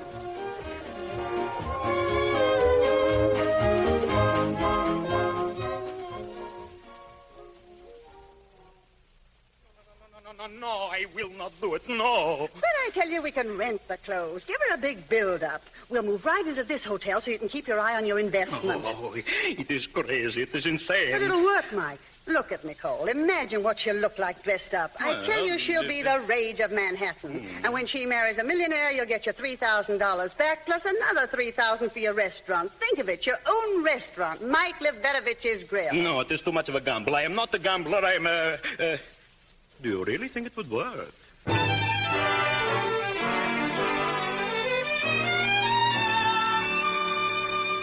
this way, mademoiselle. This way, please. Your suite, mademoiselle. The best in the hotel. Oh, thank you. It looks wonderful. How many rooms, manager? 8, madam, and 3 baths. Yes, I think we'll be comfortable here. If there's anything madame requires in the way of special service, we will be only too happy to arrange for it. Good morning, madame. Will you have luncheon served in your room? Yes. Thank you, Mike. Thank you, my good man. If you need a maid to help you unpack, just phone the desk clerk. I think my niece and I can manage, thank you. Well, remember, we are all at your service at all times, for all things. I thought he was going to stay for breakfast. Isn't it wonderful? Gloria, Mike, look at my coat. It's like a dream. It costs $30 a day to rent that coat. That's no dream. It's a nightmare. Let's get unpacked. Mike, why did you pick this suite? Because Bill Duncan lives across the hall. Who's Bill Duncan? He has $10 million. $10 million? Well, we'll dedicate this little blue number to him then. Go inside and try it on, Nicole. Oh, it's so wonderful, so beautiful. I can't wait. Oh, she's such a child. Yes, and while she's growing up, it's costing me $60 a day for this suite. That's a nickel a minute. And a penny and a half every time you draw your breath. So hold it. Don't make jokes at these prices, please. Listen, if you lose a cent on this deal, I'll give you my right eye. And I'll take it. Stop worrying. Tell me about this Duncan man. He's got $10 million. Isn't that enough? Maybe. How does Nicole meet him? That is up to you, not me, but make it soon. Yeah, tomorrow morning, I think. Let's see. Nicole meets him in the hall by the elevator. She thinks he's an old friend. A natural mistake. She speaks to him. He speaks to her. Going down, Mr. Duncan? Thank you. Charlie, attendez-moi, c'est Nicole. I beg your pardon? Oh, Charlie, qu'est-ce que vous faites ici? Il y a un temps fou que je ne vous ai pas vu. Quelle chance de vous rencontrer. Comment allez-vous? I'm sorry, but I think there's some mistake. Charlie, why don't you speak to me in French? Well, principally because I don't speak it. Charlie, are you sick? I don't think so. Are you not Charlie Dumaret that I met in Paris 4 years ago? I wasn't in Paris 4 years ago. Oh, you are not Charlie. I'm so sorry. My name is Bill Duncan, but please, don't be sorry. Oh, but I am. Oh, I've made such a big mistake. And excuse me, please. Oh, no, wait. Do you live here, in the hotel? Yes, I live in suite 1460. Oh, then I'll see you again. Please, excuse me. Oh, but wait. Listen, couldn't we just... Nicole, it worked. You think so? I know so, darling. It'll be the same old story in the same old settings. Lunch one day, dinner the next, races, hockey games, nightclubs. Oh, I like that. Doesn't mean a thing. But if he invites you to the symphony and sits you in the family box, then, my dear, that's love.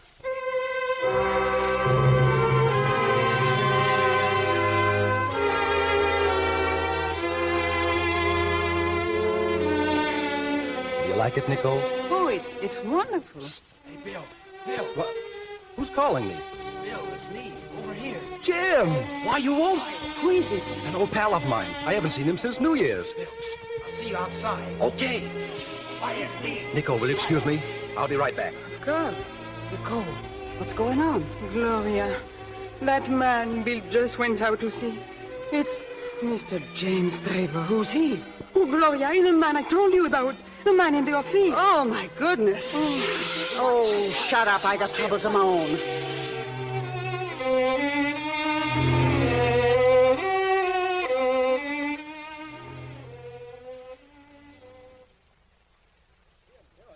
Oh, Bill, this is marvelous. How have you been? Great. It's good to see you, Jim. Who are you with? A customer. Well, get rid of him and join us. I wish I could, but he has a big contract in his pocket. Oh, forget the contract. Come on. I can't, Bill. It's business. Who are you with? A girl. Jim, she's really something. 2 diplomats tried to blow their brains out last year because you wouldn't marry them. Sounds interesting. Interesting. She's marvelous. Daughter of a baron. Her Aunt Gloria told me so. Oh, she has an aunt, huh? All nice girls have aunts. Well, never mind the aunt. When do I meet the girl? Wait. You still like brunettes? Sure. That's fine. Nicole's a blonde. You can meet her. I can't wait. Oh, you won't have to. There she is. Nicole! Nicole! Now, what's she going that way for? Nicole, here! Wait, Nicole! Oh, did you call, Bill? Nicole, I want you to meet an old friend of mine, Jim Trevor. How do you do? Well, how do you do? I'm charmed. Yeah, I was afraid of that. It's too bad you can't make it for supper with us, Jim. Don't believe a word he says, mademoiselle. I wouldn't miss it for the world. All right, I think...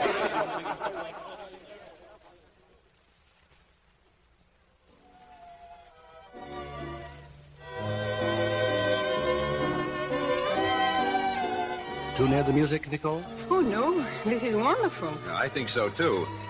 Tell me, how long have you been in New York, mademoiselle? In New York? Why, just a week. A week? I should have said that you'd been here longer than that. Oh, she fooled everybody, Mr. Trevor. I'm sure she does. That reminds me. I don't know why, but the funniest thing happened to me about 3 weeks ago in my office. A young lady called and got herself into my office. Wouldn't you young people like to dance? Oh, yes, yes. It would be a great pleasure if I may. Oh, but You don't mind, do you, Bill? Well, no, I guess not. Thanks.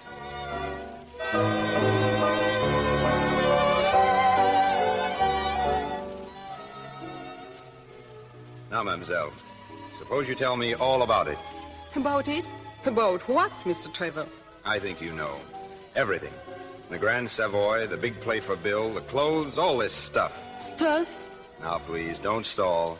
I know there's monkey business going on, and all I want to be sure of is that my friend Bill isn't going to be the monkey. Monkey? I don't understand monkey. I'm sorry. I'm sorry, too, but you're going to understand it. Come on outside where we can talk. Again, I am sorry, but I have nothing to talk about with you. No? Then suppose we go back to the table, and I'll tell Bill how you were in my office 3 weeks ago, posing as a model. Oh, we will go outside. Good. This way.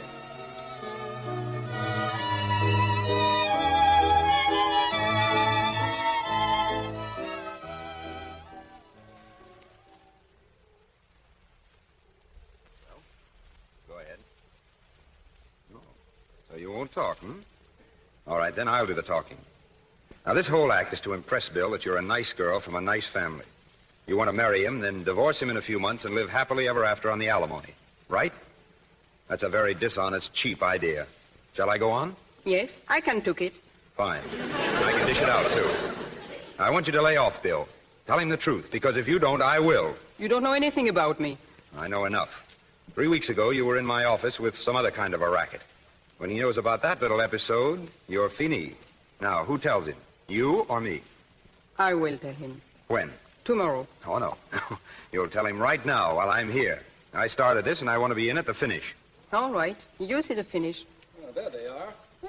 What is this? They're coming now. All right, I tried to do a good job. Hello, remember us? Hey, Jim, I just loaned you Nicole for a dance. I didn't give it to you for keeps. Oh, Bill, please forgive me, but we have been talking, and shall I tell him now, Mr. Trevor? Sure. Go ahead. Tell me what? A story. Mr. Trevor wants me to tell you a story. Nicole, maybe you better tell it to Auntie first. Oh, no, I can tell it to everybody. He wants me to tell you that I once went to his office. Is that right, Mr. Trevor? That's right. And he was taking photographs. And I was to be the model to pose with drapes for a calendar. That's it. He said it will be a big joke. Don't you think it's funny, Bill? Very funny. Excruciatingly funny. But you don't see why it's so funny. I'm not a model, and I never pose for one picture. And he's not a photographer. Everybody knows this. But anyhow, Mr. Trevor says if I tell you this joke, he takes me out to dinner tomorrow night. Oh, so that's it. Say, what are you trying to do? Oh, that's what you said, no? If I tell Bill this story, you and I, we can go to dinner tomorrow all by ourselves. Why, you little... I beg your pardon, Mr. Trevor. Bill, I never said that. It's all right, Jim. I get it. But I tell you that... Forget it. It's okay, I tell you. Now, wait a minute. Come on, Nicole. I'll take you home. Thank you. I'm so sorry, Mr. Trevor, but you see, I could not lie to Bill. He's my good friend. I could not make him the monkey. Good night.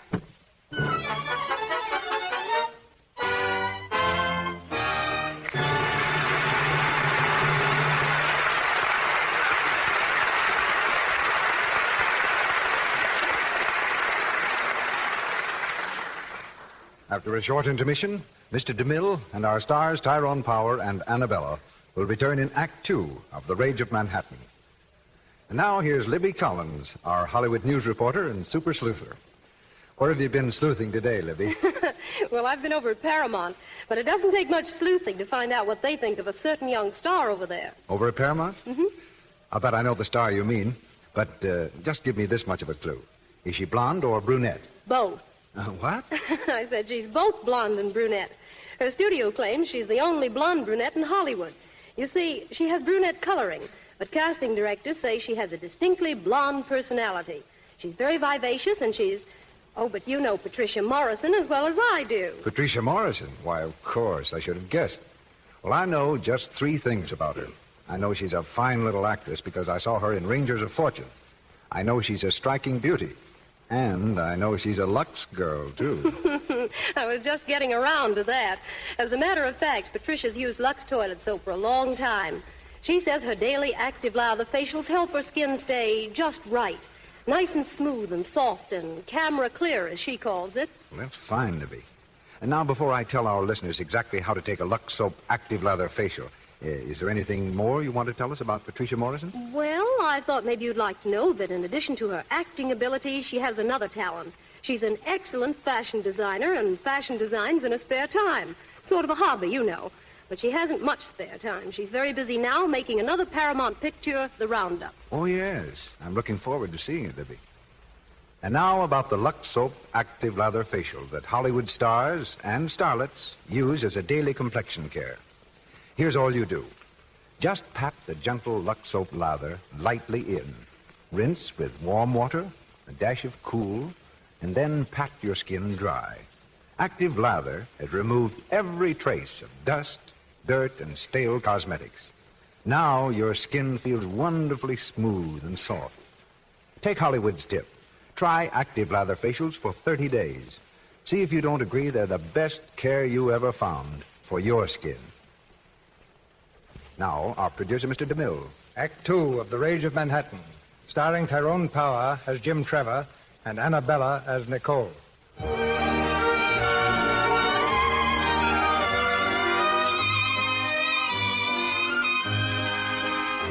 It's later the same evening. Determined to protect his friend from the designing Nicole, Jim Trevor has settled himself comfortably in Bill Duncan's apartment. He's still there, reading a newspaper, when Bill returns. Hello. Oh, hello. What are you doing here?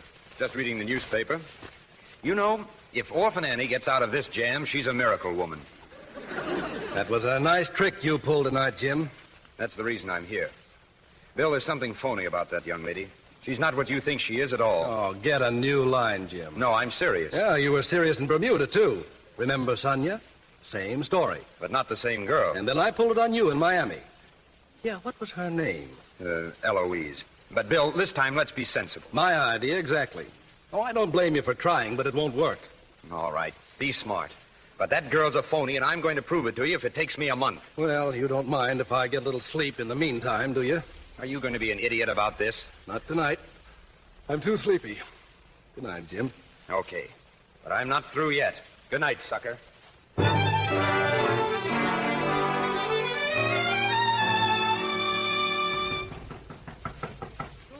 This Mike with the fur coat. Wait a minute.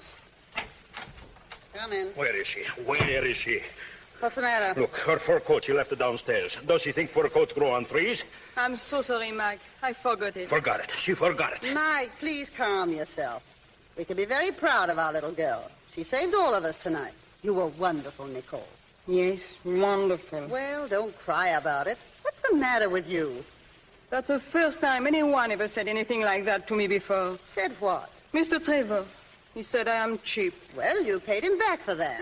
He's got some nerve. Cheap. I figured out just now what it cost tonight. $87.50 for rentals. Cheap. What does he want you to wear, radium? He meant I was dishonest. All women are dishonest. If they weren't, there'd be just two classes of people in the world. Old maids and bachelors. Lipstick is dishonest, and clipped eyebrows are dishonest, and rouge is dishonest, and a fat woman in a girdle, well, that's highway robbery. Of course. It is so simple. When I put parsley on a steak, does anybody ever eat the parsley? No, it is for show. What you are doing, Nicole, is just putting parsley on a steak. You are the steak, and the clothes and all the other stuff is just the parsley. Exactly. Oh, please, stop talking about it. Let me alone. No, look, I am a partner in this. Leave her alone.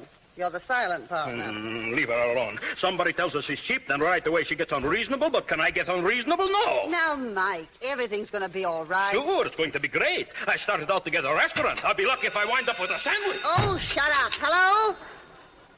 Oh, excuse me. Who? Why, yes, just a moment. Nicole, it's him, that Trevor guy. I'll speak to him. Hello? Hello?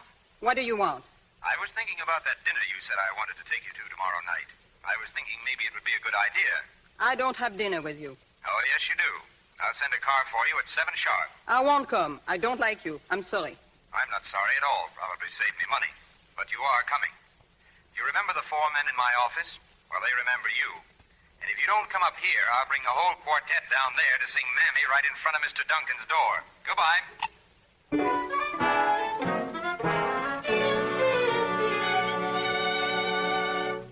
Everything arranged, Wrigley? Yes, sir. I want everything to be just right tonight. It will be, sir. I assure you. Thank you, Wrigley.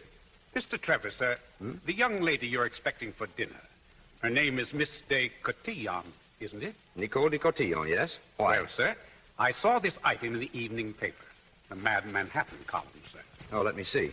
It might explain things in the event that she doesn't come, sir. The Duncan clan is gathering tonight at the Grand Savoy to meet young Bill's new heartbeat, Nicole de Cotillon. If they put the stamp of approval on her, as your correspondent did when he saw her in a night spot recently, there will soon be a formal announcement of their engagement. Well, you don't have to worry about that, Wrigley. She'll be here all right. It was a command invitation. Yes, sir. But if I might be permitted a suggestion, sir. Well? It's rather a dangerous business, sir, interfering between a man and a maid. Yes, Wrigley, I know I'm in trouble without your telling me. There was a certain affair along those lines in my own family. As a matter of fact, it's the way my second cousin lost his right eye. Oh, you don't say. I know you and Mr. Duncan are great friends, sir, but it was my second cousin's brother who knocked out my second cousin's eye, sir. Well, I'll have to take that chance, Wrigley. Yes, sir. I hope you'll forgive my mention of the incident affecting One-Eyed Wrigley, sir. Oh, there she is. Let her in.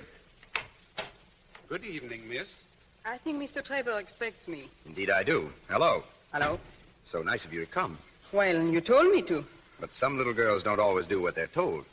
Where's Bill this evening? He's with his mother and father and some friends. They are waiting for me. Oh, yes, the reception. I think that is a word. So you see, I'm in a hurry. Tell me what you want me for, and then I will go, please. Dinner is served, sir. There's your answer. Dinner. I don't want to eat dinner. Now, look. You do what I tell you to do, or I'm liable to get mad and throw you out the window. Now, sit down. I have a lot of nasty things to say to you, and all I want you to do is eat and listen. I'm waiting. Why am I here? You may pour the wine, Wrigley. Yes, sir. Well, this is pleasant, isn't it? You know, you look very nice by candlelight. Some people might even think you were beautiful. I wonder how many men have told you that. One too many. But I never said you were. You said it. I didn't, but it's true. You dress with judgment, your manners are, well, fair, and you have the sort of eyes that some men like.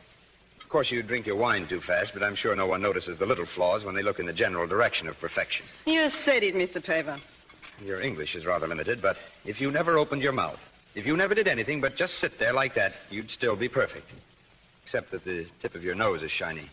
Will you please explain what I am doing here? All right. I thought there might be a chance for us to find a nice, friendly way to call off hostilities. Pardon? End our little battle. Oh. Provided, of course, that there is some way I can make you give up this idea about Bill. I'm sorry. Now, you're not going to tell me that you're madly in love with him. I'm going to tell you nothing. You're a very smart girl. I don't think so. Oh, yes, you are. Because you know if you told me you were in love with Bill, I wouldn't believe you. But by refusing to answer, you get credit for being honest. Bill is very lucky. To get you? No. To have a friend like you who fights so hard for him. Come on now. Won't you be regular and drop this whole thing? Oh, but to do this, I need money. About $3,000 and... I thought so. Huh? $3,000, eh? Oh, but... You hear that, Wrigley? Do you want me to hear it, sir? I do. I did. Good. And remember it when I tell Mr. Duncan tonight. Oh, no, you can't do this. I didn't want you to give it to me. Oh, this is a trick. It isn't fair. I'm sorry, mademoiselle, but the age of chivalry is dead. When I come back, we'll go to the funeral. Where are you going? To see Bill. Like to come with me? You. I'll see him myself. Come back here. Wrigley. Yes, sir? Get your hat. And get mine, too. We're going to a reception.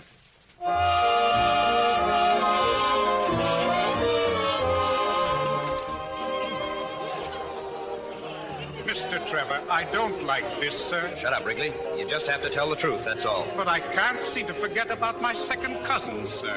Jim. Oh, hello, Bill. Well, this is a surprise. It's always a surprise when somebody that's not invited shows up, isn't it? Oh, I'm sorry, Jim, but I didn't think you'd want to come. I think I've met this gentleman, but I can't quite place you. You remember good old Wrigley. Oh, yes. How do you do, Mr. Wrigley? How do you do, sir? My butler. Yeah. Oh, your butler. Very nice idea. Make yourself comfortable, Wrigley. I'm very uncomfortable, sir. Go ahead, Wrigley. Speak your little piece, and we'll get out of here. Well, sir. Well, you see... Speak up, speak up. Well, it was a... Mr. Trevor, I can't do it, sir. All right, then. I can. A few minutes ago, Bill, your fiancée was up in my apartment trying to hook me for $3,000. You asked for it, Jim. For what? This! Sorry, Jim, but I had to do it. You big chump, you. Maybe you'd better leave. Sure. Good night, all.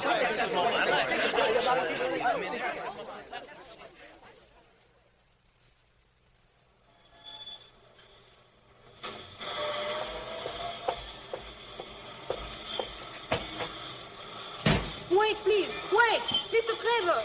I saw what happened. I'm terribly sorry. I'll bet you are. Oh, please come back. I'll explain to everybody what you meant. No, thanks. Oh, but I'm so sorry, and I want to help you. Yeah? Get in the car. What? Come on, get in.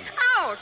What are you doing? Let me out. I have to go back there. I don't want to go with you. Let me out, I tell you. Take me back. I'll take you back when I get good and ready.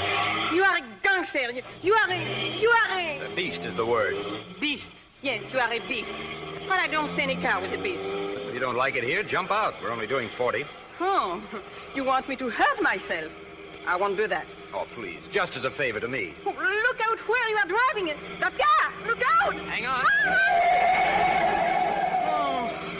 There. Oh. See what happens when you don't behave? We almost hit that truck. Are you all right? Yes, I can't talk. Good. It's the best news I've had yet.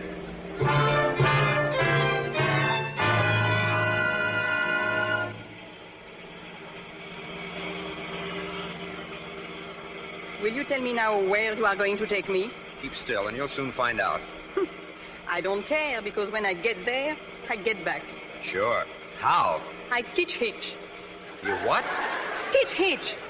Oh, you mean hitchhike. Oh, it's what I said. Well, the only thing that goes by the place we're going to is the milk truck, and that's at 4 o'clock in the morning. You've got a lot of practice waiting for it. By the way, I suppose you know the accepted hitch gesture is made with the thumb, like this. Ow! Oh, why, you bit my thumb. Sure. This is nothing. Just wait. I make a lot of trouble for you. Is that so? Well, I can took it. Well, here's where we get out. What place is this? My little gray home in the mountains. Get out. I won't. All right, don't. Oh, what is that? Don't be afraid. That's the caretaker. He used to be a hog-calling champion. What is a hog? A big pig. I could say something, but I don't. Oh, hello, Pops. It's me, Jimmy. Jimmy, let me have a look at you. Gosh, but you're looking fine. Yeah, I feel great. Say, you ain't been here in so long, I was beginning to commence to forget what you look like. How you, miss? What are you doing up in this neck of the woods, son? It's a long story, Pops. Well, it ought to be worth hearing. Later, Pops. Sure, I'll open the house and light the fire so it'll be nice and warm for you. Come on, you. No. Come on. No. I'm going to sit down and strike. No. Well, then I better get your coat. I don't want a coat. I'm going to get pneumonia and die. Then what will you do with the body? I'll show you. Now, here, going in here. You're going to like it. Oh, don't. Don't. Put me down. Put me down. Stop kicking. Stop it. Put me down. Sure. There you are. Well. Married, eh, Jimmy? Pops, I'd like to... What did you say? Carrying the bride across the threshold, eh? Well, I always said when you get spliced, you'd pick out a lollapalooza. What is it, Lalupalushka, you call me? Pops is just... A lollapalooza is a humdinger with big blue eyes. Oh, can't you speak English? He is speaking English, but it's also nonsense. I hope you'll be as happy as two jaybirds in a cherry tree. And I'm mighty glad to see somebody as pretty as you in the family at last. Pardon? Now, Pops, you've got this all wrong. Let me explain. What is this? He thinks we're married. Oh. Then why don't we tell him the truth? I have every intention of telling him the truth. I think we should tell him. Now, listen, you. I didn't need to be told. I knew it the minute I seen him carry over the doorstep. It's the custom in these parts. Yes, I know it's the custom up here, Pops, but it's also the custom to... Now, don't be mad, Jimmy. Jimmy! You see, Pops, it's a secret, but if you have to know, you have to know. Oh, it's a secret, huh? Well, I won't tell nobody. I'll have something for you to eat and 2 shakes of a lamb's tail. Well, now you've fixed it. I didn't tell him. He told me, and I said, yes, Jimmy. Stop calling me Jimmy. Well, if you like, I'll call you Mr. Trevor, but I think it sounds funny for me, bride. You're not a bride, and you're not going to be one. That's why you're here. And you're going to stay here until you make Bill understand what you are and what you did. And if I stay here and I don't say we are married, I get a bad reputation. And I get a bad reputation if you do. Then take me back. No. I don't care what happens. You're staying here. Okay. I told you, didn't I? I make an awful lot of trouble yet. Just wait.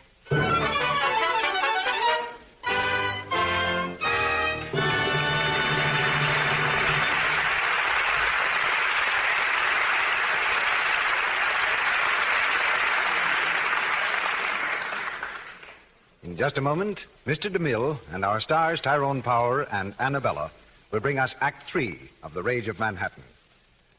Well, what have we here? Or whom have we here, I should say. Oh, you remember us, Mr. Ruick. We're the Lux Toilet Soap Symbols. Why, of course. For a moment, I thought you were just 6 pretty girls. Very pretty girls. Oh, no, Mr. Ruick. We're symbols. We stand for 6 Lux Toilet Soap qualities. I'm its mildness. That means Lux Toilet Soap cares gently for even delicate skin. You ought to ask each of us what quality we stand for, Mr. Ruick. Well, you then, all dressed up in that lovely white satin dress. What quality do you stand for? Why, you just practically said it yourself, Mr. Ruick. I'm Lux Toilet Soap's whiteness, a quality that makes Lux Toilet Soap very popular with choosy women. Oh, I see. Well, who's next? I ought to be next, Mr. Ruick, because I stand for Lux Soap's purity, and that's a very important quality. Only the finest ingredients are used in making Lux Soap, Mr. Ruick. Yes, that's right. And now with the next one... I stand for Lux Soap. Just a moment, girls, please. One at a time. We'll take that tall blonde girl next. Oh, I stand for Active Lather. Lux Soap's Active Lather that does such a thorough job. And now the little dark girl. I stand for Lux Soap's perfume. The nice, delicate fragrance that makes it such a wonderful bath soap, too. And now last, but not a bit least, I assure you. Oh, thank you, Mr. Ruick. I stand for the long-lasting quality of Lux Soap. You know, Mr. Ruick, Lux Soap is as hard-milled as the finest French soaps are. And that means it's economical to buy, because it lasts and lasts. Well, thank you. Thank all of you. Thank you. Good night. Good night. It's been a pleasure to have you here, and I'm sure you're the best-looking set of symbols any complexion soap could ask for. Thank you, and good night. Good night, Mr. Ruick. We pause now for station identification. This is the Columbia Broadcasting System.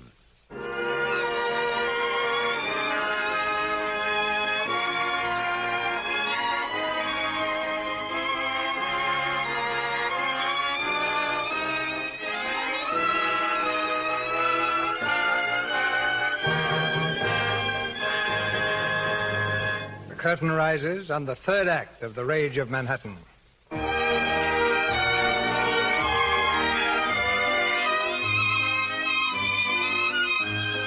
An hour has passed. In the lonely cabin, Jim and his fair prisoner sit before a cheerful fire. Nicole, gazing into the flames, is secretly amused about something. For at intervals, Jim hears a sound suspiciously like laughter. What's so funny? You might tell me what the joke is, you know. I was just thinking of something. It's very amusing. What is? You wouldn't understand. No. Here's your dinner, folks. Just country ham and country cheese. If I'd known you was coming up, I'd have shot a couple of rabbits. This'll do nicely, Pops. When you want me to clear up, just ring the bell. Where's the bell? Now, son, you know we ain't got any bell. Just give out with the old suey. Suey! Okay, Pops, thanks. Say, miss, ain't you going to eat something? No, thank you. Girls nowadays don't eat any more than a hummingbird. I remember when I was young... that's all, Pops. Thanks a lot. Oh, want to be alone, eh? All right, son. Oh, wait, Mr. Pops. Yes, sir? Mr. Pops, where is the telephone, please? Telephone? Well, I'll tell you. You go to the head of the stairs out there and turn right. You'll see a little door in the wall about so big. No, about so big. Phone's in there. Oh, thank you, Mr. Pops. But they ain't connected. Oh, but can't you make it connected? I can if you want. Oh, yes, I do. All right. Take about 10 days. I'll write the company in the morning. 10 days. That ought to be enough time for you to come to your senses. Have some cheese. No, I'm very particular. About what you eat? About who I eat with. Charming girl. Who is this man? What man? In the picture up there. Funny-looking one. Oh, the funny-looking one. That's my father. I thought so. Who is the other one? My grandfather. He's funny-looking, too. Yes, he is, isn't he? I never noticed. Why do they all have guns? They were hunting. Oh, hunters. Yes, I come from a long line of hunters. I think you come from a long line of sourpusses. And you are a sourpuss, too. Thank you very much. Look, if you'd let me in on the joke, I could laugh with more feeling. You know. But it's no joke for you, but it's a big joke for me. I've just been thinking what happens when Bill Duncan comes here. Oh, is he coming here? Oh, sure. He comes right in this door, and he says, "You asked for it, Jim." Bang! And he hits you right on the nose. And you fall over in that direction. Oh, pardon me. I better move the wood box so you don't cut on your head. You think it'll happen just that way? Why not? It happened that way before. It happens that way again. You like the idea? I think that will be a lot of fun. Thanks. No, I'm going to bed. What? I'm going to bed. I've had a rather tiring day. Good night. Oh, wait, I cannot stay here. You'll find everything you need in that room over there. Pajamas in the dresser, slippers in the closet. Now, good night. I want to go back to New York. Well, go ahead. Right down that road and turn to your left. It's 86 miles, and it'll take you 4 days on foot. If you don't take me back, I'll scream. Oh! Well, that's not bad. Try it again. Oh! Hearing the answer? No. Too bad. I guess 86 miles is too far to yell, even for you. Good night.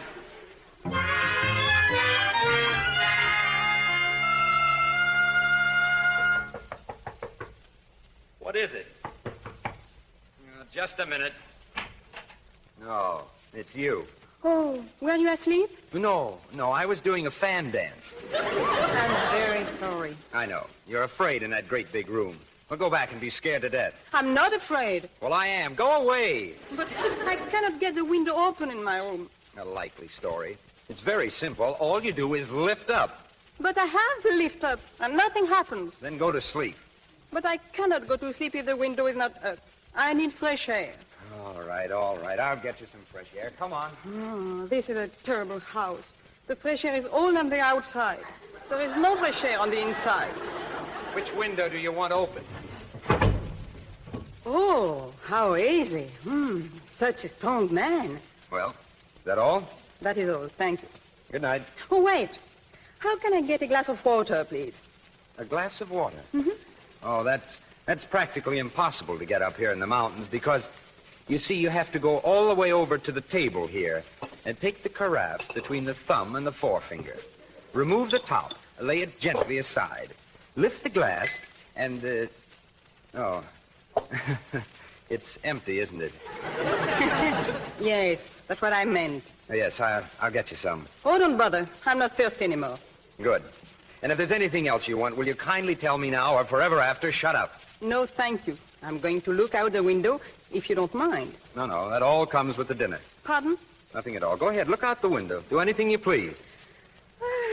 The country is nice. Everything is so quiet. I'm going to like it here while we are waiting for Bill Duncan to come and knock you down. It is so lovely. No, keep quiet. Good night. What's the matter now? The window, it fell on my back. Get me out. Get me out. All right, take it easy. Easy now. Oh, my back. How did you ever do that? You did it, slamming doors. I was looking out the window and it fell on me. I'm hurting all over. Get out of here and let me alone. No, it's all right. Just sit down quietly. It hurts me. Look. Is it bleeding? No, it's all right. Just kind of red. The blood is red? No, the back. Oh. Now, don't make such a fuss. You're not going to die. Oh, but I'm going to be a cripple. No, you won't. Just a cramp where the window came down on the muscle. Now, try to straighten up. Oh. There. You think it's not broken? It's not even bent. Now, stand up. Up. Now, how's that? Well, I think me and my back feel better. Thank you. Now, go to bed. Yes, please. And remember in the future that bad girls who do bad things always get hurt. Oh, but I didn't do anything. I know. It was my fault, and I'm glad you aren't hurt. Good night. Good night. Oh, Mr. Trevor. Yes? I have something to tell you. Yes? You won't have to worry. I shall not marry Bill Duncan. What? No. Good. That's all I wanted to hear you say. I know. I don't want to do anything you don't want me to do. You see, I rather you like me. That's all. Why? Because even though you are fresh and I hate you, well, I like you too, I think. You mean that? I never say things I don't mean. Really? Well, just tell me one thing. Yes? How in the world did you find out that I had more money than Bill Duncan? Oh, get out. I don't want to see you anymore. I hate you. Oh, I'm sorry. I shouldn't have said that. Do you want this light on? No. Well, good night, then. I hope this will be for the last time. Mr. Trevor. Yes? I would like to tell you something. Well, what is it? You think I'm very terrible, don't you? Well, I don't know. What do you think? I think so, too. But you see, I was all alone and I had nothing, and Gloria told me that the best thing for a girl is a good marriage, and the head waiter, Mike, he gave us the money to meet a nice rich man, and I met Bill, that's all. I see. Well, you know, I may be old-fashioned, but it always seemed to me that a girl should be in love with the man she marries. Oh, yes, but when I met Bill, I didn't know anything about love. And now you do. Well, yes. Are you really in love with Bill? No. But you said that I don't get it. No, I know you don't. It doesn't matter now. Good night, please.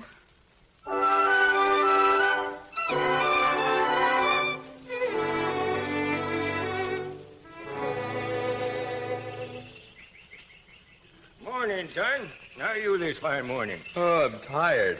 And hungry. I'll take care of that. I'll have you some breakfast up before you can say Jack Robinson. Fine. We had rather a hectic night. No, I slept like a log. Didn't hear any of it. I'm a little deaf. Bring lots of coffee, will you, Pops? Sure, lots of coffee, ham and eggs, and some biscuits. Hurry it up. Ham and eggs all right for you, too? Who are you yelling to? The missus.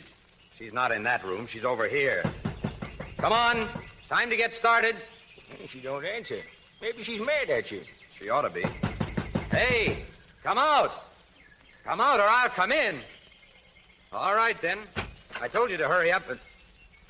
Hey. What's the matter, son? She isn't here. Huh? She's gone. Say, I didn't see your car outside. You suppose she went somewhere with it? I guess so. Well, what are you looking so glum about? She ain't lost. I'm afraid she is, Pops, as far as I'm concerned.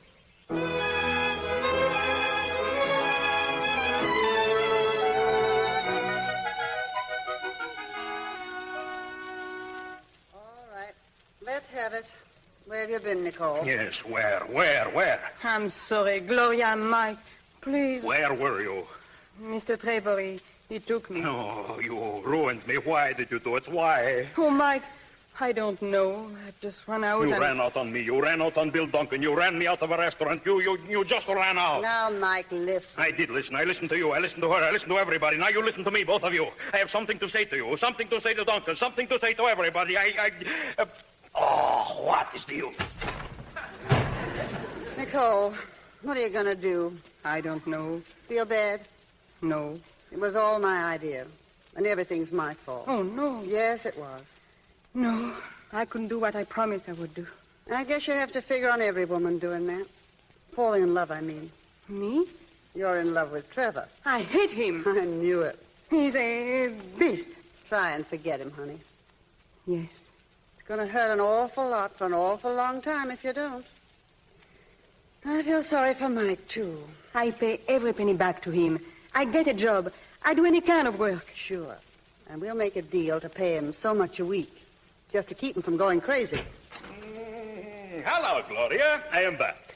Ah, Nicole, my little chicken. You are crying. Do not cry.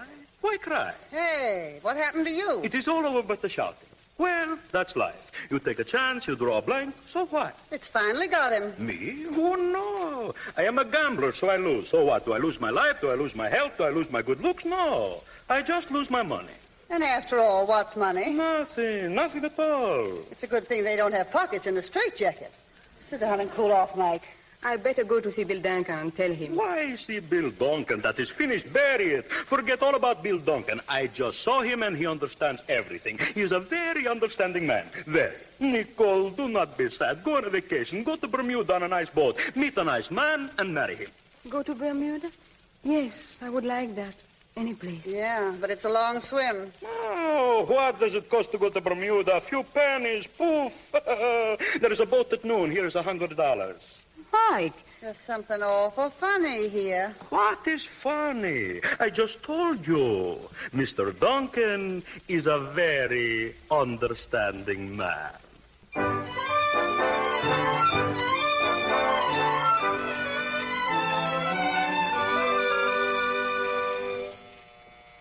Wrigley, answer that. Yes, sir. Hello, Wrigley. Where's Mr. Trevor? Why, Jim! Hey, Jim! Now, wait a minute, Bill. Before we do anything rash, let's each count 10. 1, 2, Jim, 3. you're the greatest pal a fellow ever had. Shake. Huh? Uncle Eric had that girl investigated last night, and she's a complete phony. Everything you suspected is true. Why, if I'd married her, the family'd have cut me off without a penny. Then you don't want to marry her? Marry her? I just paid $5,000 to that waiter. He put up the money for the whole thing. You're not going to marry her, then? No, but it's going to cost you more than that. You kidnapped her. She's got you good. They'll probably take you for $100,000 at least. You're sure that you don't want to marry her? Oh, stop talking about me marrying her. And don't worry about the money. I'll pay it. You won't have to. Wrigley. Yes, sir? Get me out another suit, quick. Where are you going? I'm going to marry her myself. Wait! Wrigley, I can't let him marry that girl. I have to stop this. Before you do that, sir, Permit me to tell you of an incident in which my second cousin, One-Eyed Wrigley, was involved.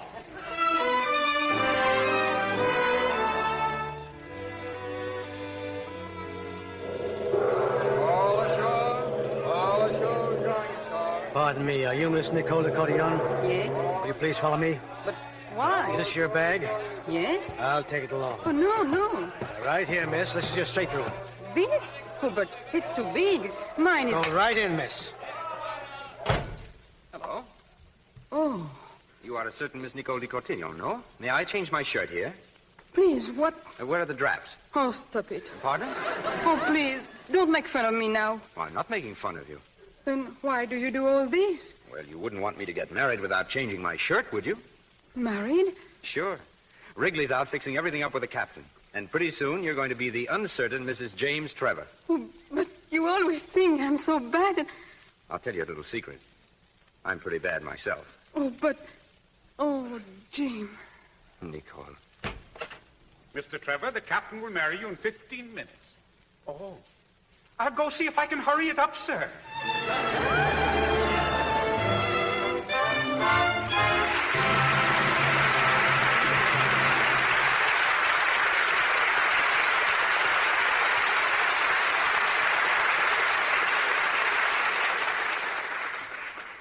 I don't know how the rest of you feel about it, but this has been one of the most charming evenings I've ever spent in the Lux Radio Theatre, for two reasons, and here they are. Tyrone Power and Annabella. Oh, thank you, Mr. DeMille. And thanks, too, for making our first visit to the Lux Radio Theatre so pleasant. This may be your first visit, but it won't be your last. You performed like a radio veteran, Annabella. Yes, I think she did, too, but then maybe I'm a little prejudiced. You'd better be. You know, Tyrone really is a radio veteran, Mr. DeMille. He was a radio actor before he was in pictures. He seemed on pretty familiar terms with that microphone. Oh, it's great training for an actor, Mr. DeMille, especially a job I once had in Chicago. Oh, yes. Tell Mr. DeMille about that. Well, I was one of those fellows who read the funny papers on a children's program. And that was really a chance for an actor to run the gamut of emotions, even before we had Superman. I'm glad you think it's good training, Tyrone. You see, I read the comics to my grandchildren every week. It's the only chance I ever get to act. Well, it's only fair for a man who knows as much about the profession as you do to get one chance to act himself. Oh, by the way, Mr. DeMille, it's a credit to your knowledge of our profession that you say every now and then on this program that a screen star just has to have a nice complexion. That's why so many of us use Lux soap all the time. That's a fine tribute, Annabella. You know, I started using Lux soap several years ago, even before I came to Hollywood. It's certainly a fine complexion care, and I wouldn't know what to do without it.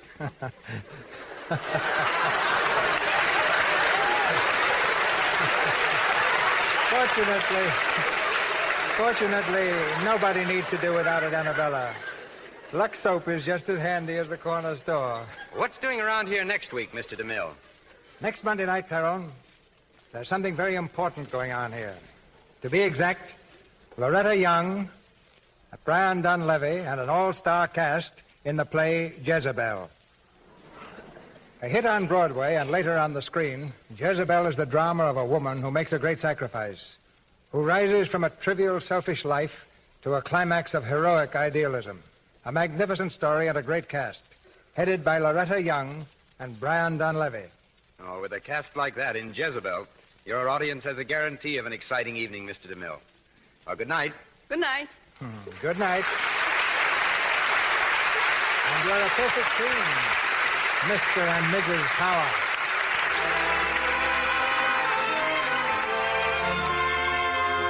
Our sponsors, the makers of Lux Toilet Soap, join me in inviting you to be with us again next Monday night when the Lux Radio Theatre presents Loretta Young and Brian Dunleavy in Jezebel. This is Cecil B. DeMille saying good night to you from Hollywood. Heard in tonight's play that Crispin Cotten as Bill, Ruth Rickaby as Gloria, Lou Merrill as Mike, J. Arthur Young as Wrigley, and Charles Seal as Pops. The picture from which The Rage of Manhattan was adapted was produced by Universal Studios, whose latest release is Back Street with Charles Boyer and Margaret Sullivan. Our music is directed by Louis Silvers, and your announcer has been Melville Ruick.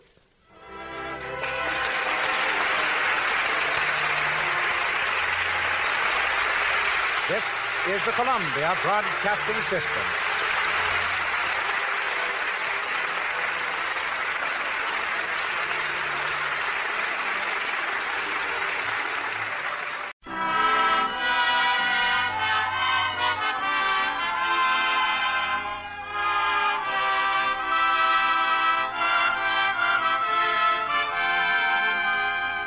The Lux Radio Theatre brings you Ethel Barrymore, Brian Aherne, and Joan Dupre in None But the Lonely Heart.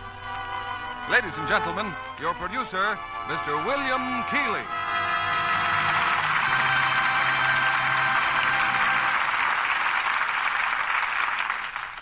Greetings from Hollywood, ladies and gentlemen. Just 10 years ago this week, after 2 seasons in New York, the Lux Radio Theatre came to Hollywood. Celebrating that event, we're bringing you tonight one of the most honored names in the American theater, Ethel Barrymore. Interpreting the role that won her an Academy Award, she appears tonight in RKO's unusual and moving screen hit, None But the Lonely Heart. Co-starred with her is the distinguished actor Brian Aherne. Also, June Dupre in her original screen role. Our story is laid in London a few years before the war, but it might be any city, just as Ernie Mott might be a citizen of any country, a human symbol of man's restlessness against the background of this changing and exciting world. I was stationed in London during the war, and at many post exchanges and bomber stations were kept an open bin in which the men would deposit presents for the English, candy for the children, and for the grown-ups, precious articles like soap and soap flakes.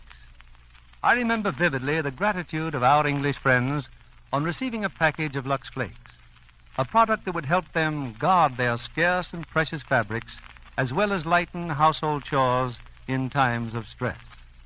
I'm sure that products like Lux Flakes make many friends for us among our allies overseas. We bring you now the opening act of None But the Lonely Heart, starring Brian Aherne as Ernie Mott, Ethel Barrymore as Ma, and June Dupre as Ada, with Lester Matthews as Jim Mordenoy.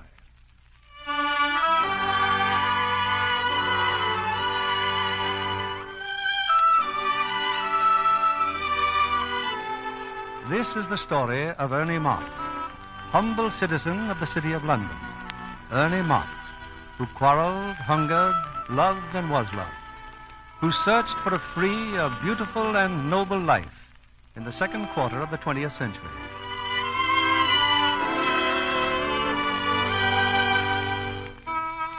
There's a second-hand store with living quarters adjoining on the fringe of the London slums. This is home to Ernie Mott. Here his mother runs the shop, and here Ernie retreats after his empty wanderings over the face of his native land. From such a journey, Ernie Mott has just returned. Where you been, Ernie? Oh, just knocking about, Ma. You know me, tramp of the universe. What'd you come back home for, son? Miss me? Can't say I did, Ma. Well, anything in the shop need repairing, painting, polishing, doing a spot of gardening? I mean to do my best by you, Ma, love. Here, how about giving your son a kiss, eh? After all. Ah. Happy couple, aren't we? A bit of proper respect is what's needed. I get no more from you than I got from that father of yours. And that's that. That's that. So you got your choice. What choice? Stay or get out. Take hold here in the shop or don't come back. What call have you anyway to go wandering around the country year in, year out like a breath of homeless wind? Don't I treat you all right, or what? Oh, you treat me fine, Ma, love. Now, where's me cap? I'm off. Ernie? Oh, just a peep at the old neighborhood, Ma. Won't be really off till morning. Here, come on, Nipper. Come on, doggy. Think more of that beast you do of me, Ernie. Oh, I wouldn't say that, Ma, but part of myself he is. Here we go, doggy.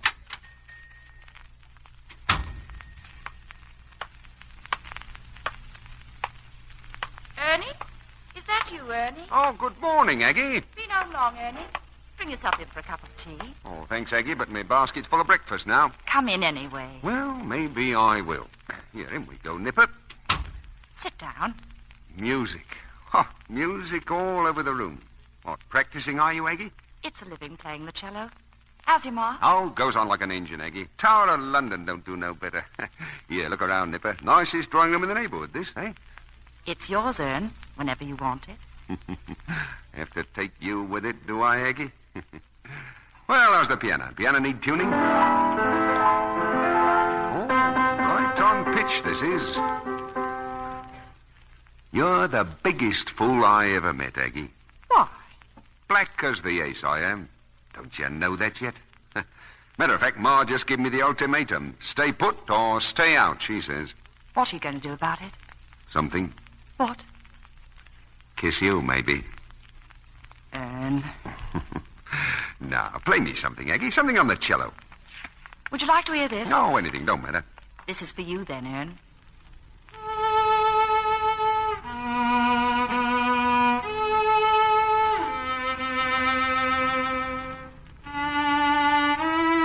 What's that music called, Aggie? None but the Lonely Heart. Italian? No, Russian. Ah, that's nice. Oh, well. Going? That's right. Where to now, Ern? Oh, I don't know. Maybe that new place down the road. What new place? Well, there's a sign outside. It says Fun Fair. Oh, that. A regular carnival, Ern. Dancing and shooting gallery. Darts and your fortune told. I don't need me fortune told, Aggie girl. Will I see you tonight? That's right. About 9? Oh, you're all alike, you women. I don't go on no timetable like a train. I'm Ernie Mott, I am. Citizen of the Great Smoke. I don't stay put. I understand. Do you? Of course. Well, then, maybe I'll see you tonight. Maybe I will, and maybe I won't. Bye, Annie boy.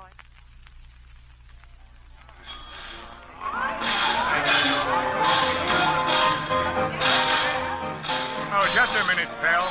Talking to me? That's right. I was watching you at the shooting gallery just now. Learn anything? I learned that a chap who can put all 8 shots in the rabbit is a good man to know. I'm Mordinoy, Jim Mordinoy. Am I supposed to know you? Thought as how you might. Yeah, what's bothering you, pal? The piano. It's out of tune. Yeah, what about it? What about what? Piano. Do I tune it or do I don't? Cost you only half a bar. Well, life's easier than that. Here, take a quid and leave the piano undisturbed. Now, why would I take your quid? Just to be a pal. You know, I can't understand a man of your talents wearing them rags. Uniform of me independence, Mr. Mordinoy. Clothed in your perfect pitch, I suppose you are. Now you understand me. Ah, life's a piece of meat when you know how. Here, what's most of them floating around in here, eh? Victims, that's what they are. Hurry, worry, and scurry to make a bit of brass, right? Right. Now, what's your kind, Mr. Mordinoy? Willful and deceitful. Take what you want, right? Right. So that's what it's all about. Either be a victim or be a thug. Ah, but suppose you don't want to be neither, eh? Like me. Not the heir and not the hound, eh? Then what? Then what? Who's talking to you? Hey, who's the piece of pastry selling the tickets over there? Name's Ada Brantlin. Ah, see you, Mr. Mordinoy. Change, please, miss. Happy to oblige. Here, who's this Mordinoy bloke, Ada? Runs the place now, don't he? Wouldn't dirty his hands on it. What's he doing here? Happens the gentleman comes in to converse with me. How do I get in your good books, Ada? Your nice hands you've got. Lovely fingernails, too. Don't you know when your health is good? Who are you, anyway? Name of Ernie Mott, Ada. Tune pianos, that's me. Polish furniture, shoot rodents with a rifle. Here, are there any bugs in your house? Send for Ernie Mott. Know how to medicate dogs and cats. Excellent at repairing clocks and other delicate machinery. Why, I invent inventions. What you invent? Well, I happen to be working on my greatest invention at the present time. A human animal which don't look for a master. It ain't easy. Come closer, Mr. Mott. I like that kind of talk. You do? Sounds balmy as the Muffin Man, but I like it. Well, now that brings up just one question, Ada, dear. What? What time do you get off? 6:30, around the back. Thanks, Ada. See you at 6:30. Come on, Nipper. Come on, doggy.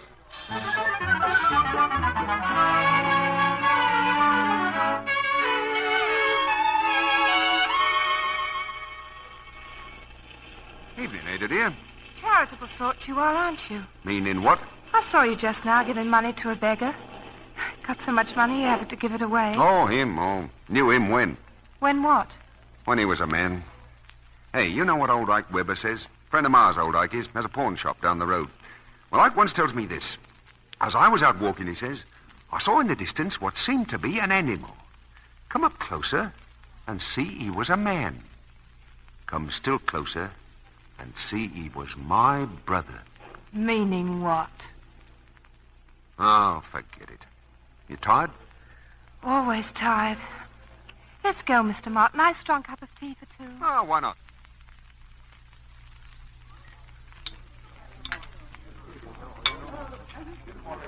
Quiet as mice, ain't we, Ada? What are you looking at? Your hand on the teacup. 5 red beetles on the end of your fingers.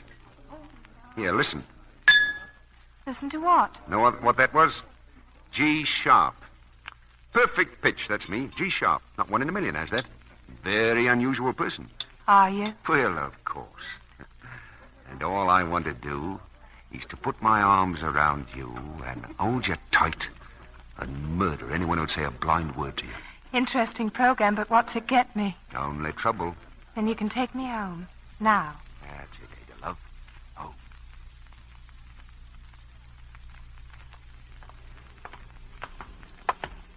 Here's where I live, Ernie. Night. Hey, you're in a hurry, aren't you? It's later than I thought. Time is not of the essence with me. No place to go, and going there tomorrow. I don't pretend to know what that means. Never see me happy home again. Oh, fight like cats with me ma, I do. Wants me in that silly dusted business of hers, squeezing pennies out of paupers. Ha! No, thank you. You're leaving London? Can't think of any reason not to. Can you? Here, inviting me in, Ada? No. And I'd like to bash you one. Why, I feel like I know your whole lifetime, Ada, dear. Do you want to see me cry? No. Then say goodbye. You're leaving in the morning. No sense to this, is there? You're a stranger. I meet you. Suddenly. You ever been in love, Ern? I mean, you make me feel 12 years old again. I don't know why. You're the only man I've met in a million years that gives me the slightest sort of feeling. Say goodbye now, and that's the end of it. I'll drop by the fun fair tomorrow. Don't. Good night. Goodbye, Ern boy. In the end, you wouldn't give me what I need. Confidence. Confidence? Yes. Good thing then you won't see me again.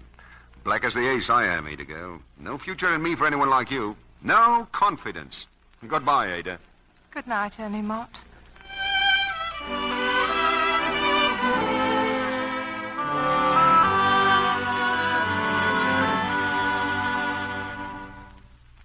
And you'll buy the clock, Ike? No questions, Mrs. Mott. It's worth every penny you ask, irregardless. Thanks, Ike.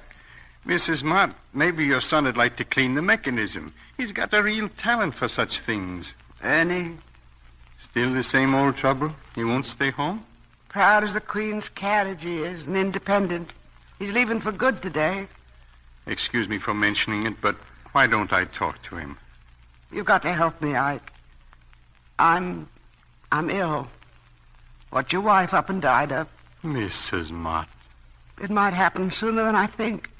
Thinking out loud, it would be very fine if you had your son with you for the next few months. You need rest and special considerations. That's impossible with him walking around. He's coming, Ike. Better toddle on. Yes, Mrs. Mudd. Oh, the clock. I'll send my Mr. Lesser for it this afternoon. Thanks, Ike.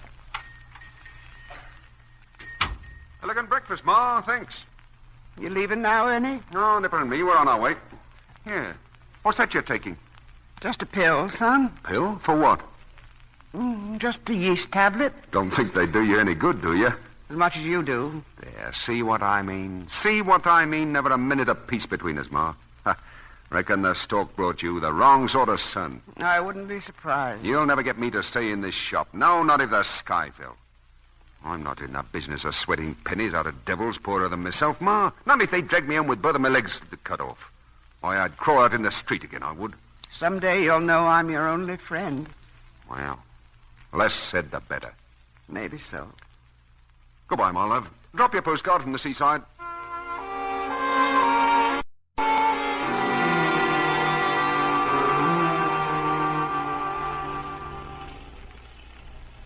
You are Maggie. It's me, Ernie. Oh, I just came to say goodbye, Aggie, dear. Thought you were stopping by last night, Ern. Couldn't make it, Aggie. Well, where are you off to? Rehearsal. Best say goodbye. Leaving for good this time, Maggie. Miss me? Yes, Ernie, I'll miss you. Marry you quick if I had the chance. What about money? Support me, would you? If you wanted me to. Think you could handle me, Aggie? I know how to handle you. Not handle you at all. Leave you be. I've never been so tempted in all my born days. Think about it. You know the address. I'm late and got to hurry. Goodbye. Goodbye, Aggie. How is Mr. Mutt today? Well, if it isn't Ike Weber. Glad to see you, Ernie. Ernie, I need about £2 worth of clocks repaired if you're not busy. Oh, I'm on my way to Liverpool, Ike. Don't they use money in Liverpool anymore? £2 worth? A man with your talents, you could finish it in a day. You're a gent. Come on, Nipper. Today we're mending clocks.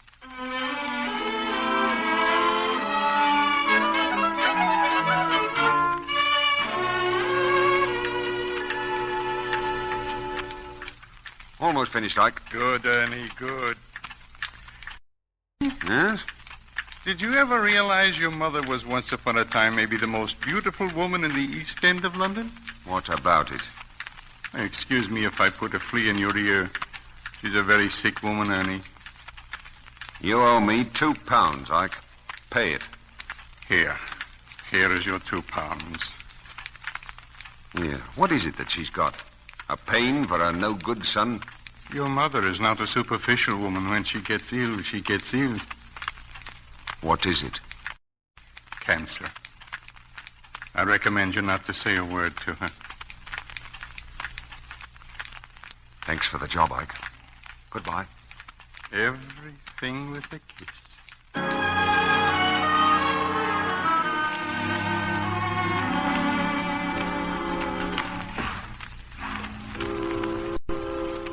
Got a match, mate. I say you got a match. Match? Here, match. Didn't I see you a while back tonight? Westminster Abbey it was. Yes, standing at the tomb of the unknown warrior. Was I? Unknown warrior. Might have been my boy, you know. Might have been my old man. What's your name? Ernie Mott. As the bacon said to the egg, so pleased to meet you. Henry Twite's my name. Ernest Verdun Mott, if you want it all. How did you come by a rare old title like that? My father rolled up there at Verdun in the war. Now I'm standing here on a bridge at the River Thames, wondering who's better off. Buzz, buzz, buzz. Buzz, buzz. A friend of mine put something in my ear, and I can't get it out. Buzz, buzz, buzz. Some of you got it bad. I know all about trouble, I do. Son of my bosom, that's what you are. Son of you nothing. I'm plain disgusted with a world I never made, and I don't want none of. There's the river, boy. Help yourself. Oh, don't like water neither, I see. I know a place where it's warm and dry. It's warm and dry in a shop on the road. Eh? What shop, boy? What road? Oh, none of your business. A shop full of tears, that's what it is. Buy and sell, sell and buy. A penny and another penny. Take it off kids and old ladies. Ha! What a stench. Verdun, lad, you're drunk, you are. I am that dead. Drunk and converted to the fifth commandment. And I'm going to my home. I'll walk with you, Verdun. A solid, sober light I'll be in this foggy hour of your inebriation. Do the you, I would. Sure, boy, sure. Watch the curbs now.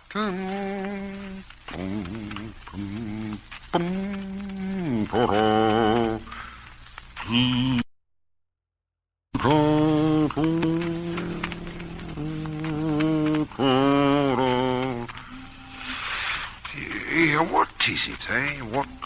It's a lovely voice you have, Verdun. Lovely. Buzz, buzz, buzz. Home, lad. Home you go.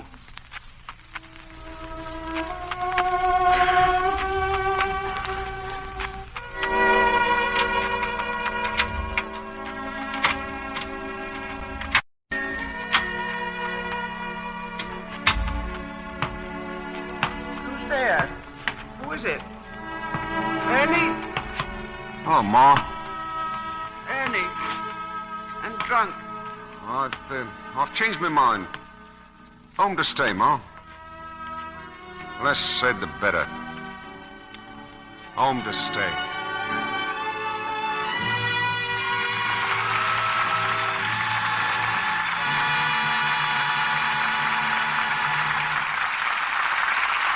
In just a moment, we'll return with Act Two of None But the Lonely Heart, starring Ethel Barrymore, Brian Aherne, and June Dupre.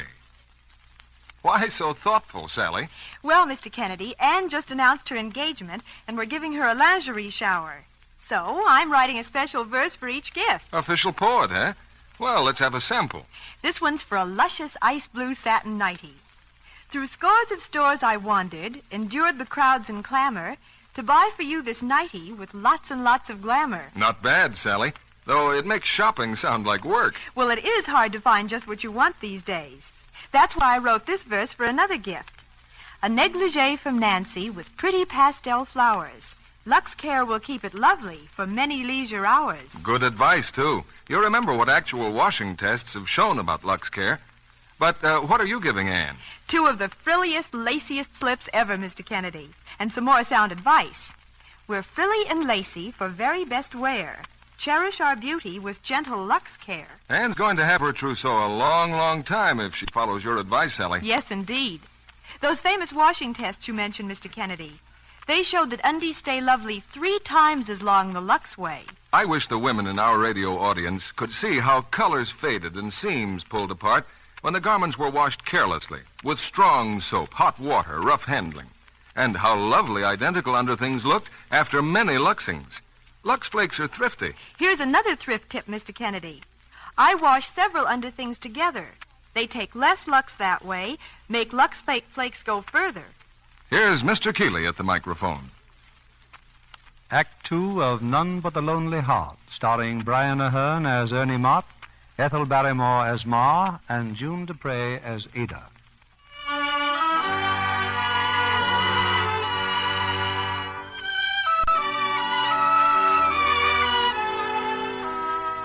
A few weeks have gone by, and Ernie's mother, unaware that her son knows of her grave illness, finds a full measure of belated happiness in the change that has come over the disillusioned Ernie. Thoughtful and diligent, he works in her shop, hateful though it is to him. Now, at the supper table, he's resplendent in a new suit of clothes, a surprise gift from his grateful mother.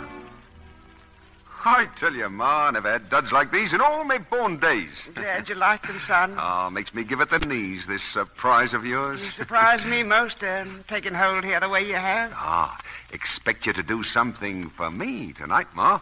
What? Well, stroll around a bit. Maybe you see a film. The 2 and 4 seats. Oh, go on, Sauce. I'm old enough to be your mother. Ah, come on, Ma. Come on, do it. Couldn't, son. Too rich for my blood. Besides, sleep's a blessed. Oh, what's wrong? Something hurt you? Nothing of the sort. Ernie, my pills. Yes, Ma. Yes. On the mantelpiece, the yeast tablets. Yeah, I got them, Ma. Here. Glass of water, eh? Thanks, son. Tummy ache, that's all. More tea, Ern? No, Ma, no. Full up to here. Then what are you sitting round for? Go on out, enjoy yourself. It's a bit of change you want here. Ah, seen right through me, you did. Thanks, Ma. Losh you, and off you go, then. Thanks, Ma. Good night. Night, Ern. Your new hat's on crooked.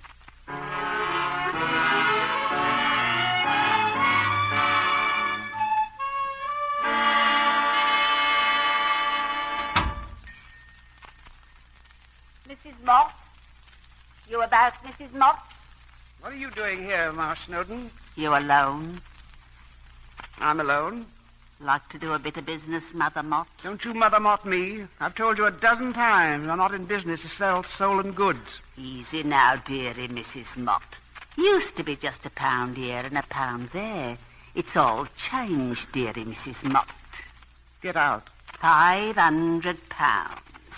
And what's the income of this shop compared to a sum like that, eh? £500. Shoplifting.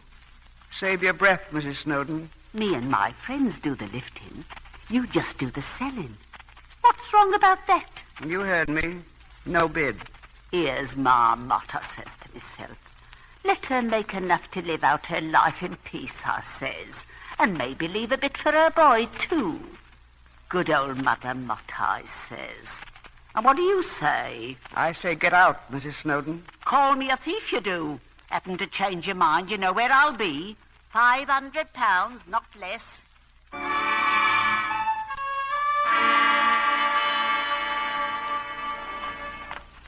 Say that again, Ada, girl. I said, I'm sorry you've come back. I said, I'm sorry I ever saw you. Where have you been all this time? Been home, Ada, Ma's shop, helping out. And after 5 weeks, you suddenly decide to look me up again. Thanks. Here, this is your house, sir. Invite me in? No. Suppose a certain party don't happen to like me meeting you. Who would that be? Jim Mordenoy. What, the Flash boy? Now, how has he crept into your scientific young life? Didn't say he had. There's about 20 good kisses left in me, but he'll never get one. Told him so? More than once. Then that's that. Is it? Now, say goodnight and let's forget it all. On next Wednesday? Do I see you like we said or not? Take me dancing? Anything you like, Ada. You know that. Always. Give over, boy. You're crushing me to a pulp. One more kiss. I'll save it for Wednesday. Night, Ellen.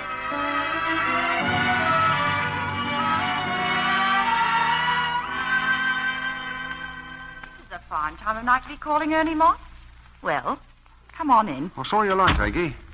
Just get home? Yes, been playing at a club dinner. Will I put on some coffee? No, thanks. No. Aggie, you a fortune teller? Somewhat. Well, I'm on the fringes of a great romance. What'll I do? Have it. But it's not with you, Aggie. That's no news, is it? Oh, really, Ern, you're a fool. You're clever, you're human, but you're a fool. You're trying to tell me that you love another girl. I've known for weeks that's why you're staying home. Oh, no, that isn't why, Aggie. My ma's ill. Last card in the pack, it looks. Oh. All roads lead to Ma this year.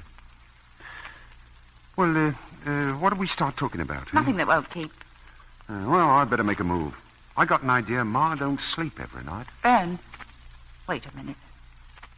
Don't worry for me. I'm here if you need me. If I love you, it's something I can't help. People are what they are and love what they love. And you can't change it or take it away from me, the thing I feel for you. So, there you are, Mr. Jack-in-the-Box. Now kiss me goodnight and go on home. Thanks, Egg. Good night.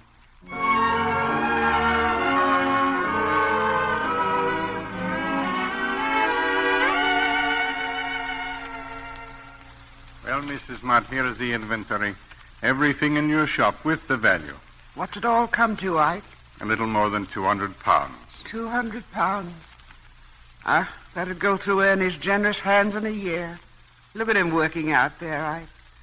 Never know it was the same boy, would you? In his heart, Ernie has always been good, Mrs. Mott, irregardless. There's such a thing as prayers being answered, you know. Thanks, Ike. Always been a real friend, you have. Any time, Mrs. Mott. A pleasure, irregardless.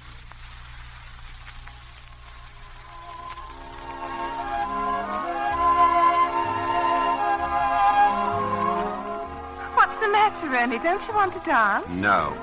Want to know why? 3 reasons. 1, don't dance good enough.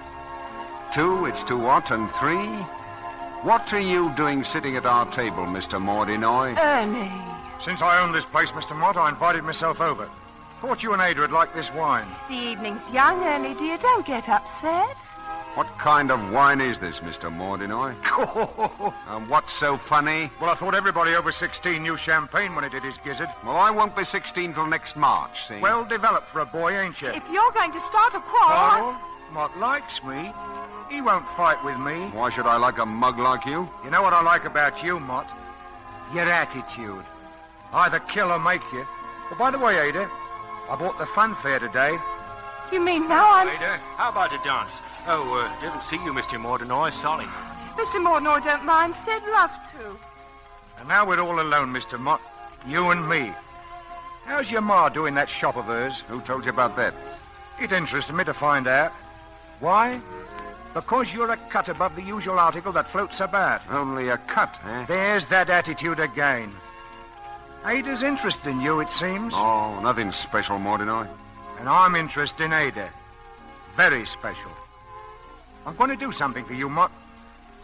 Like to stuff your pockets? Work for me, and you'll start at £50 a week. Breaking whose neck? Don't you think you're being rude? I've been after Ada too long to lose her even for a second. She knows it. Now you know it, too. But Ada won't wear you, it seems like. Ada always was a bit giddy. I recall a couple of weeks at Brighton. We shared a joining room. Now, wait a minute, Mordinoy. You're young and excitable, Mott. You see, Ada is Mrs. Mordinoy. Didn't you know? Here, come back, Mott. Sit down.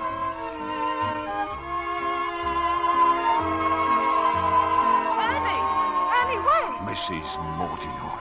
Used to be my name. Yes, Ernie. Would have told me it was all in the family. But it isn't my name now. Be 2 years next month. We're divorced. Sorry, it won't wash, Ada Ducks. What won't wash? Less said, the better. Quick's the word then, Mr. Mott. There's the door. Let you in and they let you out. Thanks, Ada. Good night.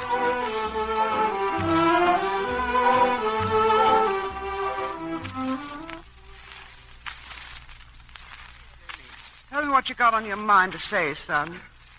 Is it that you're leaving London again? Oh, no, Ma, love. I ain't leaving you. You're all in a fret, and me thinking things have been going so extra fine. What is it you want, son? What's wrong? What's wrong, Ma? I'll tell you what's wrong. For one thing, it's wrong for me to be in a shop taking pennies from kids. Taking their pennies week after week, so sometime, months from now maybe, they'll have given us enough to pay for a pair of second-hand shoes. What else can poor folks And do? yesterday, old Ma Sedgwick's bringing Joey in, a canary bird. All she's got for £0.50 so she can eat. So she can eat, Ma. Joey, all she's got in the world. You give her a crown, son. That was good of you. Good to me. Does it help Ma Sedgwick? For the day of tomorrow, maybe. What about the next day and the day after that, eh? What are you looking for, Ernie? Peace. That's what I'm looking for. Peace. Without having to snatch it from the smaller dogs. I want peace with all the trimmings. Won't find nothing like that in this world. Not in our time, son. No way to beat it, boy. There is a way, Ma. You stop being a hare. You travel with the hounds. Where are you off to? Oh, look around. Take a walk. Maybe find the hounds.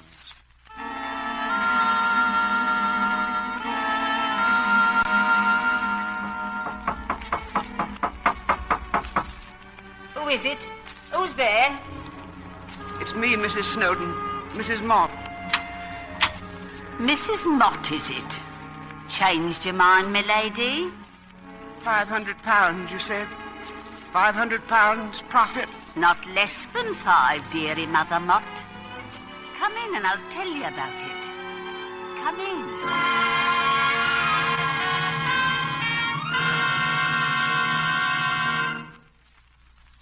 Look for you at the fun fair, Ada. Mordinoy said you'd gone home. What do you want, Ernie? Talk to you? Very mysterious, this. Room with a girl you love. I ought to hate you, but I don't. Come here, Ern. Something I want you to see in this other room. You see? I see. That kitty in there. Is she yours? Yes, Ern, that's my kitty. The little girl of all my dreams. Oh, what a wallop you give me, Ada. Here, put your face up off a moment. Ernie, put your arms around me, Ern. Don't you see, don't you understand, Ern? I don't want any more trouble in my life. No more, I've had enough. I've got to tell you something, Ada. I've joined up with Mordinoy. I want to make some money. Don't know how to make it quicker. Ernie, really? I'm sorry I ever see you. You join Mordinoy and you're as good as behind bars right now. He's a thief. He'll see that you do time, Jim will. I'm sorry I ever see you. Aye, what a girl. Don't she ever get tired of saying goodbye? No, you don't. Don't touch me, Ern, ever again. I do a job or two for him. What can I lose? Me? Do you hear that? Me? Don't you see that I love you, Ernie, but it's me or him. And if it's me, we got to go away. Why go away? Mordinoy, that's why. I've never seen him so jealous before. He'll do something to us. Dear, you talk so wild. It's yes or no, Ernie. What worries you, my kitty? I could leave her with my aunt. No, it's not your kitty, Ada. I'm fair crazy about kids. It's my ma. She's very ill, Ada. Couldn't ever leave her now. That's the end, then, Ernie. No. Give me time to use my brain and look about. What's the use of Ada, that? look, it's my birthday tomorrow. Just give me a bit of time for a gift, eh? All right, Ernie. A bit of time. Just time to think. And don't be afraid, Ada. Don't be afraid.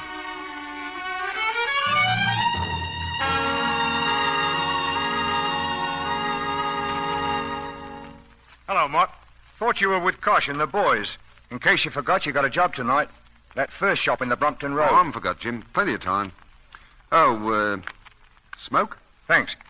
Ooh, nice cigarette, case you got there, Mott. Today's my birthday. A present from my ma. Platinum, eh? Ooh, your ma knows what's what.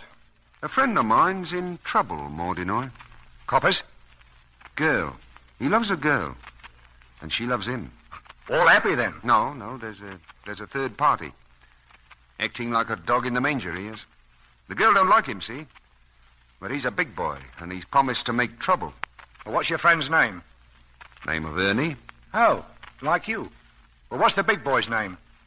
Name of Jim. Like you. Well, if your friend's as good-looking as you, what's he want to get married for? Waste of time, ain't it? Jim! Well, what's up, Taz? I pawned a ruby ring last week, Jim. Just went to the shop to get it, and they tell me the police took it. Why? Stolen property, they said. Well, is it, Taz? What's the diff, Jim? They won't give it to me. Well, it's an old trick, that, saying the police took it. Get your brother a knocker. Warm up a car. Oh, thanks, Jim. That's grand. Come along, Mott. We'll have to go to that pawn shop and straighten things out for Taz. Yeah, what about the job in the Brompton Road? It can wait. You're coming with us. Now.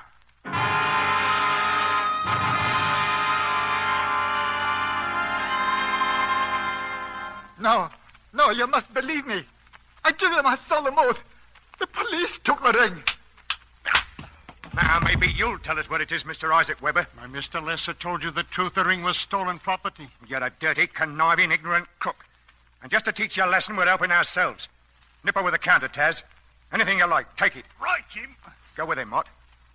I said go with him. Oh, kid doke. Ooh, look at what we got back here. Makes me mouth water. Watch, chains, rings, cash. Hurry up, Taz. Never had so much fun in my life. Did you find your ring yet? Believe I have, Jim. Believe this one here could be it. Near enough, anyway.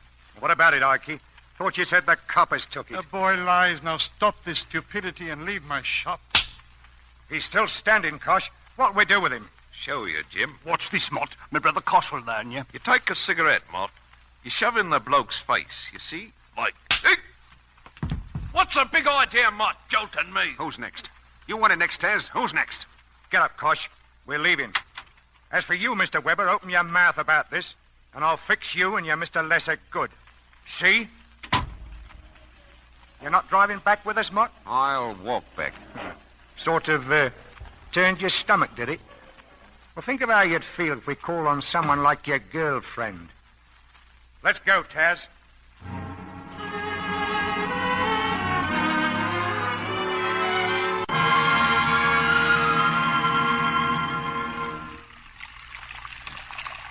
Washing your hands again, son. 10th time you've done it tonight. Some things wash off, and some don't, Ma.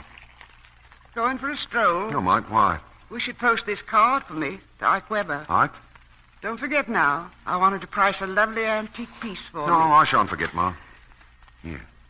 Don't know who that could be, do you? Customer, probably. Sit still, Ma. I'll go. That you, Verdun boy? Dad, surprise, surprise. Come here, Ma. I want you to meet a friend of mine, Henry Twite, Esquire.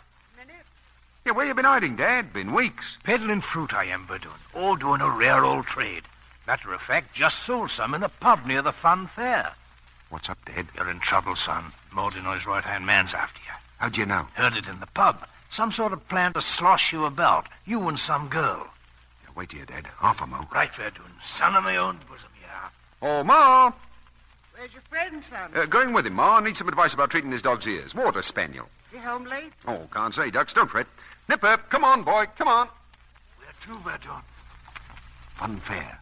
I'll be coming out with Ada. May need some help. What's the dog for? In case you need some help, too. Oh, one of those things. Very aggravating thing, love. I should shake you.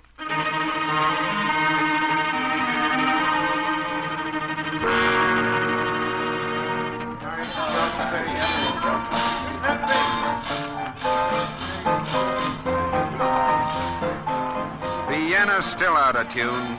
Agonizing. Ernie! Here, pack up, Ada. You're leaving. What are you trying Hello, to do? Mott. Jim wants to see you. He's up there in the office. Who else is with him, Taz? He's alone. Wants to see Miss Brentland too, now. Ah, then I guess we'd better oblige. Come on, Ada. Can't keep Mr. Maud and I waiting.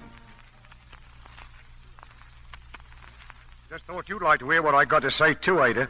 It's short and it's sweet. Mr. Mott, the holiday is over for both of you. I don't want you two meeting again, see? That's the way, Jim. Appeal to me. I'm a reasonable man. You understand me, don't you? Stop seeing Ada, or you'll wake up at the bottom of the river. If it's love you're looking for, go to the films. Personally, I don't believe in it. What do you believe in, Jim? Nothing. Simple, ain't it? Nothing in the old wide world. Now, if you'll excuse me, I'm going to the nightclub. You see, Mott, I'm a machine. I ain't human. You can't beat a machine. First thing in the morning, Ada, we're taking out a marriage license. Are we? Wonder what the weatherman promises for tomorrow. Likely rain, followed by suicide in bed.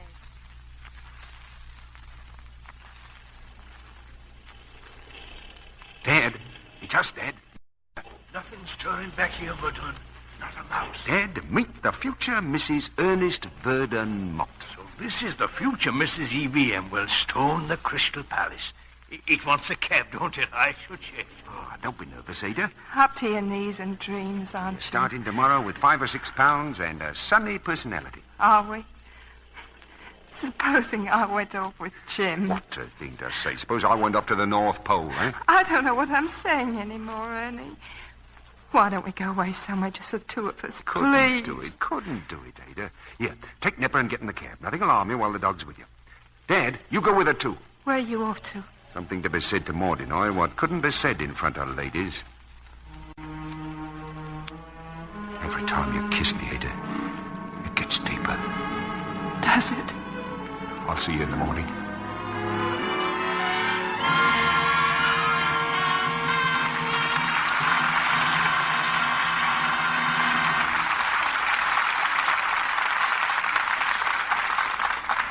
We pause now for station identification.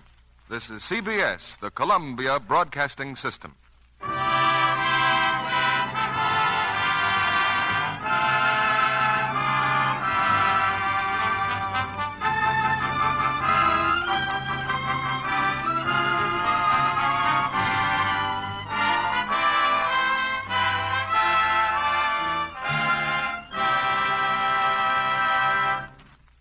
In a moment, we'll bring you the third act of None But the Lonely Heart, starring Ethel Barrymore, Brian Aherne, and June Dupre.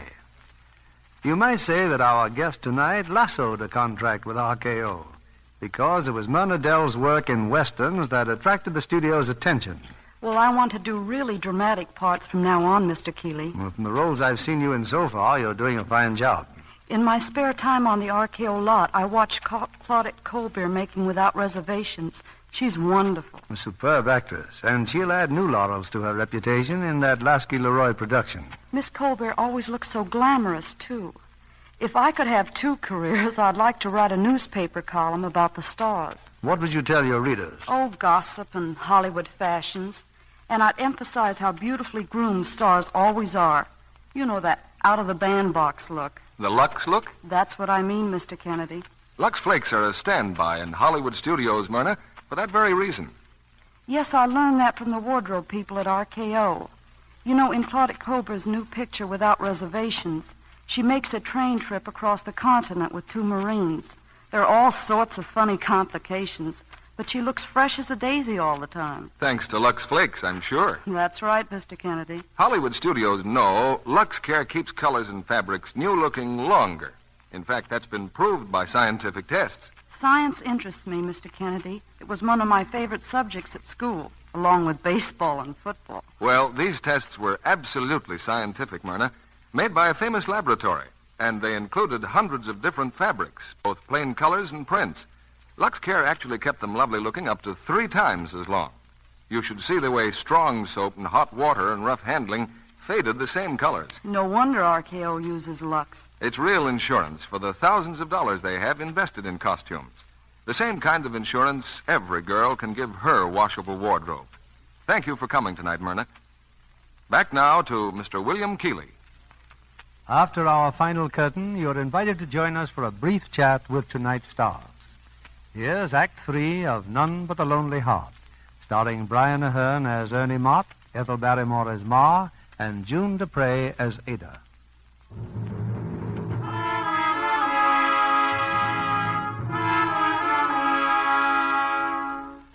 It's a few moments later. As Ernie walks to the nightclub in search of Jim Mortenoy, a car draws up to the curb. In the car are two of Mortenoy's gangsters, Kosh and his brother Taz. Taking a stroll, Mr. Mott? That's it, Kosh boy. Nice night for it. No offense about anything, I hope. No, not a thing. Nice car you're driving, Taz. Steal it? I'll be in. We're on the way to the club. You, meeting Jim there? Yes, bag of sport down there tonight. Well, I'm in the mood for sport tonight. Did you want to sit with us up front? No, I'll be more comfortable back here. Been a long day, ain't it? That's what I was thinking. Now watch the road, Taz. Just went through a red light. Funny if a cop saw us. Imagine us getting pinched for rushing a light. The cop did see you, Taz. Whole car full of coppers. Seeing things, Mott. He's right, Taz. They're starting after us. Hold on to your seat. Step on it, Taz. Don't spare the horses.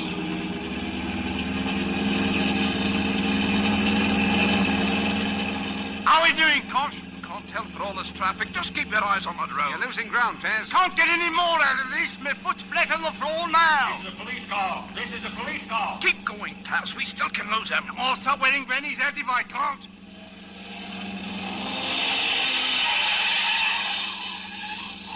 We're gaining, Taz. They got too much weight with them. Stop that car. Will you do it yet, Kosh boys? Sporting night for fair, this is. Think I'll turn another corner?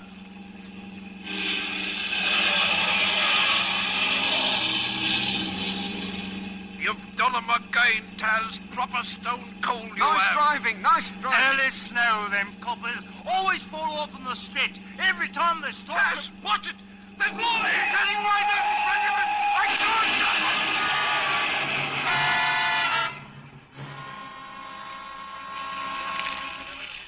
There's 3 men in the car, Sergeant. It's catching fire. Hurry on that door. Get him out. Here, you. You hurt? Hey, no.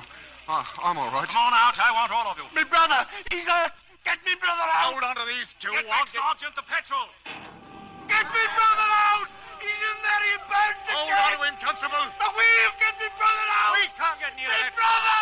Me brother. Sorry. Somebody had to do that. Take the two of them to headquarters, Constable. Yes, sir. E flat. What's that? Note of destiny. E flat.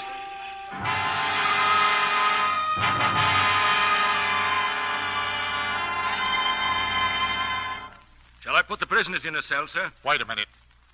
Still refuse to tell us who you are? That's right. Been going through what was in your pockets.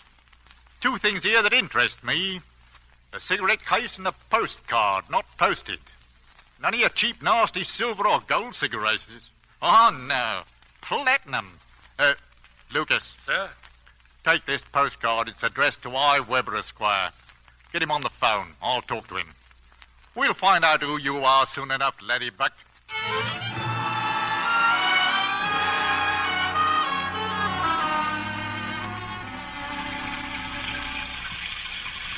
You can't stand here in front of the police station, Mr. Mott. Go on home now. Paid me bail, did you, Ike? Shan't forget you. Nor will Ma. Everything with a kiss. How's Mr. Lesser? In the hospital from the beating your friends gave him. I stood your bail for £100. You'll have to be at Bow Street Court day after tomorrow, 9:15. Thanks, Ike. Listen, Mr. Mott, you're frying yourself in your own fat. You realize that? Here. You need a few quid for incidentals. Oh, one's enough, Ike. Thanks. And no matter what anyone says, your mother is a wonderful woman. Coming down the street now, Aggie. It's Ern, all right. Plowing through the rain. Wait here, Mr. Trite. I'll get him. Ernie. Come in, Ernie. Come in. Hello, Aggie. What's up? A couple of friends of yours are here. Name of Nipper, name of Twite. What's that? Nipper? Dad, Twite? Where have you been all night? Why? Is Ma worried about me? Been in a right stew about you, all of us. Oh, didn't know you knew Aggie, Dad. Didn't. Brought your dog back to the shop, though. Nobody home. Aggie said stop by. Where's Ma? Gone out for a bit, Ern. And where were you? Oh, just seeing how the other half lives. Where'd she go? Ma? Have a nice chop on the stove if you'd care for it, Ern. Where'd Ma go? Where is she? The police came last night. What? There were things your ma couldn't explain, Ernie. Your cigarette case, where it came from. Other stuff, too, Ern. What stuff? Stuff dragged out of cupboards. What about Ma? They took her, Ernie. There was a Mrs. Snowden, and I think some others. Poor, poor girls. Biggest shoplifting gang this side of the river, Copper said. They got her inside, you mean? Pinched? Come on, Verdun, lad. Come on. We'll go down there now.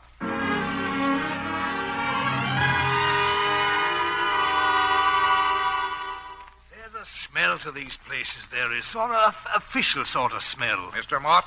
Yes? This way. Be here when you get back, Verdun, boy. Yeah, but this isn't... what's down here? Why, the old girl's in the hospital here. Didn't you know that? In that door. The nurse will tell you everything, I expect. Your mother's in here, Mr. Mott. Go in. Wait, how much time do they give her? It might be tonight. It might be a week.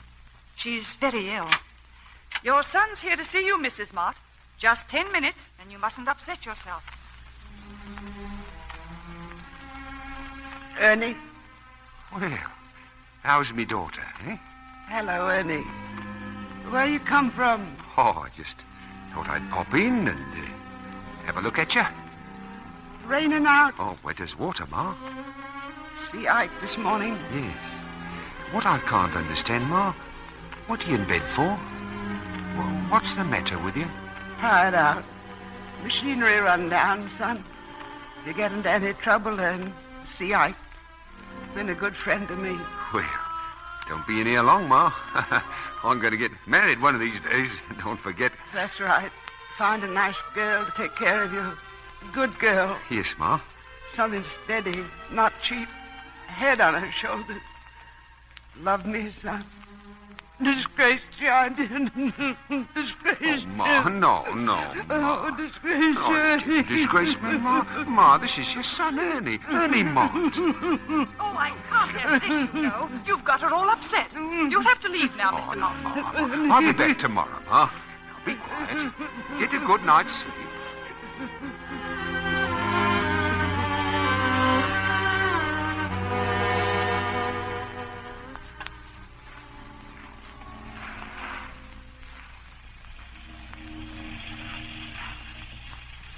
It's all right, Verdun, boy. You can go back there and see her tomorrow.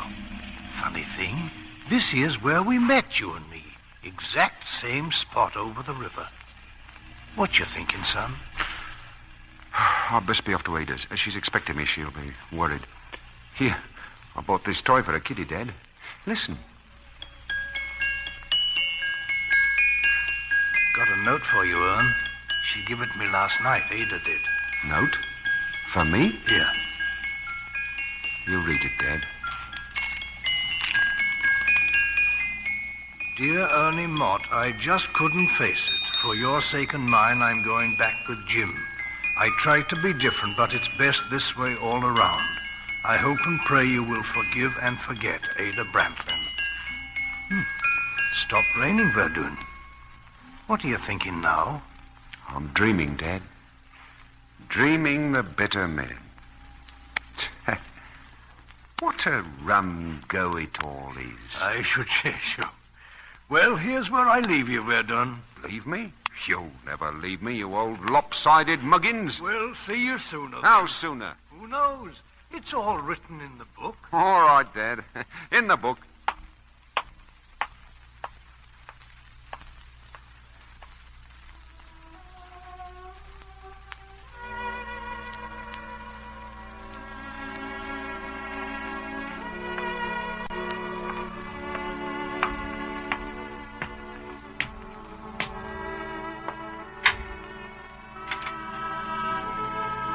Hello, Aggie. It's me. I'm back. Come in, Ernie. I'll be waiting.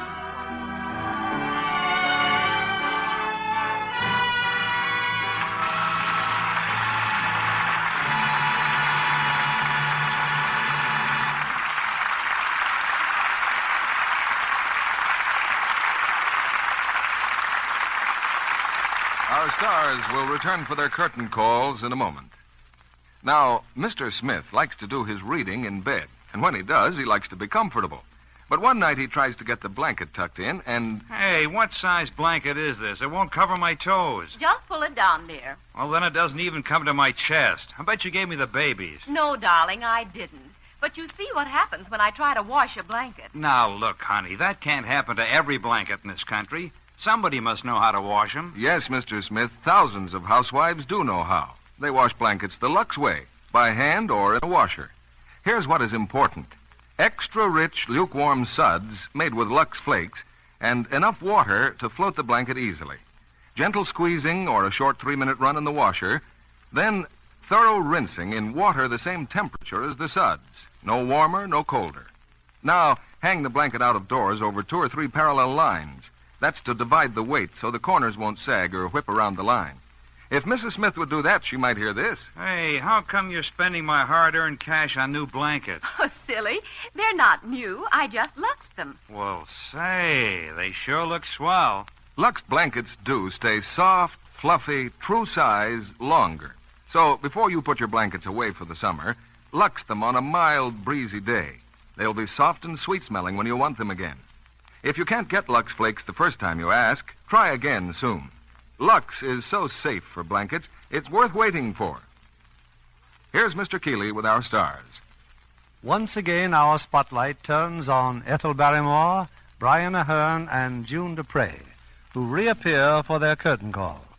And Miss Barrymore, along with all our thanks, I'd like to tell you how much personal pleasure it's given me to work with you again. Thank you, Mr. Keeley. It's been a long time since we were on the stage together. And what were you two appearing in? Well, it was back on Broadway. I was playing Paris to Miss Barrymore's Juliet, and a very charming Juliet she was. Thank you, Mr. Keeley. Incidentally, June, I hear you're returning to the stage next season. That's right, Mr. Keeley. I'm leaving this summer for the American Repertory Theatre in New York. Mr. Keeley, I understand this is an anniversary for you. Isn't it true that Lux came to Hollywood just 10 years ago? Yes, when the Hollywood Bowl was just a saucer and Vine Street a mere seedling. And I suppose the Los Angeles River was nothing but a trickle. That's right, June. It hasn't changed. Well, the Lux Radio Theatre certainly built the place up. Well, of course, there have been other factors, motion pictures, for instance. I wouldn't want Brian to feel that we were slighting his latest RKO production, What Nancy Wanted. Well, what did Nancy want, Brian? You'll have to buy a ticket to find that out, June. But I'm sure one thing she'd want would be to see Miss Barrymore's new RKO picture, The Spiral Staircase. She also might want to know what's being given here on Lux next Monday night. How about it, Mr. Keeley? Next Monday night, we're bringing our audience Paramount's deeply moving drama, And Now Tomorrow. And our stars, Olivia de Havilland and John Lund. Here is a gripping story of 2 fascinating people. A proud and wealthy girl who fights to overcome a stunning handicap, and a man from the wrong side of the railroad tracks who fights to overcome the barriers between them. Sounds right up to standard, Mr. Keeley. Good night. Good night, and all our thanks.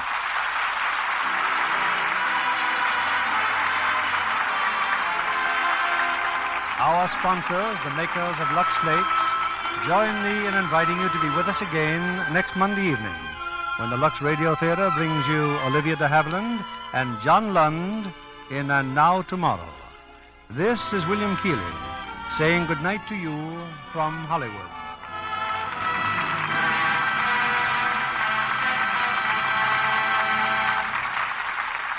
June Dupre will soon be seen in the Republic picture, That Brennan Girl. Heard in our cast tonight were Francis Robinson as Aggie, Lester Matthews as Jim, Norman Field as Ike, Eric Snowden as Dwight, and Jay Novello, Gloria Gordon, Jeff Corey, Raymond Lawrence, Claire Verdera, Edwin Cooper, and Charles Seal. This program is broadcast to our men in uniform overseas through cooperation with the Armed Forces Radio Service. Our music was directed by Louis Silvers.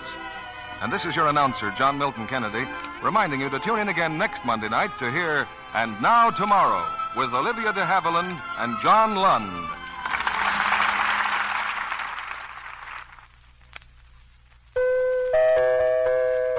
The Spry Treat of the Week. Luscious strawberry shortcake. Sweeten berries with honey and save sugar.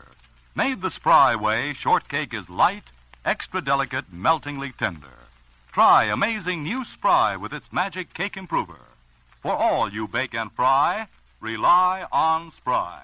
Be sure to listen in next Monday night to the Lux Radio Theatre presentation of And Now Tomorrow with Olivia de Havilland and John Lund. This is CBS, the Columbia Broadcast. Hollywood, California, Monday, June 22nd.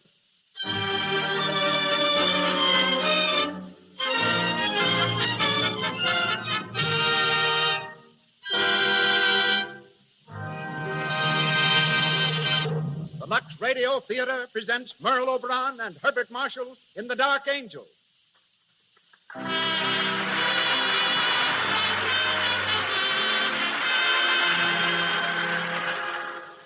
Lux presents Hollywood.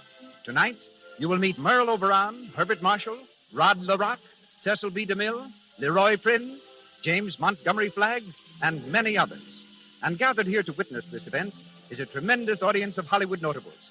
Seated across the footlights, I see Lois Wilson, Brian Aherne, May McAvoy, Matt Moore, Alan Baxter, Leo Carrillo. Welcome, all of you, to the Lux Radio Theatre.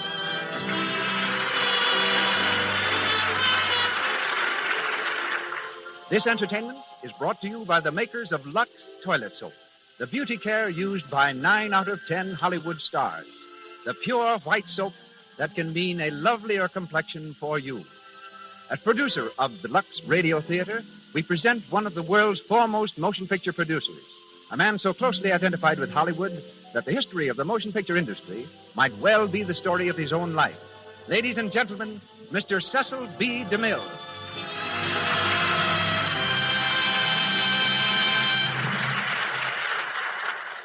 Greetings from Hollywood, ladies and gentlemen. The lights of 1,000 cities are the footlights of our stage tonight. The play of the evening will be heard from Beverly Hills to Boston, from Miami to Montreal. By shortwave, we are even linked with Tasmania, that island in the South Pacific that gave us the lovely star of tonight's production. Her name is Estelle Merle O'Brien Thompson, but she is known to us all as Merle Oberon. We have listeners also in Hawaii, where once before I directed the man who stars in tonight's production, Herbert Marshall. We were making a picture on the slopes of Mauna Kea in the Koa Forest. I had to stage a fight between Mr. Marshall, Bart as we call him, and William Gargan. Bart was supposed to win, and Gargan was prepared to take a blow and be knocked down. We filmed the scene several times. Each time, Bart played the scene magnificently, up to the final blow. Then something went wrong. I finally asked him why he wasn't giving me what I wanted. And that delightful gentleman, who served with the London Scottish Regiment during the war, who saw action on many fronts and figured gallantly in the Battle of Arras, said very simply, "Mr. DeMille, I just can't bring myself to hit a man full in the face."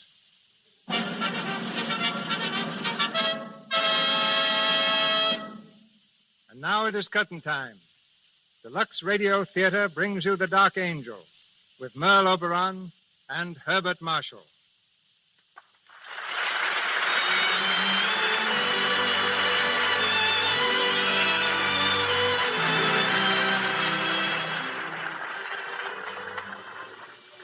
The Dark Angel is the story of Kitty Vane, played by Merle Oberon, and Alan Trent, a young English officer with whom she is in love, played by Herbert Marshall.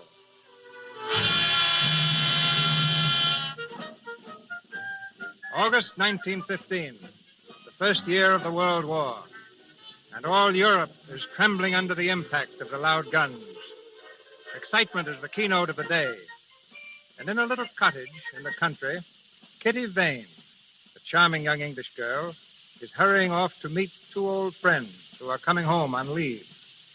We hear her running down the stairs. Good morning, Granny. Good morning, darling. You're early. A little. Going to have breakfast? I don't think so, Granny. I'll have something at the Shannons with Alan and Gerald. Very well, dear. You're excited, aren't you? Terribly. It's a big day. The biggest ever, Granny. Alan Trent and Gerald Shannon. It seems like yesterday they were just babies. And here they are coming back to us after a whole year of war. Yes. You know, Granny, at first seeing them as soldiers was fun. And I suppose I never really thought they'd be going away. But when they did... Oh, Granny, I'm so glad they're coming home again. I'm afraid it won't be for very long. No, I suppose not. But even a few days are better than nothing. And Alan promised me they'd stay just as long as they possibly could. In these days, we have to make the best of everything. It's been a long year for you, hasn't it, darling? It wouldn't have been so bad if... Oh, Granny, if only I knew. If I were only sure. Of Alan? Yes. Aren't you sure? How can I be? When one loves so hard and for so long, one can never really be sure. And it used to be so easy, Granny. When we were children, I'd just ask him to marry me. But now, it's growing up, Granny. That's what it is. Things aren't so simple anymore. I can't just say, Alan, please marry me, quick. Why not? That's the best way to do it. Saves a lot of time. I bet that's just what you would do. Of course. Kitty, come here. I want to talk to you. Yes, Granny. Kitty, you may not be sure of Alan. I don't know how he feels about you. But I do know how Gerald feels about you. Gerald? He's in love with you, Kitty. Granny. Yes, my dear. I've seen it, and I know it. But it's silly. You shouldn't say things like that, Granny. I'm an old woman, my dear. I can say what I please. But Gerald... I've never thought about Gerald except as Alan's cousin. Why, I've known Gerald ever since we were babies. And Alan, too, my dear. Yes, but, well, that's different. Somehow. I can't explain it, but it is different. Is it? Of course it is. Heavens, look at the time. I must fly. I've got to meet Mrs. Shannon at the station. Goodbye, Granny, dear. Goodbye, child. Don't drive too fast. I won't. And give my love to Alan and Gerald. I will, Granny. Goodbye. Bye.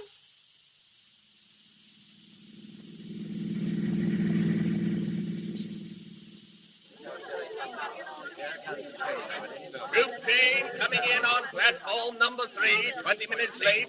Troop train, 20 minutes late, coming in on... I'll be here soon. Tommy will be here soon. Oh, he's supposed to Give leave him a in big cheer over when the here. train comes in. I hope he's well. I hope he's well. Well, Kitty, I just spoke to the station master. Their train's 20 minutes late. 20 entire minutes. After 11 months of waiting, that really isn't so long. And just think they'll be home with us for 10 whole days. Oh, I'm almost afraid to meet them. Do you think they'll be the same, look the same? Oh, I think we'll recognize them. Oh, look, the train is coming. Oh, why doesn't it stop? Aunt Sheila, what if it doesn't stop Oh, you here? silly child, it's stopping now. Where are they? Should we stand here, or do you think Oh, they'll find us, Kitty. Be patient, Oh, darling. look, there they are. Alan, Gerald, Alan,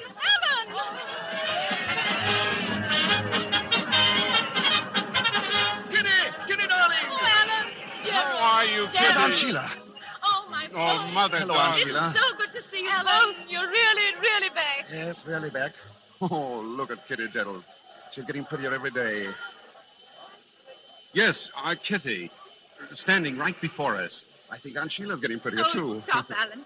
Come along, we've got the car. It's this way. Hope you got something to eat, Aunt Sheila. I'm as hungry as a bear. Luncheon's waiting for you. Good. For dessert, we can have dinner and top that off with a bit of supper. Wonderful idea, Alice. Are you two going to spend the whole 10 days eating? We decided that months ago. Eating, sleeping, bathing, eating, sleeping, bathing. I said, Gerald, maybe we can think of some way to eat while we're sleeping. You know, we haven't given this thing enough thought. Very dull, aren't they? Oh, very dull indeed.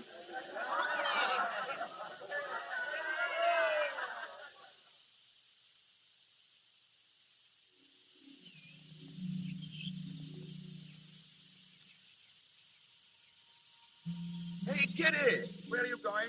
Alan, don't you know it's very bad manners to shout out of second-story windows? Well, just as bad as shout back. Want a piece of cake? No, I'm tired of seeing you eat. I'm going home. No, wait a minute. I'll come with you. Maybe there's something new to eat at your house. There isn't. Goodbye. No, wait. Look, Kitty, if you don't wait, I'll jump down. Get back in that window, idiot. Will you wait? No.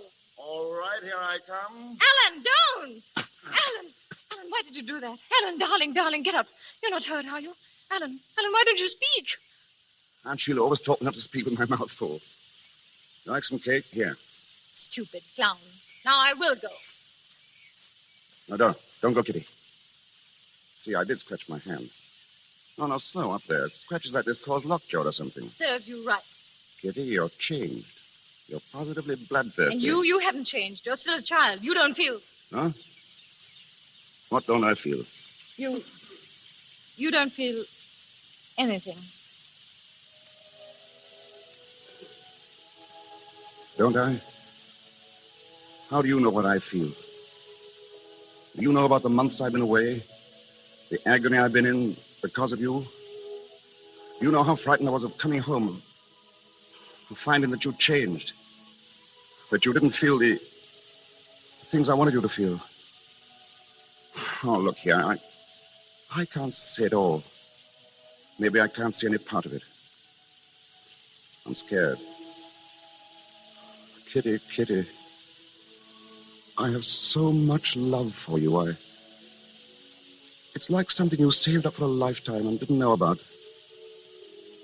And then it all comes at once. I love you so, Kitty. Oh, Alan. Alan. I wanted to hear you say that so much. Darling, surely you knew. I wasn't sure.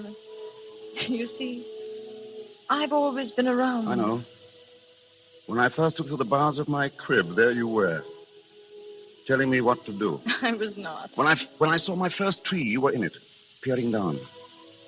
My first bird, my first squirrel, my first bath, you were always there. That's what makes me afraid. You may be just used to me. You may meet some other girl. No, shh, you sweet idiot. Don't ever say that. There'll be no one else ever. If you ever weren't there, I'd stop living. I'd stop breathing.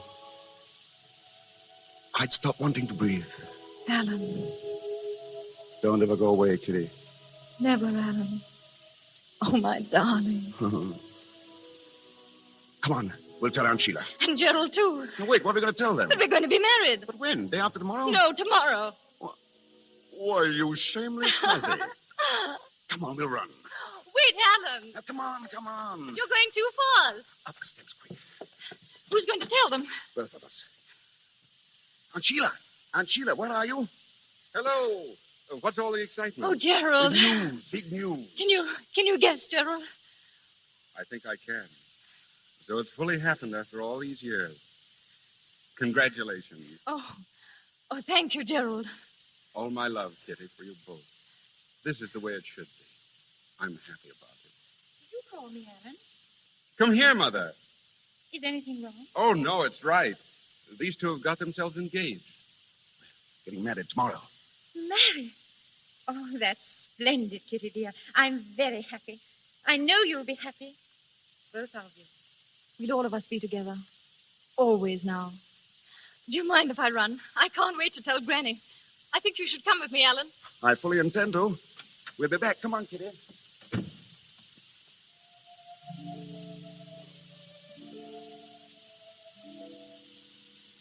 Gerald, you love her too, don't you? Yes, Mother. Oh, darling. It's all right, Mother. This is the way it should be. Gerald, I almost forgot. This message came for you a while ago from the War Office. I do hope... War Office? Let me see it, dear. What is it, Gerald? Gerald! We've got to go back. We're leaving England tomorrow morning. Oh, Gerald, no. Must be a big drive on. All leaves are canceled. Oh, those poor children. They were to be married tomorrow. Yes. I'll have to tell them.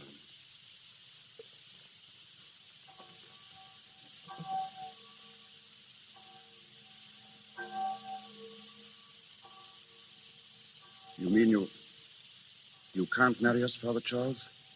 I'm afraid I can't, Alan. But you've known us ever since we were children. There must be some way. The notices for all weddings must be posted first, Kitty. Oh, you know that, my dear. 2 hours ago, it might have been possible. It's too late now. Oh, Father. Oh, I'm sorry, Kitty. I know how you feel. But try to see that Alan will be back soon, and you'll be married here. We'll arrange it all beforehand. It won't be long. Who knows how long it'll be? Oh, my boy. I'm sorry, Father. Thank you, anyhow. You've been very patient with us. God bless you, and bring you back to this church for the marriage you want. Goodbye, my children.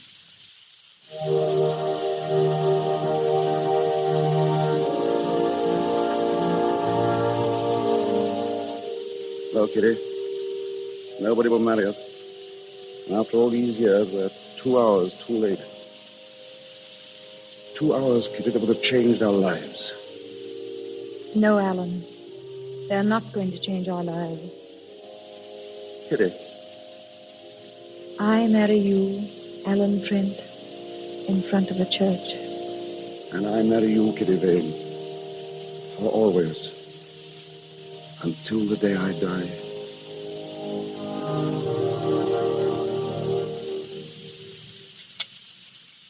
Kitty, you're not eating. I can't. You shouldn't have come down here, darling. We should have said goodbye at the church. I wanted to be with you, Alan.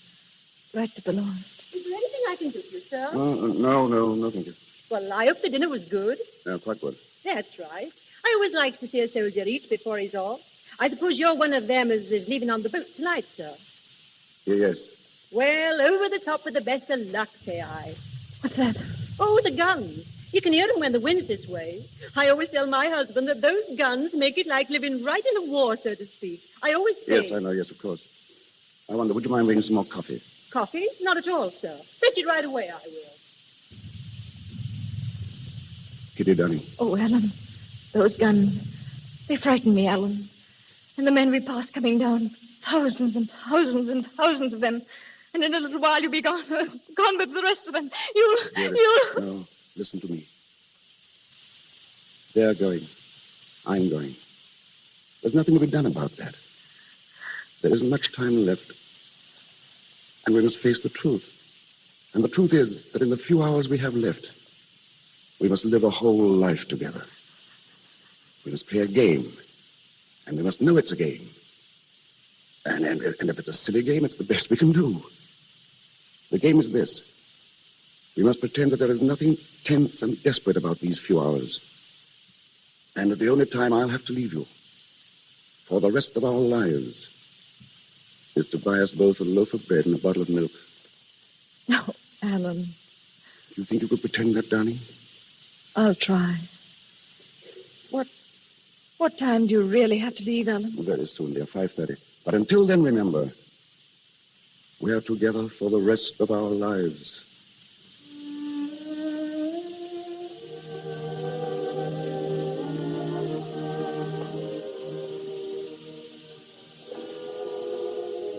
Time now, darling. So Yes. soon? Yes, I've got to leave. Very well, Alan. Look at me, Kitty. You do something for me? Whatever you wish. Then sit here. Just where you are. Close your eyes, darling. Now, don't open them till I've gone. I love you. I'll always love you. Goodbye, darling.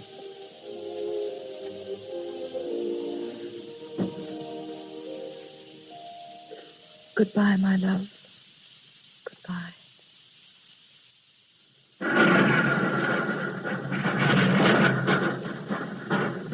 Phew. Pretty bad going out there tonight. Sounds like it. How's that trench coming along? Oh, slow but sure. Say, I meant to ask you, Gerald. Do you mind signing this card for me? It's an application for leave. Leave? At this time? Afraid I can't do it, Alan. Now, look here, Gerald. You said that last week. I want to go home. I want to see Kitty. I know you do, but I need you here, old man. You could get along without me for 5 or 6 days, couldn't you? Wouldn't lose the war? No, wouldn't win it either. I'd like to let you go, Alan. Well, you could if you wanted to. Alan! Sorry. I'm sorry, it's nerves. Forget it, will you? Captain Shannon. Yes, sir, in here. Good evening. Evening, sir. How are you, Trent? Oh, all right, sir. Keep your seat. Thanks. Shannon, we've reports of enemy activity on the northern sector. We've got to find out what it's all about. Yes, sir. Tonight's a good night. There's no moon. A raid? Yes. I want a dozen men. Can you take a party out? I can find 6 or 8, sir. We're rather depleted. I know. How about Trent here? Trent? Well, I don't know, sir. I'll need him for some other... I want volunteers only. I'll go, sir. Glad to. That's the spirit, Fred. Now then, take a look at this map. Here's the sector. I should warn you that they'll be expecting you. And they'll make it as hot for you as they possibly can. Now, I would suggest...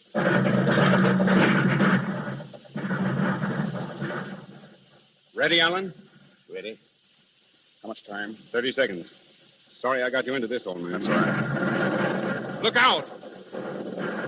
Oh, the colonel said they were expecting us, didn't he? Oh, it won't take long. Over and back in 3 minutes if all goes well. What is it now? 10 seconds. Good luck, Alan. Good luck, Gerald. All set? Anytime you are. 4, 3, 2, 1. Over we go! Come on! Stay down! Down, everyone! Stay down in them!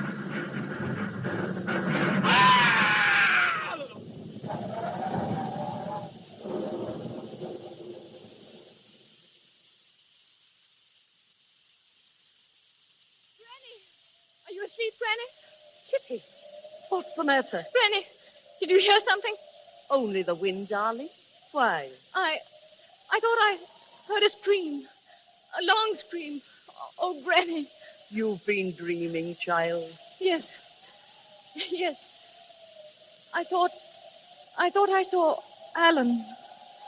Alan with a black cloud hanging low over him. Like a dark angel come down to... Oh. There. Go back to bed, my darling. You'll be all right in the morning.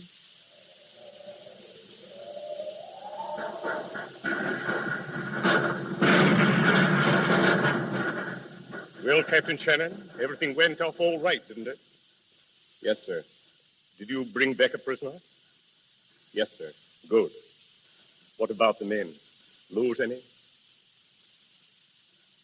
Shannon, I asked you if you lost any men. Yes, sir. We lost 4 men. 4? One of them was Alan Trent.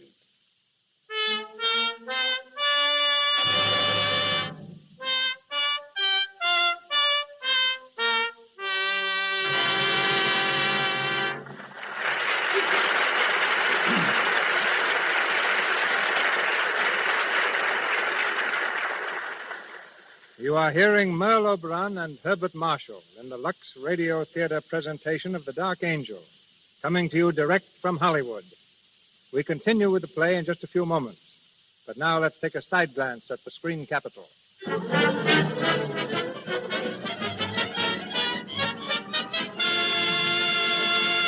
It's lunchtime in the Brown Derby, and as usual, this famous restaurant is being patronized by lots and lots of stars, and lots of visitors hoping to see them. Let's listen to a chat between Elsie, a girl who lives in Hollywood, and a visitor from out of town.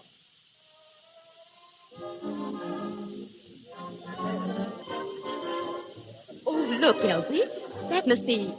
Oh, it is Norma Shearer. Do you see her here often? Oh, yes. Lovely, isn't she? Oh, she's a real beauty. Lovelier than I thought she'd be, even. Boy, but she knows how to dress. And what skin. Nice skin is something a movie star just has to have, Alice. Oh, there's Joan Blondell over there, the girl in brown. Oh, yes. Well, her skin is certainly knocked out, too. Just has to be. No one here can afford to have cosmetic skin. Why, if they had enlarged pores or little blemishes, it would just be too bad. I've read about how they use Lux toilet soap to remove cosmetics. Yes, and I know that's what they do. Remember Jane Bangs? Yes. Well, her family's here now, and her brother works in one of the big studios. And he says Lux toilet soap is always in the stars' dressing rooms. Wise women all over the country are protecting their skin the way Hollywood's lovely stars do. Before they put on fresh makeup during the day, always before they go to bed at night, they use Lux toilet soap. This simple, regular care protects the skin, keeps it clear, smooth, good to look at. And once again, Cecil B. DeMille.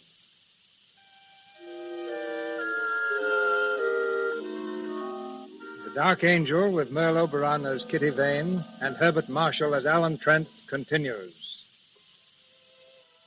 Many months have passed since the night Alan disappeared into the darkness of the battlefield. Gerald, on leave again, has gone directly to Kitty. We find them sitting under a tree in Kitty's garden. It's wonderful to see you again, Gerald. It seems ages since you were home. It's been ages. You're looking well. Oh, I'm fit enough. What about you, Kitty? I? You look tired. Oh, no. No. I'm very well. Oh, Gerald.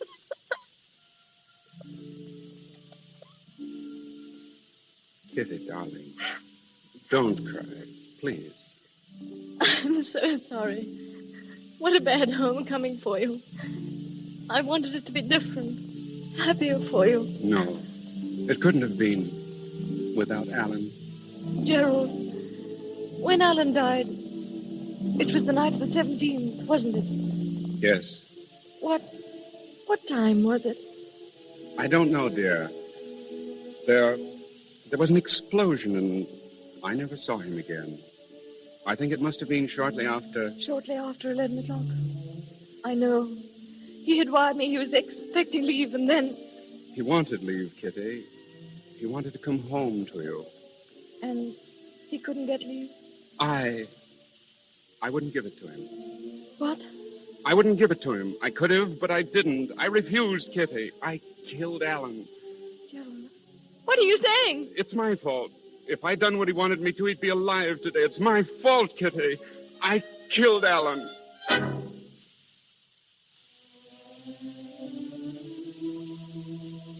No. No, Gerald. It was because I loved him so. Because he loved me so. It was too beautiful to last, Gerald. That's why Alan died. Our love was too beautiful. Too happy.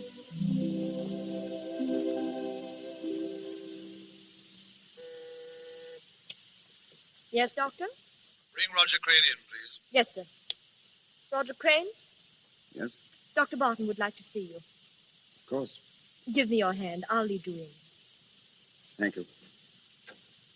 There you are. Roger Crane, Dr. Barton.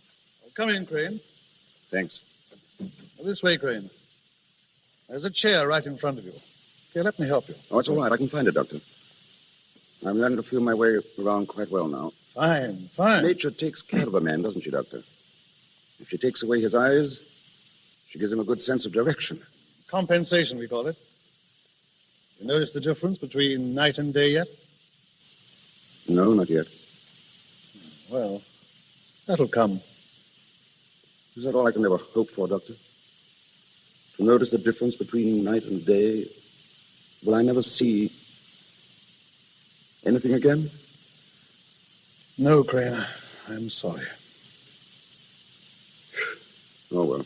Oh, Crane, I want to talk with you, not as the head of a rehabilitation hospital, but as man to man. Today, you leave us. I'm assigning an orderly to you, Mills, a pleasant fellow. He'll take you home. I'm not going home, Doctor. I have no home. And your real name is not Roger Crane, is it? It's as good a name as any other. Yes, I suppose so. Well, Crane, I've a few things here that belong to you. Some money, a very disreputable-looking pipe. Thank you. And a photograph. Photograph? Yes. So I've kept these things for a reason. Now, look here, my boy. You came to us from a German prison hospital. Your card read that all means of identifying you had been destroyed. I could have gone into that further, but I didn't. I know that. I'm grateful. Now, this picture. I see there are 3 people in it. One of them is you. There's an inscription. To Alan and Gerald.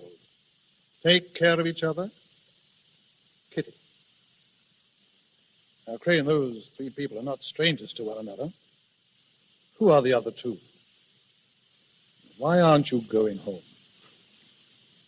Fear of being pitted, I suppose? Being a nuisance? I know what it means. I once saw blind men in a hospital, stumbling, helpless. Now I'm one of them. Is that your only reason? Reason enough, Dr. Barton. I know. What are you going to do? I don't know. Take a cottage, Somewhere in the country where I can be alone.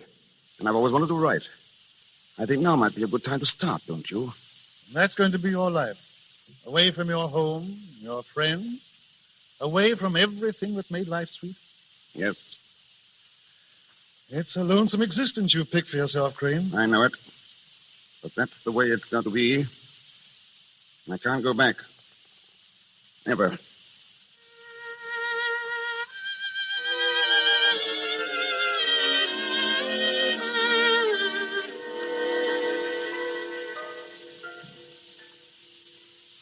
Oh, that's interesting.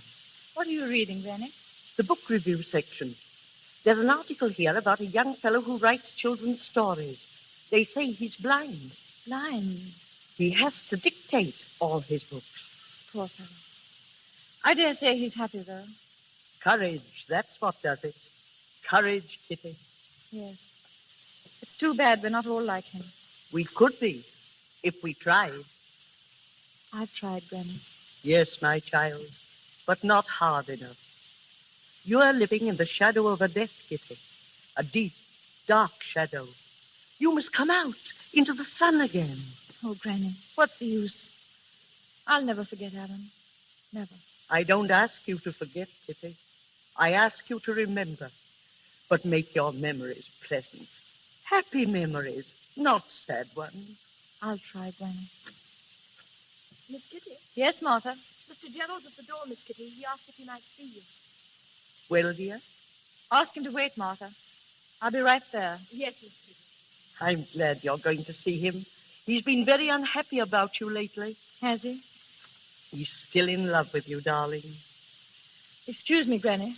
Of course, dear. Run along.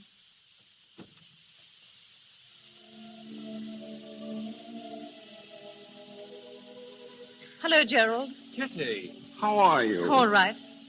It's been a long time since you were here, Gerald. I know. I didn't want to come. Why not? You've been keeping to yourself so much lately. I thought perhaps you'd like to be alone as much as possible. Thank you, Gerald. Shall we sit down out here?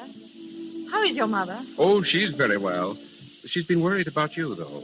Tell her I'm coming to see her soon, will you? I wish you would, Kitty. The house hasn't been the same without you, really. I was there a lot, wasn't I? We want you there again. I know what it's been for you these last 2 years. It's been agony for me just thinking about you. I'd like to try to make you happy again.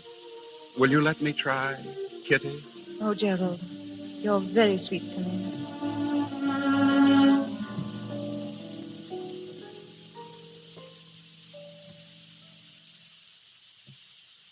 Mills? Yes, Mr. Crane? Read that last paragraph back to me, will you? Certainly, sir. The boys, tired of fishing, were splashing about in the sea, having left Jennifer on board to watch the lines. They'd swum a little distance away from the side when a puff of wind stirred the sails. The boat gave a quiver, and Jennifer jumped to her feet. Suddenly she realized to her horror that the boat was a-moving. In terror, she ran to the side and shouted, "Peter, Peter, we're drifting out to sea." Mm-hmm. That's pretty exciting, sir. Excuse me asking, sir, but what's going to happen to her? I'm not sure yet. We'll call that the end of chapter 6, Mills. Very good, sir. End of chapter That'll be all 6. for this afternoon. By the way, Mills, any word from Dr. Barton? Oh, yes, he's coming down the 8 o'clock train, sir. Oh, well, have some hot tea ready, Mills, and a good fire if you can stir one up. Yes, I'll have a fine fire, sir. We'll be going great guns by the time he gets here.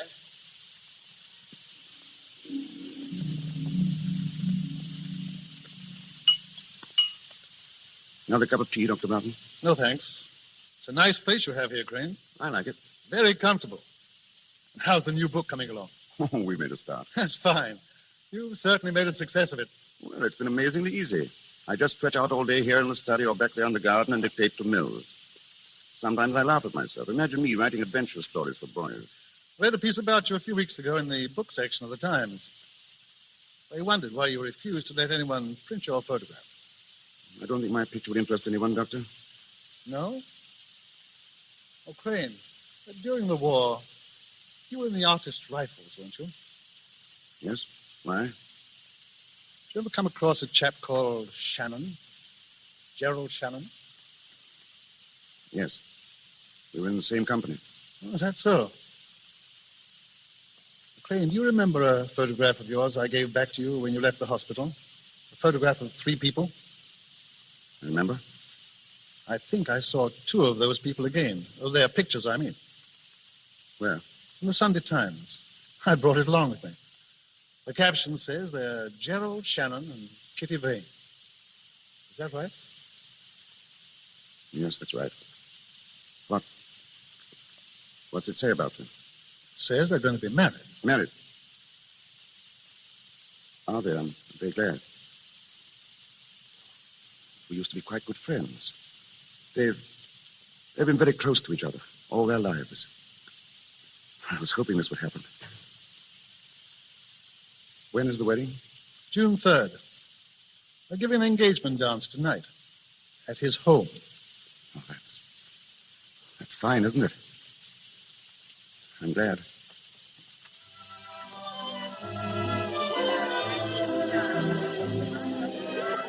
Kitty? Kitty, where are you? Here, Gerald. Darling, what are you doing out here all by yourself? Just thinking. Happy, darling? Don't you know I am? What were you thinking about? Oh, everything. You and me, our marriage, And Alan? Gerald. It's all right, darling. I understand. I couldn't help but think of him tonight. But they weren't sad thoughts, Gerald. I was just thinking that if Alan could see us, if in some way he knew that I was going to marry you, I think he'd be happy too. My darling.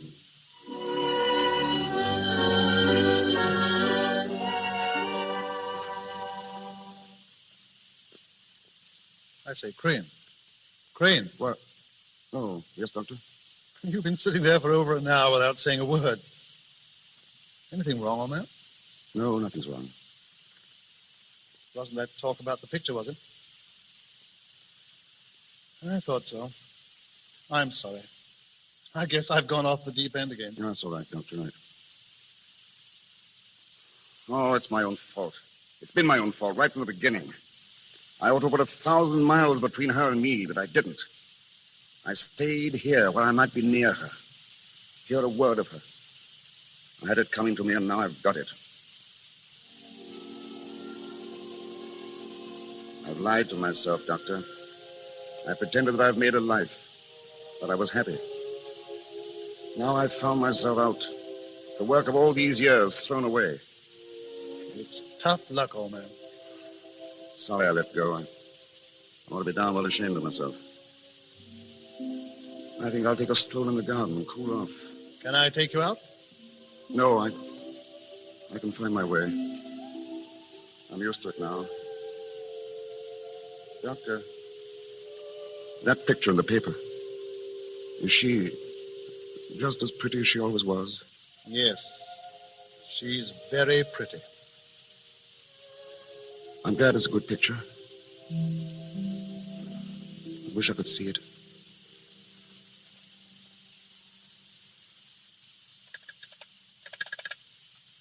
Hello, operator. I want to speak to Mr. Gerald Shannon. No, I don't know his number, but it's near Southwell. Yes, Shannon. Gerald Shannon. Yes, thank you. Gerald, where have you been? I had a telephone call from a Dr. Barton. Barton? I don't remember. Gerald, what's the matter? You look as if you'd seen a ghost. Is anything wrong? I don't know. What do you mean? Gerald, that telephone call, what was it about? Can't you tell me, Gerald? I've got to tell you. It was about Alan.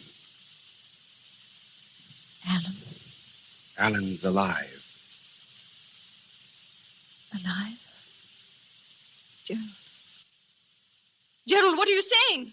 He can't be alive. He is. I'm going to take you to him now. Oh, Gerald. Gerald. I'm afraid.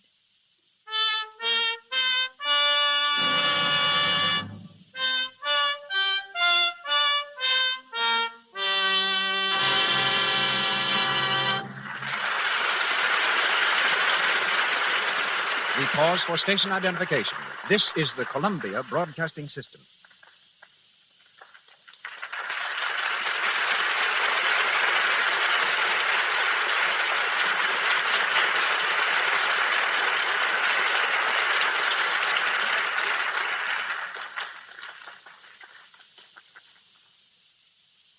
This is Cecil B. DeMille speaking to you from Hollywood. Our play continues in just a moment. Standing beside me is a man who has been dancing in and out of trouble all his life. Soldier of fortune, war ace, member of the French Foreign Legion, political prisoner in Cuba, ammunition smuggler in Mexico. His adventures would provide material for 100 Hollywood thrillers. Yet today, of all things, he is a dance director at Paramount Studio. But his courage never deserts him. He flew to Yuma yesterday and was married. The man who fears nothing, Leroy Prince.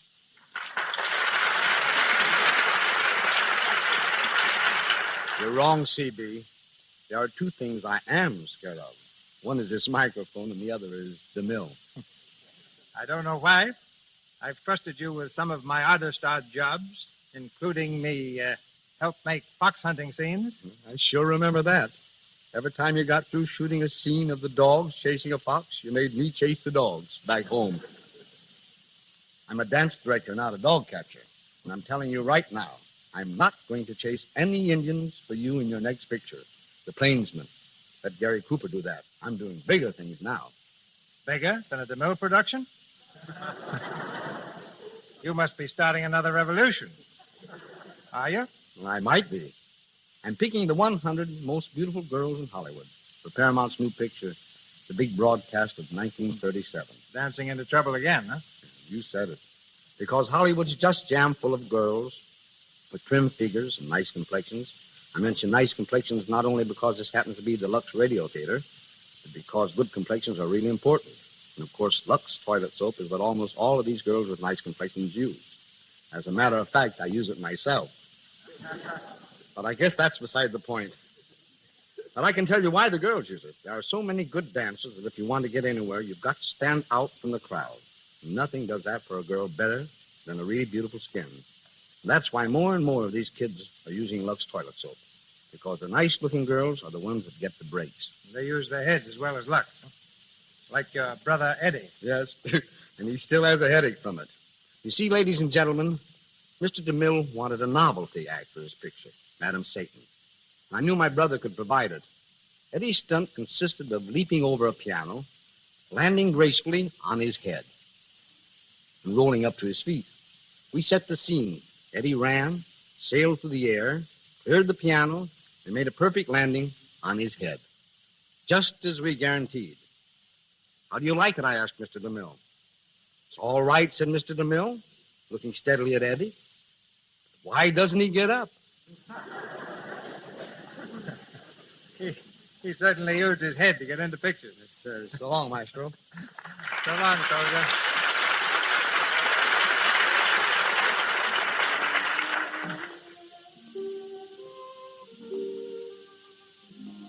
We come to the last act of The Dark Angel, starring Merle Oberon as Kitty Vane and Herbert Marshall as Alan Trent.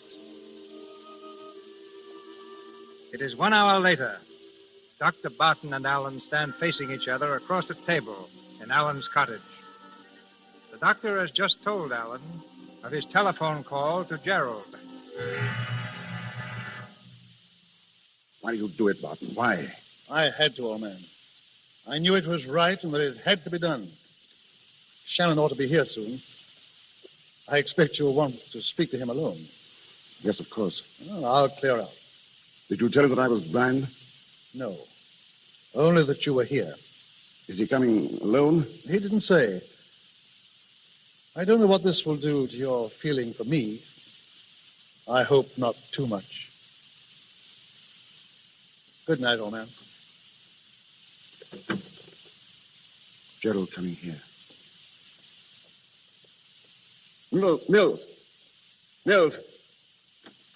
Yes, sir? Come here, Mills. Tell me something. Is this room just as it usually is? Why, yes, Mr. Carole. I must be absolutely certain. Have a good look. Is anything out of its usual place? Any furniture changed about? No, sir. Nothing at all, sir. Good. My pipe's here in the tray. Yes, that's right. Matches. Cigarettes on the table? Yes, sir. And flowers in the bowl, right? Sir. Right.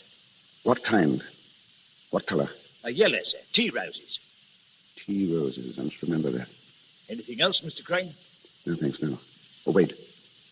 There was a copy of the Times that Dr. Barton left. It's here, sir. By the lamp, sir. Thanks. Bring in some drinks soon, will you? I'm expecting a visitor. Very good, sir. Let me know as soon as he comes. But remember this. Say nothing about my eyes. Do you understand? Nothing. I don't want him to know that I'm blind. That's why I want everything in its place, so he won't notice it. Yes, sir. I won't mention a thing, sir. Not a thing. That's all, Mills.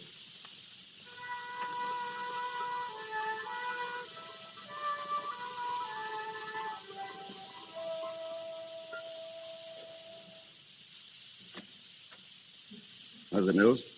They're here, sir. They? Yes, sir. Lady and a gentleman, sir. A lady? Young? Yes, small, dark, and very pretty, sir. Very pretty. Shall I show him in, sir? Yes. Very well, sir. Mr. Crane's in the sitting room, ma'am. Thank you. Alan. Kitty, how are you? Oh, Alan. Alan, old man. Gerald, it's so good to see you. And Kitty. It's really, really you. I always knew sometime, somewhere. That we should meet again? Yes, I think I always knew it, too. The three of us. I'm so happy to see you both. Sit down, Kitty. Gerald, old man, sit down. You'll have a drink, won't you? Alan, what? The cigarette's right there on the table, Gerald. Alan, what's the matter? Why? What do you mean? You act so queerly. You treat us like strangers. Oh, Kitty. But you must have so much to tell us. Yes, Alan. Well, it's a long story. But I want to hear about you. How's Aunt Sheila? How's everything? I'll keep you here for days telling me. Give Kitty a cigarette, Gerald. Matches here, huh? Thanks. I have some. Where have you been, Alan? Where? Well, I've been here. I've become a writer. Remember when we were kids? I was going to be a Shakespeare. Well, I'm not a Shakespeare. I write books for children. I like doing it. I guess I've done fairly well. I use the name Roger Crane. But, Alan, why didn't you let us know? Do you mind if I have a pipe? I'll show you around the garden later. I'm terribly proud of my roses. Just look at these yellow ones in the bowl. Pretty, aren't they? Tea roses. Alan, what's happened to us? Yes, why are you holding us off, Alan? I saw the notice of your engagement in the newspaper. Nice picture, too. My love to you both. I hope you'll be very, very happy. So, that's it. That's why you sit there torturing us, torturing Kitty. For years, you've let us believe you're dead, and well, now we come here after all this time, and you talk of roses. Good Lord, man, you've only to look at Kitty's face to know what you're doing to her. Gerald.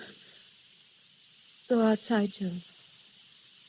I want to speak with Alan alone. Very well. No, Kitty. wait, Gerald. I see no I'll reason. be out in the garden.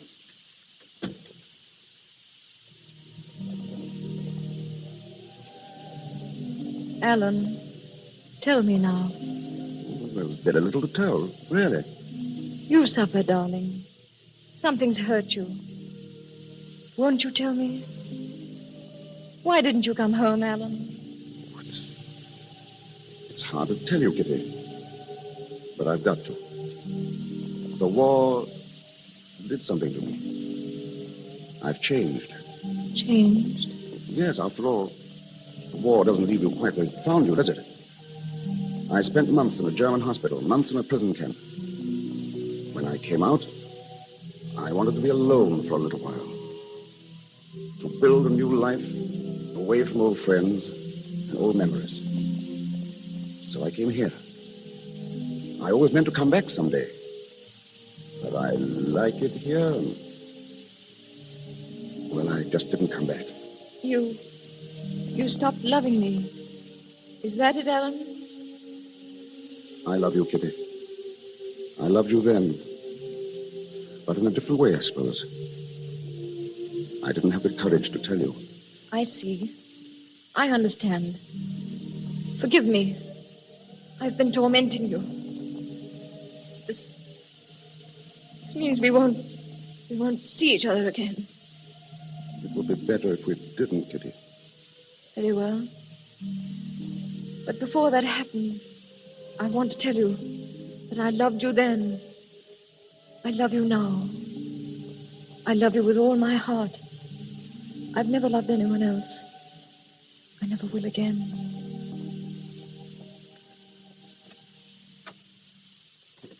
Goodbye, Ellen. Goodbye, Kitty. Oh, Gerald. Did he tell you anything? No. Just that he's changed. Gerald, what's happened to him? What's happened to him? Don't, Kitty. Don't, please. Take me home. Take me home. No. You've got to stay here. No. Yes, dear. You see, I just spoke to the doctor. The one who called me. Well? Go back to Alan, Kitty. He needs you. You love him, don't you? Go back inside and stand in front of him. Don't tell him you're there. Don't make a sound. Just watch him. Watch him? Go now, darling. But Gerald... Go now, darling. Yes, Gerald.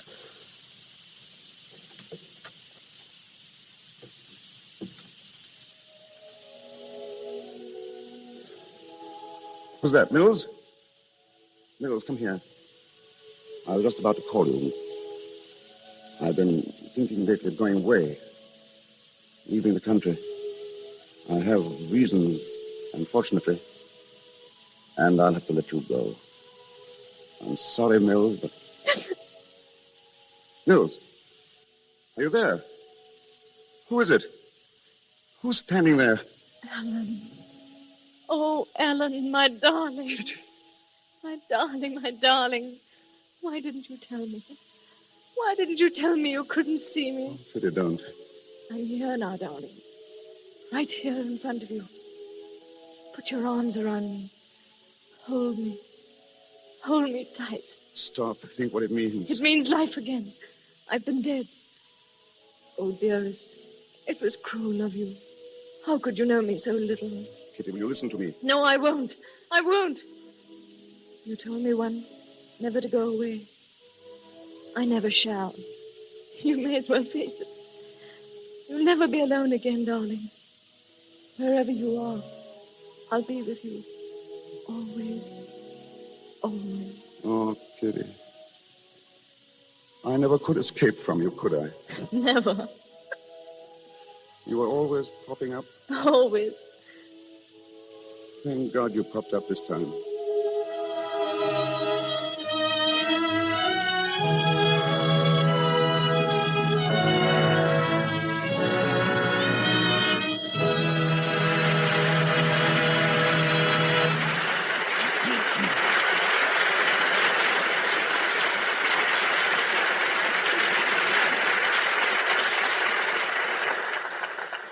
So ends the story of the Dark Angel. And in just a moment, you will hear further from our artists, Merle Oberon and Herbert Marshall. Speaking of artists in a more specific sense, I doubt if there is any painter in the United States better known than our guest tonight. With Charles Dana Gibson and Howard Chandler Christie, he made the beauty of the American girl famous the world over. He's also a motion picture pioneer. Ladies and gentlemen, Mr. James Montgomery Flagg.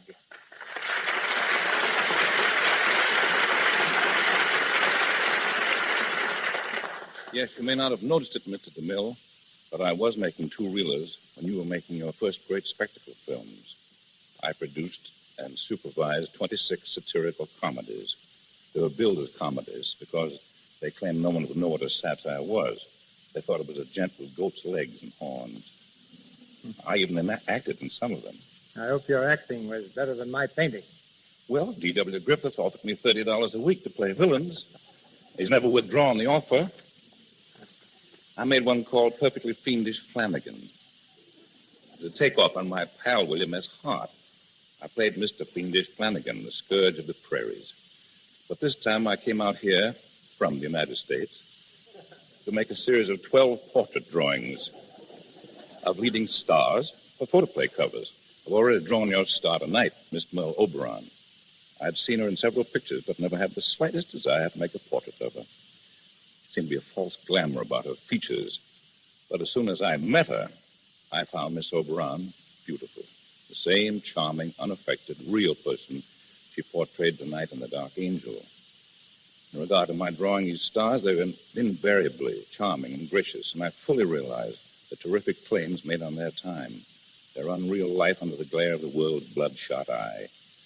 My astonishment was great that they should still be unaffected and simple in their manner. My hat, if I wore one, is off to them and to your Lux Theatre. Good night. Before Mr. DeMille comes back with Miss Oberon and Mr. Marshall, I'd like to mention the names of some of those beautiful stars Mr. Flagg came here to draw. You know them all. Ginger Rogers, Carole Lombard, Joan Crawford, Jean Arthur, Betty Davis, Claudette Colbert, Jean Harlow. It's a list of the screen's most famous beauties. We're proud to say that every one of those stars I mentioned uses Lux toilet soap. That goes for tonight's lovely star, too. Next time you see Merle Oberon on the screen, notice her flawless complexion. Remember, it's Lux toilet soap that keeps it smooth. And here's Mr. DeMille. And now we present Merle Oberon and Herbert Marshall as themselves. As Mr. Flagg has said, Miss Oberon is the same sincere, delightful person that she portrayed in The Dark Angel. And Herbert Marshall, who played the soldier, did in real life serve with distinction in the war. In fact, the very name, Herbert, means bright warrior. Merle Oberon, Herbert Marshall.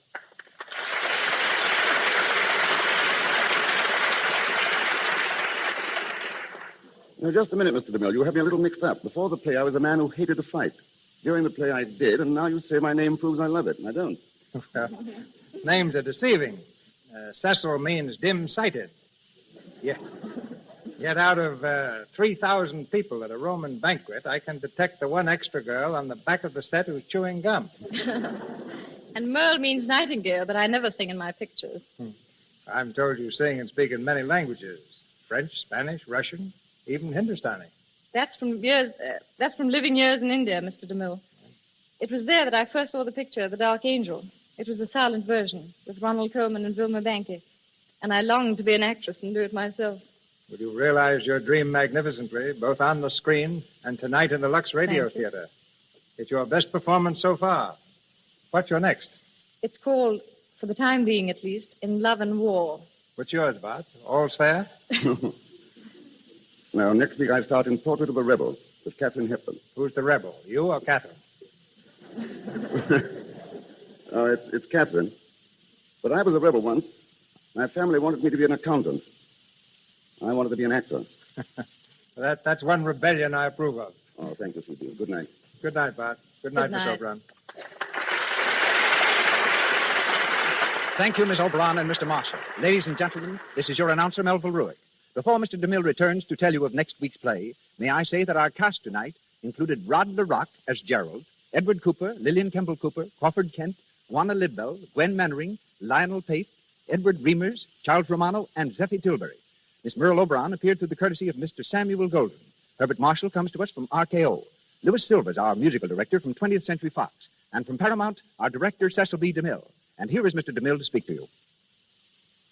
Next week, the Lux Radio Theatre stars Jeanette MacDonald, lovely MGM star in Irene.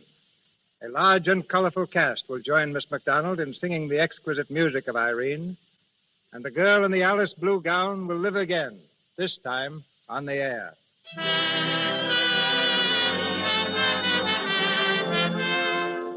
On behalf of our sponsors, the makers of Lux Toilet Soap, I invite you to join us next Monday night in welcoming Jeanette MacDonald to the Lux Radio Theatre. This is Cecil B. DeMille saying good night to you from Hollywood. Heard on tonight's program was A Pretty Girl is Like a Melody from the Music Box Review. This is the Columbia Broadcasting System.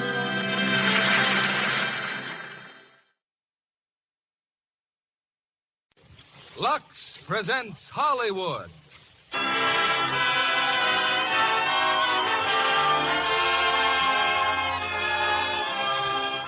Lever Brothers Company, the makers of Lux Flakes, bring you the Lux Radio Theatre, starring Henry Fonda, Richard Conte, and Kathy Downs in My Darling Clementine. Ladies and gentlemen, your producer, Mr. William Keighley.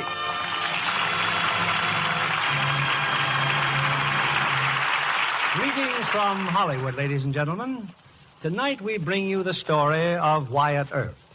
Among the many heroes of the early West, Wyatt Earp and his three brothers stand as symbols of the fighting marshal, the sheriff who fought with fist and gun to establish law and order on our frontiers. Earp is played tonight by Henry Fonda in 20th Century Fox's screen success, My Darling Clementine. Co-starred with Henry is Kathy Downs, also from the original cast, and that new and talented arrival among screen stars, Richard Conte. My Darling Clementine was filmed in Arizona, in that primitive, weirdly beautiful country of the Navajos. There were no laundry facilities there, of course, and Kathy Downs was telling me how she and other members of the troupe did their own, in tubs of lukewarm water and Lux Flakes.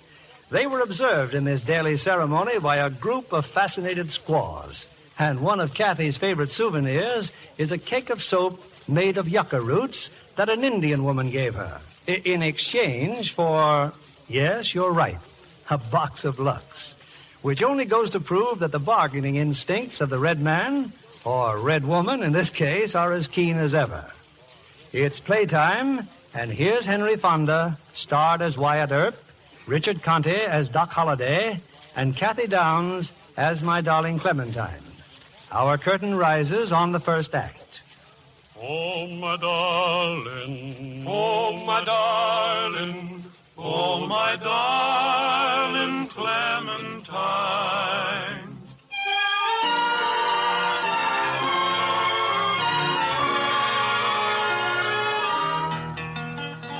10,000 cattle gone astray, left my range and wandered away, and the sons of guns Arizona, the 1880s.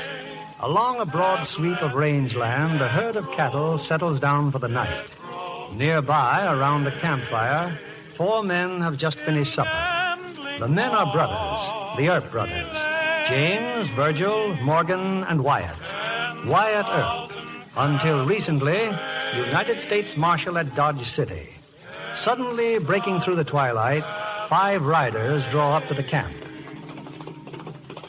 Howdy. Howdy. Wait here, boys. I'll see what they want. My name's Clinton, mister. These here are my boys. Evening. Howdy. Your cattle, huh? Yeah, me and my brothers are trailing them on to California. They'll never make it, son. If you ain't got 'em committed to no shipper, I'll take 'em off your hands. Thanks. Not interested. Me and my boys will make you a good offer. Pay you silver. $5 a head. Paid more than that in Mexico. It'll be a sorry-looking lot by the time you get to California. Oh, they'll feed out when we get the grass. Say, what do they call this place? Just over the rise there, big town called Tombstone. Fine town. Tombstone? Yeah, heard of it. Well, me and my brothers might ride in there tonight. Get ourselves a shave, maybe. Glass of beer. Yeah, you'd enjoy yourself. Wide awake, wide open town, Tombstone. Well, thanks for stopping by. Change your mind about them cattle, I'll be around. Come on, boys. More coffee, Wyatt? No thanks, Morg. That was the tribe of Clanton. Look about as mangy as we do. Well, let's get to cleaning up supper dishes. Yeah, James, that was mighty fine chow, son. One of these days, you're going to be as good a cook as Maul. Well, I'm learning and trying. That's what I keep telling him to do. Corey Sue ain't marrying him because he's so pretty. It's because he's such an awful good cook. That's a fact. Hey, if we're going into town, what are we waiting for? Supper dishes, Brother Verge. Oh, go on. I'll clean up here. My turn to 10 herd anyway. Don't be lonesome, kid. I won't be lonesome. You can sit here and think about your girl. I bet you'd marry Corey Sue first day we get back home. Look, I didn't show you this. I bought it for her last week. Think she'll like it? Say, what do you call that thing? A necklace? Sort of, I guess. It's a pendant. Solid silver. Sure is pretty, James. And look mighty pretty in them yellow curls of Corey Sue's. Oh, ain't that the truth now? Well, if you're going into town, you better mount up. Keep the fire going, James. We'll be back 4 or 5 hours.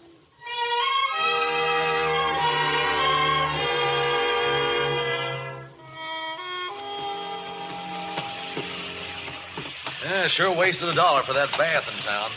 Could have stayed with James and just stood out in this rain. It's coming down, all right. That's some wide-open town, that Tombstone, huh? Yeah. Funny you running into Mr. Scott. What, Mr. Scott? Knew him back in Dodge City, Verge. He's mayor of Tombstone now. Know what he did? Offered Wyatt a job as marshal. $250 a month. $250? Well, Wyatt, you didn't take it, did you? I sure didn't. We're in the cattle business. I don't know whether we are or not. Pull up. What are you talking about? Look, those boulders. We left our cattle just north of those boulders. How can you see in all this rain? I can see all right. And they're gone, Wyatt. The cattle's gone. James. A chuck wagon's still there, see? Well, likely James is in the wagon. Come on.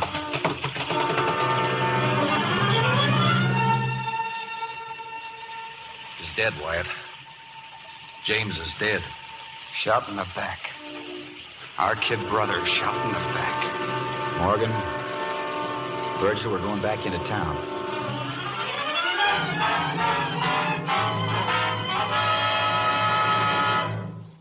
When we got there, Mr. Scott, James was dead and the cattle was gone.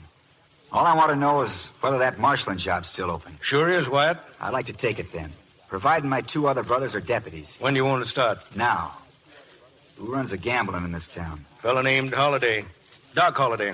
Who runs the cattle? The Clantons. Old man Clanton and his 4 sons. Say, where you figuring on living, Wyatt? Hadn't thought about it yet. I'll get some rooms here in the hotel for you and your brothers. Swell you all in over the jail first thing in the morning. Any idea where I might find old man Clanton? Hard to say. Doc Holliday's place, maybe. Thanks. I'll try Holiday.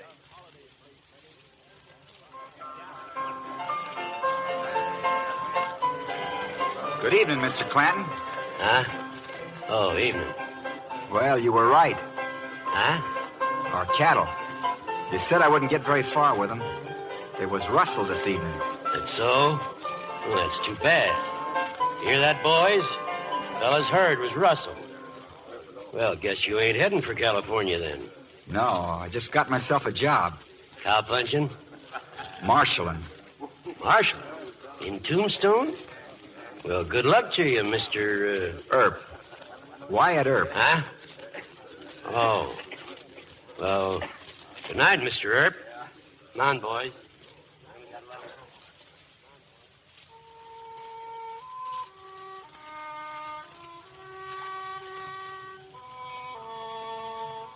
This here's not much of a grave, James. It's the best we can do for you now. 18 years old. Didn't get much of a chance, did you? I wrote to Pa and Corey Sue. They're gonna be all busted up over it. Corey Sue's young, but Pa, guess he'll never get over it. I'll be coming out here to see you regular, James. So Morg and Verge. We're gonna be around here for a while. Can't tell. Maybe when we leave this country, young kids like you will be able to grow up and live safe. We're not forgetting you, James.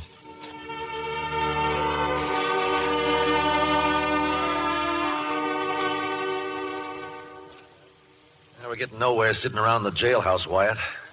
Where's Verge? Washing up in the hotel. He's all day scouting the Clantons' range. They've been moving cattle all right, but that doesn't prove anything. Got any ideas? No. Well, I'm going over to Doc Holliday's place. Holiday's back in town? If he isn't, I'll wait for him. What about Holiday's girl? The one who sings there? Chihuahua? She won't talk. See you later, Morg.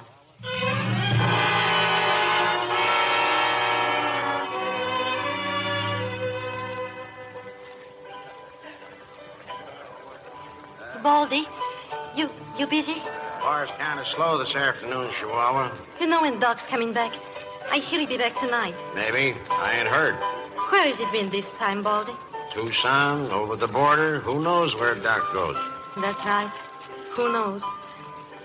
Well, I see the new marshal's a poker player. He's been doing all right, too. I don't like marshals. Maybe I'll go hang around that table a little while. Careful, Chihuahua. Oh, sure.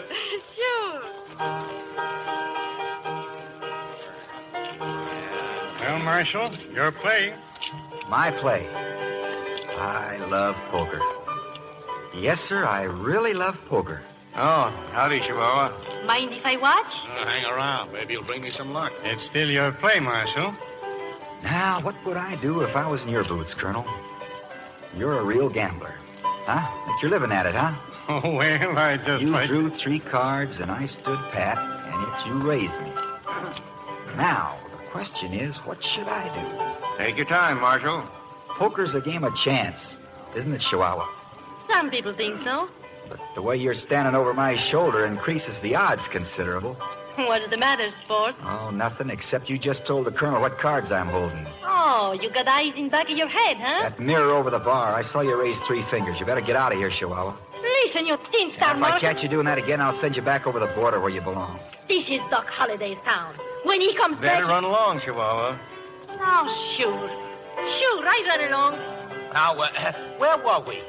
Sorry, gents, but I don't like 8-handed poker deals. Oh, now, Marshal, you don't think no, that I... No. Now, let's see. You just raised me. Yeah. Well, seeing as how you know I got 3 of a kind, I'll just have to call you. Yes, you lose, Marshal. Got a little straight that should. Well? Doc just walked in. Huh? Oh, that's Doc Holliday, huh? Nice-looking fella. I thought I told you to get out of town, Colonel. Have a heart, Doc. I said I'd cut you in. I told you to get out of town. I'm going, Doc. I'm going. Well, you're headed in the wrong direction. That door's for ladies and gentlemen. You go through the kitchen. Sure, Doc, sure. Go on with your game, gentlemen. It's getting late. I better cash in. Yeah, me too. This sure is a hard town for a fellow to have a quiet game of poker in. Sorry to have broken it up. I just don't like the way the Colonel plays. Doesn't matter. I just been killing time anyway. Been waiting to see you. I've been out of town, Mr. Earp. So, you know who I am. I know all about you. And your reason for being here. Yeah, I've heard a lot about you, too, Doc. You left your mark around in Deadwood, Denver, and places. In fact, a man could almost follow your trail going from graveyard to graveyard. There's a graveyard here, too. The biggest graveyard west of the Rockies. Marshals and I usually get along much better when we understand that right away. Get your meaning, Doc. Good. Have a drink. Thanks, believe I will. Baldy, a glass of champagne for the Marshal. Make it whiskey. You're my guest, Marshal. Champagne. Plan on staying here long? A while. Till you catch the rustlers who killed your brother, huh? That's the general idea. What's the specific idea? I don't follow you quite. Well, you haven't taken it into your head to deliver us all from evil. Oh, I hadn't thought of it quite like that, but it ain't a bad idea. It's what I'm getting paid for. Let's get down to cases, Marshal. What about me, for instance? How would you handle me if I took a notion to break the law? You already have, from what I've heard. The law's my business, Doc. I see we're in opposite camp. But why draw a gun? To learn how good you are with yours? I'm a great one for education, Marshal. Sorry, but I'm not carrying a gun. We can remedy that quickly enough. Hey, you down there. Let's have your gun. There's a gun, Mr. Rick. Yeah. Looks familiar, too. Belongs to my brother. Thanks, Verge. All right, Wyatt. I've got another. Now, if I killed you, Marshal, chances are he'd kill me. Chances are? That charge would ruin my reputation as a gambler. Folks might say you were a fool to have started it. So let's have that drink instead. Verge, meet Doc Holliday. Howdy, Doc. Howdy. Have a drink. Thank you. I'd like you to join us too, Baldy. Yes, sir. Thank you, Doc. Well, gentlemen, your health. Your health, Doc. Doc, you all right? I'm all right. Fill up the glass. Going to the performance tonight, Marshal? Performance? Haven't you noticed the posters? Oh, that. Shakespeare's come to Tombstone, huh? Yeah, been a long time since I've heard Shakespeare. How would you like to join me? Fine. With or without a gun? With, by all means. Next time, your brother might not be around.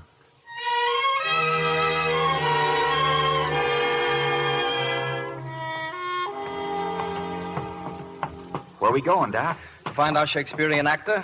The theater's filled with people, and he hasn't even showed up. I'm afraid Mr. Dennison P. Thorndyke is drunk. Well, drunk or not, we'd better get him there. Last 3 shows we've had, the star's been drunk, and the management had to fill in with bird imitations. Well, the population's getting mighty sick of bird imitations, Mr. Rip. Guess we'd better find Thorndyke, then. Unless you want to have a riot on your hands. Me, it doesn't matter. I'd still like to know where we're going. Well, there's a little Mexican saloon. Since he's not at my place, chances are he's there.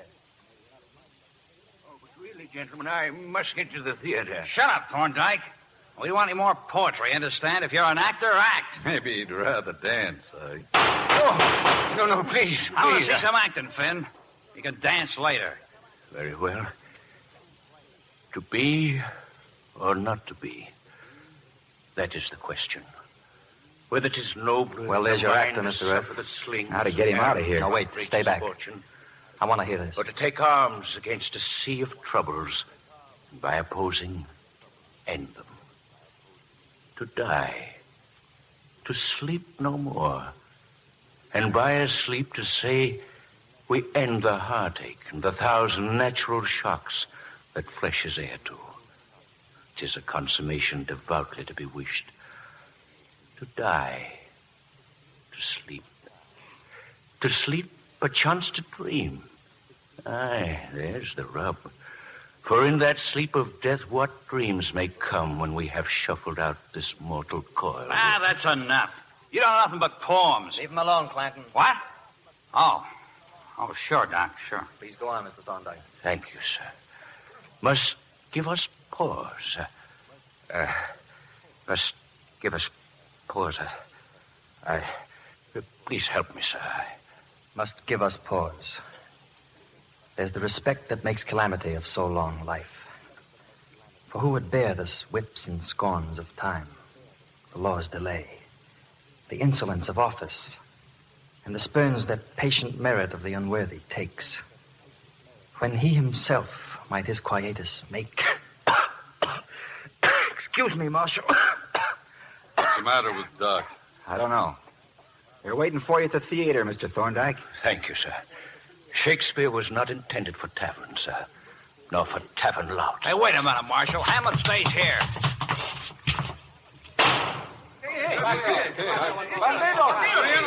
What's going on in here? My apologies, Mr. Clanton. I had to hit Ike, and I guess I creased one of Finn's ribs. Finn, you all right?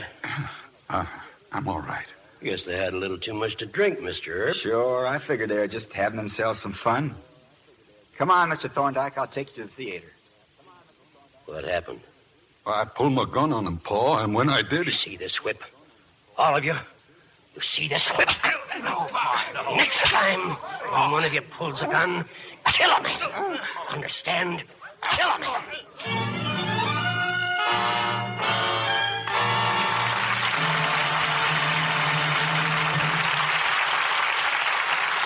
Our stars Henry Fonda, Richard Conte, and Kathy Downs will return in a moment with Act 2 of My Darling Clementine.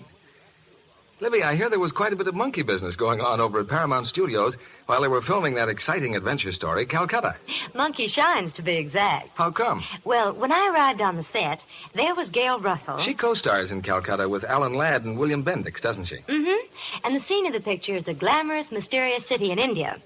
Well, there was Gail admiring the most expensive prop in the picture. Now, let's see. India? Probably a gem. Good guess. It's a gorgeous 106-carat star sapphire. But while Gail was admiring it, a cute ringtail monkey was watching her just a few feet away. Josephine, that's the monkey's name, became so intrigued with the shining stone that she made a dash for Gail, tried to climb on her lap, and in the scuffle... Gail's costume suffered? No, but her beautifully sheer nylon stockings were ruined. Oh, too late for Lux then, wasn't it, Libby? Well, yes, but Lux came to the rescue all the same. You see, the wardrobe department keeps dozens of beautiful nylons, lovely with Lux care. So whisk, out comes another pair, Gail changes, and the shooting goes on. Of course, Josephine was in disgrace. Well, I should think so. Really lovely sheer nylons are treasures these days. But then, that kind of an accident isn't likely to happen to many girls. No, but often a run pops for apparently no reason at all. At least, that's what some girls think. The chances are those unexplained runs come from using a strong soap. Lux girls know better than to risk that, Libby. For we've proved in hundreds of tests by an impartial laboratory how Lux cuts down runs over 50%.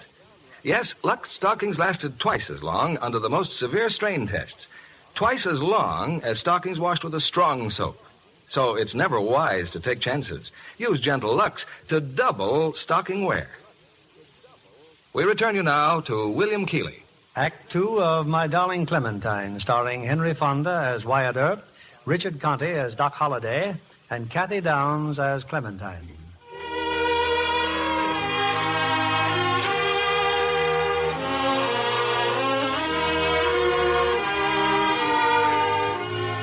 It's a couple of weeks now since Wyatt Earp settled down in Tombstone, but the new marshal's no closer to discovering the murderer of his young brother, James. It could be the Clantons, could even be Doc Holliday. Doc, who's haunted by a racking cough. Doc, the tavern keeper who quotes Shakespeare and scorns the law. One person might know the full story of mysterious Doc Holliday, his dark-skinned girl, Chihuahua. But Chihuahua's full of smiles and silence. Early one morning, the westbound stagecoach leaves a passenger at the mansion house. Alone on the porch, Wyatt Earp watches her come up the hotel steps. If you don't mind getting out of your chair, I have some baggage there. Oh, sorry, miss. Thank you. Hotel clerk seems to have disappeared. As a rule, he watches out for the stage. Any special place you want those bags? Well, I'd like them brought to my room, but if the clerk is... Oh. Something wrong? Why, you're the sheriff. Marshal. Oh, I thought you were employed here. I'm terribly sorry. No need to be sorry. About time I got myself out of that chair. You, here for a visit? I'm looking for someone. Dr. John Holliday. You mean Doc Holliday? Well, I imagine so. Doc rode out of town early this morning, miss. Hard to say when he'll be back. Supper time, most likely. Oh, here's the clerk now. Got a customer for you, Dad. We want a nice room for Miss, Carter. Clementine Carter. Yes, ma'am. Now then, if you just sign the register, Miss Carter.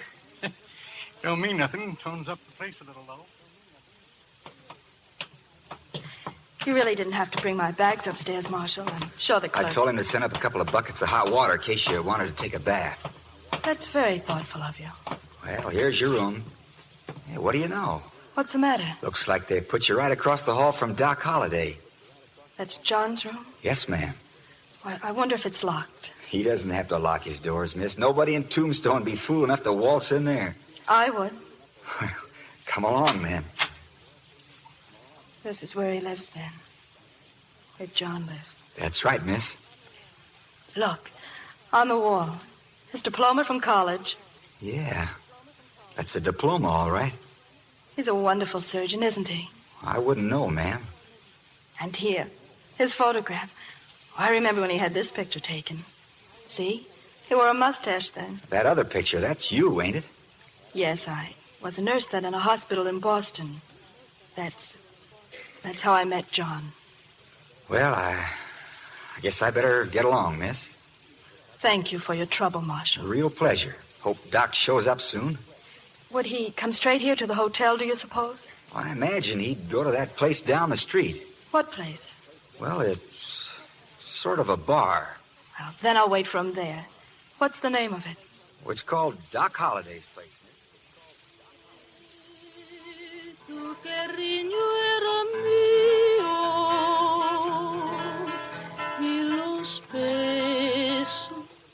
What's the matter, Chihuahua? What'd you stop singing for? That girl who just spoke to you. She was here before, wasn't she? Yeah, come in twice this afternoon. What does she want? Looking for Doc.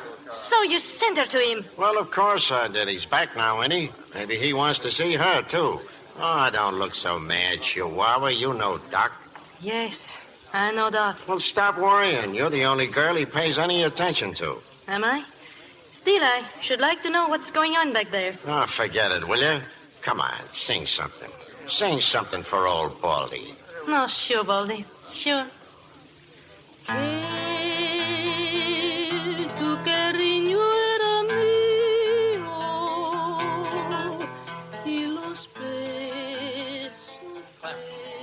Clem, I just don't know what to say. Aren't you glad to see me, John? Sure, Clem, sure, but... Oh, I'd like you to meet a friend of mine, Wyatt Earp, Miss Carter. We met earlier today, John. Good evening, Mr. Earp. Howdy, ma'am. Well, I'll see you both later. It's wonderful to see you again, John. Why did you come here? You're happy I came? Oh, I can see you're not. You're upset. It was ill-advised, Clem. Any less ill-advised than the way that you gave up medicine and left Boston? How did you know I was here? I didn't know. I've been months finding you. From cow camp to cow camp, from one mining town to another. Well, I should think that if nothing more, you'd at least be flattered to have a girl chase you. Look, Clem, you've got to get out of here. No. This is no place for your kind of person. What kind of a person am I, John? Please go home, Clem. Go back where you belong. Forget that you ever... You heard what he said? He said, go back home. Who are you? It does not matter who I am. He's sick, isn't he? Those coughing spells. Does he have them frequently? Too often. Each time he's worse. Oh, that frightens you, doesn't it? Maybe now you go home, huh? Maybe now you leave him alone. You're ill, John. That's why you left home. That has nothing to do with it. Oh, as if that would have mattered. I tell you, Clem, my health has nothing to do with it. I don't believe you. Then I'll give you the truth. The man you once knew doesn't exist anymore. There's not a vestige of him left. Nothing. Now, come on. I'll take you back to the hotel. John, please, you can't send me away like this. You can't run away from me any more than you can run away from yourself. Now I know why you don't care whether you live or die. Why you've tried to get yourself killed. Oh, I've heard all about you, John, and you're wrong, so wrong. You've no right to destroy yourself. You've a world of friends back home who love you. And I love you. There's a stage leaving in the morning. Take it, Clem. If you don't, I'm moving on. Very well, John. I'll go.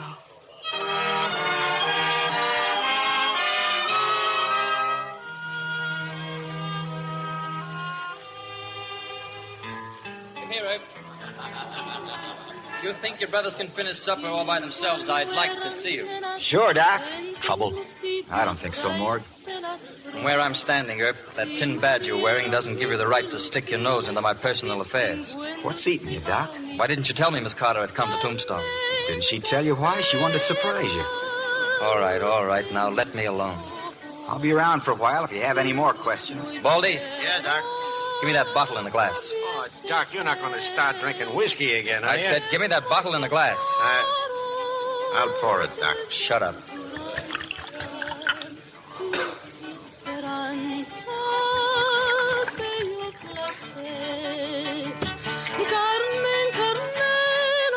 Stop singing, will you? Oh, Doc. Doc, what is wrong? Oh, go squall your stupid little song somewhere else. Now get out of here. Doc's sure lapping up the liquor. I'm going to see if I can get him out of here. Finish your supper, Wyatt. It's all right, I'm finished. Have a drink, Marshal. No thanks, Doc. I said have a drink. No thanks. Look, Doc, I ain't trying to poke my nose into your personal affairs, but from where I stand, a man will have to go a long way before he finds a nicer girl than that Miss Carter. Or a prettier one, for that matter. There ain't a man... Marshal, you've said enough. Just as you say, Doc. And this isn't any of your business either. Keep that up and you'll be out of business. You've just given me a brilliant idea. It's time I tempted fate. What are you pulling your gun for? Now, let's see. Who's in here tonight that I don't particularly like? That's a sucker game, Doc. There's probably 50 men around town just waiting to see you get liquored up so they can fill you full of holes. Build them a great reputation. The man that killed Doc Holliday. See those fellas playing poker down there? If that lamp should suddenly crash down on their table, they may not like it. I'm gonna find out, Marshal. Sorry I gotta do this, Doc. Give me a hand, Baldy. Let's get Doc to bed.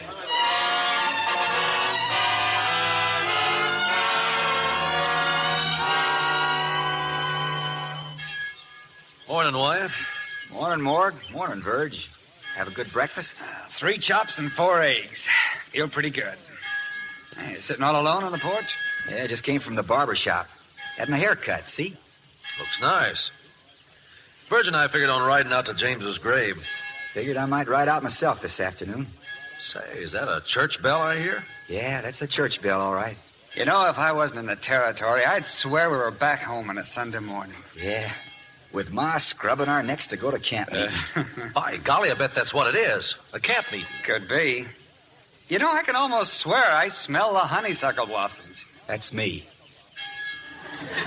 Barber put some stuff on my hair. I'd sure like to know what's happened that a church bell is ringing in this godforsaken town. They're trying to build a new church, Verge. Need more money, though. They're having a social this morning after the service. The mayor said there'd likely be some dancing, too. You know, there's probably a lot of nice people around here. We just ain't met them. Well, let's get started, Morg. Yeah, see you later, Wyatt. See you later. Hiya, Chihuahua. Morning, Chihuahua. Looking for someone? I'm going into the hotel. Any objections? Doc's still in his room, I think. He won't be there long when he finds out you're here. You hit him last night. He'll come down here and twist that tin badge around your heart. Yes? What is it? I came up here to see Doc. I decided to see you first. What about? Oh, I see you are packing your clothes. I said, what about? I am Chihuahua. I am Doc Holliday's girl. I just wanted to make sure you were packing. Slamming doors, women yelling. I'm trying to rest. Oh, I'm sorry, darling. You're not angry, are you? If you know, Chihuahua, what right have I got to be angry with anyone or anything? She's packing, Doc. She's leaving town. Happy, aren't you? Oh, yes. Get me a drink. There's a bottle on that table. Yes, Doc. Chihuahua, I'm going into Mexico for a week or two. While I'm gone, I want Doc, you to... take me with you. Please, Doc, please. Take you with me? Sure, why not? Doc. I've got another idea. Go over to the saloon. Tell Baldy I want a wedding breakfast prepared. Flowers, champagne, everything. Then get into your prettiest dress, Chihuahua. And if Baldy starts asking questions, just tell him the Queen is dead. Long live the Queen.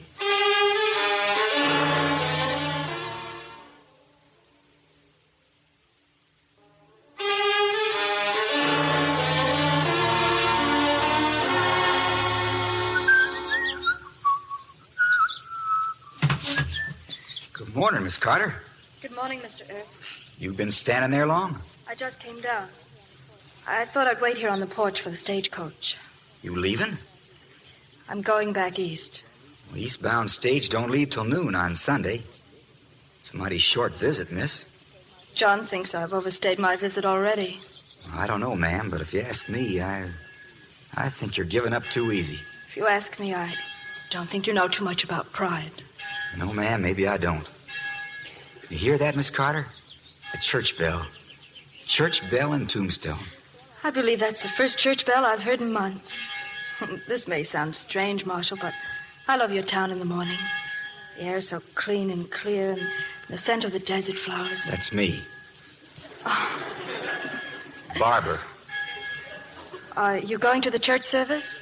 Well, I've been sitting here pondering over it. If you do, may I go with you? You? Well, I guess I'm through pondering, Miss Carter. I'd sure admire to take you to church.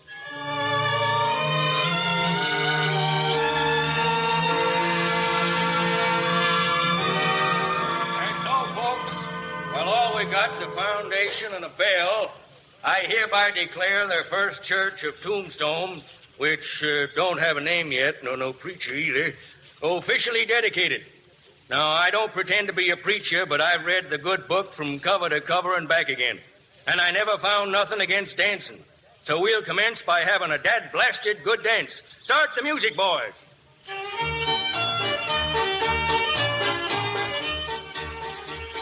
Well, will you oblige me, ma'am? Thank you. Morning, Marshal. Mr. Clanton. Don't mean to bust up your dancing, miss, but I've been wanting to ask the marshal something. Well, it's all right, Mr. Clanton. Find out who shot your brother yet? I've got a pretty fair idea. Good. Maybe this town will turn out like the mayor said. Honest and God-fearing. When you figure to round up them rustlers? It won't be for a while, Mr. Clanton, but I promise you, you'll be one of the first to know. Much obliged, Marshal. Much obliged. Sorry, ma'am. Well, after all, you are Marshal here. There's some who think I forgot what I took the job for. I haven't forgotten. Well, now then, Miss Carter.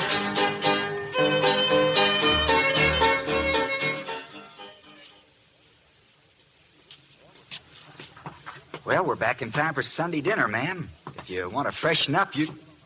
Hello, Doc. Hello, Marshal. Hello, Clem. Hello, John. You might better say goodbye. Where are I'm you leaving, going? Clem.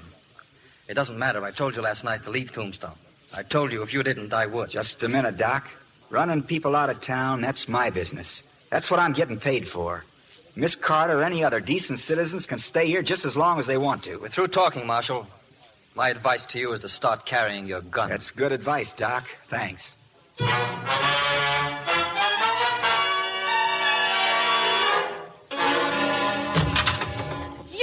This is the second time you've burst into my room, Chihuahua. I wish you'd knock after this. He's gone. Doc's left town. He was going to Mexico and take me with him. He was going to marry me. Where'd you leave town to? I had every intention of leaving town, but I've just about changed my mind. The stage leaves in 20 minutes. You'll be on it, you hear?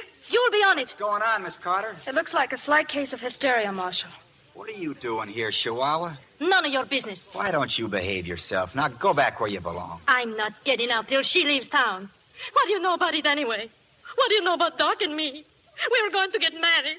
He was going to marry me until these milk What's that you're wearing?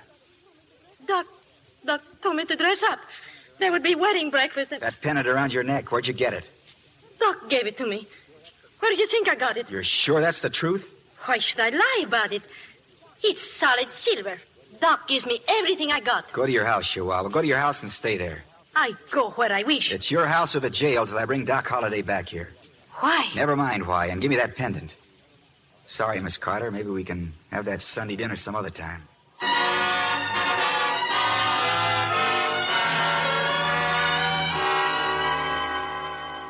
got your horse ready, Wyatt. Find out where Doc went? I found out. He's riding the bullion coach to Tucson. You and Vert stay in town. Keep an eye on Chihuahua. What are you after Doc for? Because I just found this. The pendant. The pendant James showed us the night he was killed. Brought it for Corey Sue, James did. Chihuahua had it. Doc Holliday gave it to her. Sure you don't want me to ride with you? Funny, I suspicioned it was the Clantons all the time. Didn't know Doc went in for shooting kids in the back. No more thanks, I'll get him alone.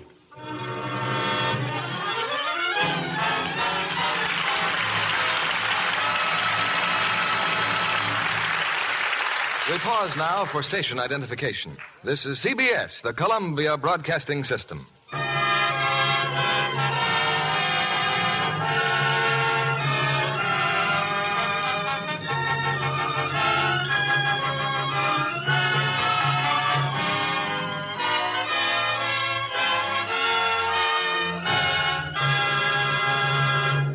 In a moment, our stars will return with Act 3 of My Darling Clementine.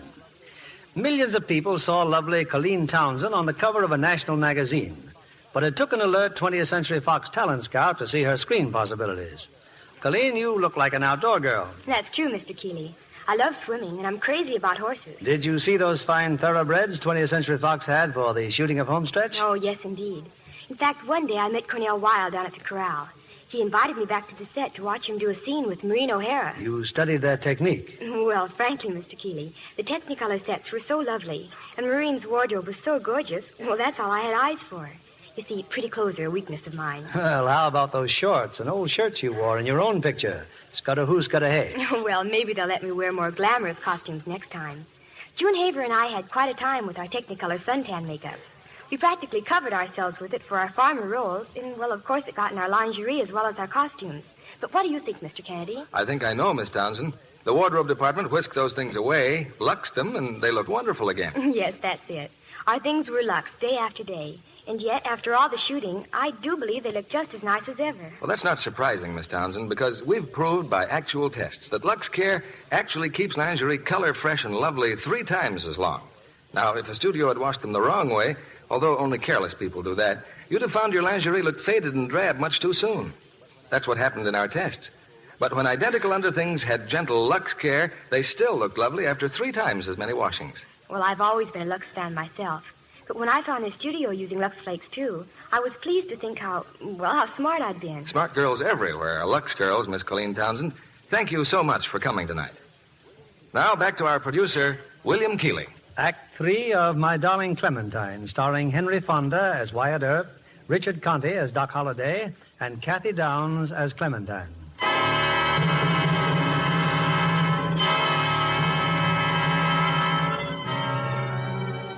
After a furious 3-hour ride across country, Wyatt Earp has overtaken and cut off the northbound stage. At the mouth of the Huachuca Pass, he stands now in the center of the road and signals the stagecoach to come to a stop. What's wrong? I want your passenger, driver. Climb down, Doc. All right, Marshal. Now what? I'm carrying government money, Marshal. Ain't ought to stop here. I'm not holding you. You can go on. Not going till I'm back aboard. You heard what he said, Doc. Whip up your horses, driver. Yeah, sure, Marshal, sure. Hey up there. Hey. You shouldn't have done that, Marshal. The stage is going to Tucson, Doc, but you're coming back to Tombstone. Now, suppose we just talk it over. I told you I'm through talking. Still, you're coming back with me. Sorry, but I'm not going back. Well, in that case, I'll be taking you back. Stay where you are, Doc. Draw for your gun, Marshal. You call it, Doc. Come any closer and that's it. I said I'm taking you back, Doc. Ready to come with me now, Doc? That was no accident, was it, Marshal? Shooting the gun out of my hand. Be hard to miss it at 12 feet. Why didn't you want to kill me? Because I'm wearing a badge, and the badge says you got to have a trial first. Trial for what? For murder. For killing my kid brother. You've got the wrong man. Have I? Suppose we talk it over on the way back. Come on, Doc. We'll pick up a horse for you and we'll shoot him.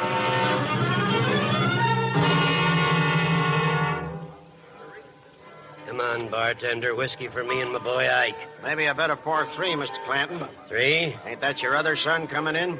Ain't that Billy? Huh? Looks like Billy's got something on his mind, Paul. Wait here, Ike.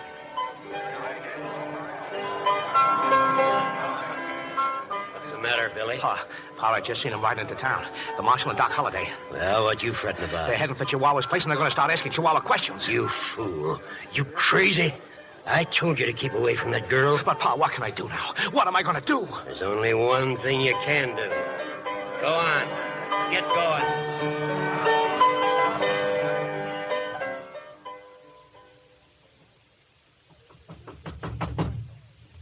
Who is it? The Marshal. Who do you think you are, banging on people's doors this time of night? Better let us in, Chihuahua. Doc. Is that you, Doc? Open up, Chihuahua.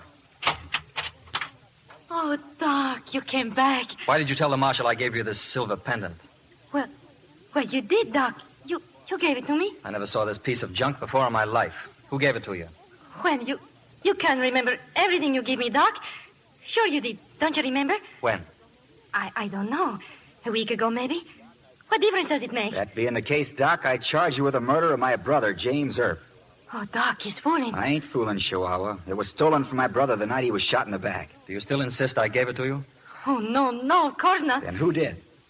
I can't be a squealer, Doc. And that's that. Come on, Doc, let's go. Oh, no. Let him go. You're going to tell us the truth? Yes. It wasn't, Doc. A few nights ago, it was late. Somebody knocked at the door. I thought it was you, Doc. So I opened the door, and it was somebody else. Who? Oh, Doc, don't be mad. I didn't know. Who? Billy Clanton. He gave me the jewelry. And then he tried... Verge! What happened, Wyatt? That shot! Billy Clanton, there he goes, Verge, beyond the barn. Go get him. Billy Clanton. You better stay at the hotel tonight, Chihuahua. Next time they may not miss. He did not miss. This time.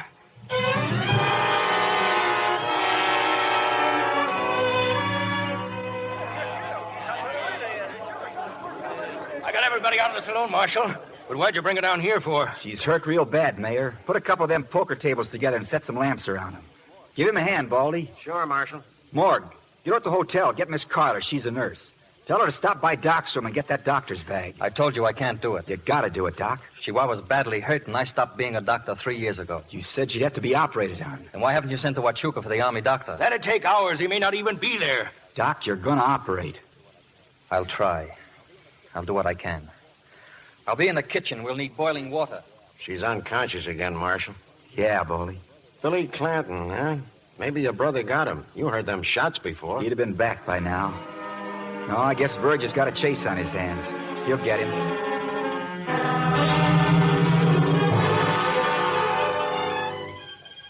I'm ready whenever you are, John. Thanks, Clem. Better move that lamp a little closer.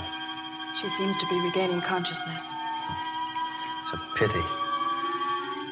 Chihuahua. Sorry, Doc. Still mad? No, honey, look. I haven't got anything to put you to sleep with, so this is going to hurt like blazes. Yell, scream, holler, anything you like. Bite on this towel, Chihuahua. It may help. Thanks, Miss Milkface. Just nod your head when you're ready. Oh. Hold her hands, Marshal. May you watch her feet. Now bite on that towel, Chihuahua. Bite hard. Mm. Oh. Ma.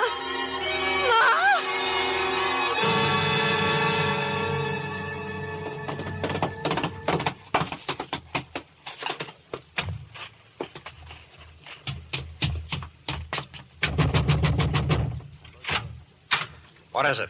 I'm Virgil Earp. I'm looking for your brother. There was a shooting in town. I followed him here to this house. There's a deputy here, Pa. He can come in. He's right in there, Mr. Earp.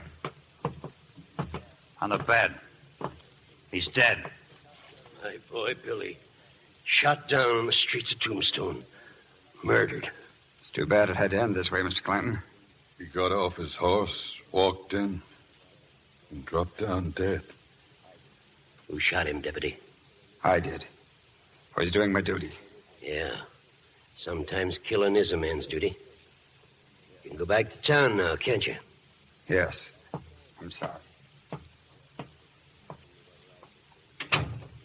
Hand me that rifle, Finn. Here, Pa. Open the window. Mr. Earp? Yes? Get your horses, boys. We're going into town.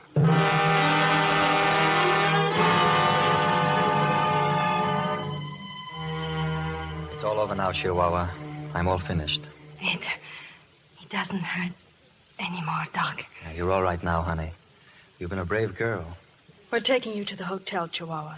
You'll be more comfortable there. Morgan, if you and the mayor... Sure, ma'am. Ready, Mayor? Gently now. I'll go with her, John. Thanks, Clem. I'm awfully proud of you, Dr. Holliday. How about a drink, Doc? No, I've got to get cleaned up. I'll be over in a few minutes, Clem. You have a drink, Marshal? I could use one, Baldy. That Doc. Oh, he sure did it, didn't he, Marshal? Yeah. Baldy, have you ever been in love? Me? No, Marshal, never. Been a bartender all my life.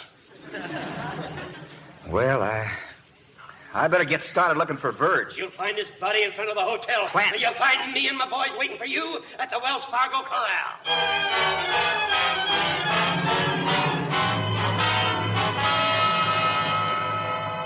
The mayor's forming a posse, Wyatt. Be over in a little while. First James and now Verge. No posse. This is just for you and me, Morg. I was hoping you'd say that. There's 4 of them Clantons. That's all right. They're walled in that corral, all right. Baldy saw 'em. It's just at the edge of town. Here comes Doc. Yeah. How's Chihuahua? Chihuahua is dead. Dr. John Holliday. When do we get the Clantons? We? Thanks, Doc, but... It's all right. It's all right, Morg. I kind of think Doc wants to come along. We go after him at sunup, Doc. Thanks.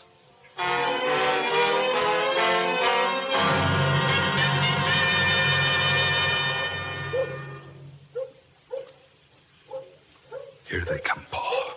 3 of them, huh? Ike, Sam. Shut up. Stay where you are, Sam. You too, Ike. And maybe others coming in from round the back. It's them, all right. The Marshal, his brother, and Doc Holliday. Make a pretty target, son. Yeah. Walking straight down the road there. They crazy. Put on your gun. But they took Wait till they get closer, you fool. Stay under cover, Ike. You too, Sam. Don't worry, Pa. Finn, get behind the post. They're splitting up, Pa. Let 'em. One to the left, one to the right. And one keeps coming straight ahead. Pa, let 'em have it. In good time, son. All in good time. Morning, Mr. Clanton. Cover him, Finn. What do you want? He's ducking behind the stable. Let's talk a while. Well, now, you go right ahead and talk. I got a warrant here for you and your sons charging the murder of James and Virgil Earp. There's also a charge of cattle rustling. I'm giving you a chance to submit now to the proper authority.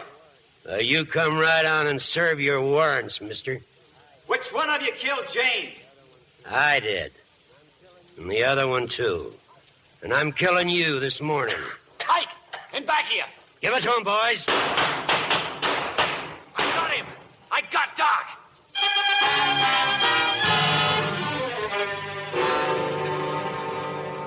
Better come out of that shed, Mr. Clanton, while you're still alive. Mr. Clanton, you saw what's happened. You're the only one left now. He's opening the door, Wyatt. Careful. Throw out your rifle, Mr. Clanton. Now come out with your hands up. My boys. Sam, Finn. They're dead. But I ain't gonna kill you. I hope you live 100 years. Feel just a little what my pa's gonna feel. That's your horse over there? My horse? Yeah. Get in the saddle and keep going. Get out of town. Start wandering. You're letting them get away? Yeah, an old man who's seen his sons die. Now, where's Doc? Back in the shed there. Doc. A lot of good I was to you. It's all right, Doc. You couldn't help it. I got one of them, didn't I? Yeah, you got one of them. I had to start coughing. Sorry. We'll get you back to the hotel, Doc. You'll be all right. No. I knew this cough would kill me one way or another. Doc. Wyatt, look out. Old man Clanton. And he won't be trying to shoot any more men in the back. We should have known he'd have a gun in his saddle. Thanks, Morg. Well, I guess we can turn in our badges now.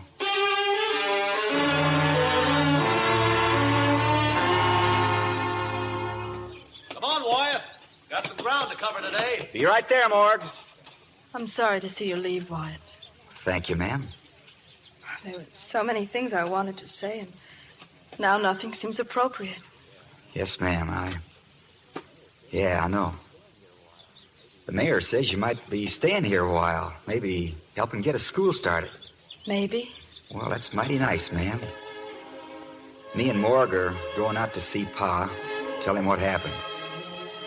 I might come east again, get some cattle, maybe stop by here again. Stop by the schoolhouse. Yes, ma'am, I sure will. Goodbye, ma'am. Goodbye, Wyatt. Ma'am, I sure like that name of Clementine.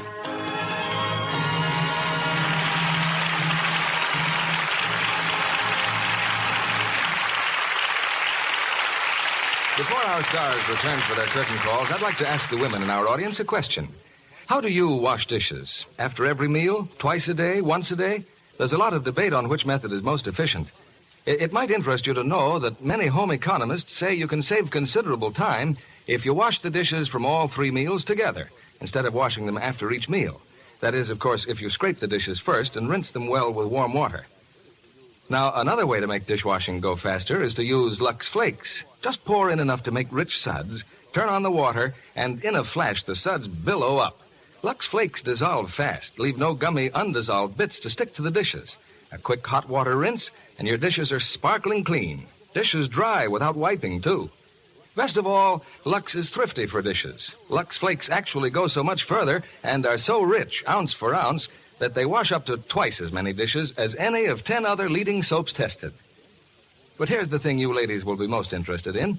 No matter how many times a day you wash dishes, you won't get dishpan hands if you use Lux. Lux suds are so gentle, they won't redden and roughen your hands as strong soaps often do. In fact, if strong soaps have been making your hand red and dry, try changing tomorrow to Lux Flakes. Scores of women proved by actual tests that changing to Lux actually takes away dishpan redness, makes red, rough hands smooth and soft again. Now, isn't Lux worth trying? Here's Mr. Keeley at the microphone. There's more to come as we bring our 3 stars back to the footlights for a curtain call. Henry Fonda, Richard Conte, and Kathy Downs.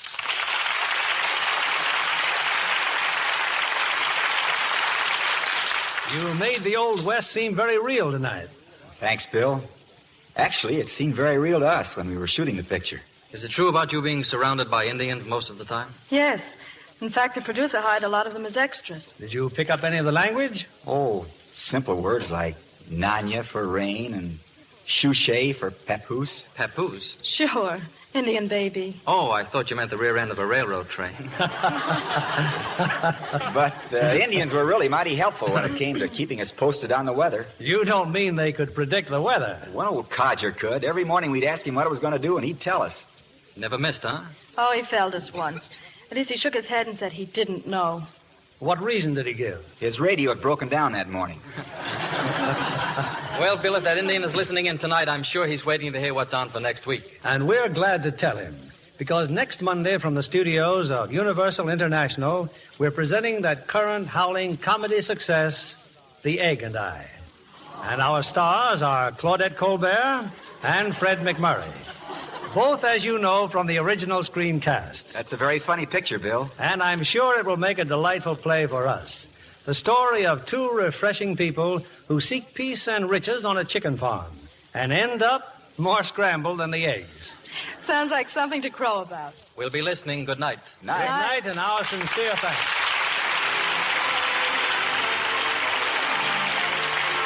Lever Brothers Company, the makers of Lux Flakes, join me in inviting you to be with us again next Monday evening when the Lux Radio Theatre presents Claudette Colbert and Fred McMurray in The Egg and I. This is William Keighley saying good night to you from Hollywood.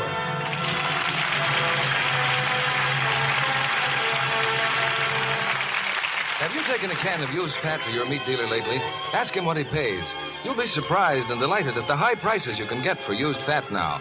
Up to 4 times as much as last year. That extra money for used fats cuts a mighty nice piece off your meat or grocery bill. So keep a tin can right out in sight and add used fat to it every day. America is still desperately short of fats and oils for making soap and scores of other products. Take advantage of these new high prices being paid by saving every drop of used fat. Tonight's screenplay, My Darling Clementine, was based on a book by Stewart N. Lake. Henry Fonda will soon be seen in the 20th Century Fox production, Daisy Kenyon. Richard Conte appeared through the courtesy of 20th Century Fox, producers of The Ghost and Mrs. Muir. Kathy Downs will next appear for 20th Century Fox in The Miracle on 34th Street. Heard in tonight's cast were Earl Ross as Clanton, Carlton Cadell as Morgan, Paula Winslow as Chihuahua, and George Neese, Cliff Clark, Norman Field, Clark Gordon, Tim Graham, Eddie Marr, Bill Johnstone, Tyler McVeigh, Charles Seal, and Edwin Max. Our music was directed by Louis Silvers. This program is rebroadcast to our servicemen and women overseas through the worldwide facilities of the United States Armed Forces Radio Service. And this is your announcer, John Milton Kennedy, reminding you to tune in again next Monday night to hear The Egg and I with Claudette Colbert and Fred McMurray. Spry. When you bake and fry. Spry. Or your cake and pie. Spry. It's your shortening by. Rely on Spry. Yes, it's Spry. For pastry so tender, flaky, not sweet, any pie filling tastes more delicious. You'll say pastry is extra delicate, better tasting with Spry. Rely on Spry. S-P-R-Y. Be sure to listen in next Monday night to the Lux Radio Theatre presentation of The Egg and I with Claudette Colbert and Fred McMurray. And why not tune in to Joan Davis every Monday night over most of these stations? This is CBS, the Columbia Broadcasting System.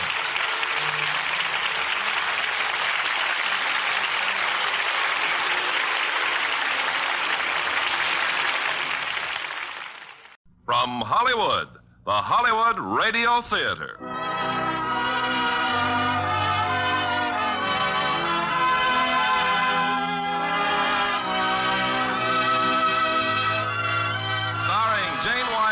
Will Rogers, Jr. in the story of Will Rogers. Ladies and gentlemen, your producer, Mr. Irving Cummings.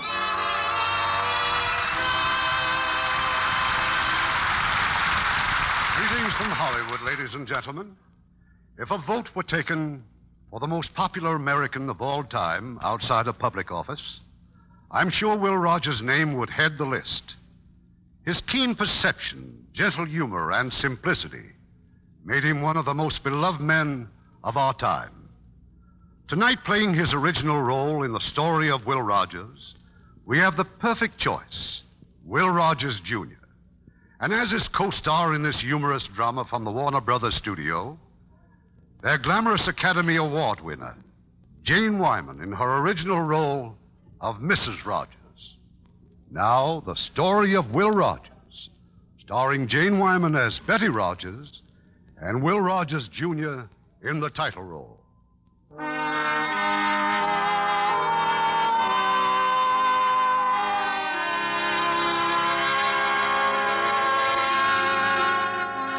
You'll find memorials to Will Rogers throughout the land. everlasting symbols of a nation's love and respect. Yet he did none of the things for which men are usually honored. He wasn't a soldier, a statesman, or a scientist. He invented nothing. He explored no new worlds. Why then is this man one of the great folk heroes of America? Maybe the answer is just as plain and simple as the man himself. And who could tell about him better than the woman who married him?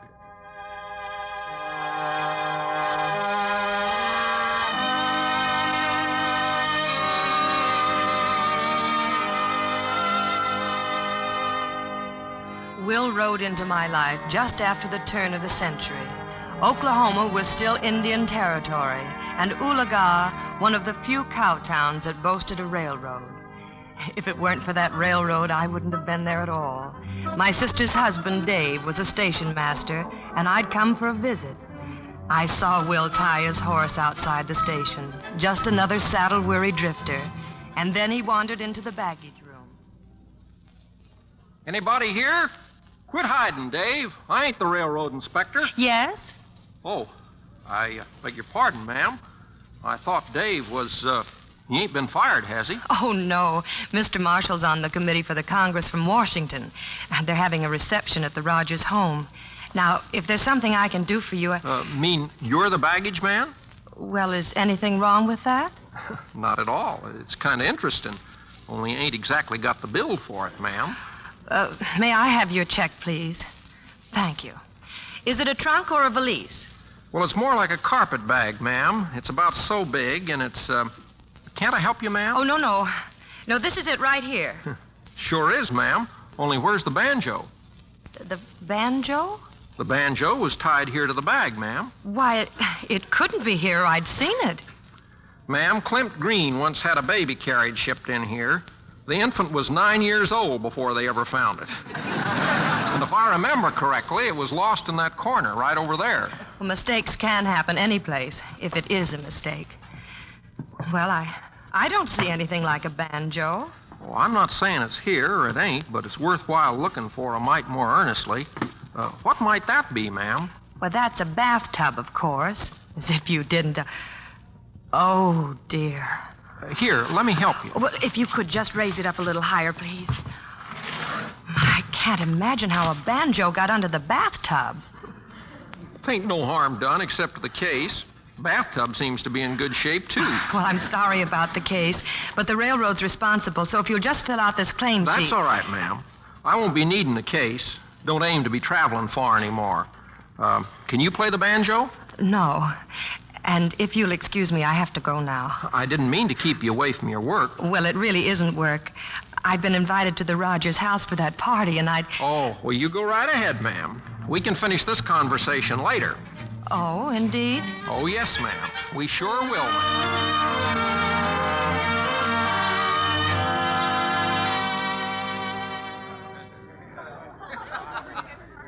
Sorry I'm late, Sally. And after promising to help with the refreshments and everything... Oh, you're not late for anything, Betty. Papa and the congressman just this minute wound up their powwow. But can't I help? You just get in the parlor. Your sister and Dave are there, and they'll introduce you to my brother. He just got back, and I want you to meet him. Oh, thanks, Sally. I guess I'm a little curious myself. Willie, how'd you get here, son? You ought to know, Pa. You sent me the money to come home. Oh, that's right. I did, didn't I? Well, it's good to see you, son. Now, if you'll excuse me, I got some news for the folks here. Ladies and gentlemen, as Senator of the Cherokee Nation, it gives me great pleasure to tell you that we've just smoked a pipe of peace with these congressmen from Washington, and in the not-too-distant future, Oklahoma shall become the 46th state of the Union. Now, those of you who want the details, go on in the dining room. As for the rest of you, well, you come here to dance, so get to it, folks. We got a good reason to celebrate. Come on,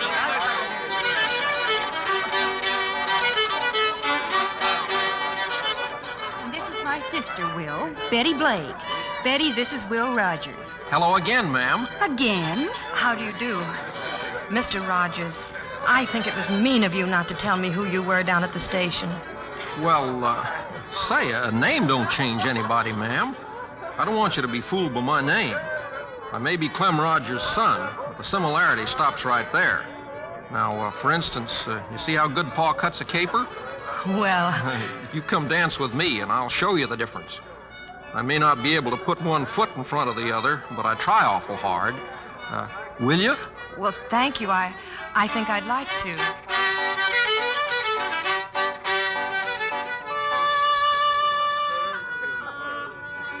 Later on, when most of the folks had gone home, I found myself out on the front porch, and Will was next to me, showing me the family picture album.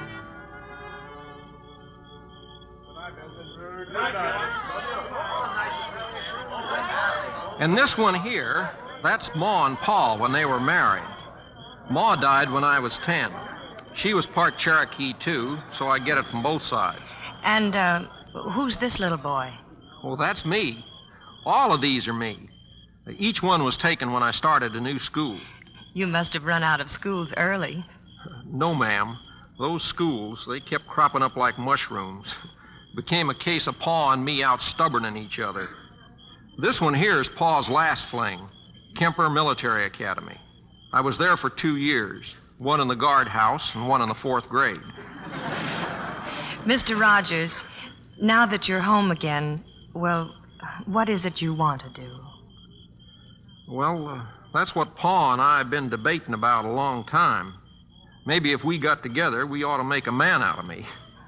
Why don't you try it? Come on, Betty. I promised Mrs. Petros we'd be home early. She's taking care of the baby for me. Say, tell me something, Cora. Isn't it going to be kind of hard on you? I mean, raising a wild kid and helping Dave with the station work at the same time? Oh, it sure will. That's why I'm trying to make Betty stay. There's no earthly reason why she should go back to Arkansas. Mind if I help out along those lines? Why, not at all. Do your darndest. Oh, Cora, for heaven's sake. Oh, shush.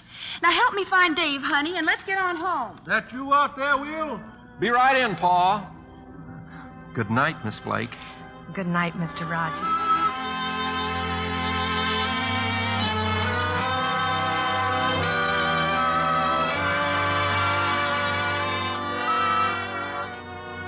Sit down, Willie. Glad to have you back, son. And I hope your foolish days are over. But, Pa, ain't you kind of tired with all this to-doing? Certainly not. I found it very stimulating.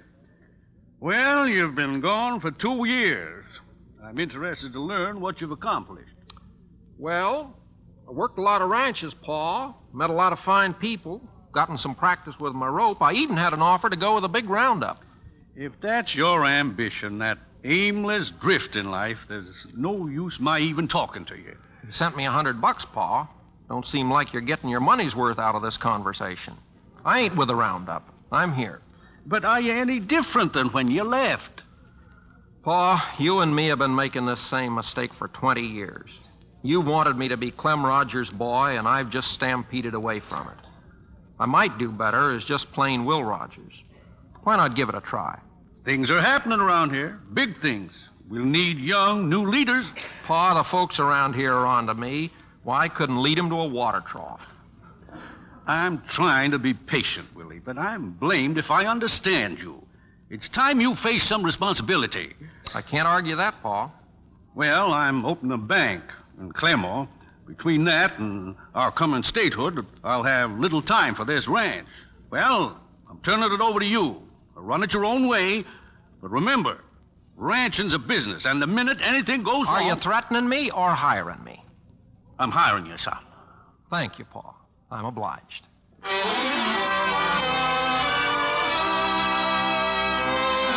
So Will took over his father's ranch, and I more or less made up my mind to stay in Ulaga. But less than a month later, Will was down at the railroad station again.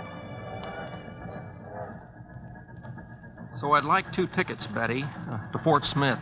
2? Me and Dusty here.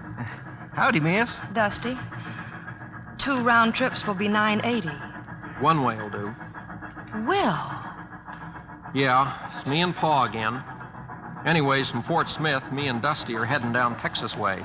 So you're just going to run away again, hmm?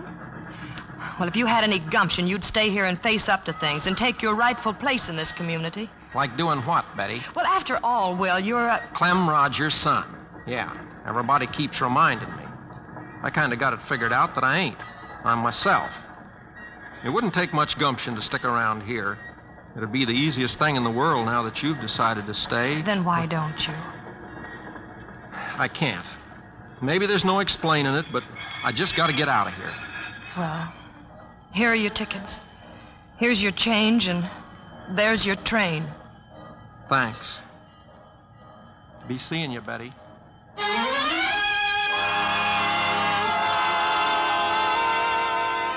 Be seeing you, I was to learn, was a favorite expression of Will's, and his favorite form of correspondence, I soon discovered, was an occasional postcard. They came from Texas and New Orleans, and as the months dragged by from all over the world, South America, Africa, Australia, Will and his friend Dusty were traveling with the Wild West show, and then at long last, he was back in the United States. Well, where is he now? He says here that he and Dusty have just landed in San Francisco. Another postcard. Oh, but look what he says, Cora. Heading for the fair in St. Louis. Getting closer to home anyways. The St. Louis fair? Well? But that's where Sally and Tom are going. Will's own sister on their honeymoon. Oh, I know. But you could go with them. Well, at least you could meet them there, and then you could... I know I could. And I'm going to.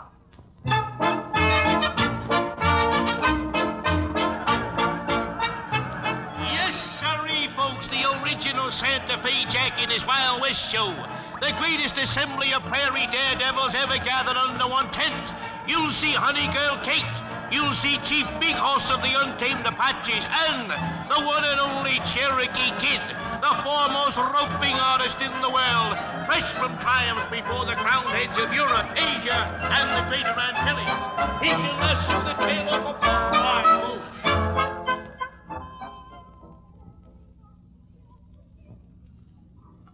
Yes, Will Rogers was now the Cherokee Kid. I couldn't help laughing. Oh, but the people didn't laugh when they saw Will perform. They thought he was wonderful. And I did, too. Or maybe I was just so glad to see him again. Surprising me like this? Why, when I saw you and Sally and Tom sitting there in the stands, I like to went through the floor of that arena. At least I wanted to. Oh, Will, but why? Well, in that costume and the name they pinned on me, I never felt so silly in my life. Oh, but you're good, Will. You're very good. Are you hungry, Betty? Or would you rather just walk? Whatever you'd like, Will. Well, seeing you, I'm kind of weak. But let's walk for a little, huh? What about Sally and Tom? Oh, they deserted me. Good for them. Say, which of them did Pa finally use the shotgun on? Both, I guess. Oh, he gave them such a beautiful wedding. How is Pa, anyway? Oh, he's fine. He used to come down to the station, Will, just to read your postcards. He said he'd rather know the worst than not keep track of you at all. You know, when I was in all them foreign countries eating their food, I used to think about these Oklahoma black-eyed peas all the time. Is that all you thought about? Listen, Betty, for almost 2 years I've been thinking about you every minute. You have? Darn right I have. But I thought about you, too. Betty? Yes, Will. What would happen if I was to quit gallivanting around and come back to Oologah to settle down? What would you like to have happen? Well, I haven't any money. Oh, that isn't important. I love you, Betty. Ever since I first saw you, I haven't had... Always say ain't, Will. I ain't been able to think straight about nothing except that I love you.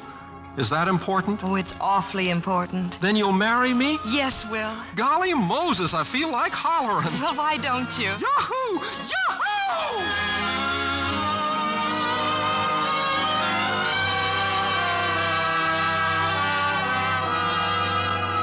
We were married not long after, and another dream came true. We were on a train bound for a honeymoon in Niagara Falls. You know, Will, I don't feel the least bit married. Well, it's all right, honey. It's legal, even if it ain't logical. You still haven't told me, Will. Told you what? Well, where's it all coming from? The money for this honeymoon at Niagara Falls. It must be very expensive. Well, now, honey, this ain't no time for a business conference. If you'll excuse me, I think I'll go for a smoke. Why, I didn't know you smoked. Well, once in every man's life, there comes a time when he goes for a smoke.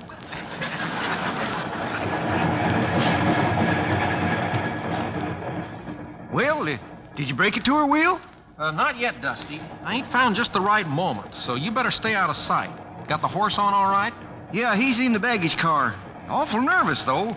One of us ought to sleep up there with him. And if you ask me, you're the Oh, all right, but it's your horse.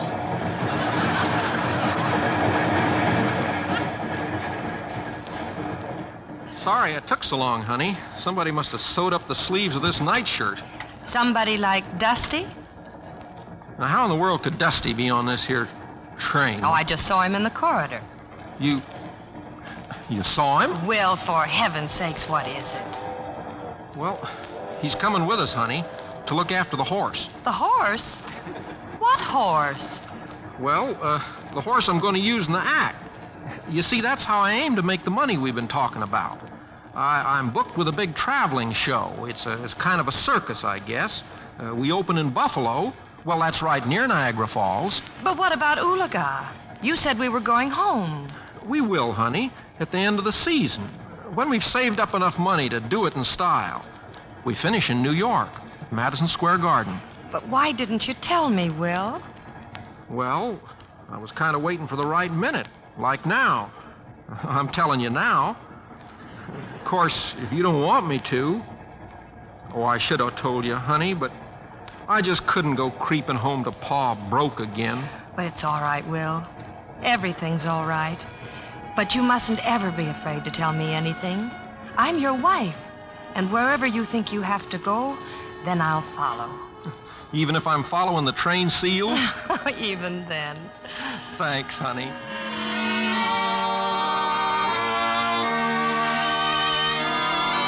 And often Will did follow the train seals. But no bride ever had a more wonderful honeymoon. I think the others enjoyed it, too. Will and Dusty and the horse. But we didn't go back to Ulaga after Madison Square Garden. No, fate had something waiting for us there. Something that changed the course of both of our lives considerably.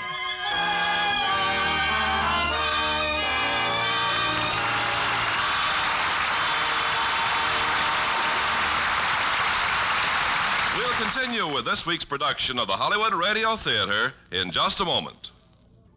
Now, our producer, Mr. Cummings. Act 2 of the story of Will Rogers, starring Will Rogers, Jr. in the title role and Jane Wyman as Betty Rogers.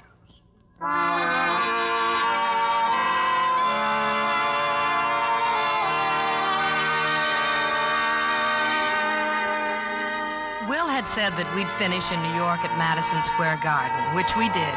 He also said that we'd go straight back to Ulaga, which we did not. On the final night of the show, something happened that wasn't scheduled on the printed program. A steer went wild. He broke out of the chute, charged across the ring, and lunged for the crowd. But in a matter of seconds, Will had galloped after him, roped, and dragged the animal back to the ring. Later, while we were walking back home to the boarding house. You know, I don't know just how to figure things. Here I've been roping night after night. I roped 6 horses all in a bunch, and nobody pays any attention to me. I rope one scared old steer, and everybody gets all excited. Everybody else just stood around watching. You were brave and resourceful and... Well, my goodness, those newspaper reporters didn't interview you for doing nothing, you know. Well, honey, it was a good way to finish, I guess. Hard to believe it's all over, isn't it? I've loved every minute of it, darling. We've been together, and we've made enough money to buy us a nice piece of land back home. Yeah, but I'd like to have made enough to stock it, honey, so we could be independent when we get back there. Well, all you have to do is collect the money you've been loaning to all your friends, and then... They'll pay it back, honey, just as soon as they can. You feel like eating before we get back to the rooming house? Oh, we might as well go straight home, Will. I've got some chili up there. I never knew you were so crazy about chili before. Well, I get all sorts of funny cravings these days. Do you remember telling me there comes a time in every man's life when he has to go for a smoke? Now, don't tell me you're getting a craving for cigars. Betty, now correct me if I'm wrong. Well, of course you're not silly. You're going to be a father, that's all. That's all? Oh, my goodness. Now I am glad we're going back to Ulaga. Well, you mean you weren't before? Well, sure I was. I just mean this puts the censure on it. Gosh, honey, I feel like hollering again. Well, I don't think I'd advise that here in New York. Let's get to home quick where I can kiss you. Well, I don't think you have to wait that long, even in New York. I'm going right down and get us 3 tickets for Ulaga. Well, it'll be a long time yet before we're 3. I ain't taking no chances.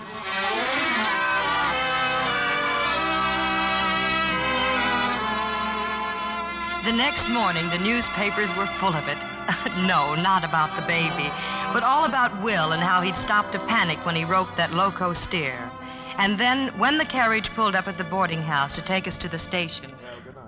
So long. Bye, Will. Bye. Goodbye, Mrs. Foster. Thank you. Been waiting for you, Mr. Rogers. I sure want to talk to you. Now, Will, not 1 cent. When it comes to complete strangers asking for... I'm Bert Lynn, Mr. Rogers, Lynn Theatrical Agency. We handle important attractions. I'm sorry, Mr. Lynn, but we have a train to catch, But that stunt at the Garden last night made him a big attraction. This is a legitimate offer. 10 straight weeks at $125 per. Well, that's a pretty fair offer, Mr. Lynn. Pennsylvania station driver. No, you can't. You open at Hammerstein's Victoria on Monday night. Mr. Lynn, we're not interested in vaudeville. We're going home. Anybody can go home. This is Hammerstein's Victoria. I guess you didn't understand my wife. We want to go back to the ranch. Will. You say something, honey? Well, I was just thinking, dear. Maybe if we postponed it for a while, you'll make that extra money you were talking about. Huh? Oh. So take the baggage out of the carriage, dear. And, Mr. Lynn, will you pay the man? Don't change them sheets, Mrs. Foster. We're coming back.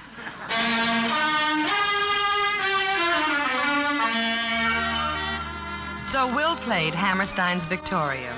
But this was a brand new audience, and they just weren't impressed. After Hammerstein's came those long, long months when we were just like all the other guests at Mrs. Foster's boarding house, hopeful but unemployed.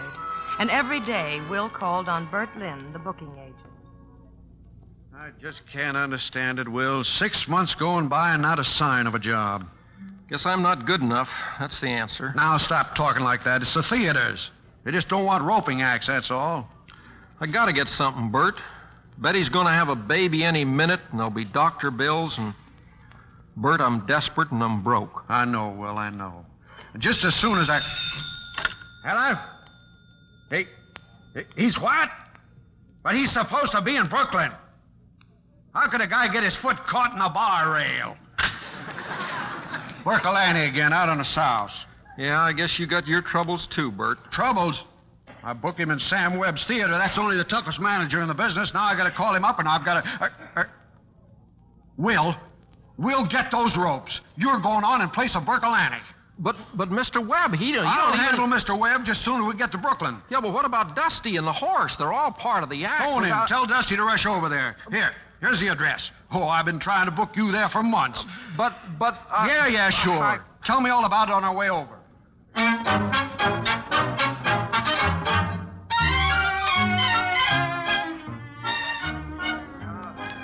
I can't do it, Bert. I just can't.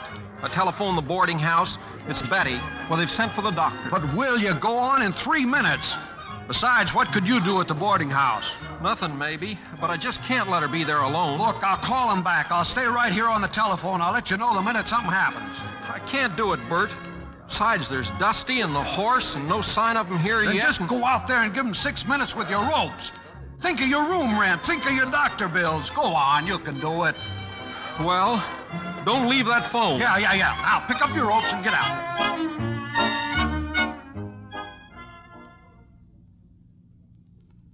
Poor Will. I was having a pretty bad time myself, but nothing, I'm sure, to what he was going through. For the first time, he was all alone on a stage. He'd never been so lost or so clumsy in his life. He couldn't blame the audience for laughing at him. Mighty nice of you to laugh at me. Of course, it ain't no use to pretend I ain't nervous here tonight, because I sure am. You see, we're going to have a baby up at our place. Maybe you women don't realize what it means for a man to have a baby. I don't know why I was so worried about coming out here to Brooklyn. Looks like it's a pretty nice place and full of very nice people. Of course, I'm supposed to have a horse out here, and I stand on him and do some tricks. Only the horse didn't show up. I don't know what he's doing, but I'll bet it's something useful. You know, horses are smarter than humans. You never heard of a horse going broke betting on people. Well, lacking the horse, I'm going to try this here rope trick. Gee, I missed it. Got all the feet you What'd I tell you, Mr. Webb? What'd I tell you? That fellow's great, huh? I thought you told me he had a rope act. Why didn't you say he was a comic? If I'd have told you, you wouldn't have believed me. All I know is well, what do you say? Well, the people like him. And I see where they got a new governor back in my home state of Oklahoma. He's a real fine governor, too, and the folks back there sure love him. Especially some of the folks who've been spending their time behind bars. You see, this governor's been sending out a lot of pardons and kind of getting the wardens sort of worried. Anyway, he sent out so many that one old boy sent him back an answer. Why, shucks, Governor, he said, thanks for the pardon, but they ain't caught me yet.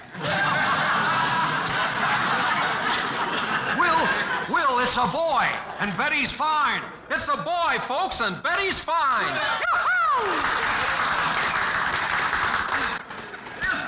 You got here, Mr. Lynn. Me and the horse, we just got here. He don't need the horse, Dusty. Will don't need nothing. He just talked himself into a brand new career.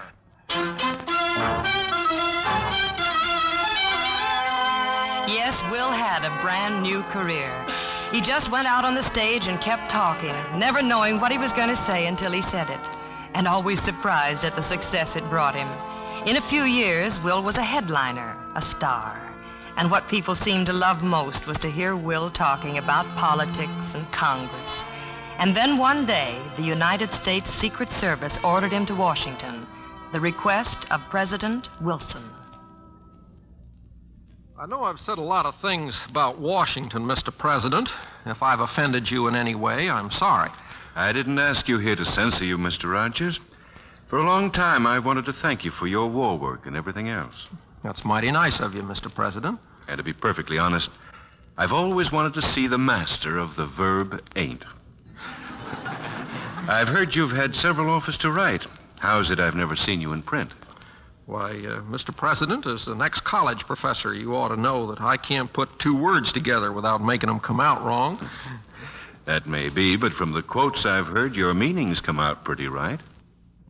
Mr. Rogers, Will, if I may. Now I feel like I can cross my legs. You say for people the things they'd like to say but can't quite express. And in helping them think things through, you're also making them laugh. That's a rare gift. That's why I think you should write as well as speak. Whether you like it or not, Will, you've become a voice from the heart of the people. Our country wants to hear it more often.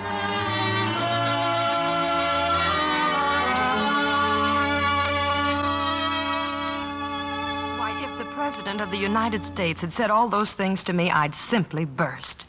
I'm scared, Betty, honest.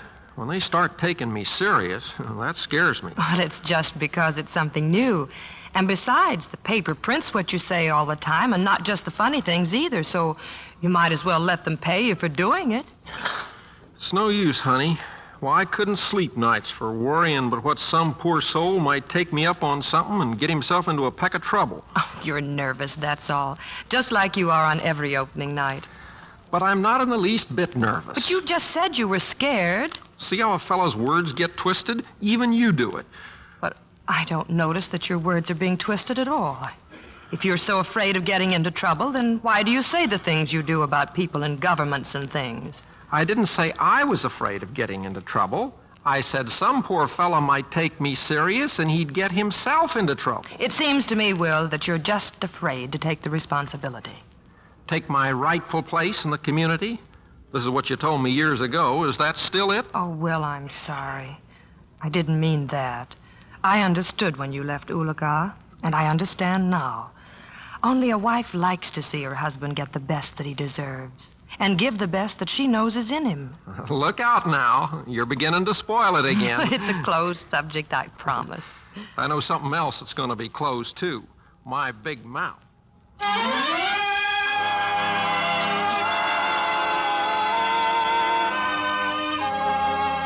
Will found a fine way to keep his mouth closed. He deserted Broadway for Hollywood's silver screen, which in those days was utterly silent.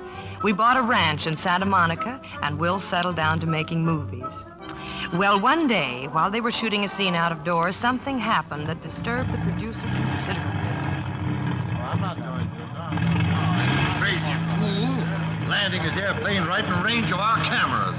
Harry, go tell that bonehead he just cost us a barrel of money. Who is that spendthrift, Tom? Oh, some half-wit aviator they hired to fly the film to the laboratory. One of your Oklahoma boys, part Indian. You and that fool plane! You're costing us a young fortune! What's your name, son? Me? Wiley Post. Hello, Mr. Bradley. Don't you hello me. Us Cherokees are a long way from home, aren't we? Oh, we sure are, mister. Say, what's the matter with that kite of yours, anyway? Oh, you mean all that smoke it was making? Well, the engine needs a complete overhaul. Cost a lot of money, though. Seems to me, Tom, like the company might be saving itself some money if we got it fixed up for him. Well, maybe so. If we don't break the company first trying to get this scene shot. All right, Harry, let's try it again. Don't go away, Oklahoma. I want to have a talk with you. That was Will's first meeting with Wiley Post, the flyer. You see, Will was interested in aviation, too, especially in General Billy Mitchell and his theories that bombing planes could sink battleships. But just about that time, we had a visitor from Oklahoma, Will's father. Well, Willie, pretty fair ranch you got here. How many head of cattle you run? Don't run none exactly, Pa. You see, here in California, they call everything a ranch, no matter what you use it for. This one's just for living. That's right, Pa, and for raising your grandchildren. I'm proud of you, Betty. You produced 3 mighty fine offspring. Well, they had a father, too, you know. That's the only thing about them that worries me. To tell you the truth, Pa, it worries me a little, too. Will, where's all this getting you? You've been making big money for years now. You saved any of it? Oh, some, Pa, I guess. Well, forgetting what you've given away, just what are your assets? Huh? Assets? Well, what are you worth? Well, I don't rightly know offhand. Pa, I think you got this whole thing figured out a little bit wrong. Why, after a few years of making pictures, I'm going to be able to... In your last picture, you were hit in the face with a custard pie. That's something to be remembered for. Anybody home? Oh, Wiley. Hello, Wiley. Sure glad you dropped in. You see the paper tonight? Ain't had time for reading. Been having a business conference with Pa. Pa, this is Wiley Post from Chickasha. I'm glad to see you, Mr. Rogers. Look, Will, the high brass has ordered General Mitchell to quit making speeches. Here's a man who's only trying to tell his own country that bows and arrows are out of date, and they won't even let him say it. He's already said it, Wiley. And when he sunk that old battleship with bombs from aeroplanes, he proved it, too. The country ain't going off to sleep with that on its mind. There'll be plenty of squawking. Who's going to do it? Fellas like you, fellas who know about planes, and anybody else that ain't asleep on their feet. They'd listen to you, Will. It's your beef, too. It's everybody's. No, I quit popping off that way a long time ago. No, I got too many responsibilities now to go looking for trouble. Besides, I got Betty and the kids to think about. I never heard such nonsense in my life. You'll have some coffee with us, won't you, Wiley? Oh, thanks, Betty. I can't. Some of the boys are having a meeting. Oh, so long, Will. Glad to meet you, Mr. Rogers. Goodbye. Be seeing you, Wiley. I'm sorry you couldn't convince him, Wiley. Thanks for the helping hand all the same. Chickasha, huh? Yeah. That boy's a great flyer, Pa. Lost his eye working in the Texas oil fields. Couldn't even get a flying license at first. Now everybody's looking for one-eyed pilots. What's nonsense about it? Everything. You're a good, kind man, darling, and you have a God-given talent. Now, even if you haven't the courage to use it, that's up to you. But don't blame it on me and the children. Willie, you remind me of a fella. There's one in every little town. The fellow who stands on the curb in front of the barber shop and makes fun of the parade going past. Yeah, I know. You want me to join it? Join it nothing. Your mother and I always figured you'd lead it. Well, Betty, I guess I got to get down off that curb. Yes, dear. I thought you would.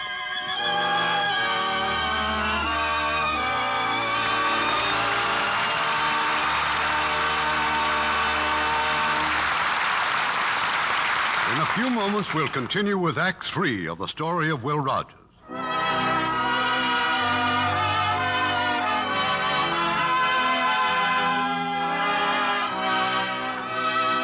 pause now for station identification.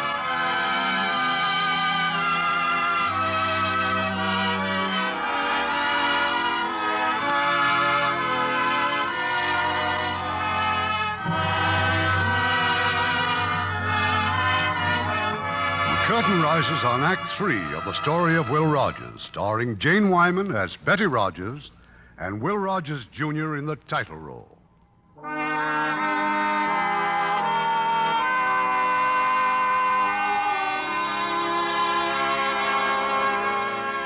And so Will started his campaign to help wake up America. In days when disarmament was the popular theme, Will spoke for defense and for aviation. Being a wife, I never reminded him that at last he was doing what President Wilson wanted, making people laugh and think at the same time. And somehow, he also found time to start writing his column for the newspapers.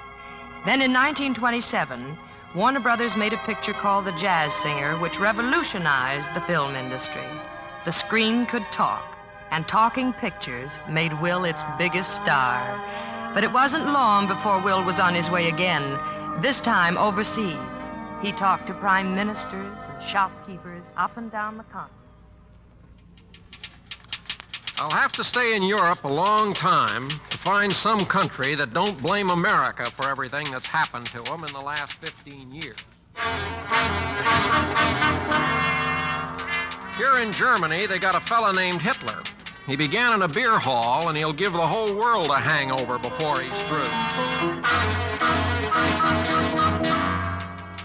The whole thing, as I see it, all over the world, is that the little nations has just got no business being little.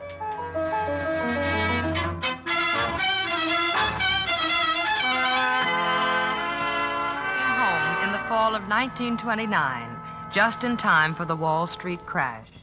But I didn't give him a chance to catch his breath. I brought him back to Ulaga. I was being selfish, I know, but Will was tired, and I wanted to keep him with us as long as I could. Ulaga was the place he loved best. It was home. Look at them, Betty. Look at those kids ride. Well, they never look so good in their lives. You must have looked pretty good to them, too. I thought they'd tear you to pieces last night. Oh, yes, it's been wonderful for them here. I wish we could stay straight through the summer. Yeah. Be like a second honeymoon. I owe you one without a horse on it anyways. Say, ain't that the Farleys out there going down the road? Mm-hmm. Yes, they're trying the cities, Will, to look for work until things pick up again. He's giving up the land? Well, lots of them are giving up the land. They've got to eat.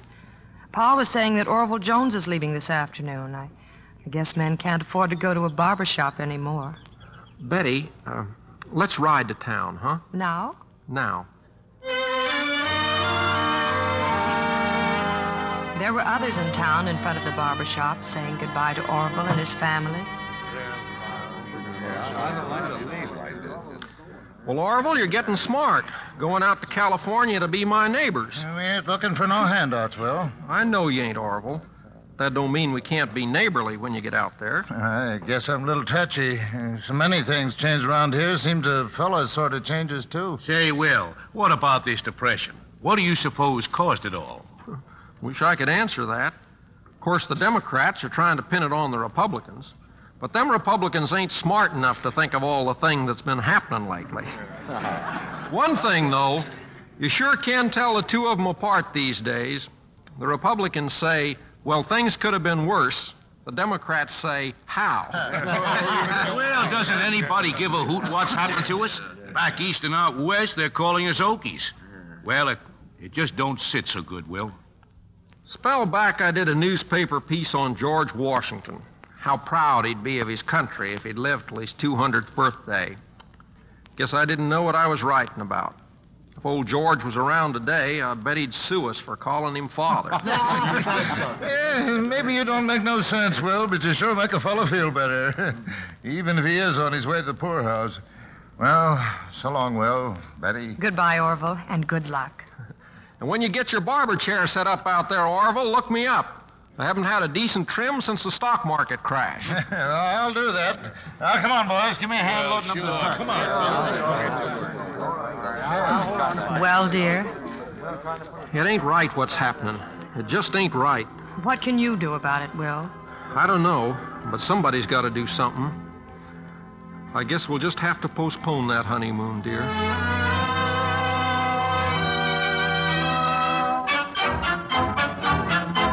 Will left Ulaga, and some weeks later, the first of several huge benefit shows were produced at the Ziegfeld Theatre in New York. Yes, Will was on the move once again, raising money and pleading with people not to sell their country short, then rushing back to the plane so Wiley Post could fly him to the next town. It went on for 151 days and nights, and one night in San Francisco, I surprised Betty, but how in the world did you find me? by trying every hotel in town. Will, why aren't you in bed? The rally wasn't over till long past midnight, and I got to meet Wiley at the airport at 4 o'clock. It just didn't seem worthwhile messing up the sheets. But you can't keep driving yourself like this. You're not a boy anymore. Why do you have to leave at 4 o'clock? Well, we're having a big breakfast get-together in Denver. All the big moguls going to be there.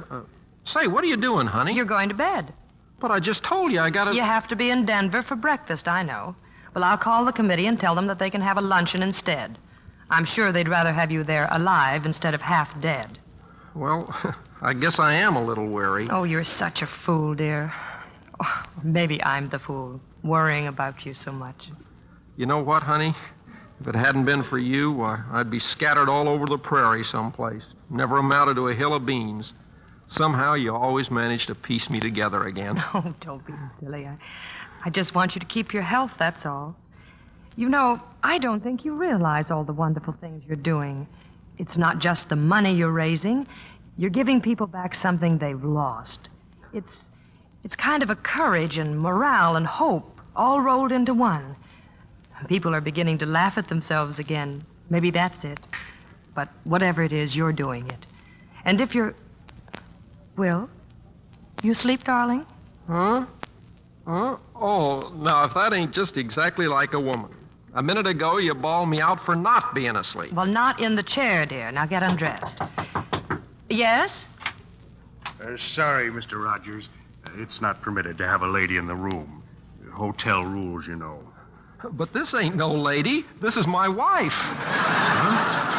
Oh, I'm terribly sorry. Mrs. Rogers, please, I hope you don't think Now, that don't spoil it by apologizing. I've never been so flattered in my whole life.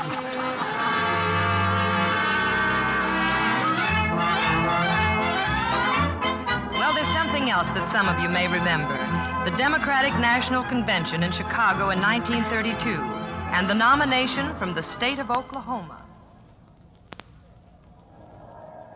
Mr. Chairman, the state of Oklahoma would like to enter the name of its favorite son and favorite American for the presidency of the United States, Will Rogers.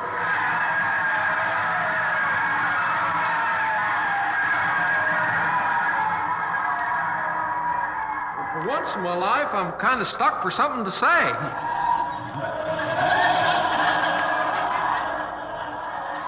Of course, there's no honor in the world like being nominated for President of the United States.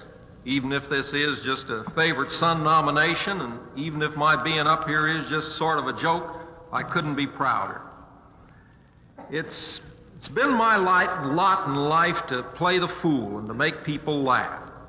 I've kidded an awful lot of big men, but I've had mighty few complaints. I guess that's the sign of a big man. I've tried living my life so that whenever I quit, I'm ahead. I've been an awful lucky fella. I've been all over the world. I've met kings and rickshaw boys, senators and farmers, more people than most people would meet in 10 lifetimes. And I never met a man I didn't like. I'd like to thank the delegates from Oklahoma. The two finest things that can happen to a man is to have a good wife and to know he's been accepted by the people he comes from, and it looks like both of them have happened to me.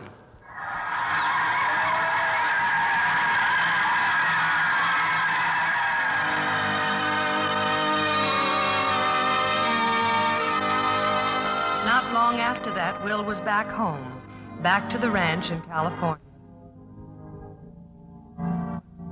You know, honey, I used to regret that we didn't live 30 or 40 years earlier in the old Indian territory where we met, but now I know it ain't true. I guess I wouldn't change anything. Not since that first day, darling, when you broke my banjo with a bathtub. Oh. Do you realize that after all these years, that's the first time you ever called me darling? I know, but I've been thinking it over. Oh, Will, what's that plane doing over there? That's old Wiley, showing off his new ship.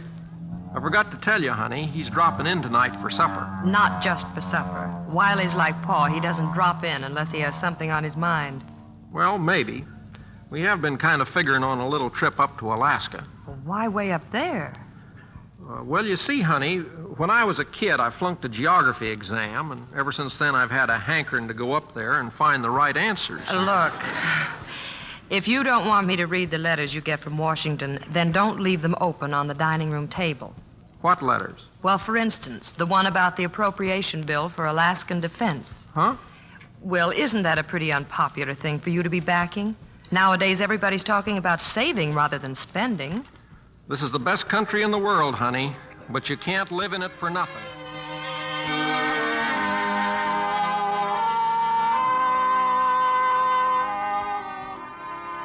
And so Will and Wiley Post went to Alaska. How many times had I said goodbye to him? And yet, as we stood there at the airport, somehow never before did we seem so close. I had the feeling our whole life together was being summed up in this moment of parting. I think Will must have felt it, too, as though a premonition. Because after they took off, they came back over the field again to wave one more goodbye, as if reluctant to end something that I know now can never be ended.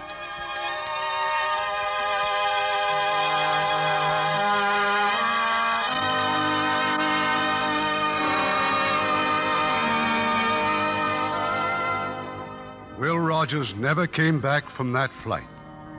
And yet, in a sense, he never left us. There's a statue of Will Rogers at the Memorial Museum in Claremore, Oklahoma. It says, Will Rogers, 1879, 1935. And the simple legend, I never met a man I didn't like.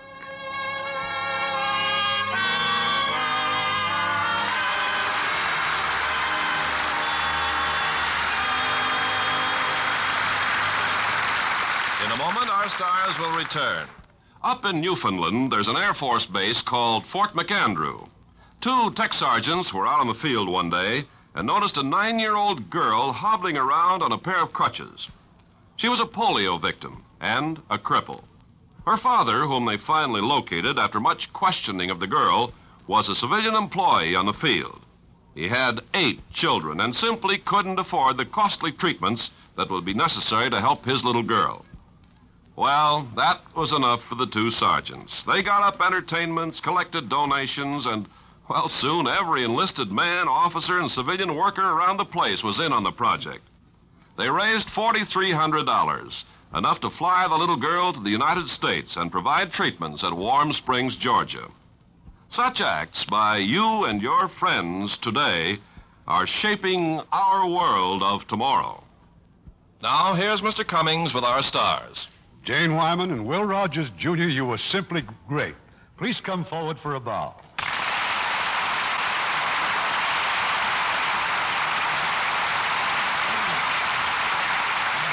Well, I never dreamed when your father and I were at the Fox Studios years ago that you and I would appear together on a radio program. Did you direct some of Dad's pictures? No, he was king on the lot then, but I directed The Little Princess, Shirley Temple. Well, I should think you'd know all these things, Will. All I know is what I read in the papers. No wonder you just read one paper, the Beverly Hills Citizen.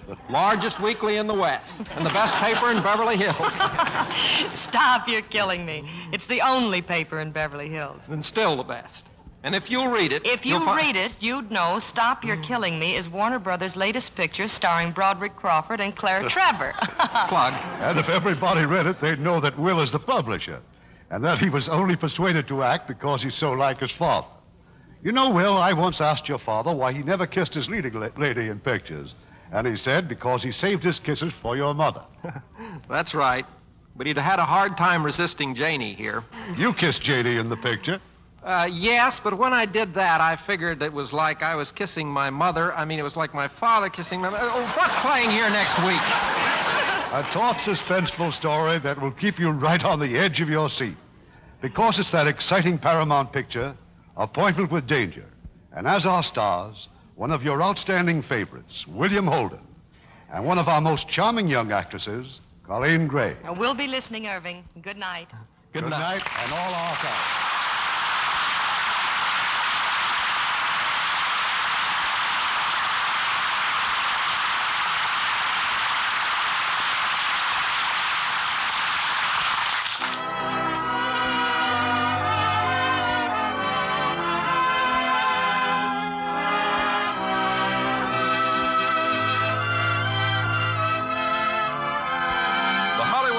Theater is produced by Mr. Irving Cummings. Our orchestra is under the direction of Rudy Schrager.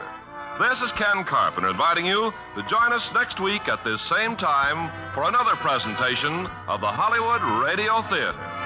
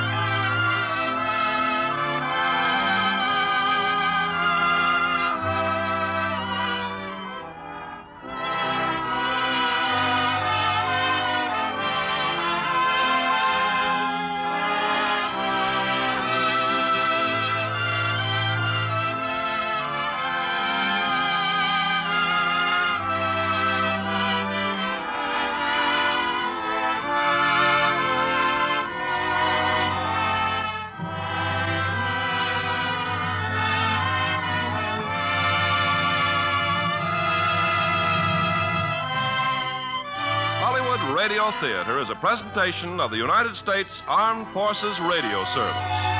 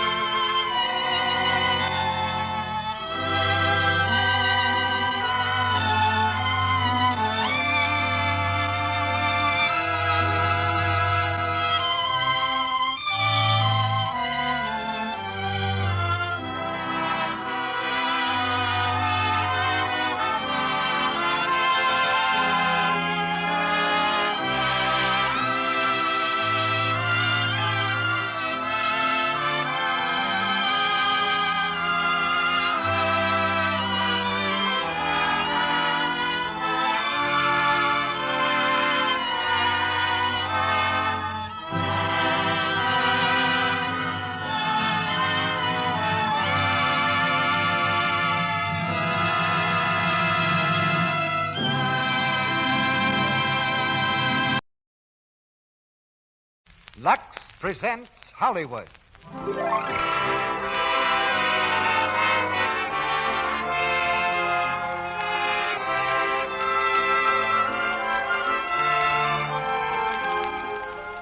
The Lux Radio Theatre brings you Ginger Rogers and Fredric Marsh in Bachelor Mother with Frank Albertson. Ladies and gentlemen, your producer, Mr. Cecil B. DeMille.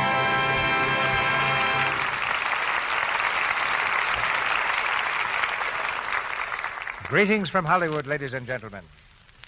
To the young ladies of our modern business world, the lunch hour means a great deal more than just lunch. It may mean a shopping trip, a visit to the hairdresser, a rendezvous, or perhaps an unexpected adventure. And during a lunch hour, the alert young businesswoman is prepared for almost anything to happen. But Miss Polly Parrish in our play Bachelor Mother was just minding her own business when something happened that not only upset her lunch hour, but changed her whole life. One thing led to another in such a gay series of adventures that RKO's picture, Bachelor Mother, turned out to be one of the comedy hits of the year. Although taken by surprise, the modern young woman of our story knew exactly what course to follow. In fact, we take our hats off to the resourcefulness of our modern girls in general.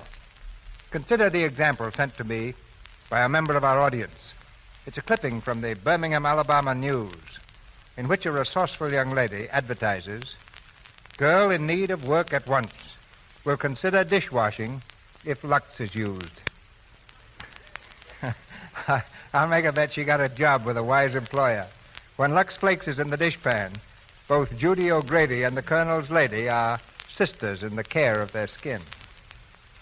For the role of the modern young Miss Polly Parrish in Bachelor Mother, our choice was the modern young Miss Ginger Rogers, who played the part with typical ginger and wit on the screen.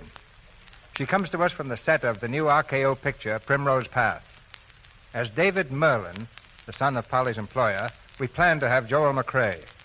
But Joel was taken ill during the week, and I'm glad to report that he's improving rapidly, and that Fredric March returned to Hollywood just in time to play this role. We've been trying to get Freddie back to our microphone for a long time, but a stage engagement in New York held him there. This week, he begins a new MGM picture, Susan and God, and tonight you'll hear him as David Merlin. I suggest now that you move up to the edge of your chair as we raise the curtain on Act 1 of this gay and exciting comedy, Bachelor Mother, starring Ginger Rogers as Polly Parrish and Fredric March as David Merlin, with Frank Albertson of the screencast as Frank Miller.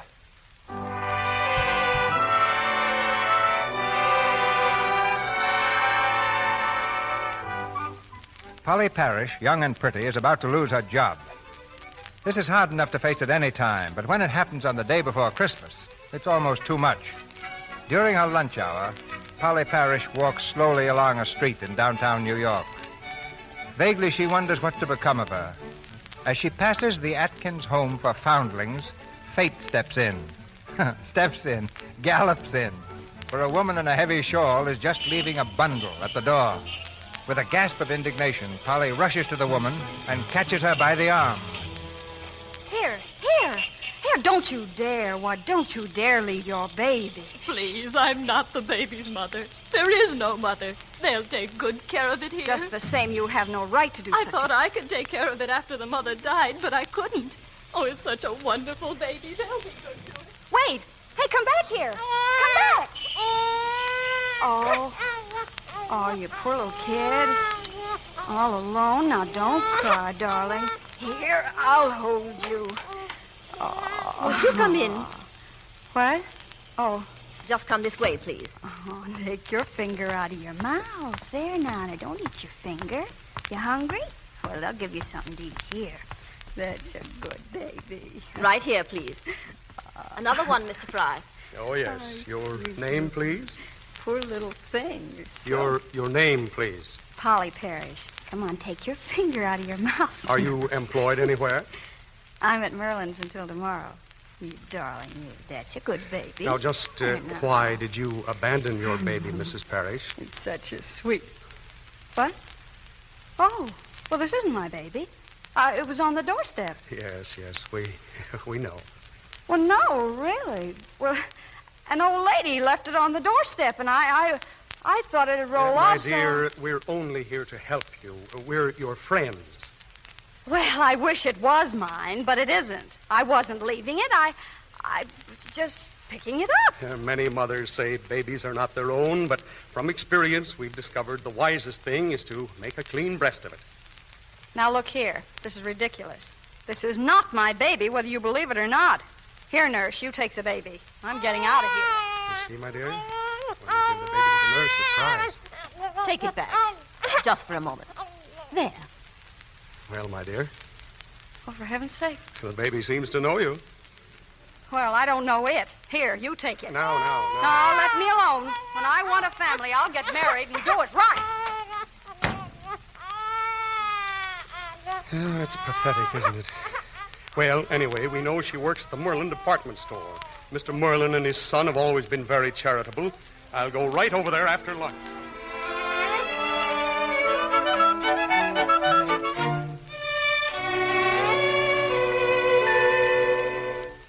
Sit down, Mr. Fry. Now, what can I do for you? You are Mr. Merlin, sir? Mr. Merlin the younger. Was it my father you wanted to see? Oh, no. I'm sure you can take care of this. Well? Mr. Merlin, an employee of yours, a young woman in the toy department, left a baby at the personnel manager that she was discharged as of tomorrow. She was probably only hired for the holiday rush. Exactly. But I believe the loss of her position is the reason she has abandoned her baby son. Mr. Merlin, give her back her job. Well, this is really very unfortunate. What's her name? Parrish, Polly Parrish. Mr. Merlin, if you had seen this mother denying the parenthood of her own child, it would have touched your heart. Excuse me. Hello, Miss Wilson. Call the toy department and have a girl named... Parrish. Parrish sent up here at once. Oh, it was pitiful, Mr. Merlin, to see the child cry.